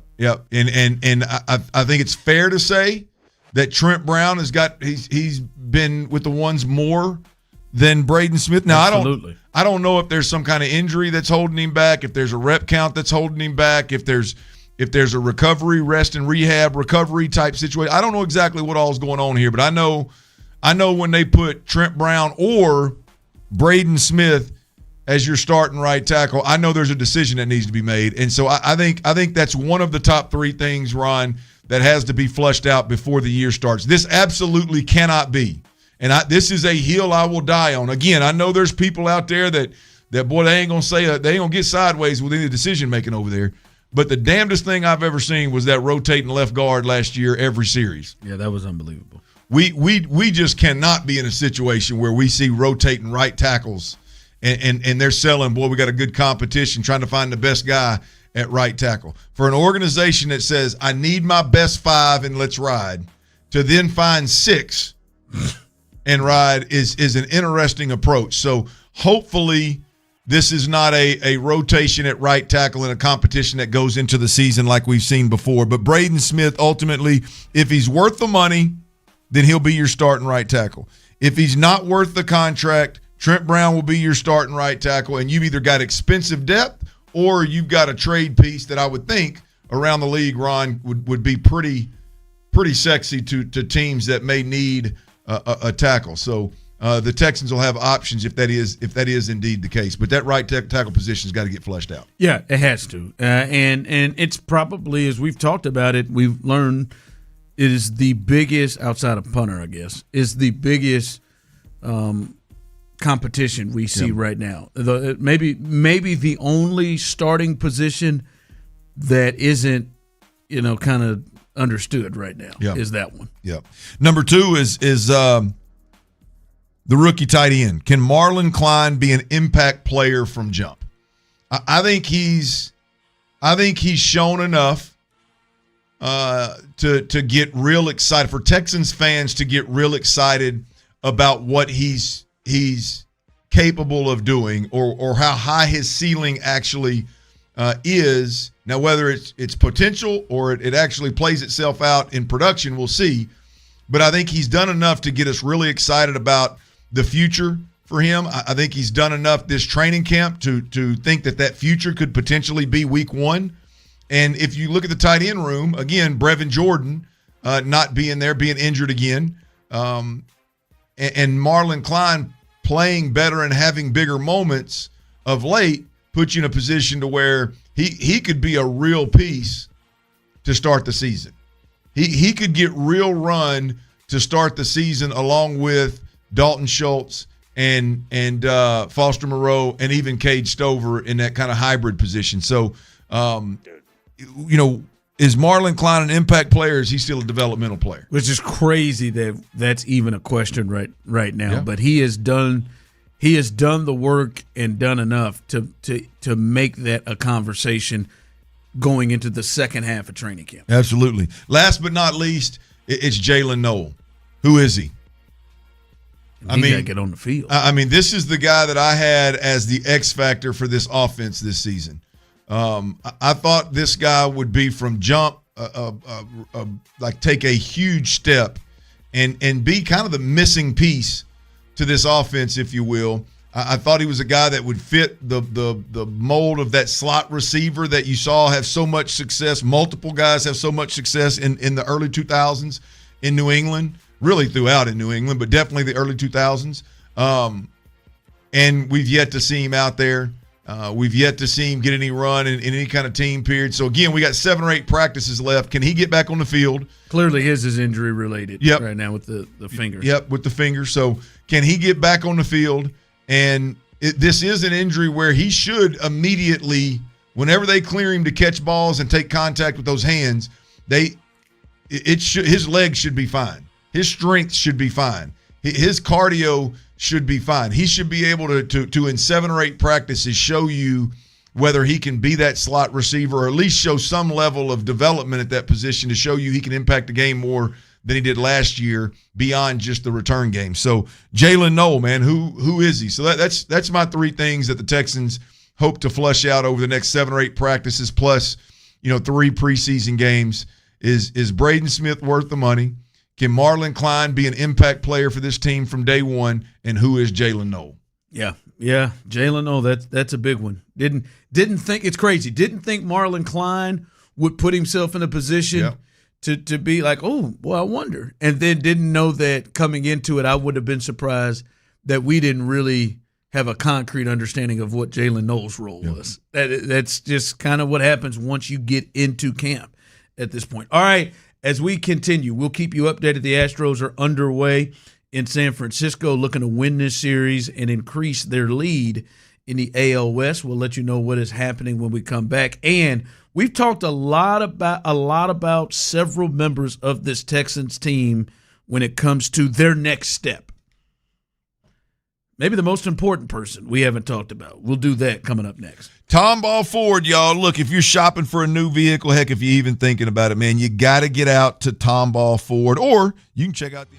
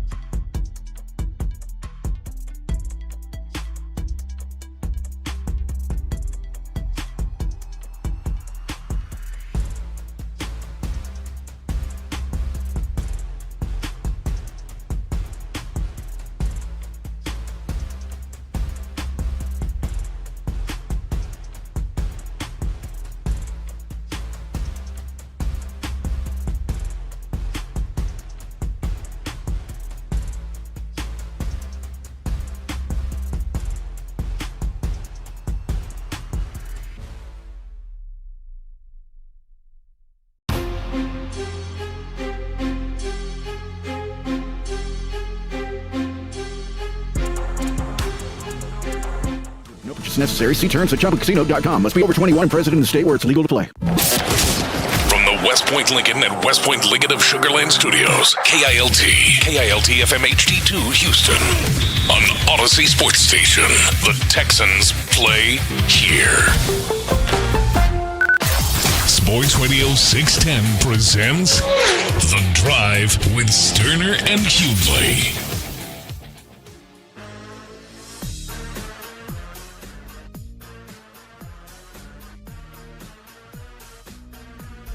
All right, welcome back in. 1 hour down here on The Drive as we will continue to keep you updated. By the way, the Astros in the first inning.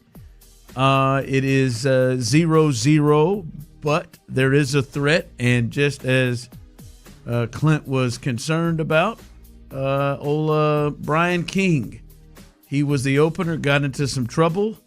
They were double-barreled. I'm not going to lie to you. At first, when I first glanced and looked up there, I thought, boy, Joe Espada's having some fun. It looked like he had Imai and Blanco double-barreled in the bullpen, but it was De Los Santos.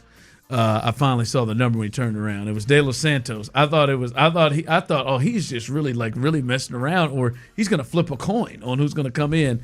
Well, De Los Santos came in as Brian King got in some trouble, and he is unable to get out of the inning. The Giants just took the lead.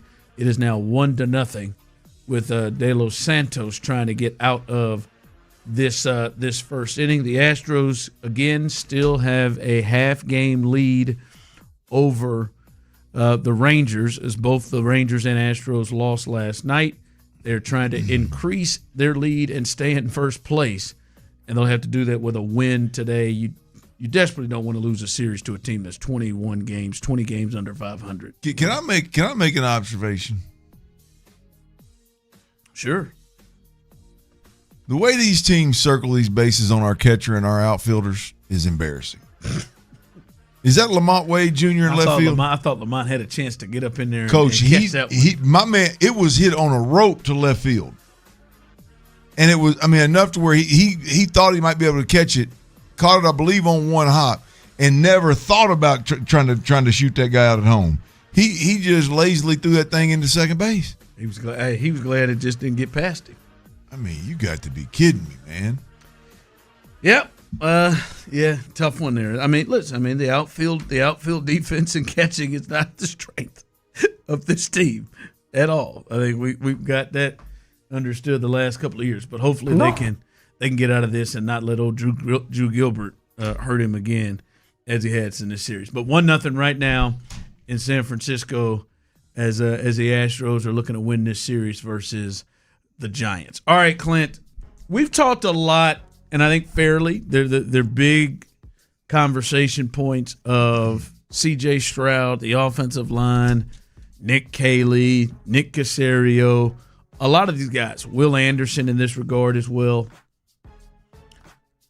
This is obviously an organization that is as healthy as it's been, in a great spot, an organization where people believe this has a team that has a chance to get to the ultimate prize, to take the next step, to get to a Super Bowl. There are people picking the Texans to get there. There are people picking the Texans to have double-digit wins. This is a team that is highly respected, Clint, and a lot of that comes from their head coach, DeMeco Ryans.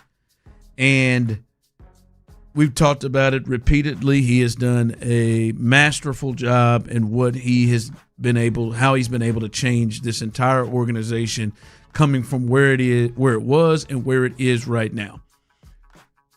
I would pose this to you and the folks. 713-572-4610.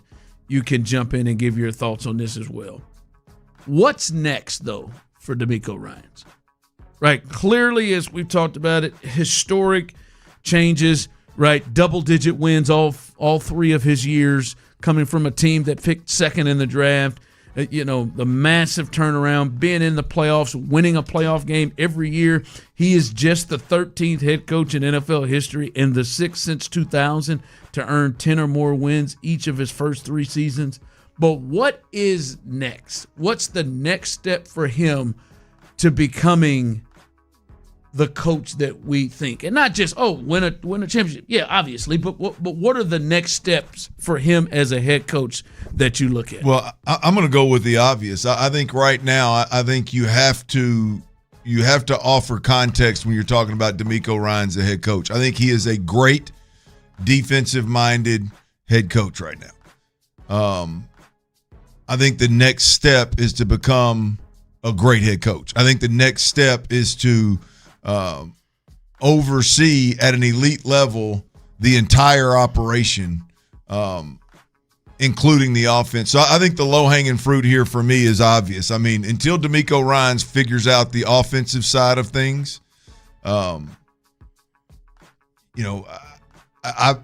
find it difficult to put in the elite head coach category. DeMeco, I think, has done exactly what – the day DeMeco was hired, I felt really, really, really great about the defense. I felt really, really, really good about the culture and that he would be able to get the right guys in here with the right mindset. I felt really good about the developmental piece. The same question I had 3 years ago when DeMeco Ryans was hired is the same question I have today. Can he figure out the offensive play caller piece? And ultimately, it's can he figure out the offense? Because let's be honest, we don't know what, and they don't know, more importantly, if they have their quarterback or not. DeMeco Ryans appearing to hand the entire offense over to Nick Caserio and just do the New England thing again is an interesting approach. So I think the low-hanging fruit for me, Ron, is just the inability to figure out that for the offense to consistently hold you back. That's a problem for DeMeco Ryans, the head coach. Yeah, I hope at least, and I think there's some fair questions with it. I hope at least he's in a space maybe now that he knows exactly what kind of offense he wants. You know what I mean? Like I've wondered, does he know exactly what he wants, or is he just kind of passing that on to others? When he first got here, I kind of thought you knew what he wanted, which is systems he had been in, since Gary Kubiak. Yeah. Then he's with Kyle Shanahan. He was with Andy Reid as a player. Kind of thought that's where – I hope he at least knows where he wants to be. Someone texted in better game management, especially before halves, and better challenge flag record. Okay, yeah, maybe some other things. I think there's a couple of things, and the offense is very clear into the top thing. How can he figure that out? Because, Clint, it's not – I mean, I'm not going to say that ain't ever going to be – it's probably not just going to happen because, oh, boy, he gets lucky and he finds, some genius, right? And even if he does get lucky and find some genius, the likelihood that you're going to have that genius for a long stretch is probably unlikely. Somebody will try to, to get that genius from you. I think other spaces outside of that is, sometimes in big moments in big games, from a discipline standpoint, from a penalties to just plays to hurt themselves, the amount of times I've heard him say, we gotta stop beating the Houston Texans. The minute we stop beating the Houston Texans, be all right. For a coach that I believe, and covering teams coached by Andy Reid, I think DeMeco Ryans has the pulse of his team better than I've ever seen anybody. Like, appearing to have the pulse of his team and understanding. He is so connected with his leaders, so connected with most of the guys. And the guys seem to, outside of a couple of nuts or guys, seem to really ride and respect him. He seems to have that, but there's still some issues with that where they beat themselves too much, or they'll have, brain farts that even go always, to go back from even on defense, that time where somehow Jalen Petrie got locked up against, Devontae Adams, and that ended up being, really the game-winning play there, and penalties and things like that. So I think that is something that he can improve and his team can improve upon.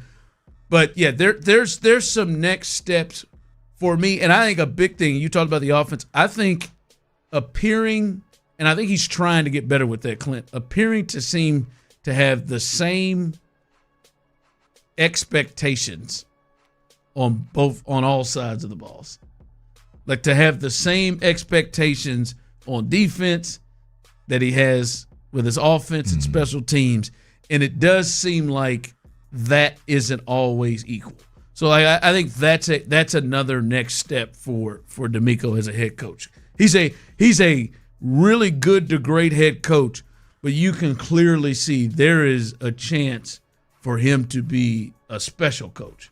There's a chance for him to be, one of those Hall of Fame level coaches. With all the he's got a lot of the hard stuff down. Yeah.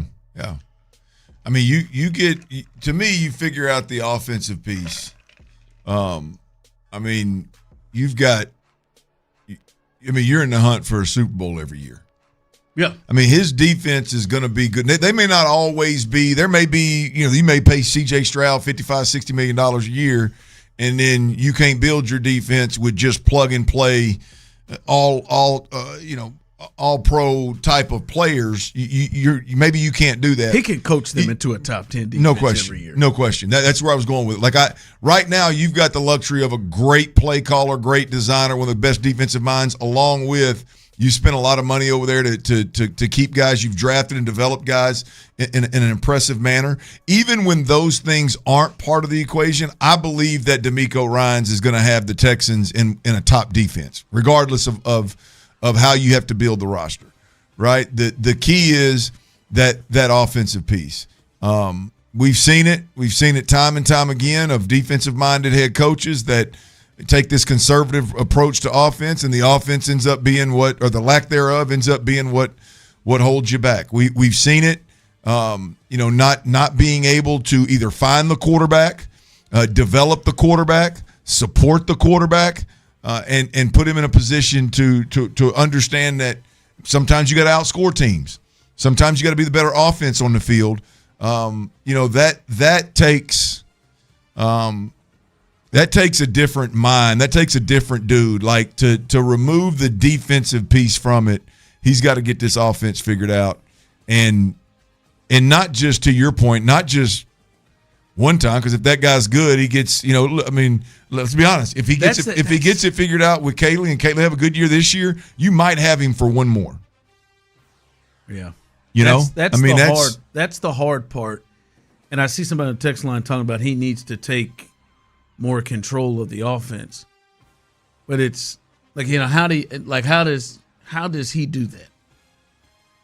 Like, even though that's not his expertise. Yeah, I don't think taking control of the offense is the thing. I think he's well on his, from that perspective, I think he's well on his way. Like, look, I don't care what y'all do schematically, but you're going to be a physical group that finishes through the whistle. That you're going to, and you're going to be smart, and you're going to be able to communicate. Like, that's what the head coach can demand of his offensive staff is you better find me, you better force them. You're either coaching or allowing things. You better force them to play with a level of physicality that's the standard, right? When it comes to like the offense in-game adjustments and the play calling and all that, like that's you got to find the right guy to do that. Yeah. Now I'll say this. If I'm D'Amico Ryans, I'm the minute I hear Nick Caserio say, "Oh, this ain't about one person. We're not building around one person," I correct that immediately. Like they've got to get to a point. Like to me, only a defensive head coach would accept, "Oh, we don't build around our quarterback." Like, who in their right mind even shapes their mouth to say that? Yeah. So that to me, like that thought has to be nipped in the bud. That can't be where you're at offensively. I mean, you got to build around that guy, even if it's not CJ. You got to build around that guy some way or another. Yeah. Now, text line coming in: can D'Amico be a great head coach if he doesn't win a Super Bowl? Yeah, I think he could be a great head coach. I think he's got to get to one. But I mean, there are like Marty Schottenheimer. I think is a great head coach. He never won a Super Bowl. I mean, there are guys out there that are fitting in that. Someone texted maybe Emi's tough on first innings. Well, Emi offers up a leadoff walk when he gets into the second. Now a base hit. So strong start. First two jumping on. Gosh dang. I mean, does this guy know that he is really bringing a lot of Ichiro vibes with his entire look and his number 51 for the Giants? Does he know? Like, does he understand he is bringing just pure Ichiro vibes? These Astros know I want to play some damn celebration music. That wasn't. I thought it was this guy. Yeah, this guy. Yeah, he is bringing. Oh, I thought you were talking about the guy that was at first base. No, this fella here, he's wearing 51. He is bringing full, like everything about him just is screaming Ichiro. I mean, he's of the age. He probably idolized the guy. He probably did. He's doing everything like him. Got his number and everything. All right, we'll keep you updated there. It is Wednesday. You are harping on that number. I mean, you might want to mention the fact that he is Asian as well. They played the Giants when I was in San Diego. I went to a Padres game. I mean, it just looked. I mean, I thought it was Ichiro out there. Pacific Islander. Everything. All right. God, yeah. It looks like we got bad Emi today. I just want to get that out right now. All right. He got them britches hiked up, don't he? He really does, like uncomfortably. All right. Wedgie season out there in San Francisco. Stock up, stock down as the Texans head into their first preseason game. You can participate as well. We'll do it coming up next. Oh, Wedgie's walking them again. Hey, y'all, man, look. I'm having a hard time doing it right now because I'm laughing, but breathing is one of the most essential parts of living, man. You got to breathe well to sleep well. You got to sleep well to live.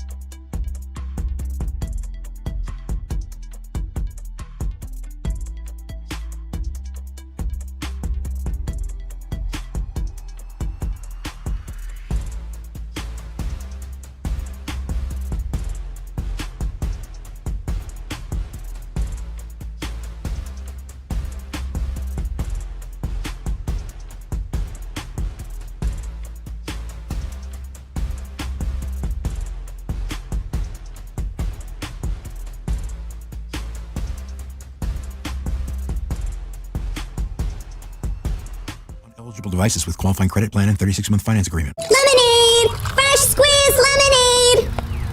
Lemonade? Oh, nuts. Is your business struggling to be seen? Not reaching the right customers? Yeah. Odyssey's here to help. Your one-stop shop for digital marketing. Wait, really? With targeted digital media, plus SEO, SEM, social, OTT, and more, we help your business reach the right audience and drive results. Whoa, hey, one at a time. Stop missing out on valuable customers. Visit digitallocalads.com to learn more about our local advertising solutions. That's digitallocalads.com. Okay, people, line starts here. Injured? Call Mokaram Injury Lawyers, 281-222-2222. The Drive is powered by Mokaram Injury Lawyers. Heard in an accident? Call Mokaram Injury Lawyers at 281-222-2222. Take the drive. Every season brings highs. I'm in my drop top, cruising the streets. And lows. No way, because I know one of you two ass would have done the same thing that I just did. Are you kidding me? This trio always has eyes on the market in H-Town. It's time to buy or sell. It's stock up. The arrow's pointed up. Stock down. They're selling, Mortimer. On the Drive with Stoerner and Hughley. That is right. You are riding as you always do, Drive family. Right here with the Drive, Stoerner, Hughley, myself, Milner. And it's time for some stock talk, as we do every Wednesday on the Drive. Doing a training camp edition of Stock Up, Stock Down with these Houston Texans, because it's game day eve, people. Preseason, albeit, but another step closer to the return of football in our lives. Texans, Chargers, preseason game number 1. Yeah. Manana. That's damn right. I like that out of you. You sounded like Vandermeer a little bit. But Texans training camp rolling on. Stock up, stock down. Want to get started with you, Mr. Ron the Show Hughley, doing your best Vandermeer impression. Stock down for you, Ron, for these Houston Texans at the moment. I think there are a couple of obvious ones for some reasons, but you've been seeing this and hearing this, and my stock down is for Ed Ingram. He's been getting beat. I'm not going to say he's just getting his ass kicked all day long, but he's getting beat and not handling some of the inside guys in the passing game, in the run game. And Clint, he was the biggest investment free agency-wise that you made in the offseason. He got more than Reed Blankenship. He got more than Braden Smith. He got more than Sheldon Rankins, who came back. He got more than anybody else on the team. He is also your highest paid offensive lineman on the team.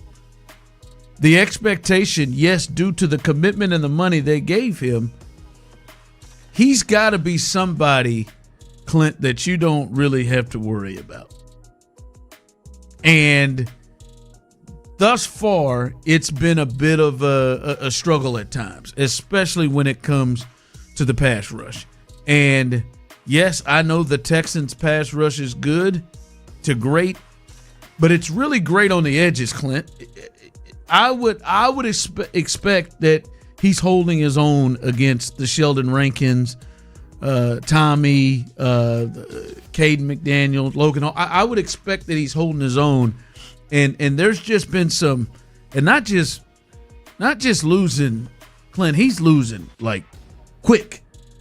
Getting it's like just the play is not going to be able to be run. So mine is for Ed Ingram. I think he is somebody that needs to pick it up, especially with what they committed to him. Yeah, man, that's going to be the you said it before. With this offensive line, the expectations are they run it better. Let's be honest, they can't possibly run it worse. And so I think the real question comes in obvious passing situations. How do these guys that you clearly brought in here to bring physicality and move mass and dominate the trenches and the line of scrimmage kind of deal, how do they handle pass protection? I mean, I think that's a bigger picture, kind of a boring topic at this point, given that we're not going to see them in preseason games and things of that nature. But I do think it's real.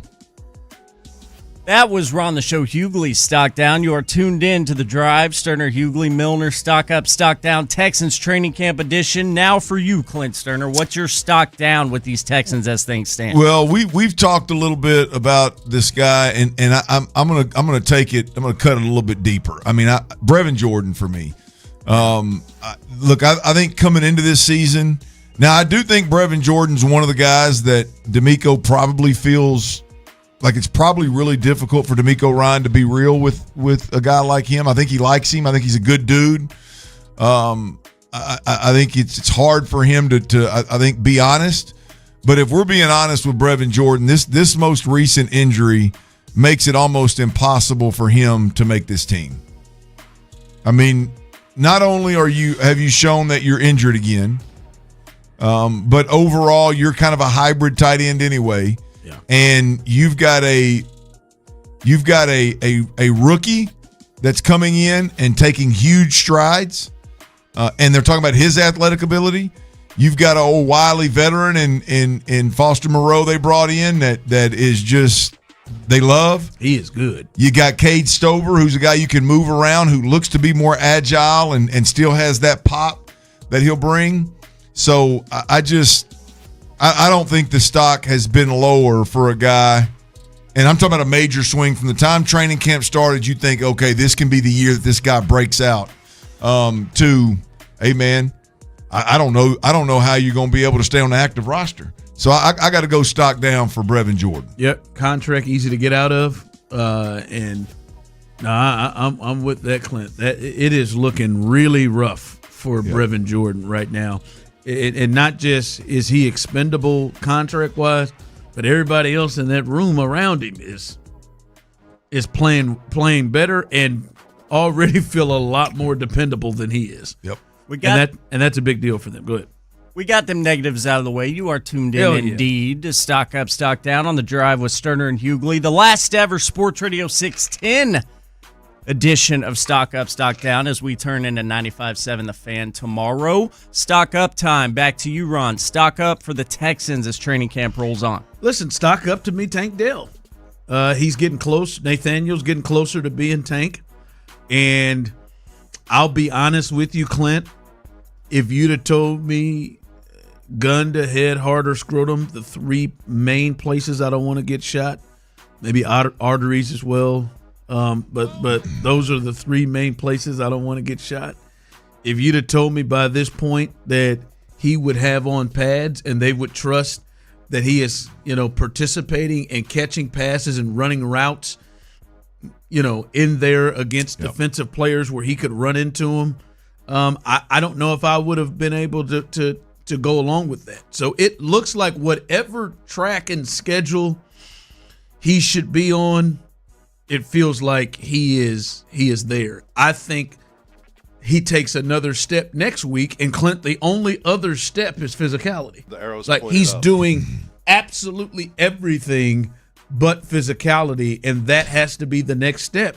And Clint, going into week 2 of the preseason, the week in which they have, the main dress rehearsal, he has a chance to actually be active, right? If you would think the next step next week is more physicality. So Tank Dell, the stock to me is up with him right now. His health is starting to put him in a place where he may be able to move along quicker than we thought. Way up on Tank Dell. That is something all Texans fans, a Drive family, everybody can get with. Stock up for Tank Dell in the eyes of Ron the Show Hughley. Clint Stoerner, Dirty Red, stock up for the Texans right now in your view. I'm going to go with a 2-time Texan. I'm going to go with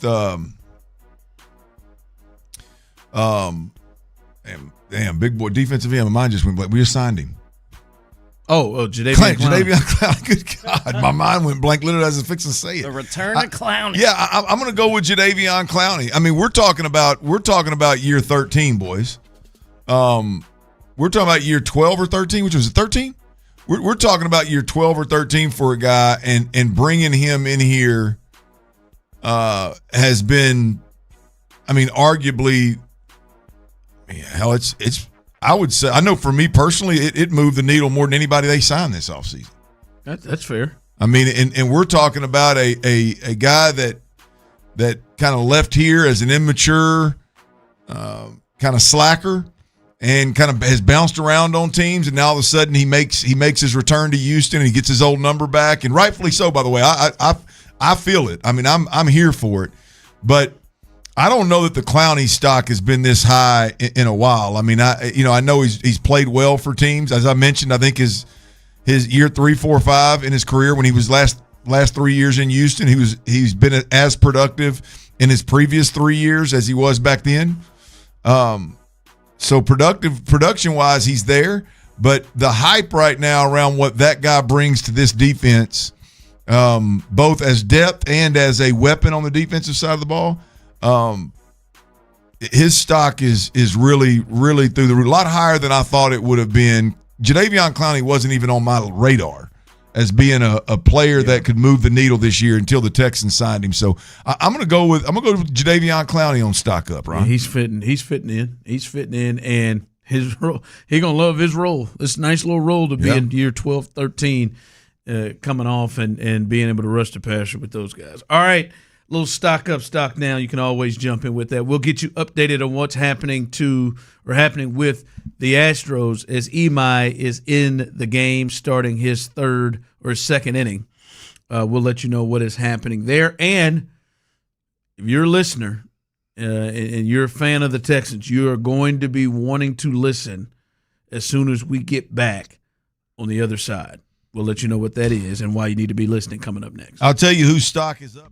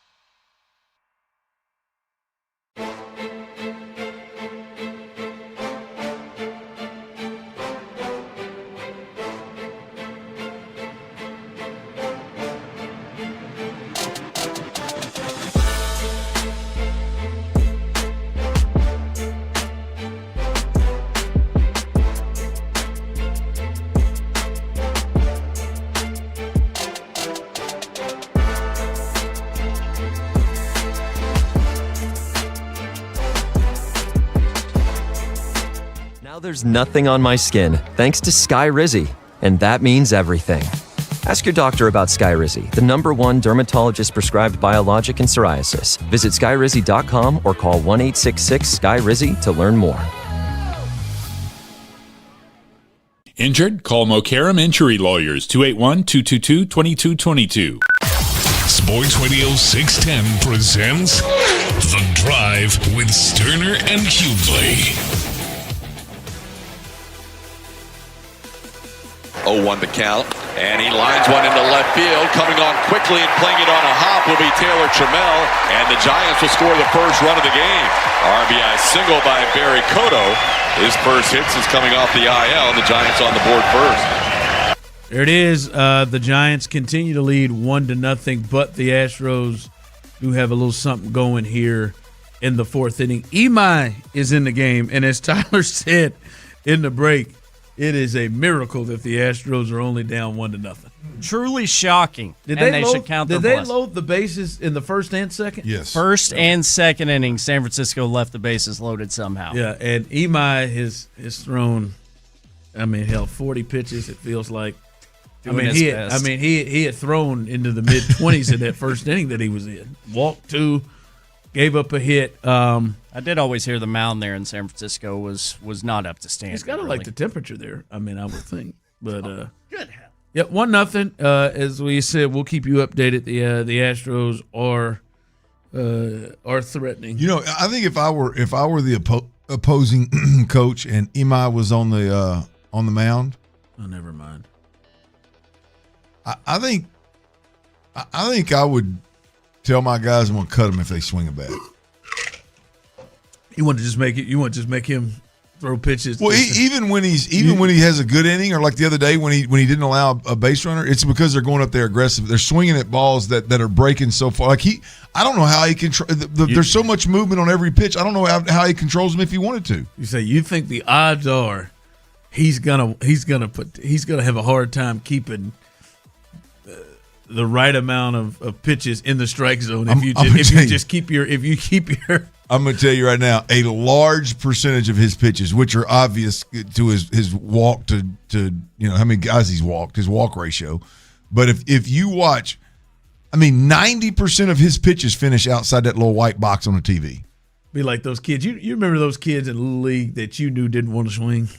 They were just working walks and going over there down to steal bases when no one ever gets thrown out back there. Yeah. We walk up there like that. They want that walk so bad. But the real good ones are the ones who give you a real good stance, dig in, do everything like they're about to turn the cover of it, but they're not looking. They ain't gonna lift that bat off the shoulder. Not a second. And they know pride to themselves. Little League, this 12-year-old, he's not getting 3 in the strike zone. Couldn't throw 3 out of 7 if he wanted to. That's what Clint believes about Imai. I'm telling you, there is so much movement on every pitch. Every one of them finishes outside the box. It sucks to suck. Yeah. That is fair. So if they're just going to be patient, it's going to be tough for him to throw strikes. Yeah. But boy, if you get up there and you get aggressive, man, he can mow them down now. Yeah. All right, we'll keep you updated here. By the way, make sure you're listening in the 5 o'clock hour. We did this yesterday. Our guy Mike was able to win a couple of tickets to tomorrow's preseason game. We will hook somebody else up as well in the 5 o'clock hour. So we're giving you that reminder. 5 o'clock hour. Make sure you're listening. At some point in that 5 o'clock hour, you will have an opportunity to win a pair of tickets, front row, Jack, in the bullpen.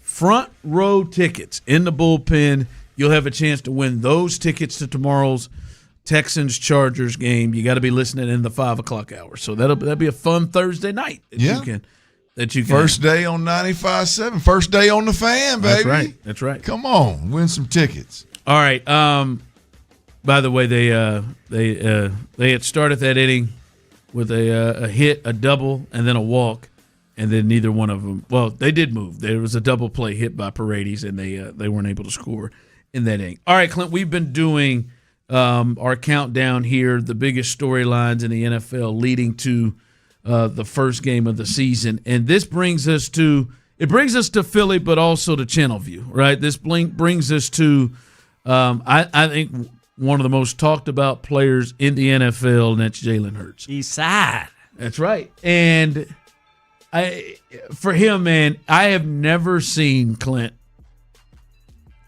a player and the conversation swings so far from year to year.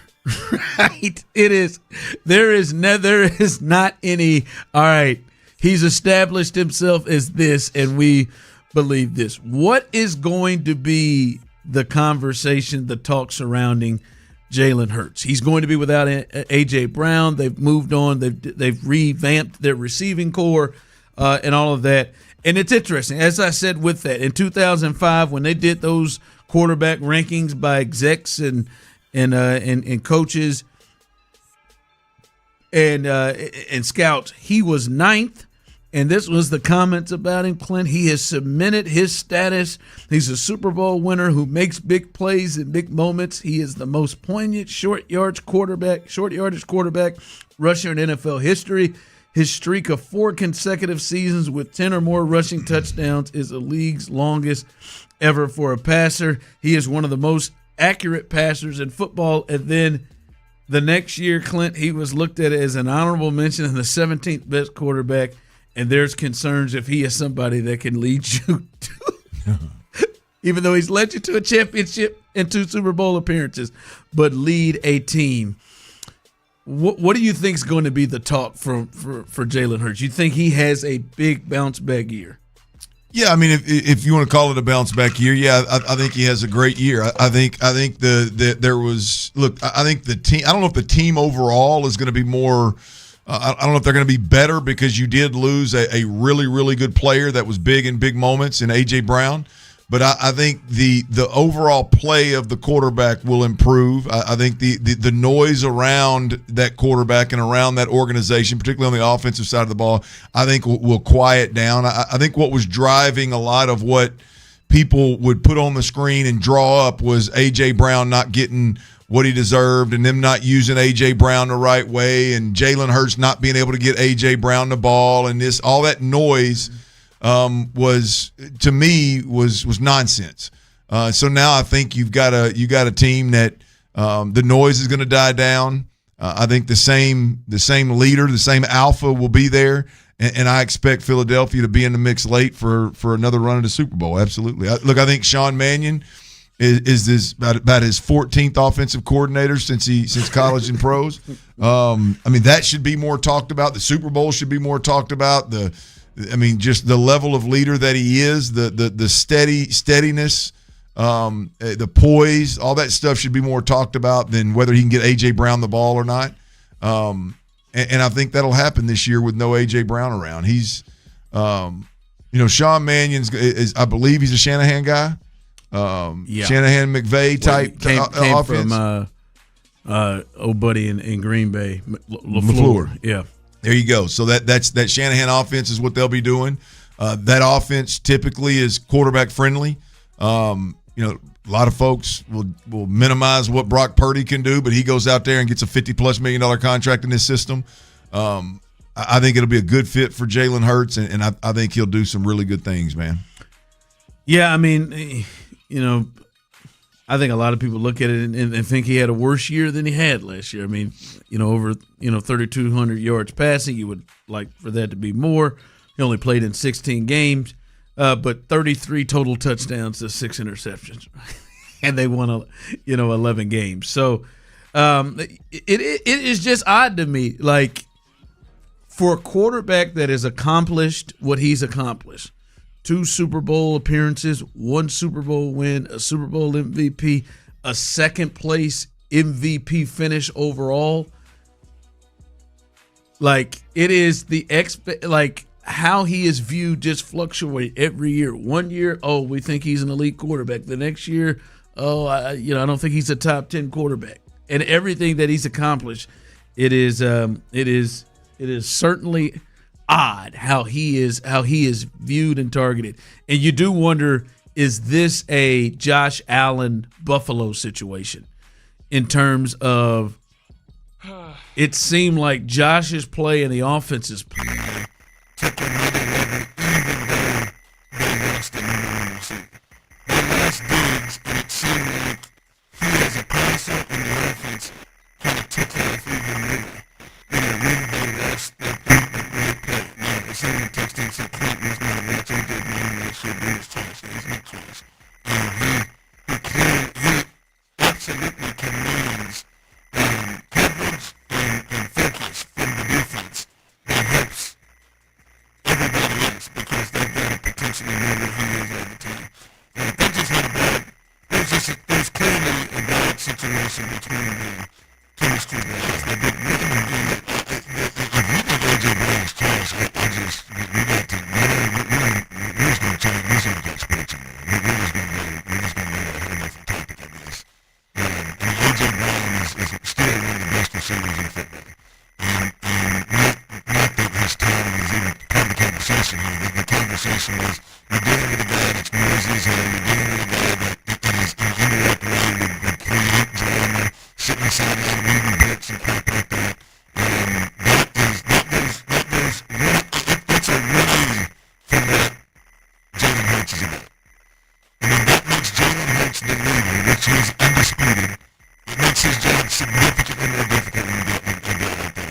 So, whether you think he's trash or not, he was a distraction. And I think with that man, I think Jalen Hurts is better. Looks like he's lost some weight too. Looks like leaned up a little bit. I love yeah. Devontae Smith as a number one. I think he deserves it. So yeah, man, I think Philly overall is going to be in the mix for sure. Yep.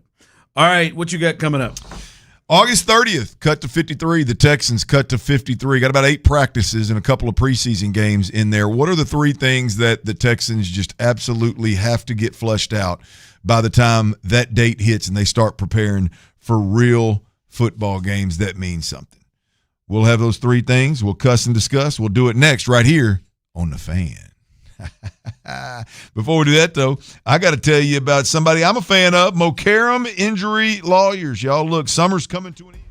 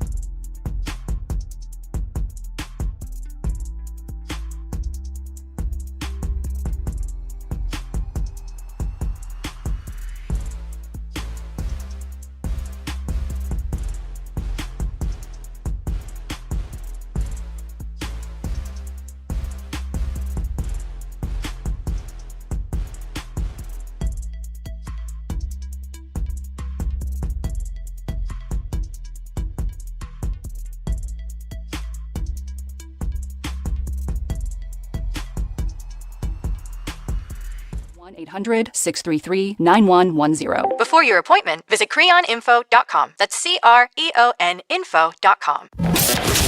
From the West Point Lincoln and West Point Lincoln of Sugar Land Studios, KILT FM HD2 Houston. On Odyssey Sports Station, the Texans play here. Clint Stoerner. Could it be Clint Longley? Where did he come from? Clint Longley? Clint Stoerner? It's about the same thing. Look at Stoerner. Sports Radio 610 presents Clint Stoerner is the last man standing. Now, who is Clint Stoerner? His two strongest strengths, he's competitive and he's smart. Dive into the mind of former NFL quarterback Clint Stoerner. I'm going to put my hands on this bathroom counter and see if I can't twerk a little bit, see what it looks like, see what it feels like. The Drive is live for Dirties Daily. Hit that twerk move for my pregnant wife last night, boys. Oh, boy. That hip flexor. Yeah, man. Well, the hips are tight. The twerk is not, the range of motion is not what it used to be. Sitting in this chair as long as we do, man, them hip flexors have gotten tight. Well done, T. Well done. Thank you. Well done, man. I could have done without the palms on the counter and the twerk, but hey, I like it, man. I'll do it again for my wife tonight. Today's Dirty Daily, boys. It's powered by 95.7 The Fan. Right? Tomorrow's the day, y'all. 8 a.m., we're going to flip over from the AM dial to the FM dial. We're going to have some people in the building. It's going to be a good time. Payne and Pendergast got some real OGs, some real legends that are going to be on with them. We've got the Texans owners that are going to be on with us, calling from their rig, man, on the way to the stadium, opening the season. How about that? For preseason. Look forward to having Cal and Hannah on. Wouldn't want it any other way. 8 a.m. is the time. Tomorrow's the day. 8 a.m. is the time. Big shout out to Boss Lady Frazier, Sarah Frazier, for making it happen. Parker Hillis for making it happen. And all the Odyssey brass out there, because this is not a move that we here in Houston alone can make.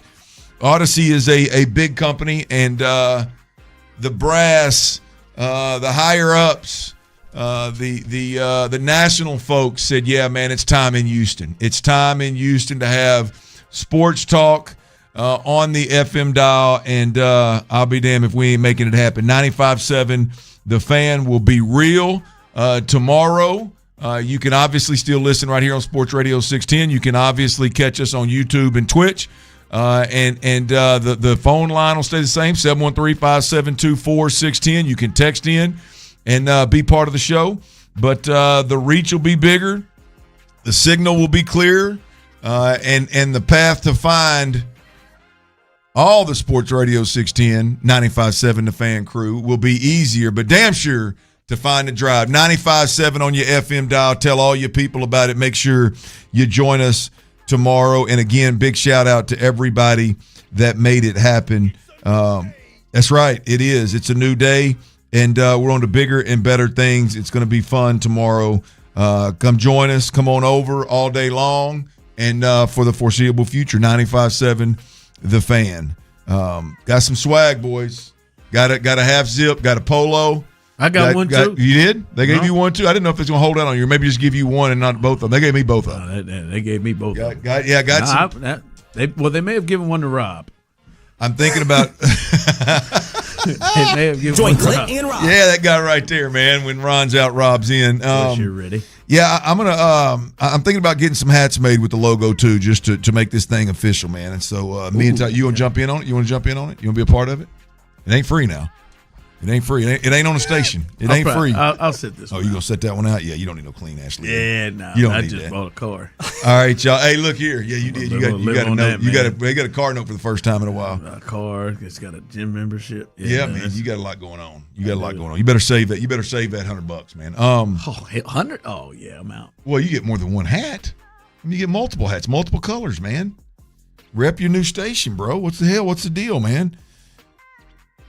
I'll give you a few days to think about that. August the 30th. Don't need them. Speaking of a few days, August the 30th is cut down date for the Texans. That's when they cut from, I don't know, looks like they got about 200 guys out there right now, down to 53. They don't really have 200 guys. I'm joking. But whatever it is, August 30th, the Texans will be at a 53-man roster. Now, I'm sure Nick will tell you, as he always does, is their practice squad is not just a practice squad. They move players up and down, and it's an extension of the roster. But they got to cut to 53 August the 30th. And Ron, I think there's 3 pressing questions right now with the Houston Texans that just simply have to be flushed out by August the 30th. And if you look at it, it's August 12th right now. August 30th, you think 18 days. Well, over that 18 days, you've got 3 preseason games, which there's typically a walkthrough travel day before and an off day after. You've got the actual cut down date, so it takes that day out of the mix. So you look at it, there's 8 practices plus right now we got 3 preseason games, which most guys aren't going to play in, right? Especially the guys that we're talking about right now probably aren't going to get a ton of run in the preseason game. So you got really 8 practices, right? But there's 3 things that the Texans have to get flushed out, and they've only got a handful of work days, time on task, if you will, to get it done. In no particular order, Ron, tell me if I'm crazy. Give me your thoughts on these. Number 1, is Braden Smith worth the money? 2-year contract, $20 million, worth up to $25 million. 13.5, I believe, guaranteed, 8.5 guaranteed at signing for Braden Smith. And here we are, 2 weeks into training camp, the eve of the first preseason game, and Braden Smith is in a dogfight with Trent Brown for the starting right tackle position. And all evidence up to this point makes it appear that he is maybe losing that dogfight right now. When the unofficial depth chart came out, he was listed as the one behind Trent Brown. Trent Brown, I would say, has got the bulk of the run with the one. So by that metric, it looks like maybe he's even trailing in this. So is Braden Smith worth the money? In other words, are you all right with paying your backup right tackle $20 million over the next 2 years, right? So ultimately, is he worth the money, meaning does he earn the starting job, and do we get $20 million out of him? Or is he expensive depth that potentially could be traded the way we saw Cam Robinson at the left tackle position get traded last year? So, Ron, Braden Smith, number 1, is he worth the money or not? What do you think happens there? I mean, right now, I would think Trent starts. I'm telling you. Right. I mean, I understand to follow the money, and he's getting, he got 20 or something like that guaranteed, and he's getting 10 this year, and I know that it's $5 million for Trent Brown, and generally you follow the money. But man, at some point he's got to take over the gig. Yeah. And we're not seeing that. And the other part we've talked about it, they trust Trent Brown. Yeah. Well, if you're not significantly better than Trent Brown's going to get denied. I've been in the offense forever, and I've talked about the strengths of him. The strengths are real strengths, like game-changing strengths. If both of these right tackles end up having warts, then they're probably going to go with Trent Brown. So we'll see. But is Braden Smith worth the money? Number 2, can Marlon Klein, rookie second-round draft pick, tight end, be an impact player, not just in general and not someday? Can he be an impact player week 1? Ron, we've seen a couple of highlights from him recently in training camp where 6'6", 250 ain't supposed to move like that. Like 6'6", 250 that moves like that, you go, well, okay, now I understand why he was a second-round draft pick. And he has the ability, again, at 6'6", 250 to put his hand in the dirt and do some things that these other guys just don't have the ability to do. And he appears to want to do those things and want to get better at those things. Your opinion, Marlon Klein, rookie tight end, impact player week 1, or does it take him longer? I think it takes him longer, but Clint, he's becoming a more serious conversation, right? This is not just there was points in my thoughts leading into this. Would he be, an IR type of thing? Yeah, would he be like? I wondered if this would almost in some way try to be pushed as like a red shirt type of thing, but. What he has had a huge jump in a week, and that's just to us. That jump may have started before that to them, moving into because they're giving him more. he's made it a conversation that, like this guy isn't just a project for the future. This guy might be somebody that is a part of this. So I think it's going to take a little bit of time before Buffalo, but I think he is kind of gearing towards that. Yeah. And I think they potentially view him differently than they did a couple of weeks ago. I think there's been two guys on this team in training camp that are depth players, whether it be a veteran or rookie, but are depth players that have made plays and showcased their ability over, 11 practices and 13 or 14 days, whatever it was. That I'm talking about the kind of practice and the kind of skill set where a head coach goes, how do I get him more touches? I know it's going to be tough, but how do I get him more touches? I think it's Jawar Jordan, and I think it's Marlon Klein. Marlon Klein is a guy, again, at that size, when you see him catch the ball and run, even a defensive-minded head coach looks at that and goes, good God, that's got to be an easy target to hit. Good God, look what he can do after the catch. Man, that kind of body in the red zone, in the end zone, running back line, big target for the quarterback. I mean, that's what he's been able to do. I think he is, Ron. I'm not saying he's going to go out there and make impact plays in week one, but I think he's going to be out there with the opportunity to make impact plays week one. I don't think they're going to be able to keep him off the field. I think he's proven enough to be out there and be given the, even if it's just, hey, we're red zone, we're going to try to get a chunk play, we're going to try to get an explosive, let's get him on the field kind of thing, even if it's that. All right, third, last but not least for me, Ron, is simple. Who is Jalen Noel? Is Jalen Noel a return specialist that in a pinch, if you need him, even below Xavier Hutchinson, can give you a little bit of run if you need him? Otherwise, he's just a return specialist that plays special teams and is another guy out there, just a guy out there, a jag?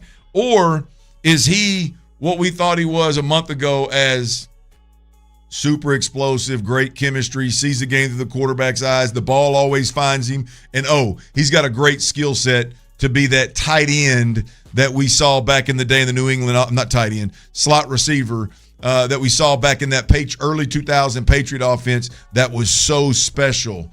Is he that guy, that ability? Does he get there in 8 practices? Or is this one of the things where, hey, man, you miss some very important moments in training camp. So Higgins is already that move guy. We're really happy with Hutch. And right now we just need you to be that return guy. Who is Jalen Noel? And you got 8 practices to figure it out. Yeah, he's hard to figure out, and not really him, but he's hard to figure out in terms of how they feel about him. Right? We talked about it last year. We were surprised that he didn't get more run based off the things that he was doing when he got opportunities last year. And he seemed to be relegated to mostly a return guy, and sometimes he gets involved in the offense. I think, obviously, the injury has played a major part. But, Clint, I don't know if this is a situation in which, all right, Nico has missed a couple of days. We know Nico's going to fall right back into the spot that he was in. We know that Jarrett Wayne and some of those other guys are just playing in a position and holding a spot for Nico. And when Nico is healthy, that's going to be his space.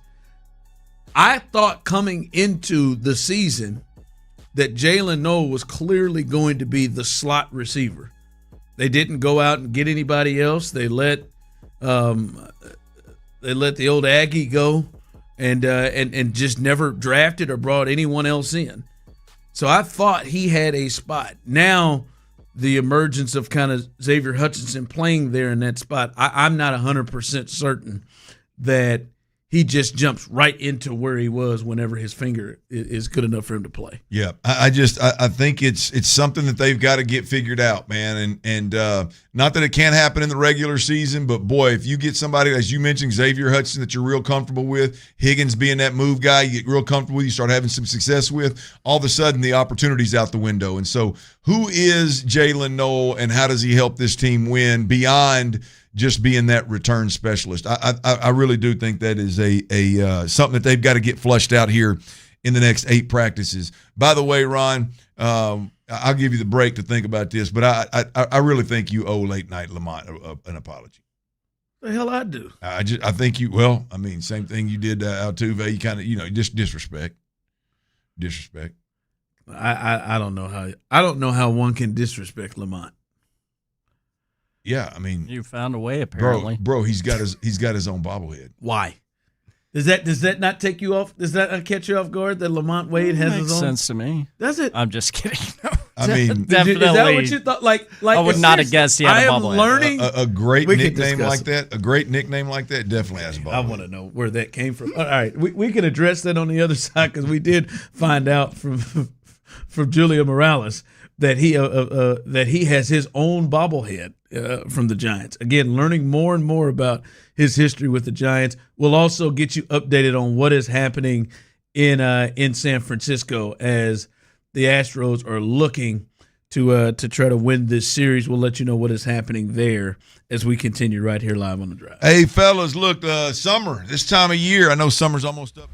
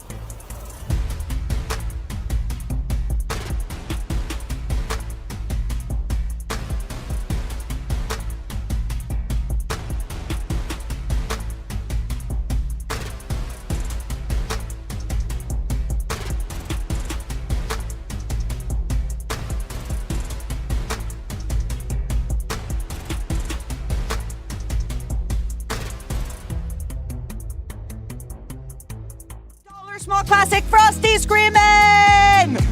But please don't scream in the drive-thru. It hurts the employees' ears. Get a $1 Small Classic Frosty for a limited time, only at Wendy's. U.S. price and participation may vary. A la carte only, not valid for delivery. Limit 10 per transaction. Price may be higher in Alaska and Hawaii. What do parents think of back to school at Staples, where supplies start at just 25 cents? Staples has the latest laptops with up to 40% savings. I may hug the cashier. So embarrassing. It's the most wonderful time of the year. It's a wonderful time at Staples with up to 40% off select tech. Staples. That was easy. Visit Staples today or shop online and in the app. Ends 9/12. Exclusions apply. Injured? Call Mokaram Injury Lawyers, 281-222-2222. The Drive is powered by Mokaram Injury Lawyers. Hurt in an accident? Call Mokaram Injury Lawyers at 281-222-2222. Sports Radio 610 presents The Drive with Stoerner and Hughley. Broken bat, one hopper, and they're going to flip it to third. Allen was on the move. Nick's going to try to stay in the rundown long enough for Payne to get to second, and this is not going to work out well. That's a double play turned by the Giants infield on a ball that was short hopped by Adames. Allen tried to get his teammate to run into scoring position for Yordan Alvarez, and that is a double play to end the inning. Jeff Blum clearly set that out. Yeah. Altuve's clearly hurt, but his base running expertise is still obviously still in. He passed it on to Nick. Yeah, I mean, stupid all the way around. Couldn't be more dumb. Yordan Alvarez coming up to the plate. That's all. Just one of y'all stay on. It doesn't matter. This is one of the rules that we've seen forever. Yordan's a go for launch. Hey guys, man, you're at second base, boy. That ball's hit right in front of you. Ain't got to go. It sucks to suck. My man said, yes, I do. Got to go. Then he flagged Pena. Come on. Pena's out by a mile. No Pena. Kind of speed you think you got to keep this run down. And while the Giants get a chance in a one-run game to face Yordan Alvarez, nobody on base. Don't be a knucklehead. Unbelievable. Just bad. Like this, to me, if you had any... I would get myself ejected. I'm not watching this. I'm not watching another second of this if I'm Joe Espada. I come out there and I know I can't argue balls and strikes. It's supposed to be an automatic ejection, and I'm getting run. Hell with y'all. It's ridiculous. They continue to trail 1-0 in the sixth. If they lose, they will fall into a tie atop the AL West, and then the Rangers will play the Angels tonight. And if the Rangers win, they could be in first place with an Astros loss. So we'll see what happens. The pitching has, I don't know, Tyler, would you describe it has been good or just very fortunate? Because right now we're through six, there's 2 outs in the sixth, and they're an out away to get through the sixth, and they've given up 1 run.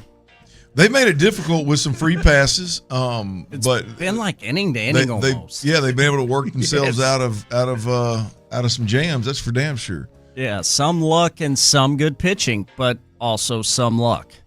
Yeah, Imam went in there. He gave you 3 innings, 3 hits, no earns, 3 Ks, 2 walks. It looked a lot more difficult than that. Yeah, it looked like there was more than 2 walks. That's like, did he hit somebody? If it feels like it was 3-1, 3-2 counts all day long. We'll get all this little funk. But yeah, so I mean he wasn't too bad. Blue balls, inning and 2/3, 1 hit, 2 Ks. Blue ball's got some nuts on him, man. Let me tell you. He does. No, thanks, Sean. No runs. Only run given up was first inning. Brian King and De Los Santos. That's it. So they can still get into it. Yordan due up with nobody on base because of the stupidity of that. So that's where they are right now in in San Fran trying to win this series. And they're going to get to the seventh inning as they still continue to trail 1-0. Jordan Paredes coming up, so we'll see if they're able to pull things up. All right. Do you want to? You want to go ahead and apologize to Late Night? No, man. I mean, he has got an all-time great nickname, and he's got a bobblehead that Julia Morales is highlighting here on the broadcast. Again, I am learning more and more by the day. And you've done nothing but disrespect him. He must be some sort of a folk hero with the San Francisco Giants. What was that? Was that 100 home runs? I think that's what it was. Is that what that said? He's got 100 home runs? I think that's what that – I don't know what he's got, but I think it said on that Hold on. Oh, no, there's no way. Century mark? I think it said – He's got 100 home runs? I think that was a bobblehead to salute the 100 home runs, I think is what I read on the bottom of the screen. Oh, I did get – the Astros PR emailed me whatever game here recently in the last week, and they said something about that 100th home run. Nah, my man got 57. It's something like that. Total? He got 57 total. I got it right now. He got 200 RBIs. He got 57 total. Maybe it was half a hundred. They give it up. Oh, seriously. Maybe it was half a hundred. What is he, some sort of a folk hero? What is going on with him? Yeah, if you hit 50 late night home runs, it equals 100 regular home runs. I mean, he got in 4 seasons there. 3.5 because he was traded. No, 4 seasons there. He's only got 57 career home runs. 100th hit. Dang it, man. Come on, man. How you getting bobbleheads for 100 hits? Now I'm apologizing. I'm sorry. I'm sorry. Are you confused? Again, Lamont. Late night. He's got to be. I mean, he's got to be a legend. You got to have some real great late night moments to get not, damn it. Not if Shania Twain isn't. You can go to hell. I'm still seeing stuff on social about Shania Twain, by the way. 50 hits. 100 hits. What is going on? Someone texted in, I believe it was the 100th home run in the water. Maybe that's what it was. So he happened to come up and hit that park. He hit the 100th home run in the water. So they made a damn bobblehead for him. Because that's a new park, right? Oracle? It's not a new park, but it was the 100th hit out in the water, like McCovey Cove. Yeah, he hit it at Oracle. It was the 100th one. Of that season? 2024. Of all time. There's literally been only 100 home runs hit out in that water? I mean, it's a tough one to get. I mean, you got enough people out there in kayaks and crap that you think there's 5 a game. I think Barry hit 60 of them. But, yeah. It was a homer, but it was his 100th hit in the homer. I mean, somewhere Barry's going, are y'all kidding me? Whatever it is, whether it's the home run of 100 there is. I'm sorry. Barry's out there going, I hit 99 of the 100 home runs in that water, and you give Lamont Wade Jr. a bobblehead. Like, I'm looking at Lamont Wade, and I need the text line. I need the listeners to help me out. Oh boy, Jordan just went. I told y'all, dip. That's 2 runs, Nick. That's 2 runs. Anyway. That could have been gone. That could have been the bet right there. That was close. I got to see that in slow motion. They got a 50-foot brick wall out there in right field, or what? I'm just saying, guys. I like, it doesn't catch you off guard, Tyler, that Lamont Wade has a bobblehead day. No, it definitely did when I heard you say that. I am serious. Yeah. Like, I'm looking at his stats. He played 4+ years with the Giants. The most home runs, he's got an 18 home run season and a 17 home run season. Those are his most. 56 RBIs are his high ever. Yeah, but he hit that century mark for base hits, baby. He does have a 21st MVP finish in 21st, top 21. I'm surprised he finished 21st in the National League in MVP on an 18 home run. 56 RBI season? Okay. Anyway, I mean, who is the comparison to him? Who is the It was the moment. It was the moment. But who is the hell of the moment, Clint? Well, they gave him a standing O and had him walk out and tip the cap. That's why. Guess who hit the 100th home run into what is it called? I'm just something Cove. It's you said? been AT&T Park. It's been SBC. No, what's the Cove? You called it McCovey Cove. Willie McCovey. It's named after him. Okay. But I don't know. I mean, I don't know. I'm trying to figure out the equivalent Astro to Lamont Wade Jr. Like is it Nick Reddick? Allen? Is it Reddick? No, Reddick's a champion. You watch Reddick? out now, okay? He's a champion right Yeah, now. but I'm saying, I'd be caught off guard a little bit by Josh Reddick getting a bobblehead night. I bet you they did do a bobblehead giveaway for Reddick. You know what? Maybe he's not as good as Josh Reddick. I just when you ain't had a whole lot of success of late, I guess like Crawford box, whoever hits 100th home run in the Crawford box maybe gets a bobblehead of themselves, like sitting up in the Crawford box. Yeah, kind of deal. if it's Altuve. Well, I mean, whoever does it, give him a little love, man. See, you're hating on Lamont. I'm not kidding you. The Lamont feels to me he has a real feel if Taylor Trammell played the next 4 years for the Astros. Oh, Taylor Trammell. That's what. Come on, man. It does. It does. I mean, come on, man. That caught me off. I don't mean to hate on Lamont. I saw Lamont had a bobblehead. He had a bobblehead combined with the standing ovation and tip of the cap and everything because he's returned. He's getting a lot of love, Did man. he get a video? I mean, this is. Oh, they don't do videos in San Someone Fran. said Chris Carter, maybe. I don't know. Evan Gaddis. I mean, I think that's a disrespect to Evan Gaddis. I do too. You know what? During the break, I'm going to go hunt down some Lamont Wade Jr. The Giants. I think you should. I'm going to. Because, my God, this is a little much for me. All right. I do want to address something that the text line was saying during Dirty's Daily. And we finally found the next one on the NFL Top 100, and it is Derek Stingley. He's at 25. He was at 18 last year. Is that too low? We'll discuss that coming up next. It's a new day. Yes, it is. Tomorrow morning, a new day in Houston's.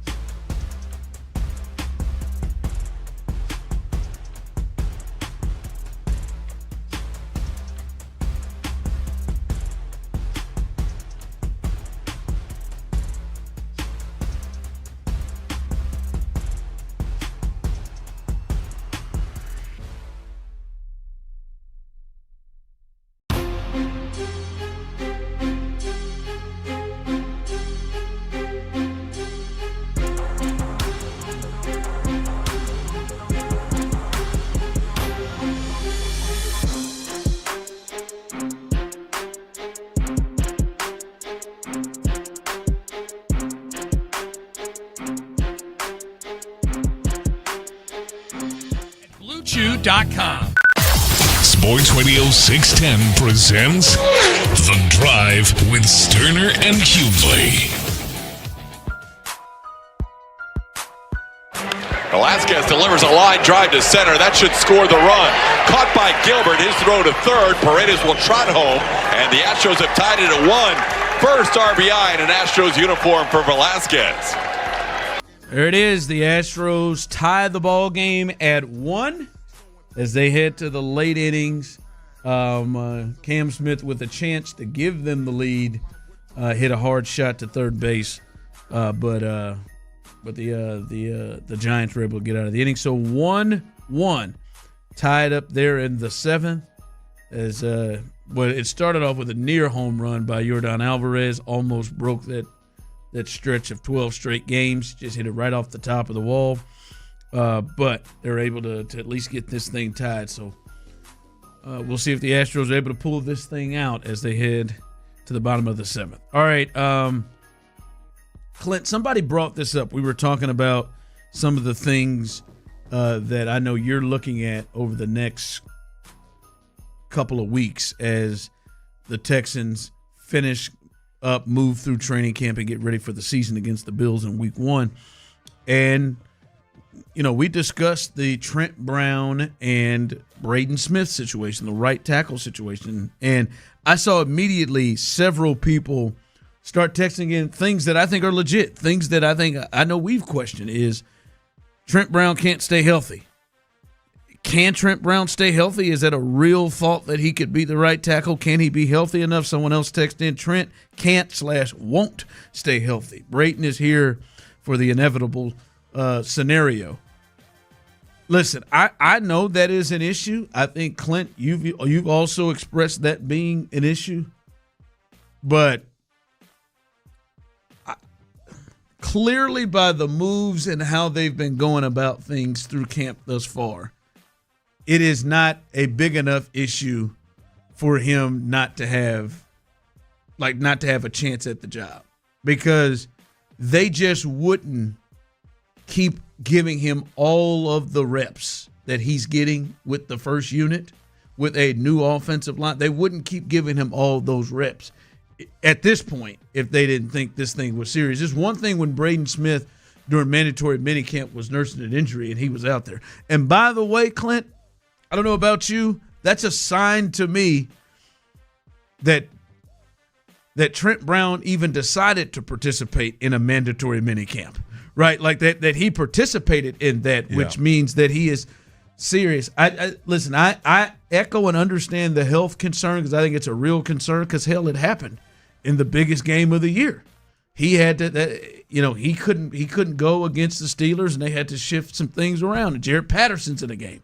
And then Blake Fisher ended up having to be in the game because you had to move Titus Howard. But I just think I just think the health concern is not enough of a concern, Clint, for him not to win this job for them. Yeah, well, look, I mean, again, I think there's certain things about Trent Brown that you just can't ignore. I think the physicality, both in pass protection and the run game, are things that he's the only one that's capable of doing those things to that degree.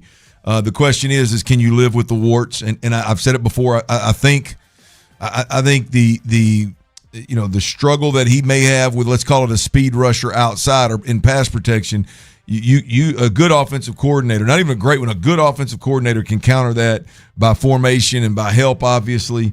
So that is an issue if you're comparing him to a great pass protecting starting right tackle.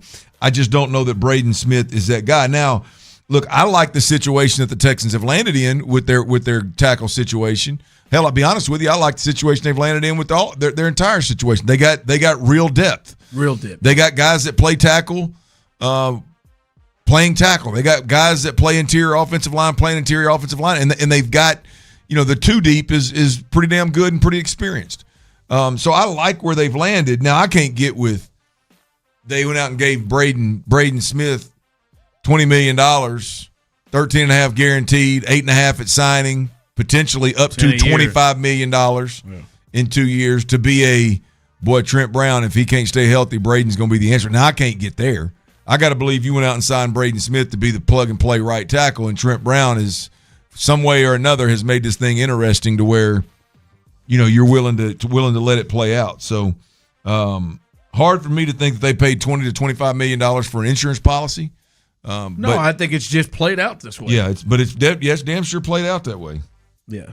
And that's the other part is, and we've discussed this before, is, like that is not ideal back-to-back years that you spent that type of money on the offensive line and he's not starting for you or unable to be the answer for you. And that obviously is something you're not looking for. But right now it is clear right now that maybe Braden Smith wins it by the time we get to Buffalo and he gets the gig. But right now, they're not just going to waste time with Trent Brown getting all of these reps and putting him atop the depth chart at that spot. Wouldn't think so. And I know many of you think that just the equipment people make out those official depth charts. They know like there's input from important people making the decisions on those because they would have to answer to it. Right, if they just had some fun, somebody just had some fun and had Davis Mills as the starter, like they would have to answer to that. So, I think it's at least very real. I think to the point you're making, Braden Smith just is going to have a big end of camp to overtake him because right now we're rolling 2 weeks, 2-3 weeks away, and he's in the driver's seat. Well, here's the other piece, Ron. I mean, I know. Look, Braden's got some guaranteed money on there. He's had a good NFL contract. He ain't too worried about it. But if you look at the path in which he's got to win that job, good luck. He's probably not going to play in preseason games, right? I don't know. Maybe he will one. But otherwise, you've got to go because to me, Braden Smith's way to being the starter is he's got to show that he's significantly more fleet of foot than Trent Brown, particularly in the pass protection area. And good luck showing that against Will Anderson, Danielle Hunter, and Jadeveon Clowney on a day-to-day basis. Good luck with that. Yeah. I mean, you're over there praying that you catch Horton a couple of snaps so that you can look good. I mean, but he's also got to show that his physicality is something that matches. Well, yeah, but that's kind of what I'm talking about, Ron. Like, I just don't think there's any way he's going to. Like, he don't have that level of strength. It's not that you're not going to match him there, and so that's why I think the pass protection piece is so important. Is you better show that your overall package is better than his than his strength, or it's going to be tough to beat him out. Yep. And by the way, you're going to have to show that against some of the best pass rushers the league has to offer. Yeah, we'll see.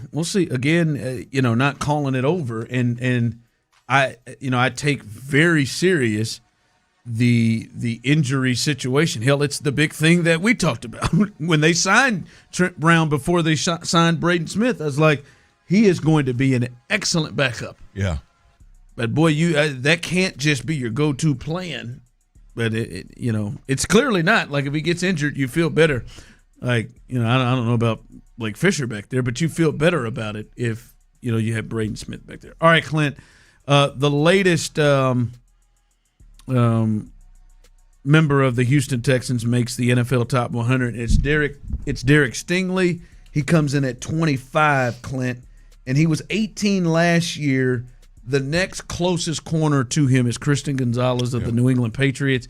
He was at 28, so he's the last one to be known here. And question to you: any issue with that? Did that come off odd to you to see that he was 25? I'll be honest, Clint. When I think Derek Stingley, I closed my eyes. I think top 20 player. And I hadn't been following it closely. Yeah. I don't know who's up there. Like who else is? Where does he fall in the corners? Well, I see you said the next closest is Christian Gonzalez, but where are all the other guys? Who's already gone? Obviously, what corners Patrick are left? Surtain hasn't gone yet.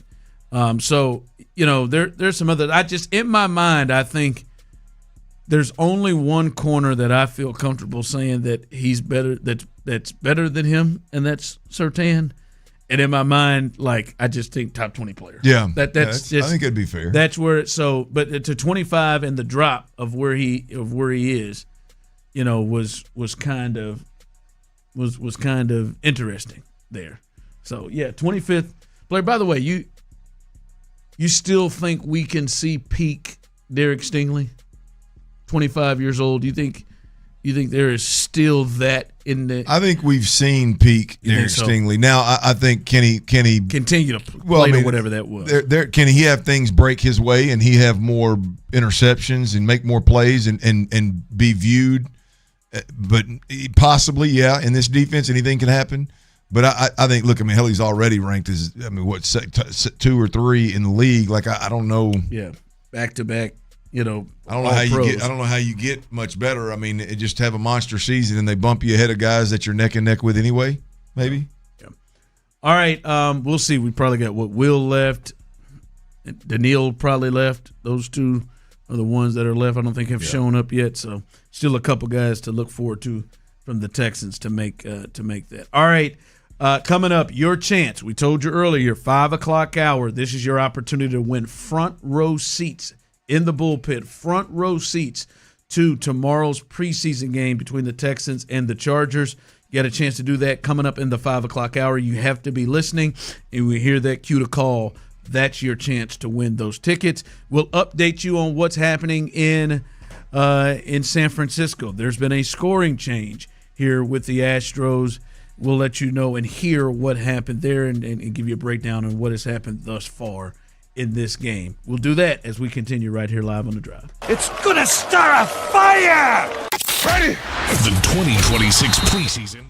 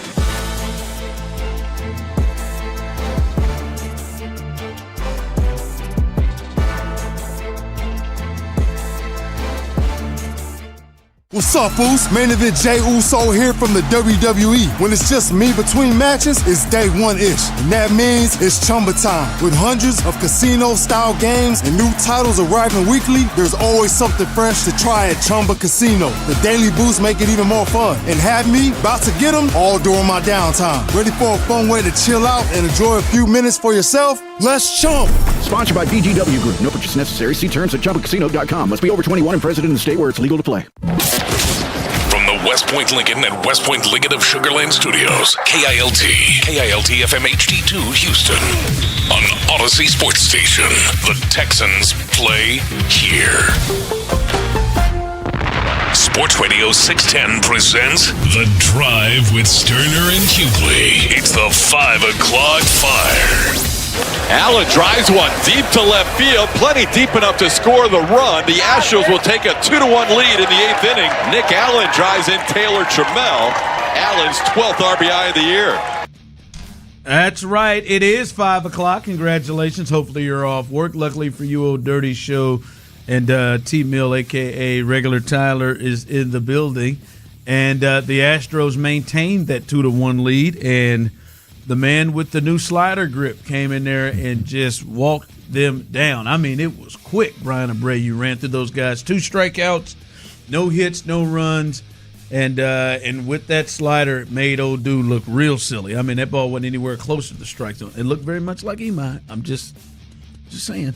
Not anywhere close to the strike zone. They maintain a 2-1 lead as they head to the 9th inning, and they look to try to win that game and maintain their lead in the West. Right now, they lead by a half a game over the Rangers. The Rangers are in Anaheim playing later on tonight after 9 o'clock, so we'll see what happens in their game. But if they can hold on to this, they will then take a game lead to see what the Rangers do following them. So a big couple of innings, or big inning coming up. We will let you know the latest there, as they will have a day off tomorrow, travel back here and face the Mariners. So huge to get into a travel day with that. By the way, in this game, as we said, 2-1, Nick Allen, as you heard there, atoned for his ridiculous decision that he made where he ran himself, and then Jeremy Pena helped him out and ran into a double play. He gets that sacrifice fly as Taylor Trammell shows power again. That would have been out in a lot of ballparks. He drilled the ball and got to third on a triple, and Nick Allen was able to get him in, as you heard there, to take that 2-1 lead. The pitching situation, we've talked about this, fellas. It is an odd game. I look up there, Clint, we're in the 9th inning, and they've allowed 1 run. It feels like they have labored at times to get to that, but the pitching overall, you give up 1 run through 8 innings,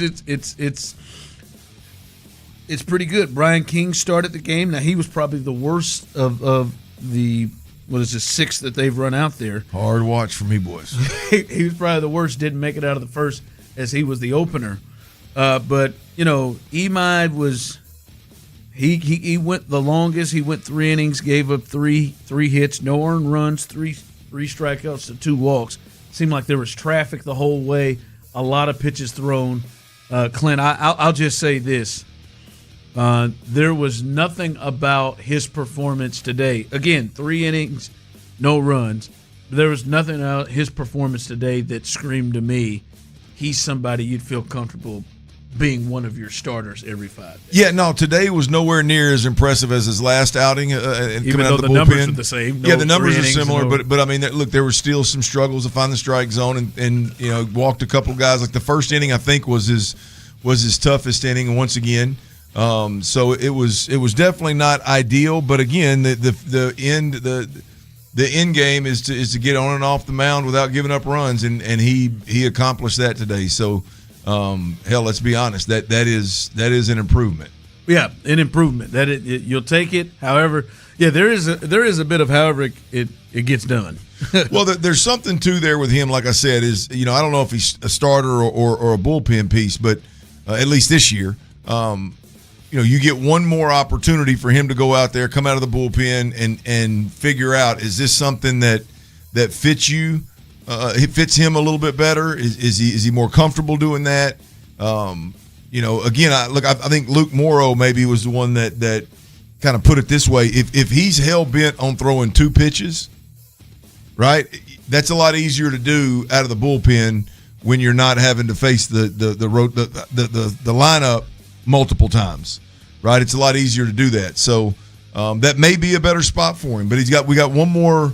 The organization got one more rep, of watching him and experiencing him out of the bullpen to see what, if that's something that is a better fit for him right now than going back to the starting rotation.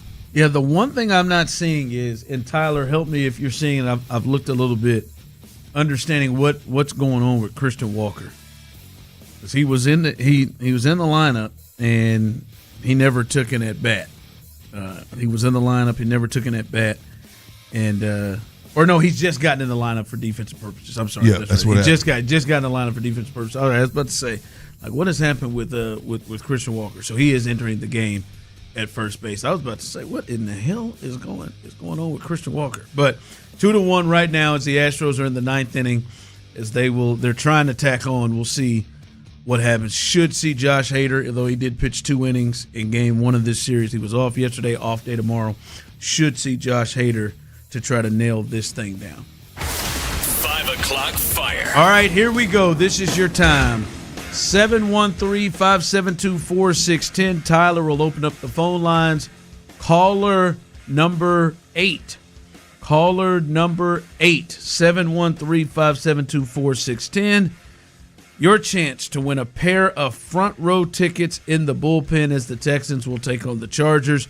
Front row seats for tomorrow's first preseason game. This thing gets the season kicked off. They'll be in uniform. They'll be out there, have a good time, maybe do a little tailgating. I know Tyler's going to go walk around, maybe see a little tailgating. I know Reggie's going out there to do some tailgating.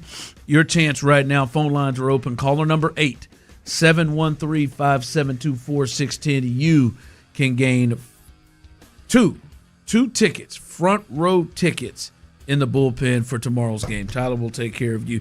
And with that, Clint, tomorrow's preseason game, we'll be here handing things off to the fellas, Mark Vandermeer and company, as they get ready for the preseason game and get ready for that call. But as reported today, and reported by multiple people, but this morning, Jonathan Alexander of the Houston Chronicle, as he says, most of the Texan starters aren't expected to play, including C.J. Stroud, in Thursday's preseason game versus the Chargers. To me, Clint, I don't agree with it, but I'm not surprised by it. All right, I think that's something that you could see coming. You could see being the way they were going to go about things, the way they kind of did some of their last practice. But I don't think all of the starters are going to sit down, right? Maybe all of the starters on defense. I do wonder which guys. Do we see a Keelan Rutledge? Does he get some run? Some select starters. I wonder who we will see play that will factor big time in this season. Yeah, look, we'll see how it all unfolds. I'm with you. I don't agree with it. I don't know how anybody can watch this team and understand what this team is up against and treat the offense just like you treat the defense. Rest whoever you want on the defense. This offense needs work. I am prepared, though, to see a bunch of backups. I am prepared for starters to get a rest day, another rest day. Hell, last year D'Amico Ryans has told us they were battling the damn play clock, just trying to get out of the huddle last year, and they still didn't take advantage of the work day in the first preseason game. So I don't see why they would feel the need to take advantage of this year's first preseason game. So again, I wholeheartedly disagree with it. I think there is some significant value that could be gained if C.J. Stroud were to go out there against a vanilla defense and just execute cleanly. I think there's a lot of value in that with this particular team, given where they're at. But clearly, they don't. The risk versus reward is not there for D'Amico Ryans. So I am prepared to watch a bunch of backups. Yeah, I again, Clint, I would think some of the frontline guys, like for me, I would like to see Keelan Rutledge play center. He's never played it in a game. I would like in college or not. I think it would make sense for him to it. Are you not going to go with CJ and Nico and all that? David Montgomery. Hell, I'll be honest. Not just him. Like now, I know there's some guys like Wyatt Teller and Trent Brown that may be past them with them being veterans. But I wouldn't be opposed of the whole O-line, but especially Keelan Rutledge. I think can he get some game action? I don't care if Davis Mills' hand is under his butt. I hope he is somebody, that we see. I know we'll see the guys like Marlon Klein who will have a chance to kind of do something there. I know we'll see some of the guys that we've looked at during camp. But Keelan Rutledge is one. I'll be a little bit disappointed if he doesn't at least get some action. I hope you've prepared yourself. I'm not. No, because if you're not going to play C.J. Stroud, I don't know how you can justify playing Keelan Rutledge. You don't think so? You're starting center? Yeah, the guy that's setting the tone for your offense. The guy's never played center before in a I'm game. With you, 100%. I'm with you. Yes, I would. I think the guy that's a rookie, like maybe it makes too much sense, no doubt about it. But I think if starters aren't going to play, I think he's going to be treated like a starter. Yeah. Hell, I think there's a chance Andrews don't play. Well, now come on. It's my decision. You got 2 or 3 other centers, 3 counting Cox. Jake's. You just gonna stop treating Jake because he's in a competition. Yes. You're gonna stop treating Jake like Jake's no longer in a competition, or Jake may be in a competition with Eli Cox more than he is with anybody else. Come on, Patterson or Brown, maybe not Eli Cox. I'm sorry. You went all the way to Eli Cox. Well, I thought Patterson is just Patterson signed the deal, baby. Guard. Patterson's more. He's a guard I think now. He's been running more guard. I don't even know if he's played any center. Yeah, he's moved over to guard. So we'll see what happens. We got a lot to dive into. You took him to Cox. Well, I just looked at the depth chart. Cox was immediately behind him, so that's where I went there. There it is. By the way, the Astros, they just took care of business. A bit of a scare there. Look, we got a little music. Tyler. What the hell, man? We just what 5 is going fire? on here? Damn it! Maybe we got changes going on for this FM. We got changes. 95.7 The Fan tomorrow. Y'all don't be playing with Tyler's board now. I know we hadn't got to sing this much. We hadn't got to play this music much this year. A bit of a scare. A bit of a scare there. As Taylor Trammell was taken all the way to the wall. But he did make the catch, and then Josh Hader takes care of business here in the 9th inning as the Astros win the series, and they now have a one-game lead. There it is. Look out now. I know I came in a little hot there. There it is. Celebration music. Not a lot that we've been able to do coming this year during day games, but the Astros get this one. They trailed most of the way. They took advantage of a bad team, making an error in the sun in the outfield, and then they were able to. They scored both of their runs on sacrifice flies. Did they? Yep. And Nick Allen getting the go-ahead. Tay tripled off the wall, and then Nick Allen drove him in. Nick Allen drove him in with a little sac fly. I taught my wife what a sac fly was last night. I'm a little surprised that she had not had an understanding. I had her read the box score to me the other day because my phone was dead or something, and she said Pena scored on a sac fly. She said, "What is a sac?" So I explained it. And then last night, when I can't remember who it was, but somebody, however we scored that one run, somebody hit a sac fly. I said, "There you have you. There you saw it. There's the image. There's the sac fly." All right. Well, there it is. Astros 1-game lead. If the Rangers lose tonight against the Angels, that will go to a 1.5. They'll have the day off tomorrow, and then they will face the Mariners, and we'll see if Tyler is ready to be a fan again as the games will come back to Houston. We'll see if Tyler will make his debut in August to the Astros. Hey, by the way, I might. Have you guys heard? Tyler, you're gonna love this. Have you guys heard the win-loss record when Vasquez is catching?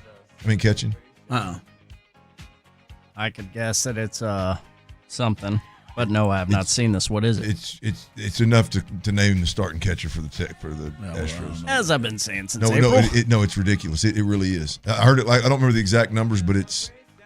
I'll toot my own horn. I have been calling for this since literally April. I don't know. What do I know? I'm not a Spada. You're not, but I don't think he's better than Diaz. But yeah, I don't know what the numbers are saying. It can't be amazing. They just got over 500. It's got to be tight. I wonder. Yeah, I'd love to hear what that is. But congratulations to them today as they get the dub. Game lead. We'll see if they can have this extended with the Rangers losing tonight to the Angels. 5 o'clock fire. All right, real quick, I saw some people texting in this on the text line. Fellas, Russell Westbrook, he has decided to retire. The former Rocket, obviously also time with OKC, and really has played with a ton of teams here of late. 18 NBA seasons.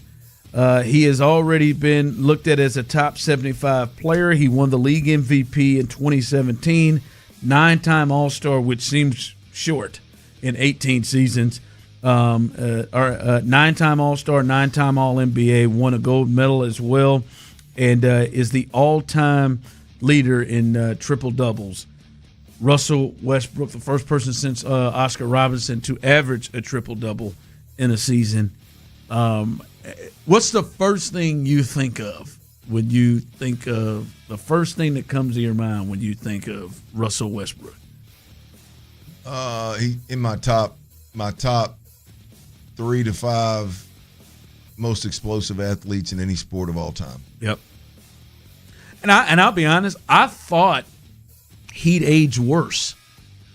Like 18 years, yeah. Like I thought, like, boy, when he falls, he's going to fall hard. Yeah, it's going to fall hard. Like, I'm concerned for like John Derrick Morant. Rose. Yeah, Derrick had knee injuries also that slowed him down. But that's like he's in the same for me. Like Derrick Rose, and because Westbrook played so long, like he's probably above him. But like Derrick Rose is one of those guys that like forget basketball to me. He's one of those guys that was unbelievably explosive. Just I don't care what sports you're talking about, just freak. Yeah, you think a lot of people think of Giannis or LeBron like coming at you full speed. Russ was a scary dude when you're you're backpedaling and he's coming full speed. Yeah, man. He was relentless. That was a dude. Say what you say about him. He was delusional at times of his skill set. But that dude in an era where there's a lot of complaint of load management and players kind of taking off. That dude brought it every night. Every night. And it was really good to see up close him here with the Rockets, and you could see him a lot more before. But he brought it every single night, like a young dude with that energy. And would get mad for reasons if he couldn't. you know what I mean? What a run, man. Just crazy amount of effort, crazy amount of explosiveness. And again, that's not just an NBA crazy amount of that athletic ability. That to me, that's just all athlete. I mean, that's just all across. That's across the board, all sports. Yeah. So congratulations to him. Salute to the great Russell Westbrook, who shuts it down after 18 years in the NBA. All right, coming up as we continue, 5 o'clock fire. We'll reveal who that winner was, who got them front row tickets in the bullpen to tomorrow's game. Also, D'Amico Ryans, what's the next step for him? We talk about the next step for a lot of the top players on this team. What's the next step for him to become the head coach that he can become? We'll do that coming up next. Fellas, look, as you age, man, your metabolism slows, your hair grows.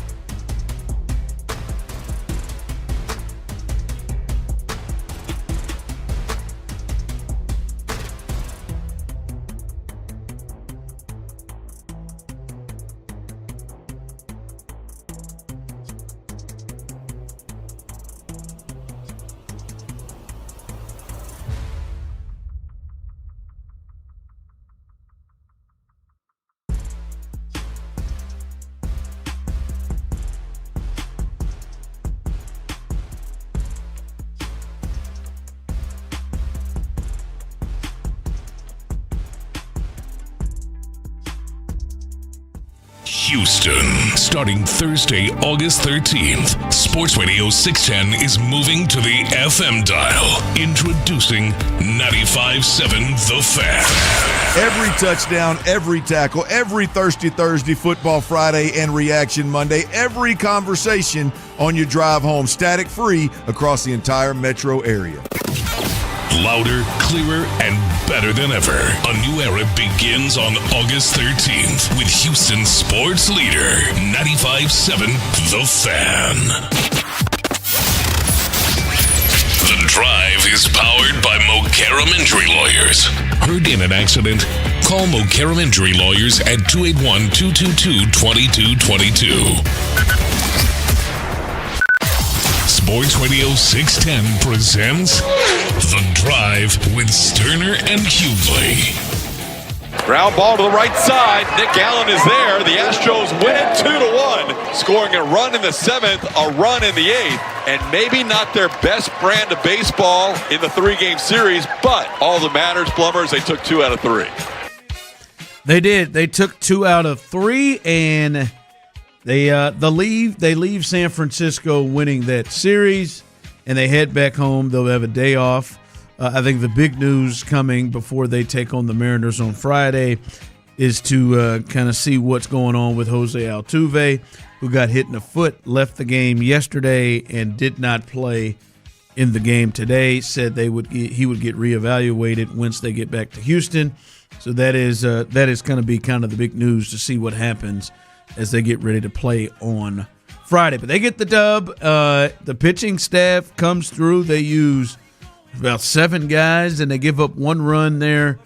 And there was some traffic, especially early. There was some traffic, but they were able to get in and out of jams throughout. Imai pitched the most, and Hader and Abreu were pretty dominant there at the end to get the game shut down in the 8th and the 9th. Interesting approach. You got 2 guys that could potentially start in Imai and Ronel Blanco. But that was announced before the game. They're both ready before the game or available before the game, and you end up using 7 guys instead. You start Brian King. You immediately go to, De Los Santos.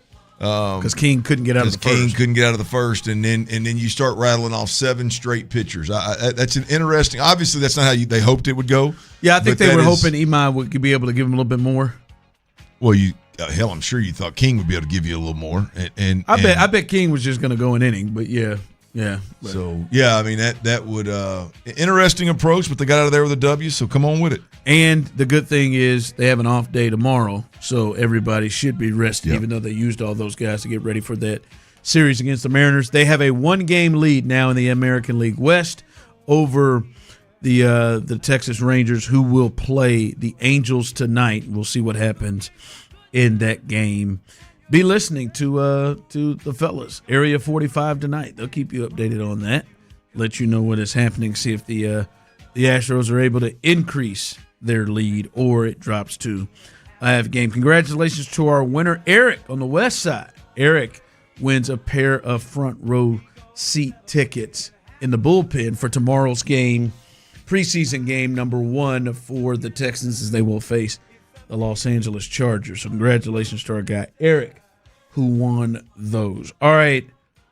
Clint, listen, we've talked about a lot, especially with the quarterback, especially with the coordinator, of the next steps for those guys. The next steps for them to take their whatever it is, their game, from the quarterback to the play calling, play designing, their games to the next level. What is that for D'Amico Ryans? You can jump in here, 713-572-4610, YouTube and Twitch. What does D'Amico Ryans, who has been excellent in terms of, I mean, he's done everything but get to a Super Bowl and an AFC Championship game. But when you think about where they came from and where they are now, it's historic. Only the 13th head coach in NFL history and the 6th since 2000 to earn 10 or more wins in their first 3 seasons. And he not only earned 10 or more wins in his first 3 seasons, they won playoff games in all 3 of those seasons. But clearly, Clint, we've discussed it. Many people feel like there are things that kind of hold him back. What do you think is the next step for D'Amico reaching the potential I think a lot of people believe he can reach. Yeah, look, I think it's the obvious. We've seen a lot of really good defensive-minded head coaches. I think D'Amico's there. If you're going to be an overall great head coach, I think you got to figure out all three phases of the game. You laid it out nice. I mean, when you hire D'Amico Ryans, you say, hey, man, sooner rather than later, we got to have a great defense. Sooner rather than later, you got to pull this organization out of dysfunction. And sooner rather than later, you got to have an overall roster that's top third in the league. He's done all of those things, right? And now to get over that hump of 10 to 12 games a year, a good playoff team, but not really threatening a Super Bowl, to get over that hump, he's got to do one thing. He's got to figure out this offensive piece. Now that is somehow, we thought he had the C.J. Stroud. We thought he had the quarterback piece figured out. I think that's up in the air. You can tell by the fact that they haven't re-upped their quarterback or extended the quarterback yet. So obviously they don't even know yet. They've hired and fired one first-time play caller, and they hired another first-time play caller. And as I've said many a time, I believe that Nick Caserio's got a heavy hand in this offense, so it looks like he's turned over, at least philosophy-wise, schematically, he's turned over the reins to Nick Caserio. Either way it goes, I think D'Amico Ryans has got to figure out this offensive piece and get some kind of continuity, some kind of identity, a better overall, more consistent product that they can compete for a title with to me is the obvious answer to the question of what does D'Amico Ryans have to do next. Great defensive mind, great culture builder, great developer of talent. It's just that one piece. That was the same exact question I've got now as the same exact question I had when they hired D'Amico Ryans. Can he figure out the offensive play caller piece? Yeah. I've seen this a lot, time management. There's been a lot of great coaches that couldn't manage time very well. I mean, Andy's not great at it. Yeah. Just got a better quarterback. But that could be something that is picked up. I don't know about time management, but I will say in his first 3 years, Clint, there have been moments where that's one of the things. D'Amico feels so buttoned up, right? Like he comes off, and it is really buttoned up, but sometimes his teams don't make decisions or do things on the field that show buttoned up. And not just his teams, like, you talked about this a lot, but it comes into game situations of how long it takes for them to get the play in and how that has led to pre-snap penalties. How many times, we've been sitting here and you can see CJ or you can see Davis trying to get the play in, and that was an issue with Slowick and yep, and has been an issue with Nick Caley. And the amount of times we've heard him kind of go to the podium, and I've said this before, where he says, we got to figure out a way to stop beating the Houston Texans first. Mm-hmm. Like, we've heard him do that number multiple times. Now get into some penalty situations, at times. And to be honest with you, Clint, we've had some fun with this. But, you're a championship level coach and a team that has championship level expectations. You can't get caught into a musical chairs with like linemen. Like that's something, but like series per series, not game to game, like series to series. That's something that they got to clean that up. Well, but I think there's things like that, right? Like not real. I remember an Arena League coach I had, defensive minded coach. We're out there spending 50% of our time on offense, 50% on defense in a league where we got to score 80 points to win. That don't add up, right? But as a defensive-minded head coach, he didn't get it, right? So, I do wonder at what point, like D'Amico, whether it's training camp last year, unleashing the hounds on a new first-year offensive play caller and a quarterback trying to figure things out, or it's not playing in preseason games, playing when you obviously need it at this point in time, or – to your point, rotating left guards consistently for 8 weeks and somebody telling you that's a good idea. Like all of those things are, your team constantly having communication issues. Yeah. your team. That ultimately falls to him. Absolutely. Your team having a physicality issue for 3 seasons. Like all of those things are things that the head coach has to figure out. When it comes to offensive adjustments in game, when it comes to, hey, the timing of certain play calls or maybe the breadth of the offense, there's not enough, the screen game's not there. Like that's all offensive play caller specific. But there are a handful of things, 6-7 things that you go, man, does D'Amico really or whoever he's leaning on to have that knowledge and that understanding, do they really get it? I do question. I think the jury's still out on a lot of those things. Yep. All right, coming up as we continue, T. Mill's best bets. He was off to a great start this week. Is he still in the green? We'll see, and we'll have his best bets for you today on a hump day. T. Mill's best bets coming up next. Hey, T. Mill. Well, Astros won today. Ready? The 2026 preseason.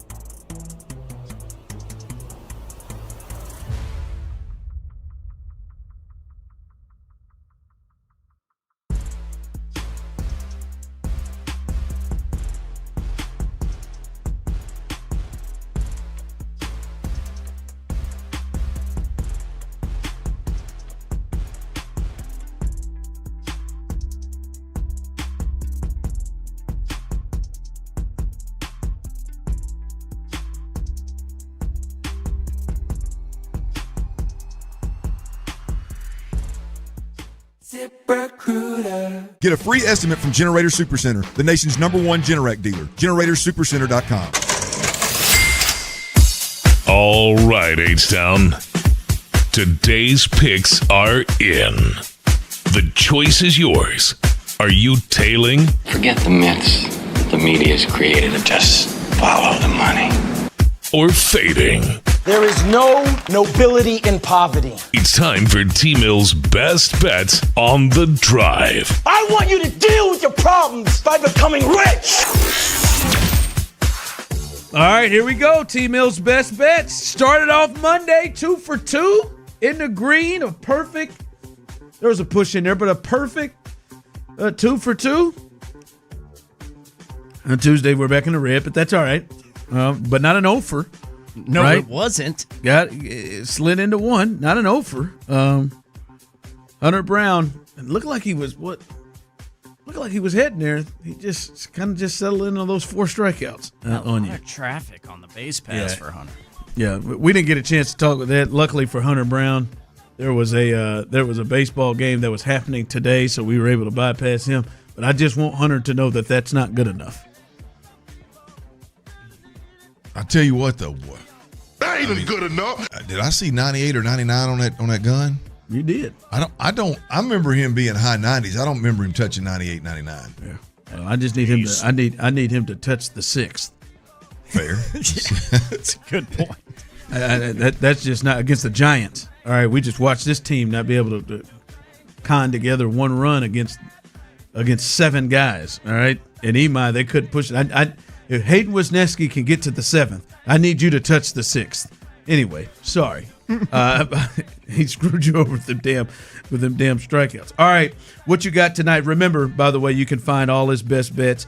Go ahead to Twitter at Space City Sharp. That's where you can find all the info you need. What you got? That's right. Sticking with 3 bets, 3 picks for the Drive family on a Wednesday around Major League Baseball. Obviously, if you're just tuning in with us, the Astros took care of business today in San Fran, and they won that one 2-1 over the Giants. But we got 3 best bets around baseball. First, I think the New York Mets have the pitching advantage tonight. Oh, God. Which is why I'm going to take the New York Mets plus 1.5 with Zach Thornton on the mound as they square off with the Braves. We had some involvement in this series on last night's best bets, but I like Mets plus 1.5. How'd that go against the Braves? Not great. Okay. But today's a new day. Yes. Yes, it is. Tomorrow will be 95.7 The Fan. Thank God. That is so well said. God, I'm telling you, man. Yes, it is. Wow. Yes, it is. You had that at the ready. Absolutely, I do, because I'm the best at producing ever in the history of radio. Mets plus 1.5, first best bet. Second best bet on a Wednesday night. Second best bet for the people, over 8 runs between the Guardians and the Detroit Tigers in Detroit. Like that one a lot. Should be a lot of hitting, a lot of runs scored with 2 lefties starting in that game. Third and final best bet on a hump day. Cubs money line at minus 155 odds. We don't usually go venture off too much further up in the odds for a money line bet, but I like the Cubs to win as they're going to be in D.C. taking on the Nationals. Those are your 3 best bets. All right, there it is. 3 best bets right there every single night. Let's see if he can. It's a new day. Yes, it is. That's right. Have a winning day. Get back into the winning day category. He is 3 for 5 for the week. Still in the green. See if he can get a little higher going into a Thursday. So there it is. T-Mill's best bets at Space City Sharp. You can find all his best bets there.